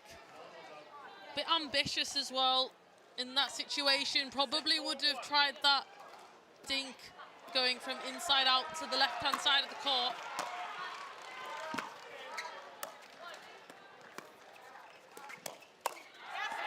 Good speed up from Morris, targeting Carvajal, targeting the left hip of Carvajal, and just making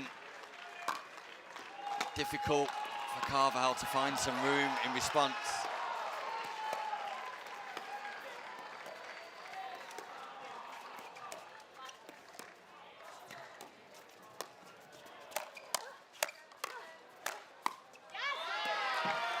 Katie Morris dominant at the non-volley zone again.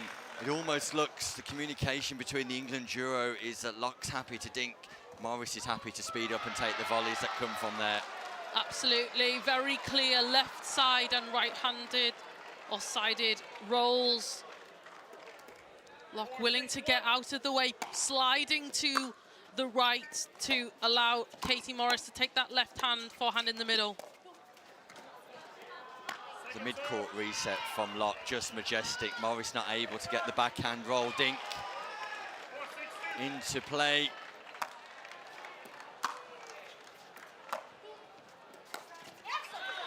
And it looks like Spain have defeated Poland in the men's semi-final. It will be Spain against Austria in the men's open final. Garcia and Cañadal beating Koboshnik and Matusik. We know that Spain will definitely contest 3 of the 4 finals now. Look at the speed from Sabrina Mendes. Double backhand volley straight between Morris and Locke.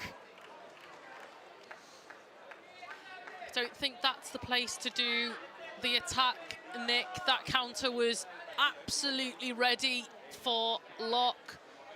I think patience is definitely the key here for England. That's what's making them win these games. And also Morris attacking rather than Locke.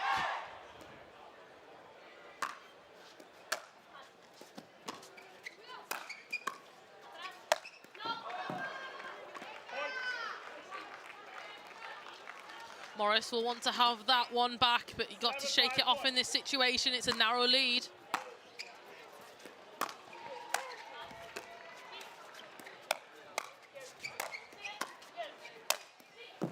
Katie Morris, backhand volley, forehand volley, piercing the partnership of Carvajal and Mendes. Just showing up at the right moments, Morris once more.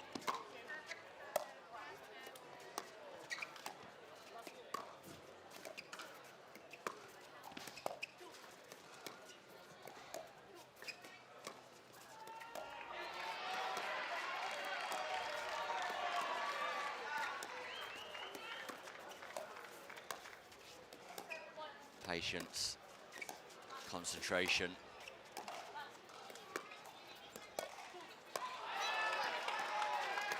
Carvajal frozen out until Morris tries to redirect. And the intent was clever from Morris, looking to open up some space between the 2 Spanish players, but just misfiring on her accuracy.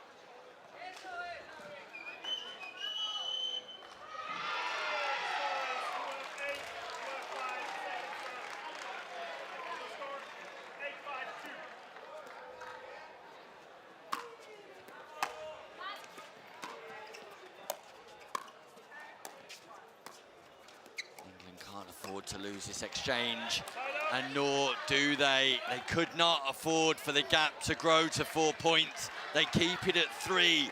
They now have to make inroads into the advantage that the Spanish duo have garnered.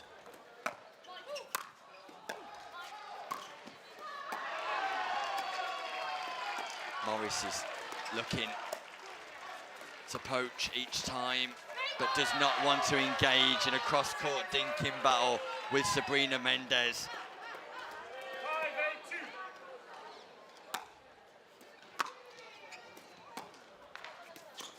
It's a great third shot drop by Locke.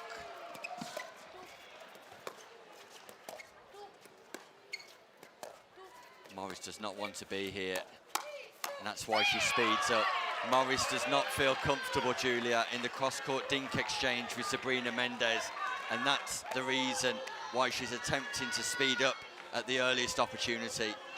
Absolutely, Nick.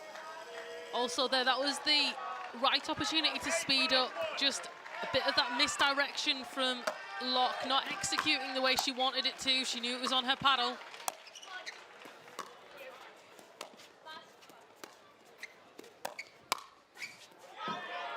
Ball's just called out, and Carvajal agrees. I think that was a lucky miss swing, to be honest, Nick, but I think at this rate England will take anything not to increase this lead.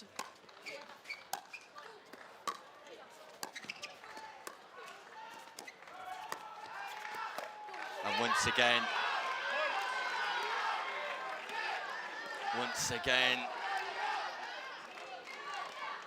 it's Mendes getting the better of Morris in the cross-court dinking exchange.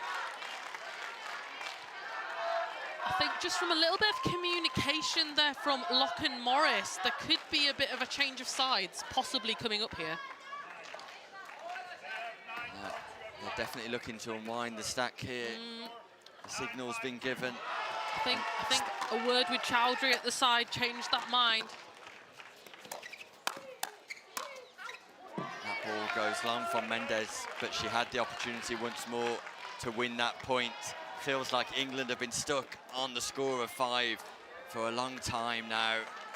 Can they make a dent? Can they execute a strategy which will give them initial success? The drive is called out. Is there an appeal from Team England to the referee? No. This is vital for England.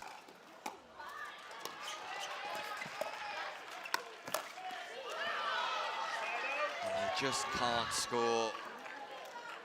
The point construction is not there for Team England as it currently stands, and Carvajal and Mendes have got all of the answers in attack and defence. Another 2 scoring opportunities for the team from Spain.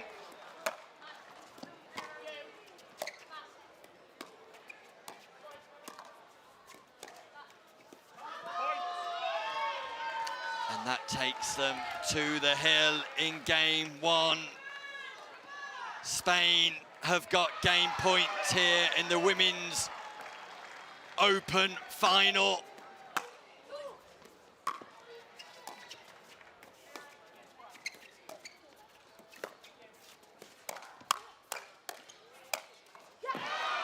That's better from Morris, more dominant on the volley. Second serve and second scoring opportunity, second game point for Spain.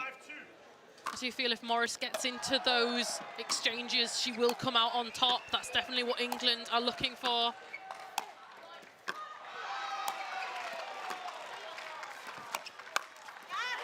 Katie Morris speeds up, straight line speed up again, this time to the right hip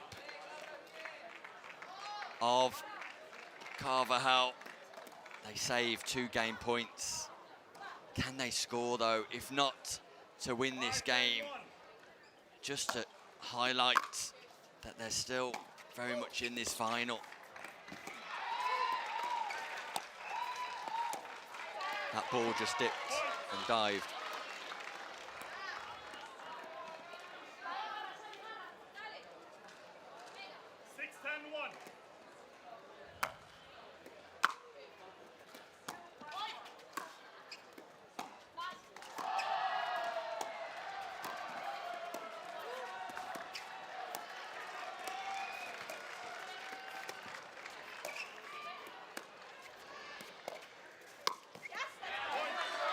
Better from Katie Morris. Mendes looking to speed up down the backhand side, but England have now scored 2 points, which will give them a bit of a confidence boost.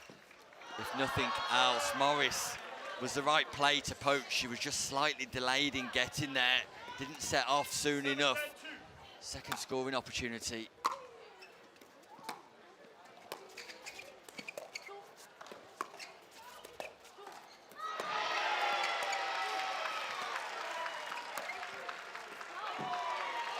Morris created the gap this time, exchanging beautifully with Mendes in the backhand dinking exchange. The space was there, just sent the forehand drive long. Third game point, Spain. 7-10-1.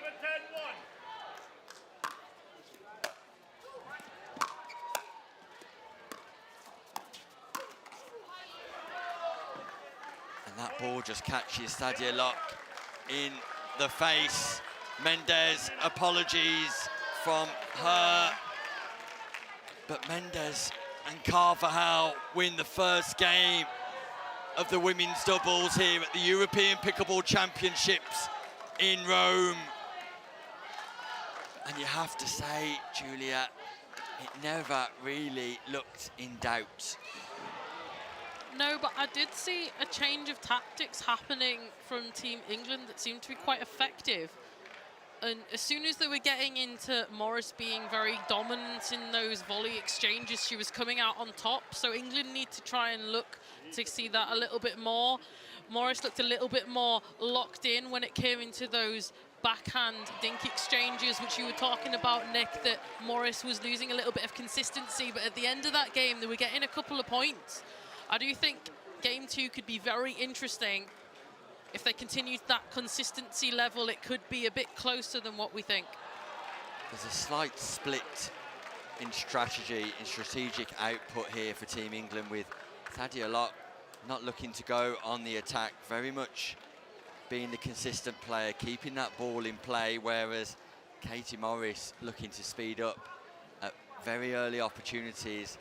And would that be a clear strategy they would have talked about beforehand? We can see James Chowdhury in their corner now. Normally in pickleball, you'd see both players executing a team approach. Do you think the team approach would be to have two altering styles so significantly different here? Absolutely. Normally when you have anybody on the left-hand side, they tend to be more of the aggressive player because the forehand's in the middle.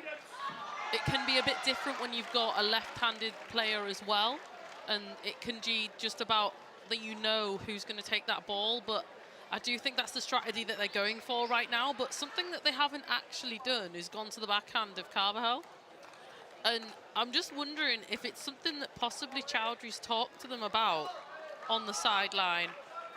But it'll be interesting to see what happens in this game too. It's a shot that Carvajal really hasn't seen on her forehand dink. Just interesting because getting into those forehand exchanges might open those doors more to Morris on that attack. Let's see what happens here. Locke and Morris are cheered to the top end of the court where the majority of their fans are, as are Mendez and Carvajal at the bottom of the court. And Carvajal just targets the left hip of Morris with success. So no joy in the first scoring opportunity for England.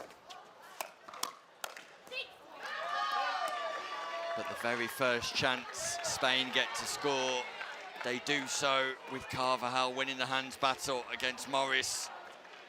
On that first point, England were going to that forehand of Carvajal, definitely something they've talked about.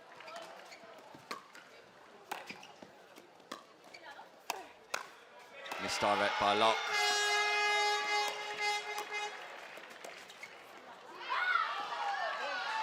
It's an unforced error from Morris, and points still free-flowing for Spain. Consistent on all wings, Spain. They were last year. Definitely going to be a hard battle right now.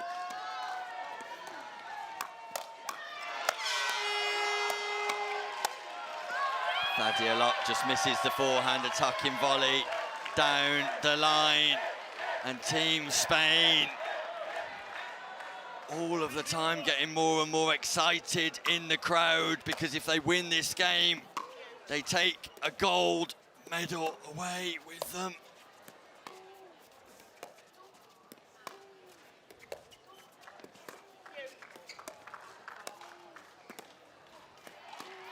This time, Katie Morris wins the backhand battle with Mendez.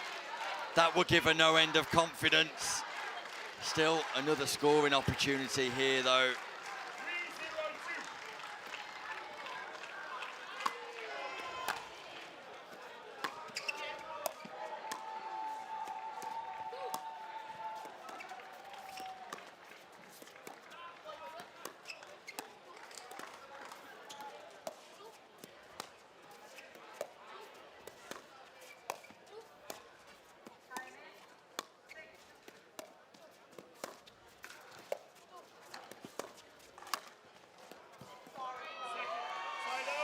Lucky off the tape there from Morris. England will take it. Yeah, now it's on their serve, their turn to get points. A little bit of luck, England, that's for sure.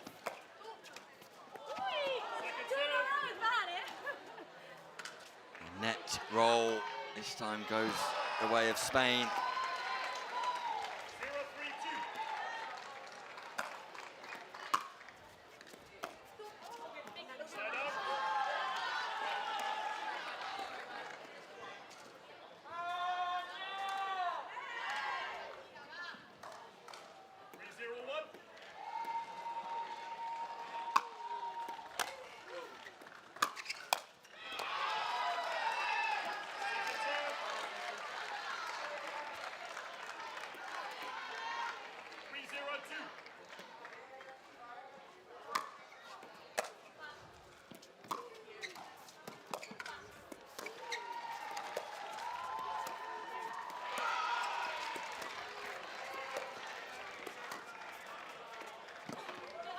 What a pickup. Katie Morris, what a pickup. Thadia Locks retreated to mid-court, and that's why she misses that ball.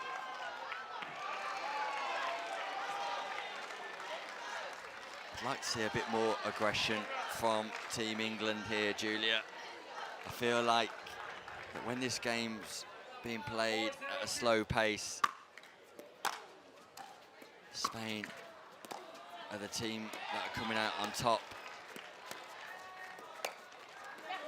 Katie Morris with the speed up, off the bounce, spots the gap, threads the needle. And Morris will need more of that if England are to overcome the challenge ahead of them.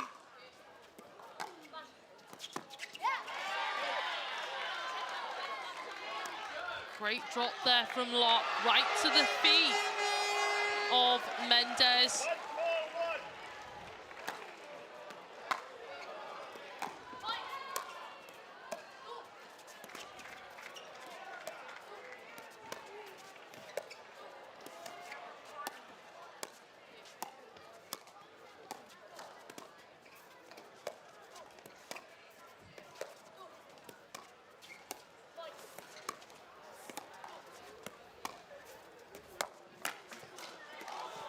What a pickup.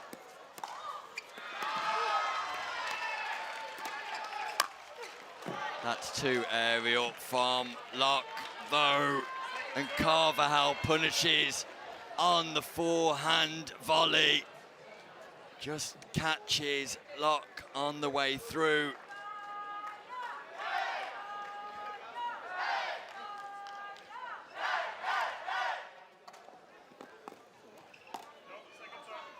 Spanish fans very out here in full flow, very loud.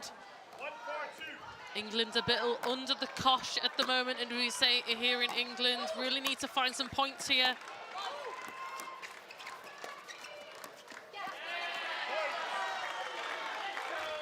A rare unforced error from Glauca Carvajal.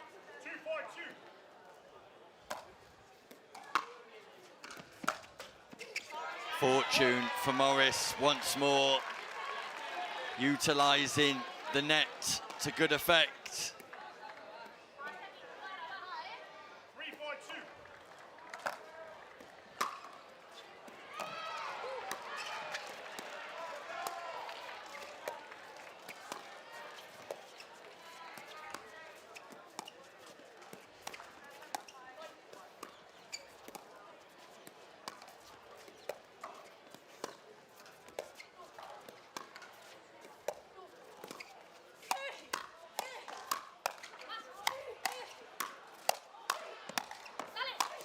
Great point, executed beautifully by Sabrina Mendes.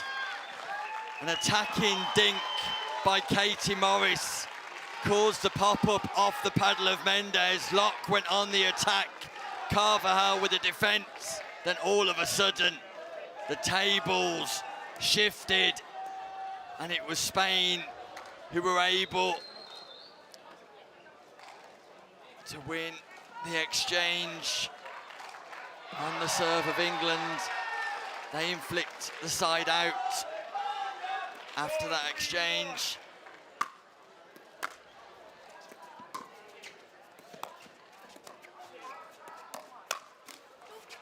Great defences, Morris.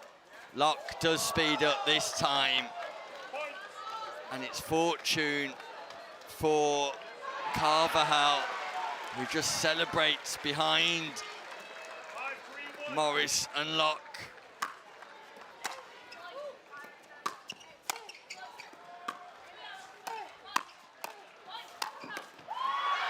Sabrina Mendes on the poach this time, cuts right across, takes 70% of the court away from Carvajal, but in doing so, wins the exchange.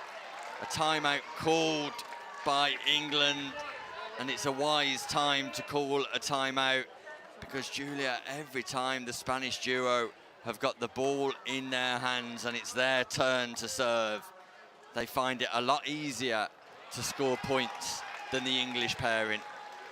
Absolutely. The Spanish side have got a lot of weapons in the air, but their consistency in the dinking is making it very, very difficult for England to find opportunities to attack. They are there, but something's telling me that these rallies in the dinking need to go on a lot longer, make a few more balls, turn those good opportunities into great ones. I think Chowdhury is going to be saying a few things about just taking that ball rather than letting it go.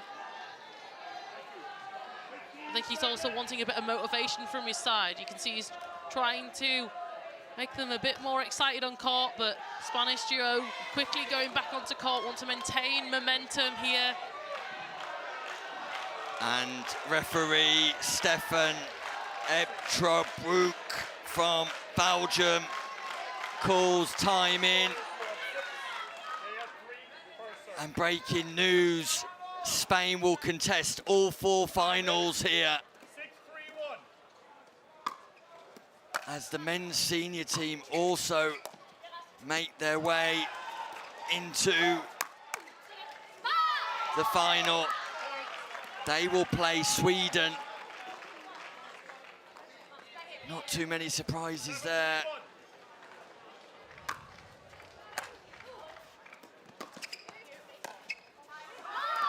Meanwhile, Spain edge ever closer to success in Rome, success in Italy, and success for the 2nd year running.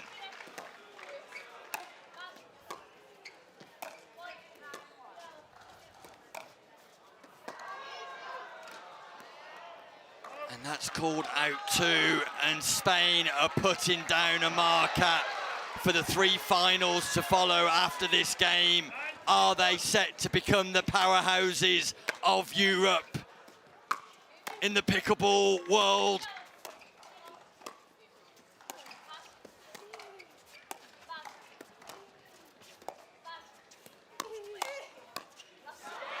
Fantastic counter there from Locke, directing it right down to the feet of Carvajal.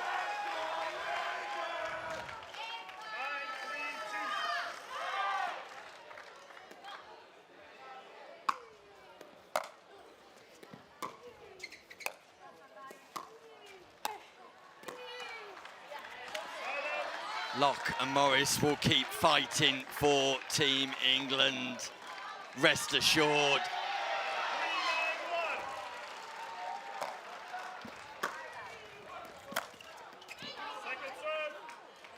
Just failing to execute on serve once more.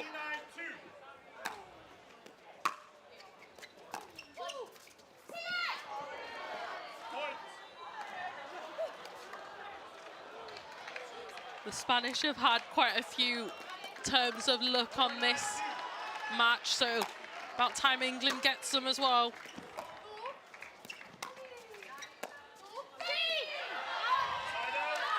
Side out. Scoring opportunities for Spain.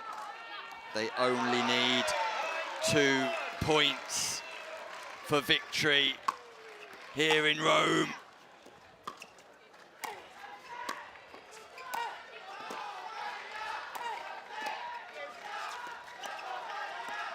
Listen to the crowd.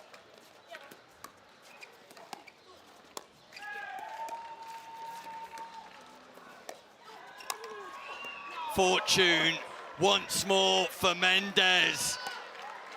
But it's not the reason why Spain are in the position they are in. It's championship point, gold medal point. Glauca, Carvajal, Sabrina, Mendes, and Team Spain.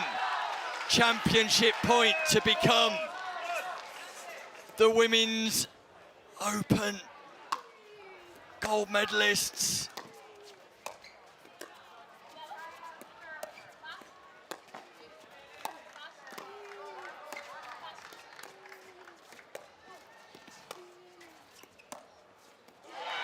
Lovely positioning on the speed up by Katie Morris. 2nd championship point Glauca Carvajal with ball in hand.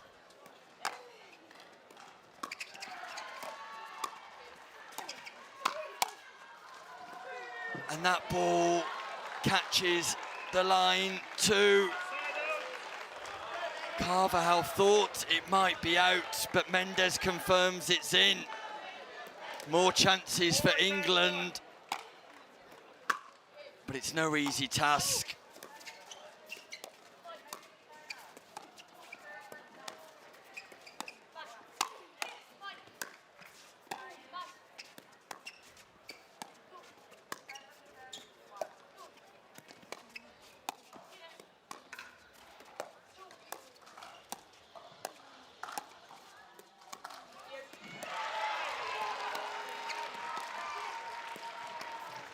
Mendes back in lock-up, she's able to recover and speed up and tag Sabrina Mendes on the shoulder.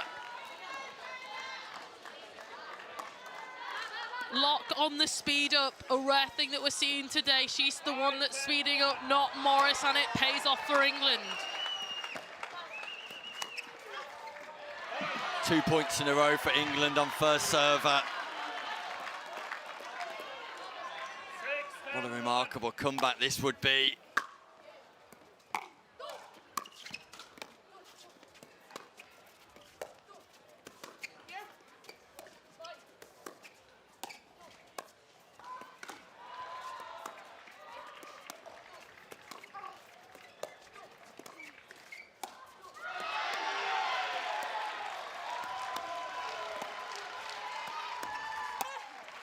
Lock repeats the same process and we get the same outcome. Mendes tagged left shoulder, and all of a sudden Lock, who was going cross-court on the dink, is now targeting Mendes. Carvajal is frozen out of the game and Mendes calls a timeout. What a change here on the show court at the European Pickleball Championships. And Team England just having some success with a slight change in strategy, Julia. Absolutely.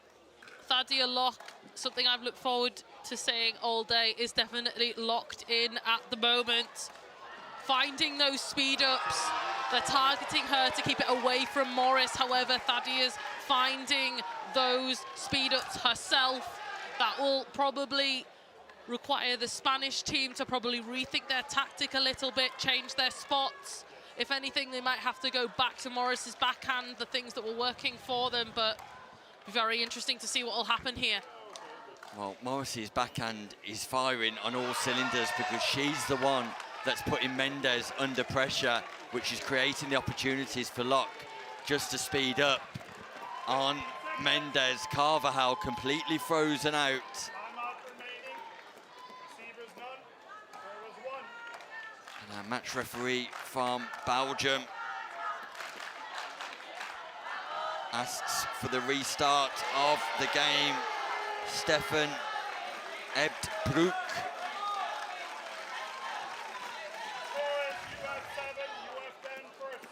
Gap 3. It's the first server for England.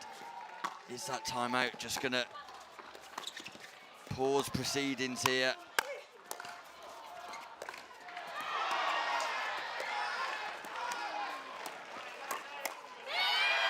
Carvajal gets involved, speeds up to the right hip of Morris. Morris is all tied up with nowhere to go. Huge exchange.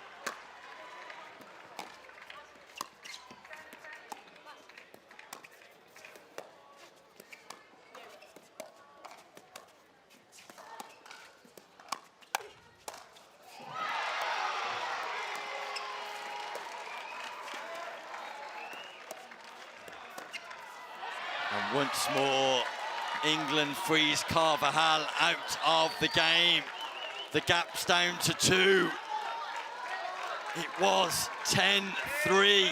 5 unanswered points have brought England back into the game.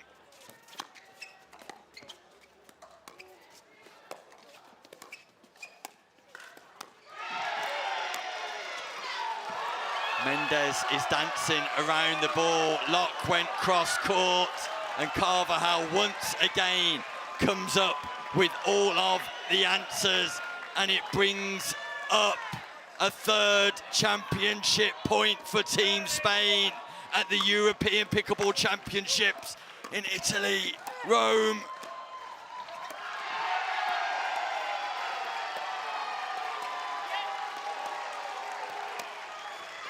That ball goes long from Mendes on the speed up.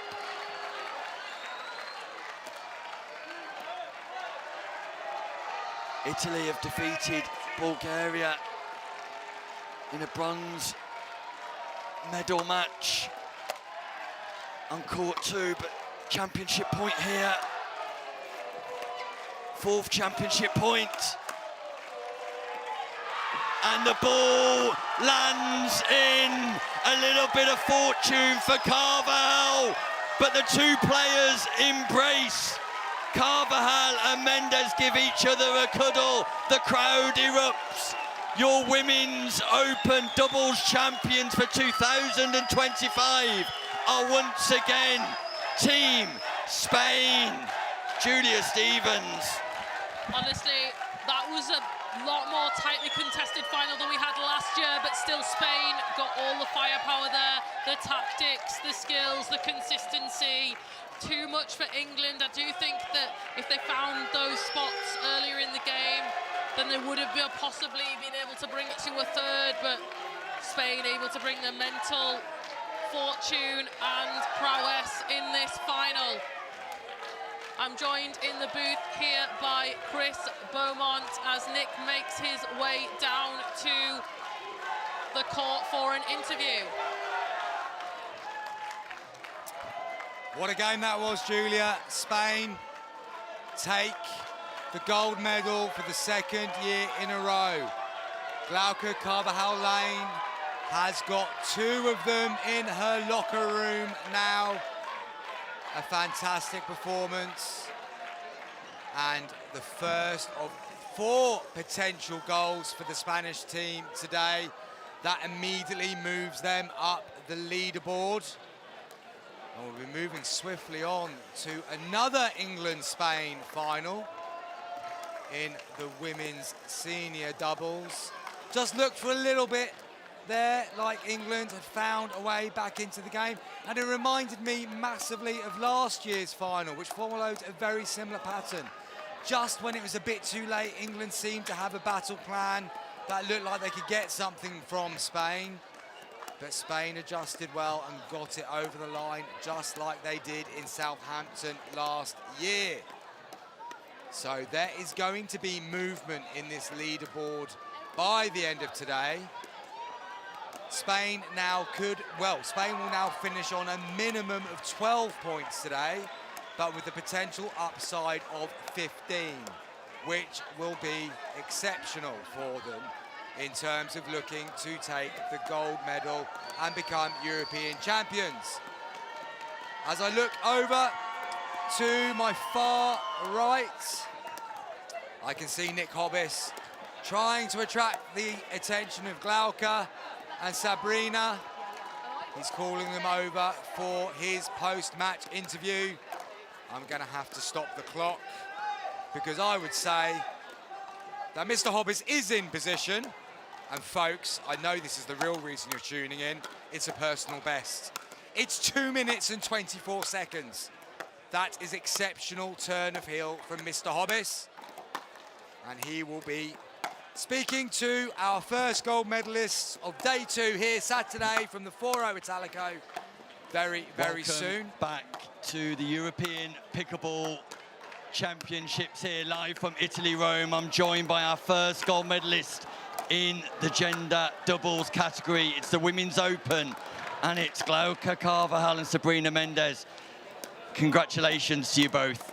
Thank you so much. I'm so shaken. We're so excited. That was an impressive performance, Sabrina. Just talk to us how you're feeling right now.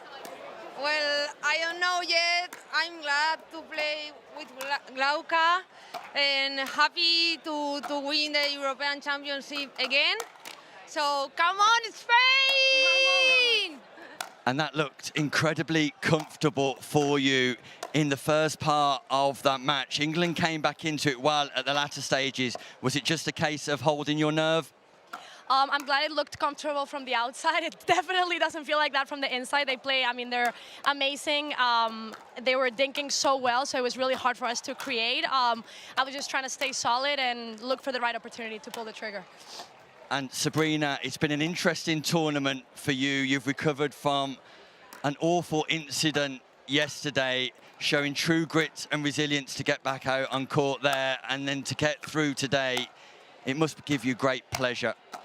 I mean, I have a good team behind me, pushing me, and we are a gladiator from Spain. And Team Spain will contest all 4 finals here today. Is that showcasing Spain as the dominant force in pickleball, and will you lift the President's Trophy? That's what we came for. We're all here for each other, and we're going to try and get all of the wins today. So let's go, Spain. Well, congratulations to you both. You are absolutely sensational, putting on a great performance for everybody here in Rome and at home to enjoy the celebrations. Thank you so much. Thank you. Sabrina Mendes and Glauca Carvajal joining me, fresh after winning gold here. But the opportunities are endless for Spain, because coming up next, it's the women's senior final featuring Team England and Team Spain once more. Don't go anywhere. We'll be back with more action shortly. Thank you, Nick Hobbs. Down interviewing our gold medalists for the second time in a row. Sabrina Mendes talking honestly about the incident that happened yesterday. And she's right, what a team Spain have behind them. Absolutely delighted with that performance. Commiserations to England, but still an important 2 points that they gather themselves from that final. And there will be one team taking 3, one taking 2 again from Spain and England as they go head-to-head once more in this senior open final. Jules, you're about to leave us, but I'm going to ask you, like I did yesterday, to put your money where your mouth is. Which way is this final going? Honestly, this is a one that I actually don't know, because the favourites of the Serbians, the winners of last year, were knocked out by Spain. So I have to say, if they were beating the reigning champs from last year, who beat or had beaten Team England last year, I would put my money on Spain at the moment. However, I do like to back my home country a little bit, so I think this could be a very interesting match and a very exciting one for you to commentate on. Looking forward to it. The second final here on day 2 of the European Pickleball Championships here at Foro Italico in Rome. It's an absolutely gorgeous setting here now this evening. The sun is starting to set. We've got a beautiful sky. There is not a lot better in pickleball than this venue right now. Floodlights bathing the court in a much more temperature-friendly way than the sun was doing earlier on. It is absolutely gorgeous down there now. Perfect temperature for international sport. The stadium is still pretty packed. We have 3 more finals to bring you this evening. It's going to be a late one, folks. 7:20 local time at the moment. And action will be getting back underway again tomorrow, a little bit earlier than today. It'll be 8 o'clock local time, 7 o'clock in England. So do set your alarm clocks, get a nice early coffee in place, get your breakfast ordered, and you'll be able to jump in and join us nice and early tomorrow, where it'll be mixed doubles day, which will end with one of these nations being crowned the new European champions. Nick Hobbs is going to get some good news in a moment when he returns to his microphone. I'm going to leave him to be excited about that. And we will soon be getting underway in this Women's Senior Open Final. So I'm just going to say goodbye for this evening and pass the mic back to Nick Hobbs and Chris Beaumont for the remainder of this evening, but I will see you tomorrow at some point. Come on, England. Thank you, Jules. And Nick is looking eager to find out what news I've got for him as he has stepped back into the commentary booth. I have not seen a smile this big on a man for a very long time. How did it go, Chris? How did it go? I'll tell you what, Nick, you know I'm not one to give you immediate praise, but you've actually earned it for several reasons today. But in particular, mate, how quick do you think you were getting down to that exact advertising hoarding? 2 minutes 30. You're being hard on yourself. 2 minutes. Oh. Almost dead on the nose. It's impressive. It was impressive. It's and impressive. you saw me hit the start on the stopwatch. I got the timing right. Still don't know what camera they want me to look at though, Chris. Well, we've got one more. Well, we've got what? How many more? 5 more finals to get that one nailed, Nick. 5 more finals. As long as you were looking at one of them, let them work it out, I'm sure. Chris, I did reference in the interview it's dominance for Spain. And there's 12 points up for grabs today. They could take all 12. They could, and you've got to say at this moment in time, Nick, they're looking like favourites for all 12 points. Either way, they will be top of the table come the end of the night. I would imagine, because I believe, with my maths, England needed to win that one tonight. The first one that we've just seen, they needed to win that one, and they would need to win this one to have any hope of tying with Spain by the end of the night. So Spain will have a small advantage or a big advantage. Spain could clinch the President's Trophy tonight. There are only 6 points available tomorrow. Spain could clinch the President's Trophy tonight if they win all 4 matches. Nick, are you going to back that up with some actual figures of what all the permutations could be? I will let you beaver away with that whilst I remind the players who are on court. Yeah, for Spain, we've got Monica Ramirez with the dark hair and Araceli Senquiales wearing the cap for Spain, taking on Kirsty Gray and Anna Linton of England. Good stuff. And a good start there for England. First side out, has the ball back over to Kirsty Gray.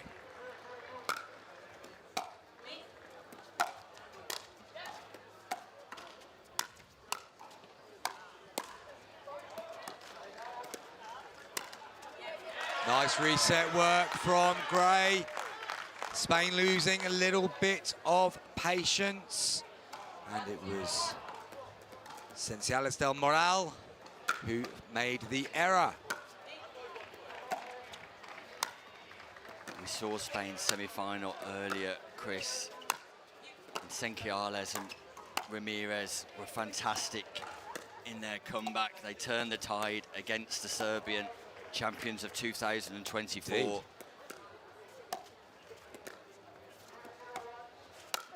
Kirsty Gray goes headhunting, and that hurts. Senquiales, who just nods to say she's okay. Helmets are not provided at the European Pickleball Championships. Just watch this back on the replay. But if they were, Senquiales would love to have one. Just turned her head at the right time. Clipped her on the ear. Well, more than clipped her on the ear. Hit her full on the ear.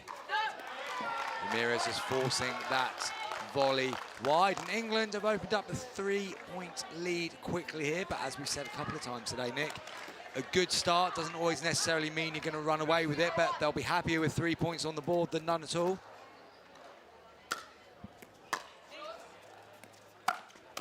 It's a good drive down the middle from Anna Linton, forcing the error from Erhon.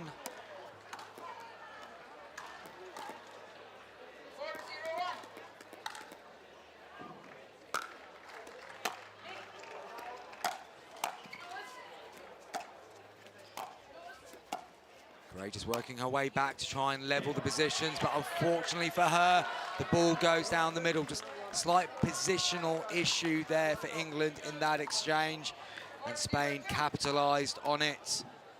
by forcing it down the middle. Second serve on Anna Linton.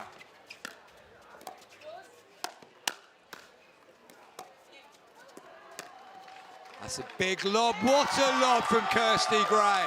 Landed inside the baseline. Great composure. Threw it up there with a bit of topspin. And it landed comfortably inside the baseline of Spain. England 5 points ahead on the second serve here, Nick. It's a great start for Team England, Chris.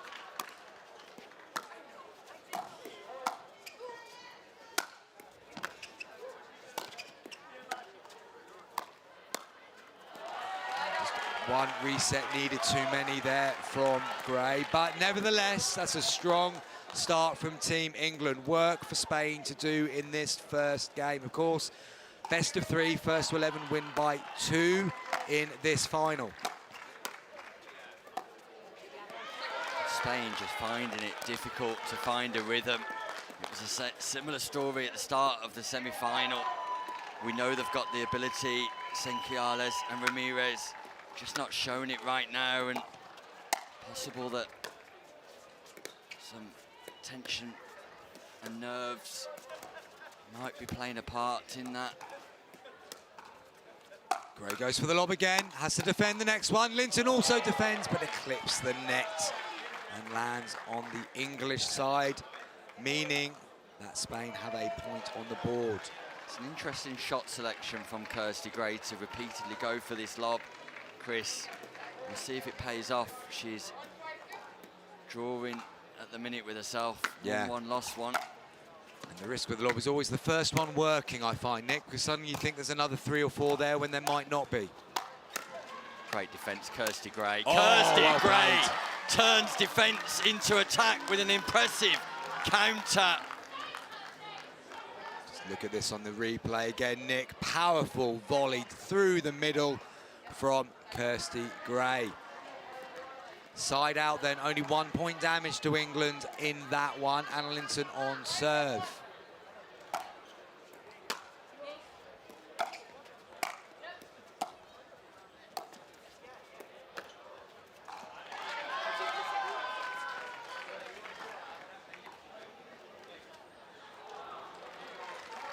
And Nick, do you think Spain winning the first final of the day so far helps the senior team or puts added pressure on them?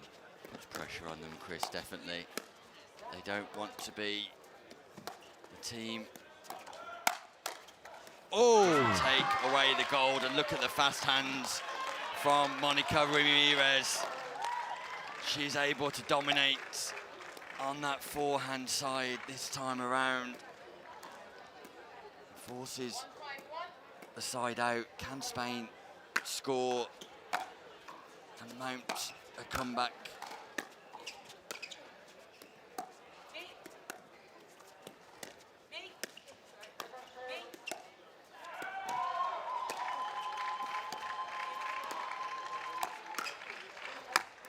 Can't defend that one, Kirsty Gray. And Spain do trouble the scoreboard. And just a note on Kirsty Gray, Chris, her development and progress in the last 12 months has been monumental. It's been quite fast, hasn't it, Nick? Yeah. Very much so. Gone from nowhere to now being in the England team in the space of that year. Incredibly fast development, and finds herself playing for a gold medal here in Rome.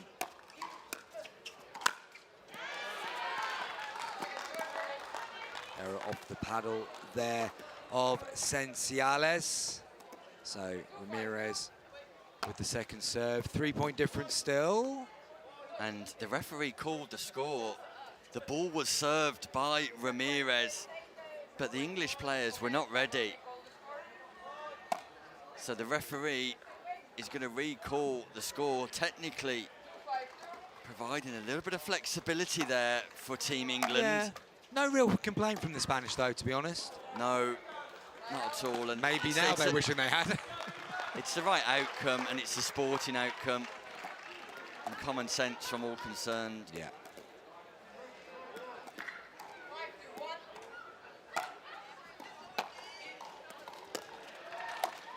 Ooh. Backspin on the ball from Kirsty Gray, misread by Ramirez.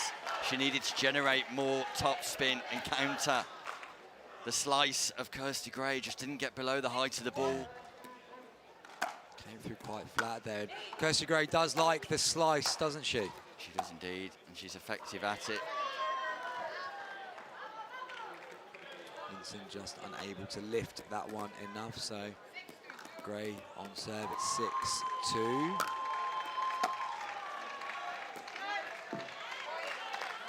Slightly shorter serve there, Nick. Got a little bit of kick. Forced the error of timing on the return. Yeah. Just another example, Senkiales and Ramirez just not completely settled. And Team Spain have asked for a line call review here. The referee confirms that the ball was out, just checks with the passive line judge. And once again, the refereeing team doing a grand job of ensuring complete accuracy here in the final. That process working nicely. Gray just getting a little bit jammed there at the non-volley zone.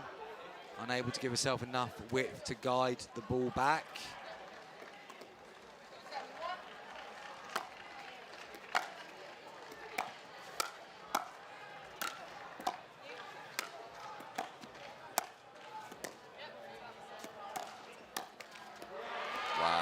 Team England just too consistent for Team Spain as it currently stands. What a stage, what a setting, what an amphitheatre here, Chris. Nick, it's amazing, isn't it? We said this last night, but look at it. What a beautiful evening, and something about watching it under floodlights. It's just fantastic.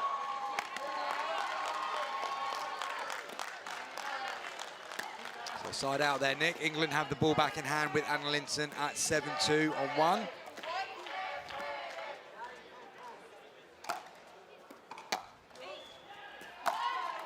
Ball's called long again.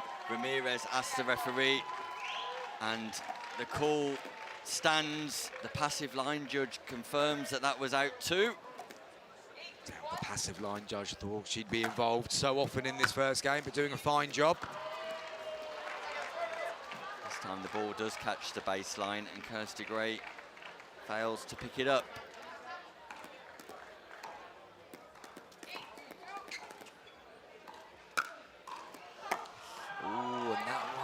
Not coming over enough from Gray, so the serve is handed over to Ramirez. Uphill battle though, Chris, for the Spanish duo. They've given themselves plenty of work to do. Anna Linton with a rare error on the forehand volley. Ultra consistent, Anna Linton.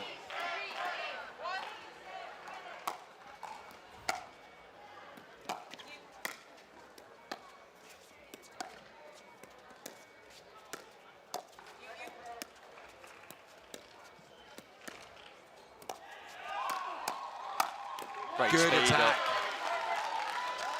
Very good attack from Team England there. Kirsty Gray went, they defended, and then Linton comes through. Good teamwork, good attacking play, and they've moved it over to the second serve for Spain.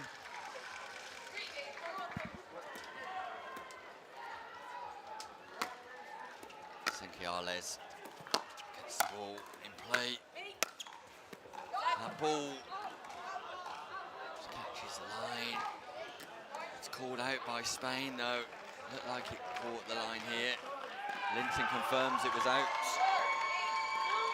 2 points in a row for Spain.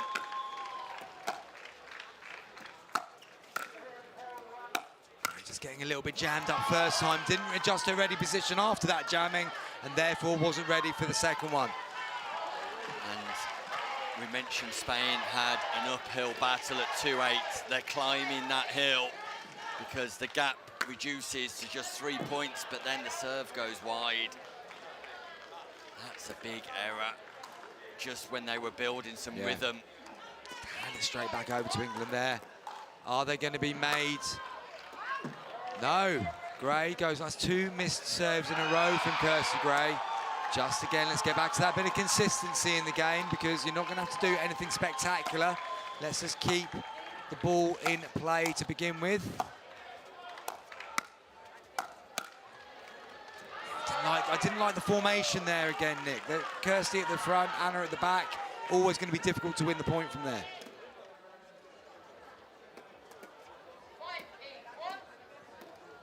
Quick side out there.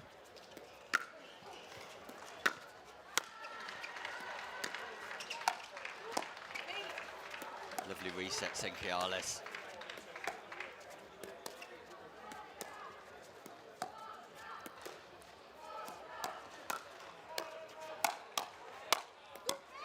Wow, Senkiales. Ramirez. But Anna Linton comes back with more and more each time. And each time a little bit more power is injected into the Franklin X40. Great defensive work by Spain, but just not enough in the end.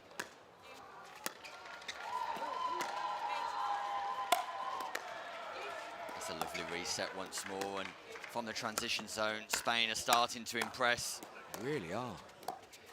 Oh! Not quite from the non-volley zone, no. Doing some incredible work mid-court, though, Chris, the Spanish duo. Yeah, really good to get themselves up to that non-volley zone line, but Linton again just standing strong, kept asking the questions, got the answer she was hoping for. Crucial non-scoring side out. Yeah, 2 quick turnarounds there, Nick, wasn't it? Yes, indeed. Can England get a point on the board here, re-establish themselves in the first game of this senior women's final? Yes, they can. Kirsty Gray orchestrating the response. She gets a point on the board for Team England.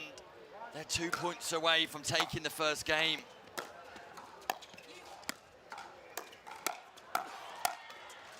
Oh! Fortune for Linton, but they'll take it. Linton will definitely mean that apology. She's that type of person. But she'll also be delighted because Gray and Linton have got game point here in Italy, Rome.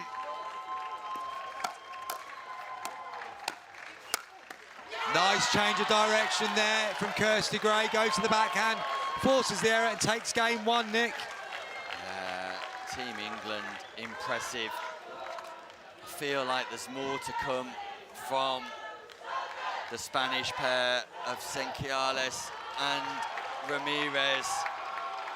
I feel like that towards the back end of that first game, we saw them just moving into their stride a little bit more, particularly in the mid-court, getting used to the nighttime conditions and the tension that comes with playing in a huge final on the grandest stage of all.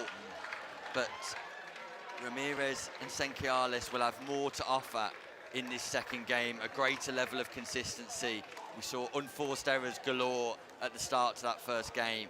They were soon out of their game to a concerning level. Meanwhile, Linton and Gray, more of the same, Chris. Yeah, most certainly. Now look, we were here this time last night. Anna Linton took the first game in the singles in a similar style. I just hope that we're able, well, from Anna Linton and Kirsty Gray's point of view, they now need to find a way of making sure they stamp their authority early on this second game. Do not give Team Spain any reason to think they can get themselves back into this. The first few exchanges of this second game, I feel, are going to give us a huge indication as to where this is going to go. Couldn't agree more, Chris. And if Team England do get over the line in this second game, Spain will not win the President's Trophy tonight. It will become an impossibility. So England can keep their hopes alive of retaining that trophy when the attention turns to mixed doubles tomorrow. Well, although, of course, tomorrow's mixed doubles would still have the individual glory as such, it would be even better if we still had a question mark over who the eventual champions were. So, without just being too patriotic about England, come on, England, for this second game.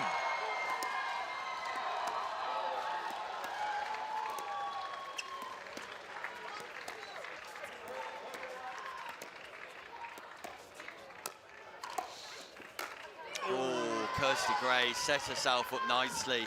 It was a semi-lob to the backhand of Ramirez, and then she had the winning opportunity. And Kirsty Gray just saying to Rob Williams, the England coach, I couldn't see, whilst pointing up at the floodlights. That's impressive lip reading from a distance by me there, Nick. The floodlights are helping me with my eyes, I can tell you that much. Yeah, it's a change of ends, and with that brings about a slight change in environmental features to cope with. I just went out of the commentary booth, Nick, just to check that the floodlights are the same place on both sides, and they are, in fact, so. Finesse and touch at its finest for Kirsty Gray. That was very nice indeed. Lovely touch from Gray. Slice return. What a reset. Ramirez. Senkialis with the lob. Kirsty Gray with the missed volley once more, but keeps it in play. Linton on the attack, speeds up at Senkialis. The first time we've seen either player target Senkialis on the speed up, Chris, and it was effective for Team England. I mean, in fairness, England got out of jail a little bit because that missed volley from Gray could have gone anywhere, but then the minute they were back in that exchange, Linton took control. Good coverage of court, good aggression.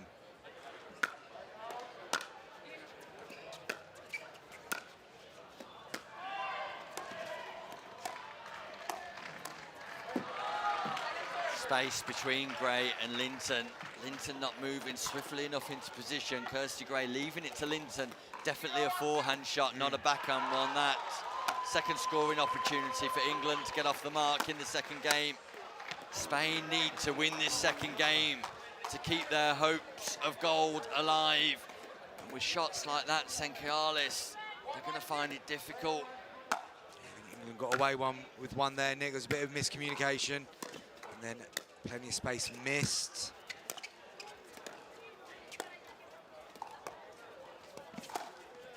It's a nice think from Linton, that one, but good recovery. Speed up against Senkialis again. The Linton versus Senkialis speed up is going the way of Team England as it currently stands, and swiftly England back into the lead.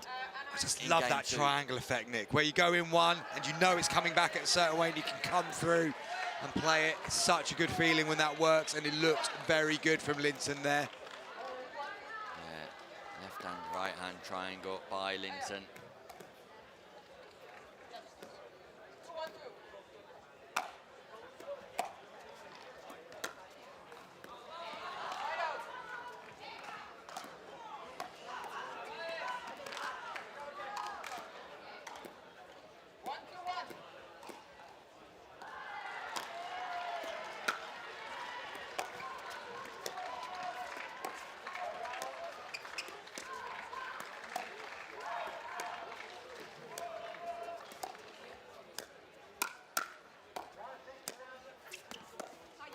That's good from Kirsty Gray, Nick. She looked like she got herself in trouble, but a nice soft backhand volley got her back out of trouble and forces an error.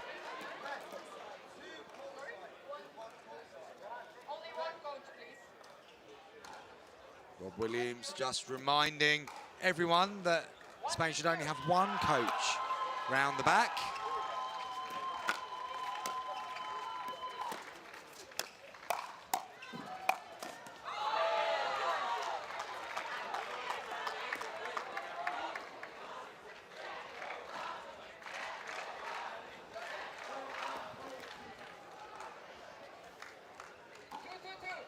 Argument to say that having two coaches there could have actually been more confusing for Spain than having just the one. Mixed messages and all that. That's been put to bed quickly, and that's a tag. Linton again on the speed up for the third time in this second game. Linton speeds up, catches Ramirez in the midriff area.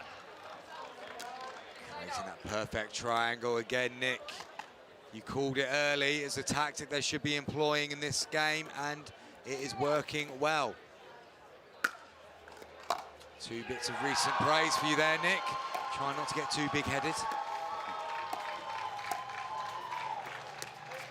There's that lob again. Switch aside, Kirsty Gray can't reset, and they were all at sea. A nice lob from Senkialis, causing confusion in the England ranks. Yeah, Gray is struggling with the lights at that end, isn't she, when the ball goes up?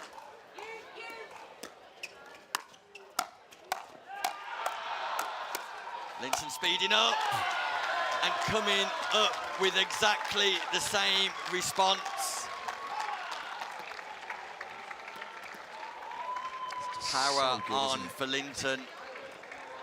Really dominant play from Linton. She is moving through the gears here, but it's still only 3-2.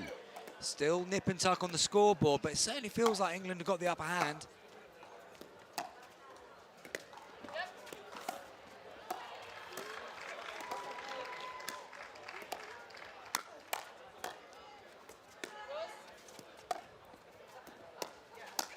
This time, Kirsty Gray has no problem with the lights at all. Senkialis with the pop-up. Kirsty Gray with the pop away. Sempiala seems to be struggling in this game, keeping that reset low enough. Needs to get the ball dropping into the non-volley zone again more frequently. Oh, that's a nice change of direction, Nick. Into out forehand volley by Ramirez, and Linton just at risk of getting caught behind, and it's a message to Anna Linton that if you're going to come across into the middle, we're going to play in behind you. Yeah. Will it have an impact? Good bit of thinking there by Spain. Keep Linton honest on that left-hand side.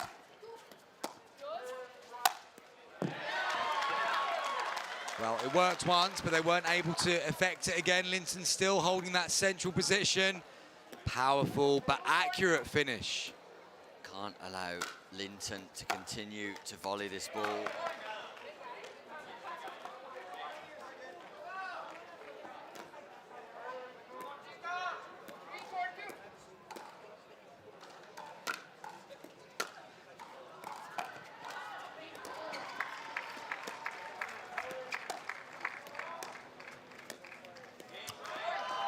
Just a soft volley there from Gray, goes into the net.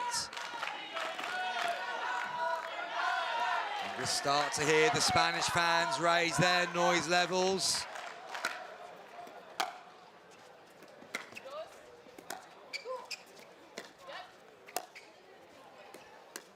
There's that lob again, Nick. Kirsty Gray moves once more.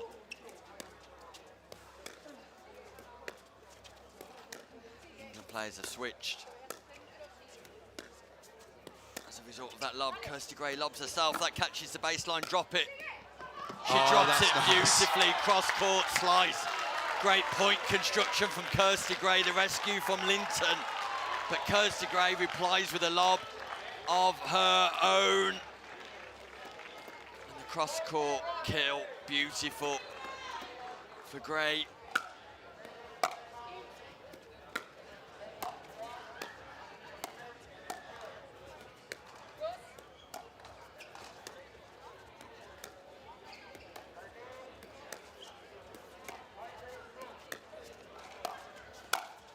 Lob once more, Linton, speed up, response, and it's a ploy that continues to work for Gray and Linton. Gray lobs, Linton drives, England score. I think we've seen more lobs in this game, Nick, than we've seen in the rest of the matches combined today. And it's working well for both teams, in fairness. Senkialis with a little bit of power of her own. Just 1 point in this one. It's very close. We suggested this second game would be a bit closer, didn't we, Chris? At the interjecture after the first game. And it continues to be the case.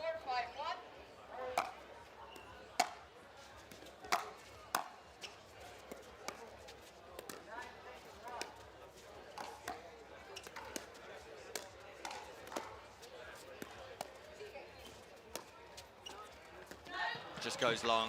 Senkialis seems unsure. The appeal goes to the referee, who confirms the call. Passive line judges doing a great job once more to ensure great accuracy. Second scoring opportunity, Spain. Slice return from Gray causing trouble again, Chris. Yeah, as we saw yesterday, the later we go, the more effective the slice is. A bit of the moisture starts getting back in the air, and that ball just has that inability to lift as much as it has done in a warmer part of the day.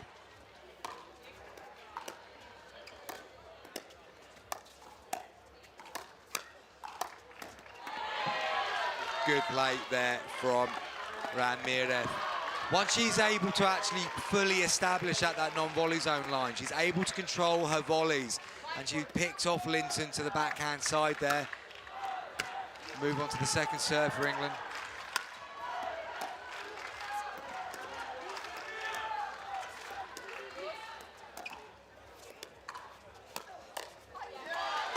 Better intent from Kirsty Gray. I wouldn't recommend speeding up in that direction too often, but they definitely needed to get back to injecting some pace into their play.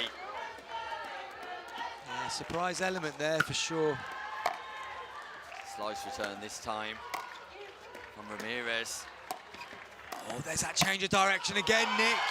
Just waited that half beat longer, opened the paddle face, went behind Linton like she did some exchanges ago, and then bought the opportunity to power down the middle. Great bit of play from Ramirez.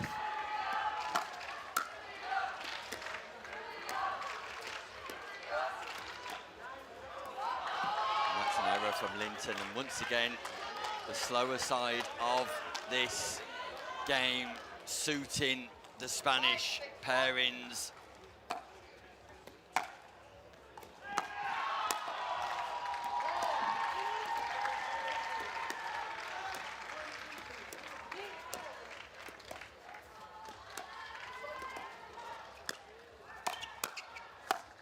Playing on the wrong player. Kirsty Gray and Anna Linton are playing on the wrong player. Yeah.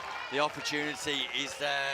Senkialis is 1 metre to 2 metres away from that non-volley zone in her positioning. Got to speed up in that direction if you're Team England. Absolutely right, Nick. And also Ramirez on a bit of a hot streak in general. So let's have a look at the other player. And there we go. Go to the other player, mistake might come. Spain have got this second game level, and it's 6-6 on 2. England need to do a bit of thinking again. Ramirez running hot. Great stretching.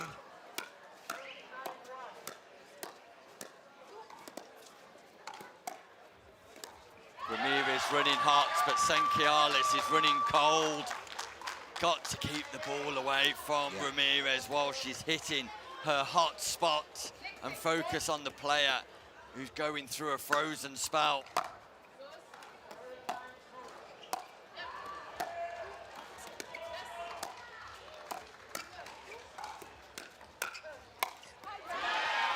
Get away with that one, Chris. Exactly what I was going to say, Nick. Got away with that one. They had the opportunity again to go to Sensiales, and they left it dangling in the middle. Ramirez got a bit rushed on it. England definitely got out of jail with that point.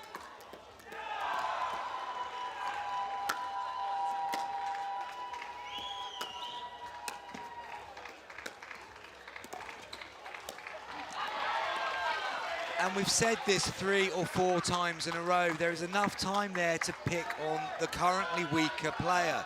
And yet you're allowing the player who's playing well to dictate what happens next. It doesn't seem to make sense to me. And once again, that makes sense, Chris. That makes sense. And Spain call a timeout because England edging closer to their target of 11 now. That timeout does bring about an opportunity for all 4 players to receive advice from their respective coaches. We can only hope, if you're an England fan, that Rob Williams, their head coach, is giving them the messages that we're trying to portray here in the comms booth. That's fairly obvious to us, Chris. Meanwhile, the Spanish duo, they'll be looking to get forward to that non-volley zone. Senquiales needs to make sure she's in the right position, and Ramirez dominating more of the court from that right-hand wing. The softer game definitely suiting the Spanish duo. Yeah. Spain have got to stay soft, and they've got to stop allowing Linton to come in and attack on that volley. And they've got to do whatever they can to avoid the situation where England can pick on Senquiales, if that is the game plan England have realised is going to be the way that gets them over the finishing line here. As we often say, Nick, it's very obvious and easy for us up here from that detached view. But we do have the advantage of having a coach who's that one step back as well. Players can't always see it in the heat of the moment. Hopefully, the input on the sidelines is going to be what is fairly obvious from up here. Not only a test for the players, a test for the coaches too. Meanwhile, Serbia take the bronze medal in this division. Back to this one.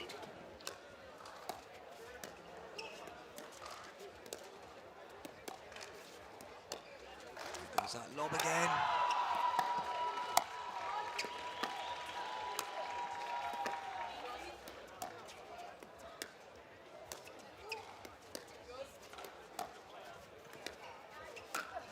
Great redirect by Kirsty Gray, back in behind Senquiales. They were playing on Mendes to begin with, but they changed their fortune by going back to Senquiales. 3 points the gap now, 2 points for victory. Make that one, because that is third shot drop of the day, cross court by Kirsty Gray. It brings up championship points for Team England, for Kirsty Gray and Anna Linton. It's not a grey moment, it's a gold moment perhaps.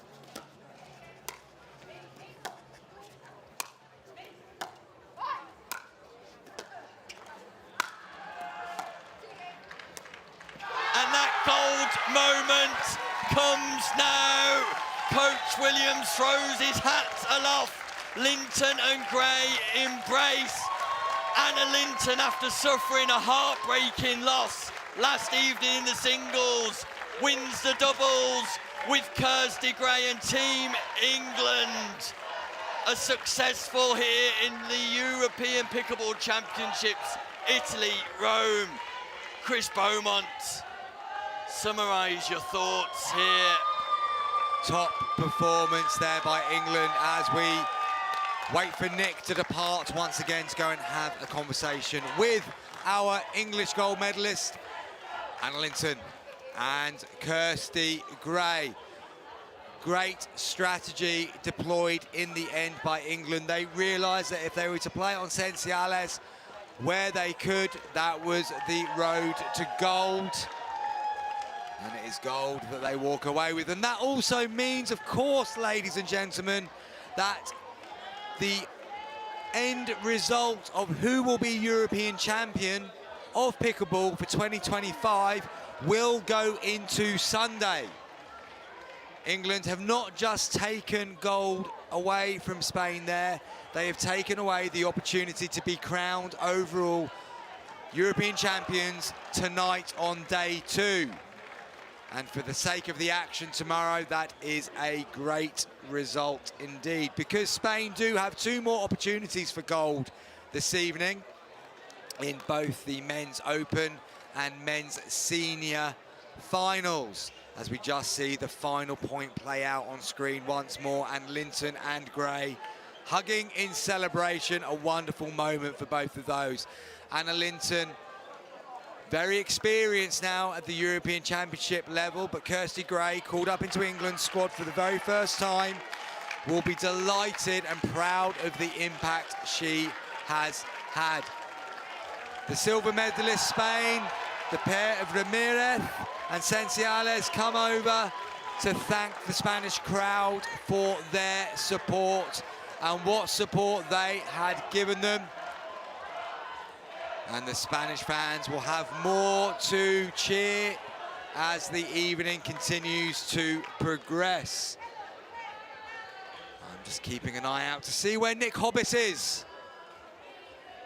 Where is my lead commentator?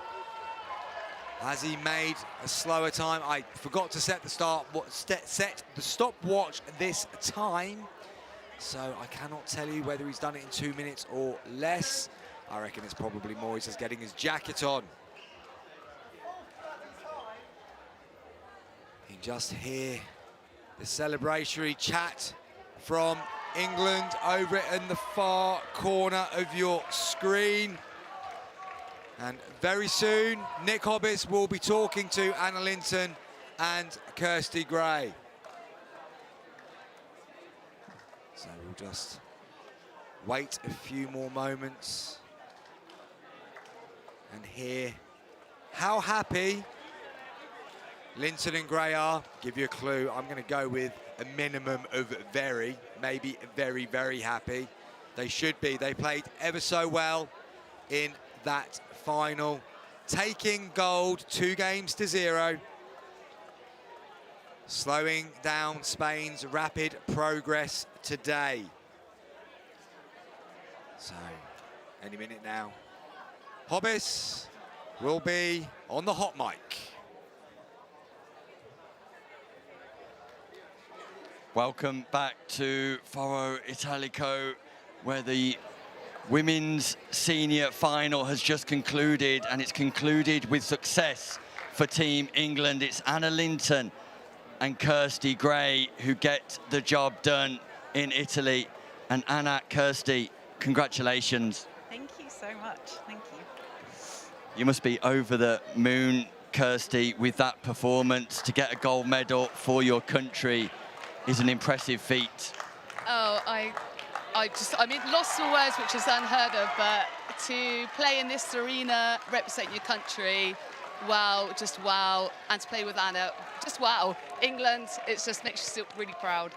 And Kirsty, just talk to us about your individual development and progress in the last 12 months. It's been fairly monumental. Well, I took up pickleball just over a year ago. Yes, I played a few tournaments with my partner, and then I said, somebody told me to go for the England trials, and I got selected, and it's just been like that. But wow, what a sport! And I'm just like, you know, lost for words. It's just brilliant to play a fun game, but competitive game as well in this community. And Anna, you're no stranger to success, but what does this one mean to you? Oh, it means everything. It's so much different when you're playing for your country. I mean, our team's amazing. Claire and Helen are over there, and they all played today. We all contributed. Yeah, we all Rob's contributed. over there. Yeah, so it was a big team effort. And the support from home to come all this way, we've had massive support, which I think's, you know, in itself, you know, to be supported by everybody but England supporters coming this way. And finally, Anna, just a quick word on your opponents who come back into that match really well in the second game. It was comfortable in the first game for you, but in the second game, things got a little bit tougher. Yeah, they did, but I think we also sort of settled into a bit more of a game plan in the second game, and we stuck to it and kind of stayed patient and stayed in the dink a little bit longer, and that proved successful. Well, congratulations to you both. You are gold medalists here at Foro Italico in Italy, Rome. Congratulations to you both. Thanks, Nick. Thank you, thank you. And the Team England celebrations erupt here. All four players giving each other warm embraces. Meanwhile, we'll be back with more as the men's senior gets underway in just a few moments' time. Stay with us, because the action continues live from the European Pickleball Championships. It most certainly does, Nick. And in the men's senior final, we will have Sweden taking on Spain. Looking forward to that one. Another opportunity to watch Marcello Jardim in action. Spain beat Lithuania, who had a great day, Lithuania, getting to the semi-finals in both the men's senior and men's open division. Not many people would have had money on that at the start of the weekend. And Sweden beat Switzerland. Stefano Kukuca, his run over the last couple of days has been fantastic for Switzerland, but it ended in the semi-finals again today. Not sure at this stage what happened in the bronze medal match. As soon as I've got that, I will let you know. But yeah, we're very much looking forward to Spain versus Sweden in this upcoming men's senior final. And it was a lovely moment just at the end of that interview that Nick brought us to see Claire Burgoyne and Helen Kenner, who have also played in the doubles today, running over and celebrating with their two teammates. And as I just look over to the far part of the court now, you can see all four of them, plus coach Rob Williams embracing and enjoying their moment, which is fully deserved indeed.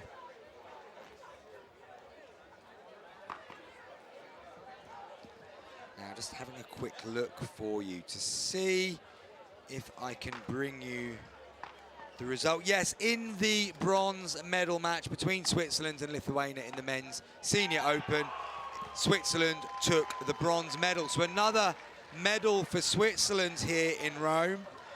They will be delighted to double their tally. Kukuca picking up silver yesterday in the men's senior singles.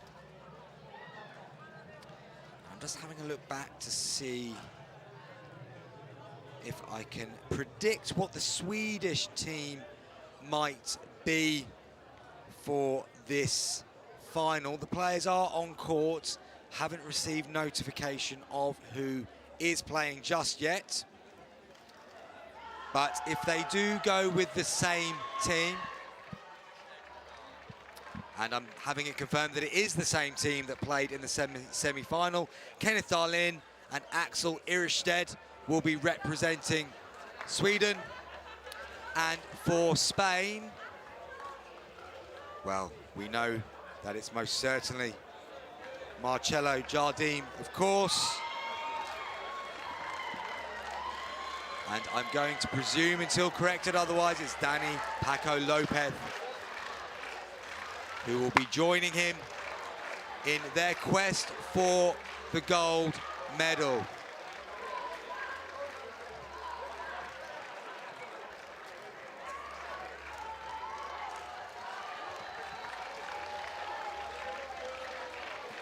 Once I've got confirmation of that Spanish lineup, I will bring it to you. Just going with a little bit of prediction based on what happened in the semi-final. And indeed, it is Danny Paco Lopez. My eyes did not deceive me. It's getting a little bit later, a little bit darker here.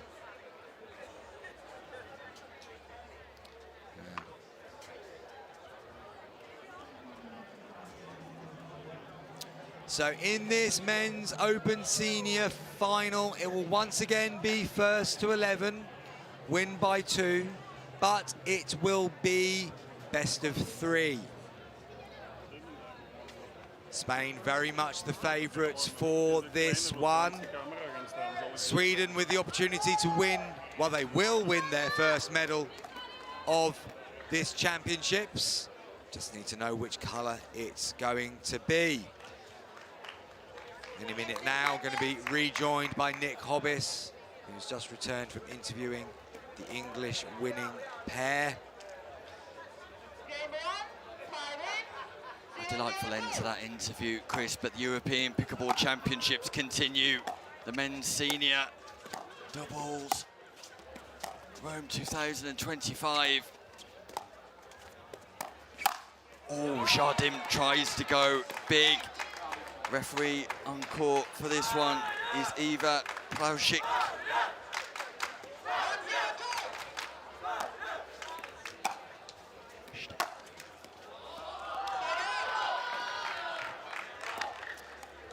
And the tall frame of Irstedt will be receiving this from Paco Lopez.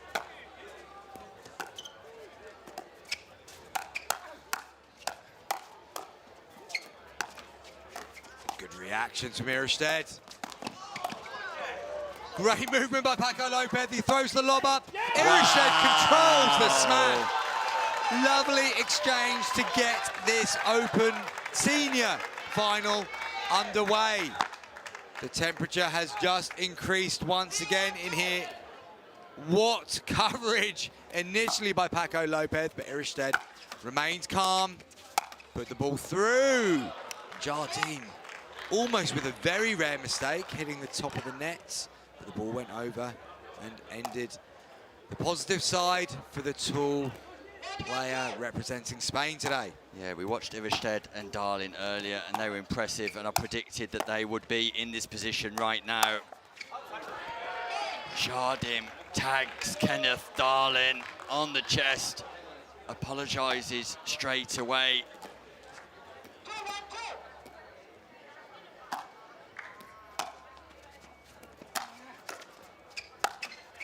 Oh, and again off the net cord for Spain. Paco Lopez driving the volley, clips the net. Darling could not react in time because that ball was moving.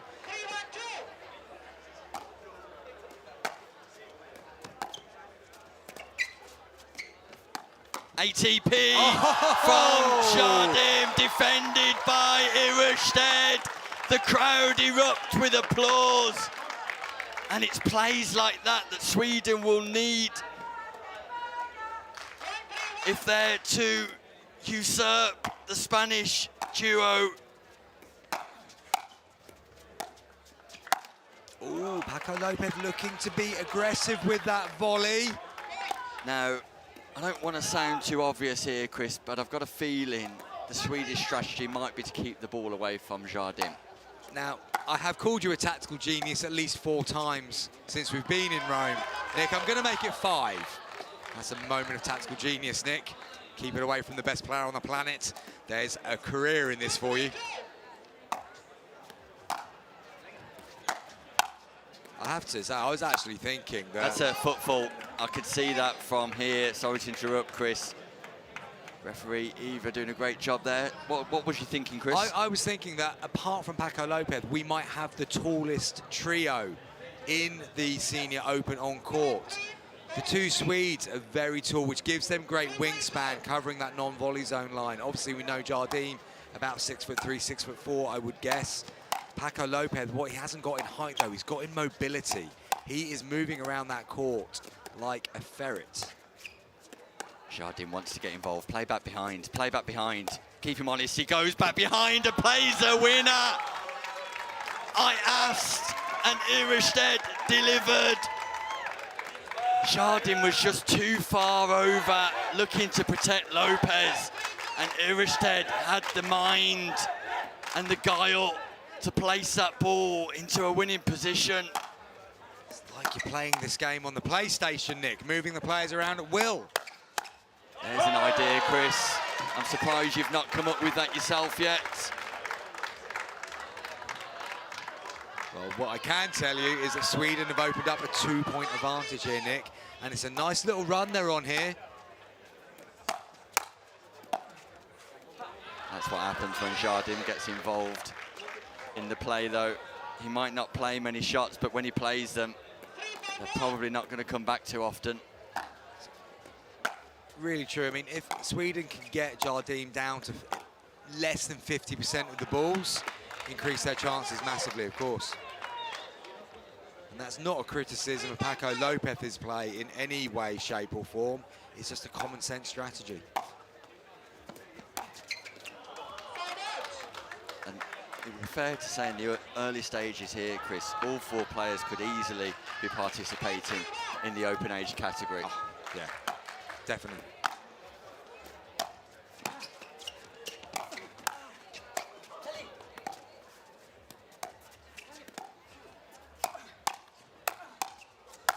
Irstedt just fires long.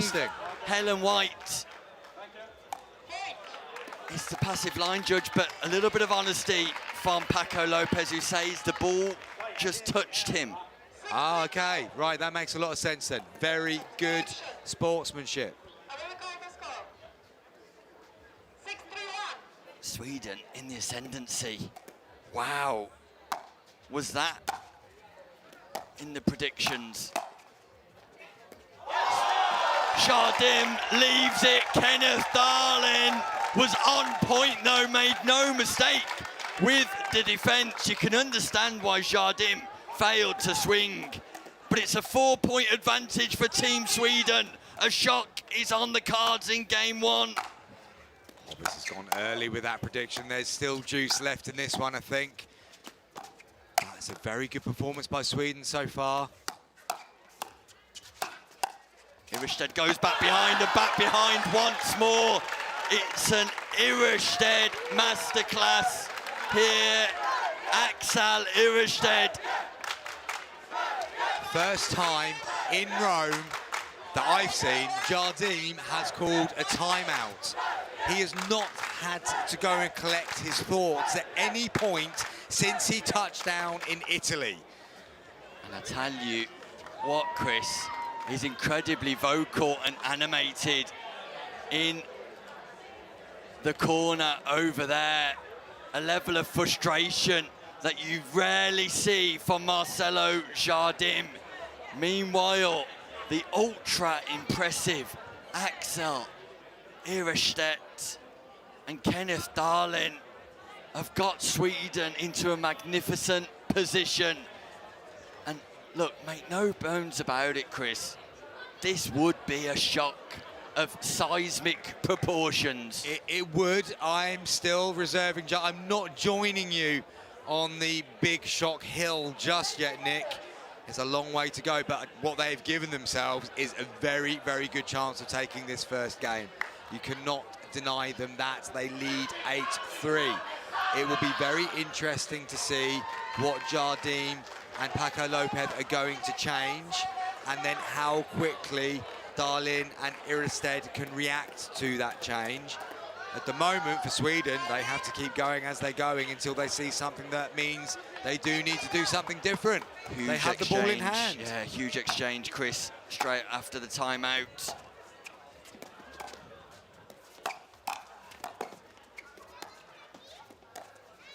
Back in behind again, creates a space. They're playing on Jardim. Oh, fractionally out, but I loved that play. As you said, Nick, they were actually playing on Jardim. They weren't interested in going over to Lopez. They looked to go in behind again. It fractionally missed Jardim and it fractionally missed the baseline. Second scoring opportunity. There's the big forehand from Jardim, though.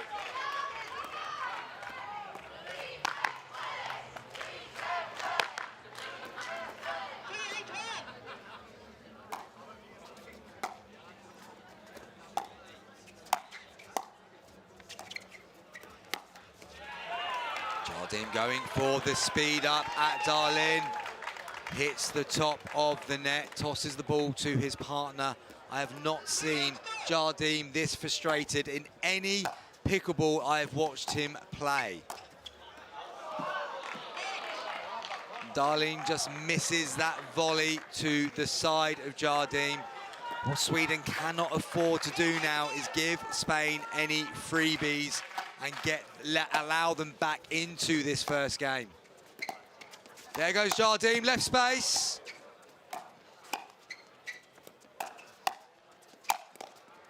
What a reset, Jardim. Lopez bangs.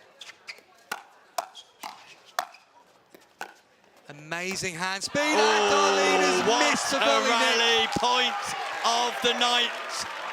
Members of the crowd on their feet. Jardim and Lopez interchanging. Fast hands from Irestedt and Darlin.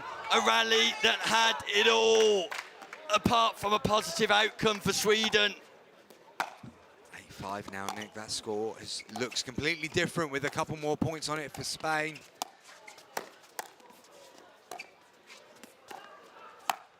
Oh! Straight down the middle. Darlin, hey, diddle, diddle. Straight down the middle of Paco Lopez and Jardim.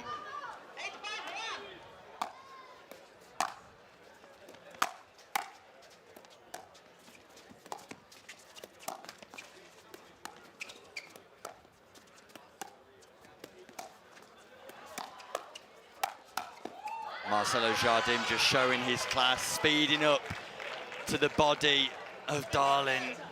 Great location, great targeted speed up, gets the pop up, and Jardim smiling a bit now. He is. What I found really interesting in that is because of how much Jardim is able to cover, Paco Lopez is able to go and set himself for the Ernie so early because he just knows that his partner's got everything else.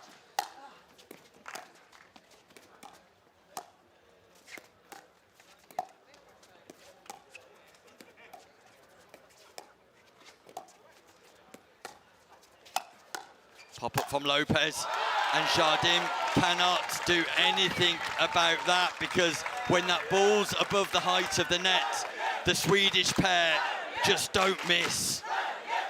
Very consistent with that shot, haven't they, Nick? Good accuracy, again, right down to the ankles of Jardim, and even the great player himself couldn't defend that one.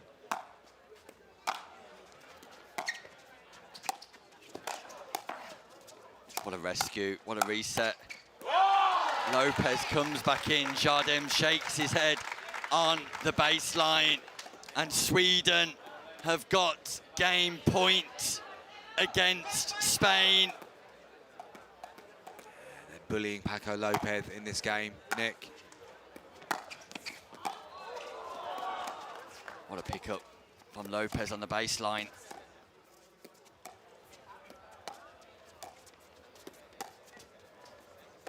Oh, pancake return. Oh, Irstead could not do anything about that. It was Kenneth Darlin tossing pancakes on the return of the lob. Jardim with a big overhead forehand, and the reset just catching the net. One game point saved. Ooh. See what they're trying to do.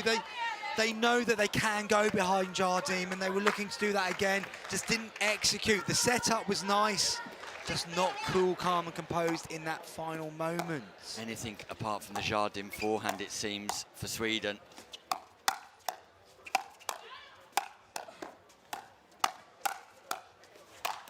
Wow, fast exchanges. Look at the reactions from the four players on court. 2 points in a row for Spain, Chris. Sweden are stuck on the hill. Jardim opens up not once but twice. Gives Paco Lopez a G up as if to say, come on. A rare show of emotion on court from Jardim. Yeah, that's a good call, this, Nick. It's a wise call, yeah. It's a clever call. Sweden take a timeout to regather, recollect, refocus. Meanwhile, Jardim and Paco Lopez have got themselves back into this game. At the last timeout, it was 8-3 to Sweden. It's now 10-8 to Sweden. Spain having saved 1 game point. But it's Spain with ball in hand and a 2-point difference, Chris. How the story is different. Yeah, but when you put it like that, since the last time out, it's only 5-3 to Spain. It feels like it's a lot more. Sorry, 5-2, 5-2. It still feels like it's a lot more, but there's only been a 3-point swing in that. I like this timeout more purely from that just breaking momentum, more than the need of Sweden needing to change anything tactically. They are still trying to go to Paco Lopez where they can't, and where they can, and then open up and try to go behind Jardim. That is the tactic they need to keep doing. But this is purely about breaking the momentum. Can they get the ball back in hand quickly after this? Because if they don't, this is a tidal wave potentially coming their way. Jardim is on the front foot. First server too, Chris.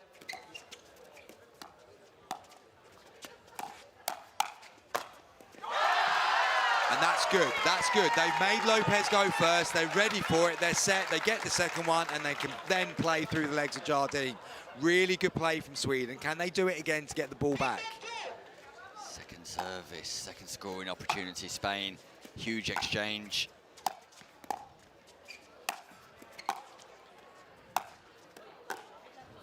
Lopez doing a great job here. Lopez doing a phenomenal job. Jardim gets involved. Paco Lopez on a reset mission, not just in that rally, but for Spain as a whole in this final. Jardim with a big slapping forehand. 1 point difference. I think you read that one, Nick. Yeah, a little bit premeditated, perhaps.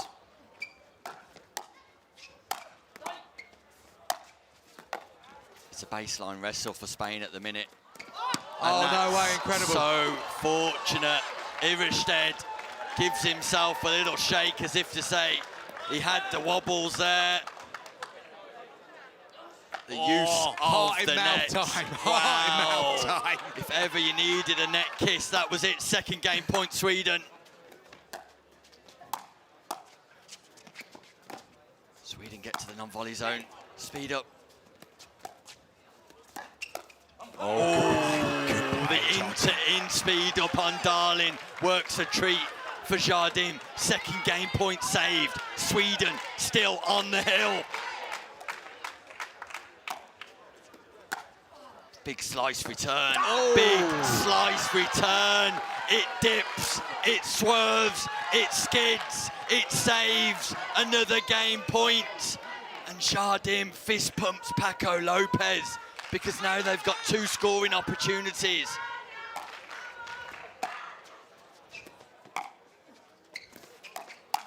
Look at the footwork from Jardim. Doesn't put Sweden off though. Oh no. Yeah. Wow! Lopez is playing his part. He's more than playing his part. Lopez has shown up, and Jardim is finishing up, and we're level in game 1, a game that was going swimmingly for Sweden. All of a sudden, its backs against the walls, because on first server, win by 2, it's 10-10 in game 1.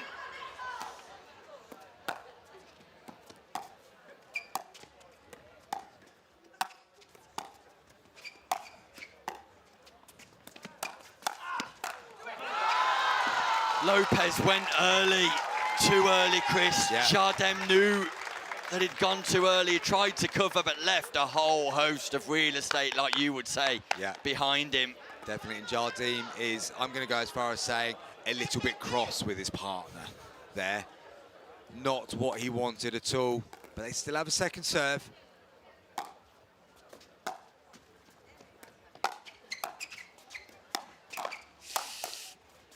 That's not coming back, because the power off the paddle from Jardim is like nothing you have seen before in the sport of pickleball. The poise, the preparation, the intensity.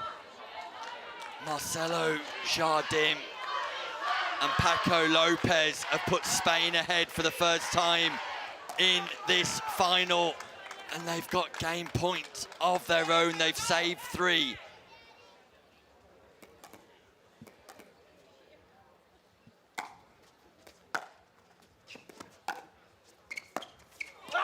There is no shock, there is no surprise in game 1, because Sweden got to the hill. They were left on the hill. They were left wanting just 1 more point, and they couldn't get over the line.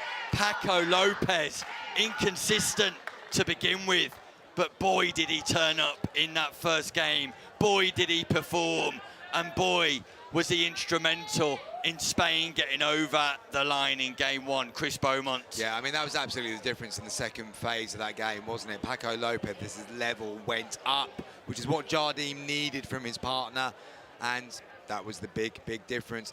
What we saw as well in the early phase, Sweden weren't missing, and they were missing by the end of it, and that was just purely the pressure they were being put under. They were second-guessing some of their shots. They had great success earlier by going behind Jardim, and that last point that played out there was a prime example of clear thinking going, because the space was there. Had they gone behind Jardim, they would have got him on the back foot on that one, and they would have had the opportunity probably then to get the ball back in hand. So the game plan for Sweden, for me, still doesn't need to change dramatically, but they have just veered away from keeping Jardim just that little bit more honest by going behind him. But they can't afford to continuously just play on Paco Lopez now either, because his levels, as we've said, have raised massively.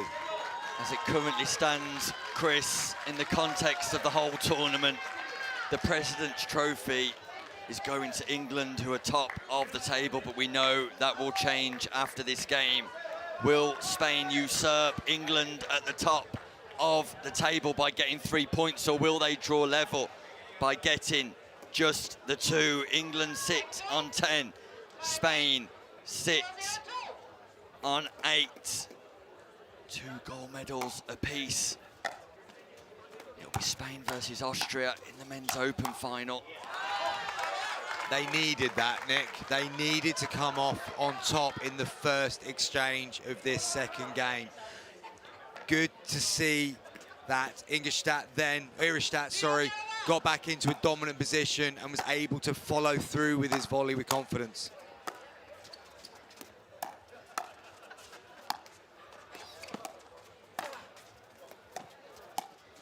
Ernie, how many net cords in one rally?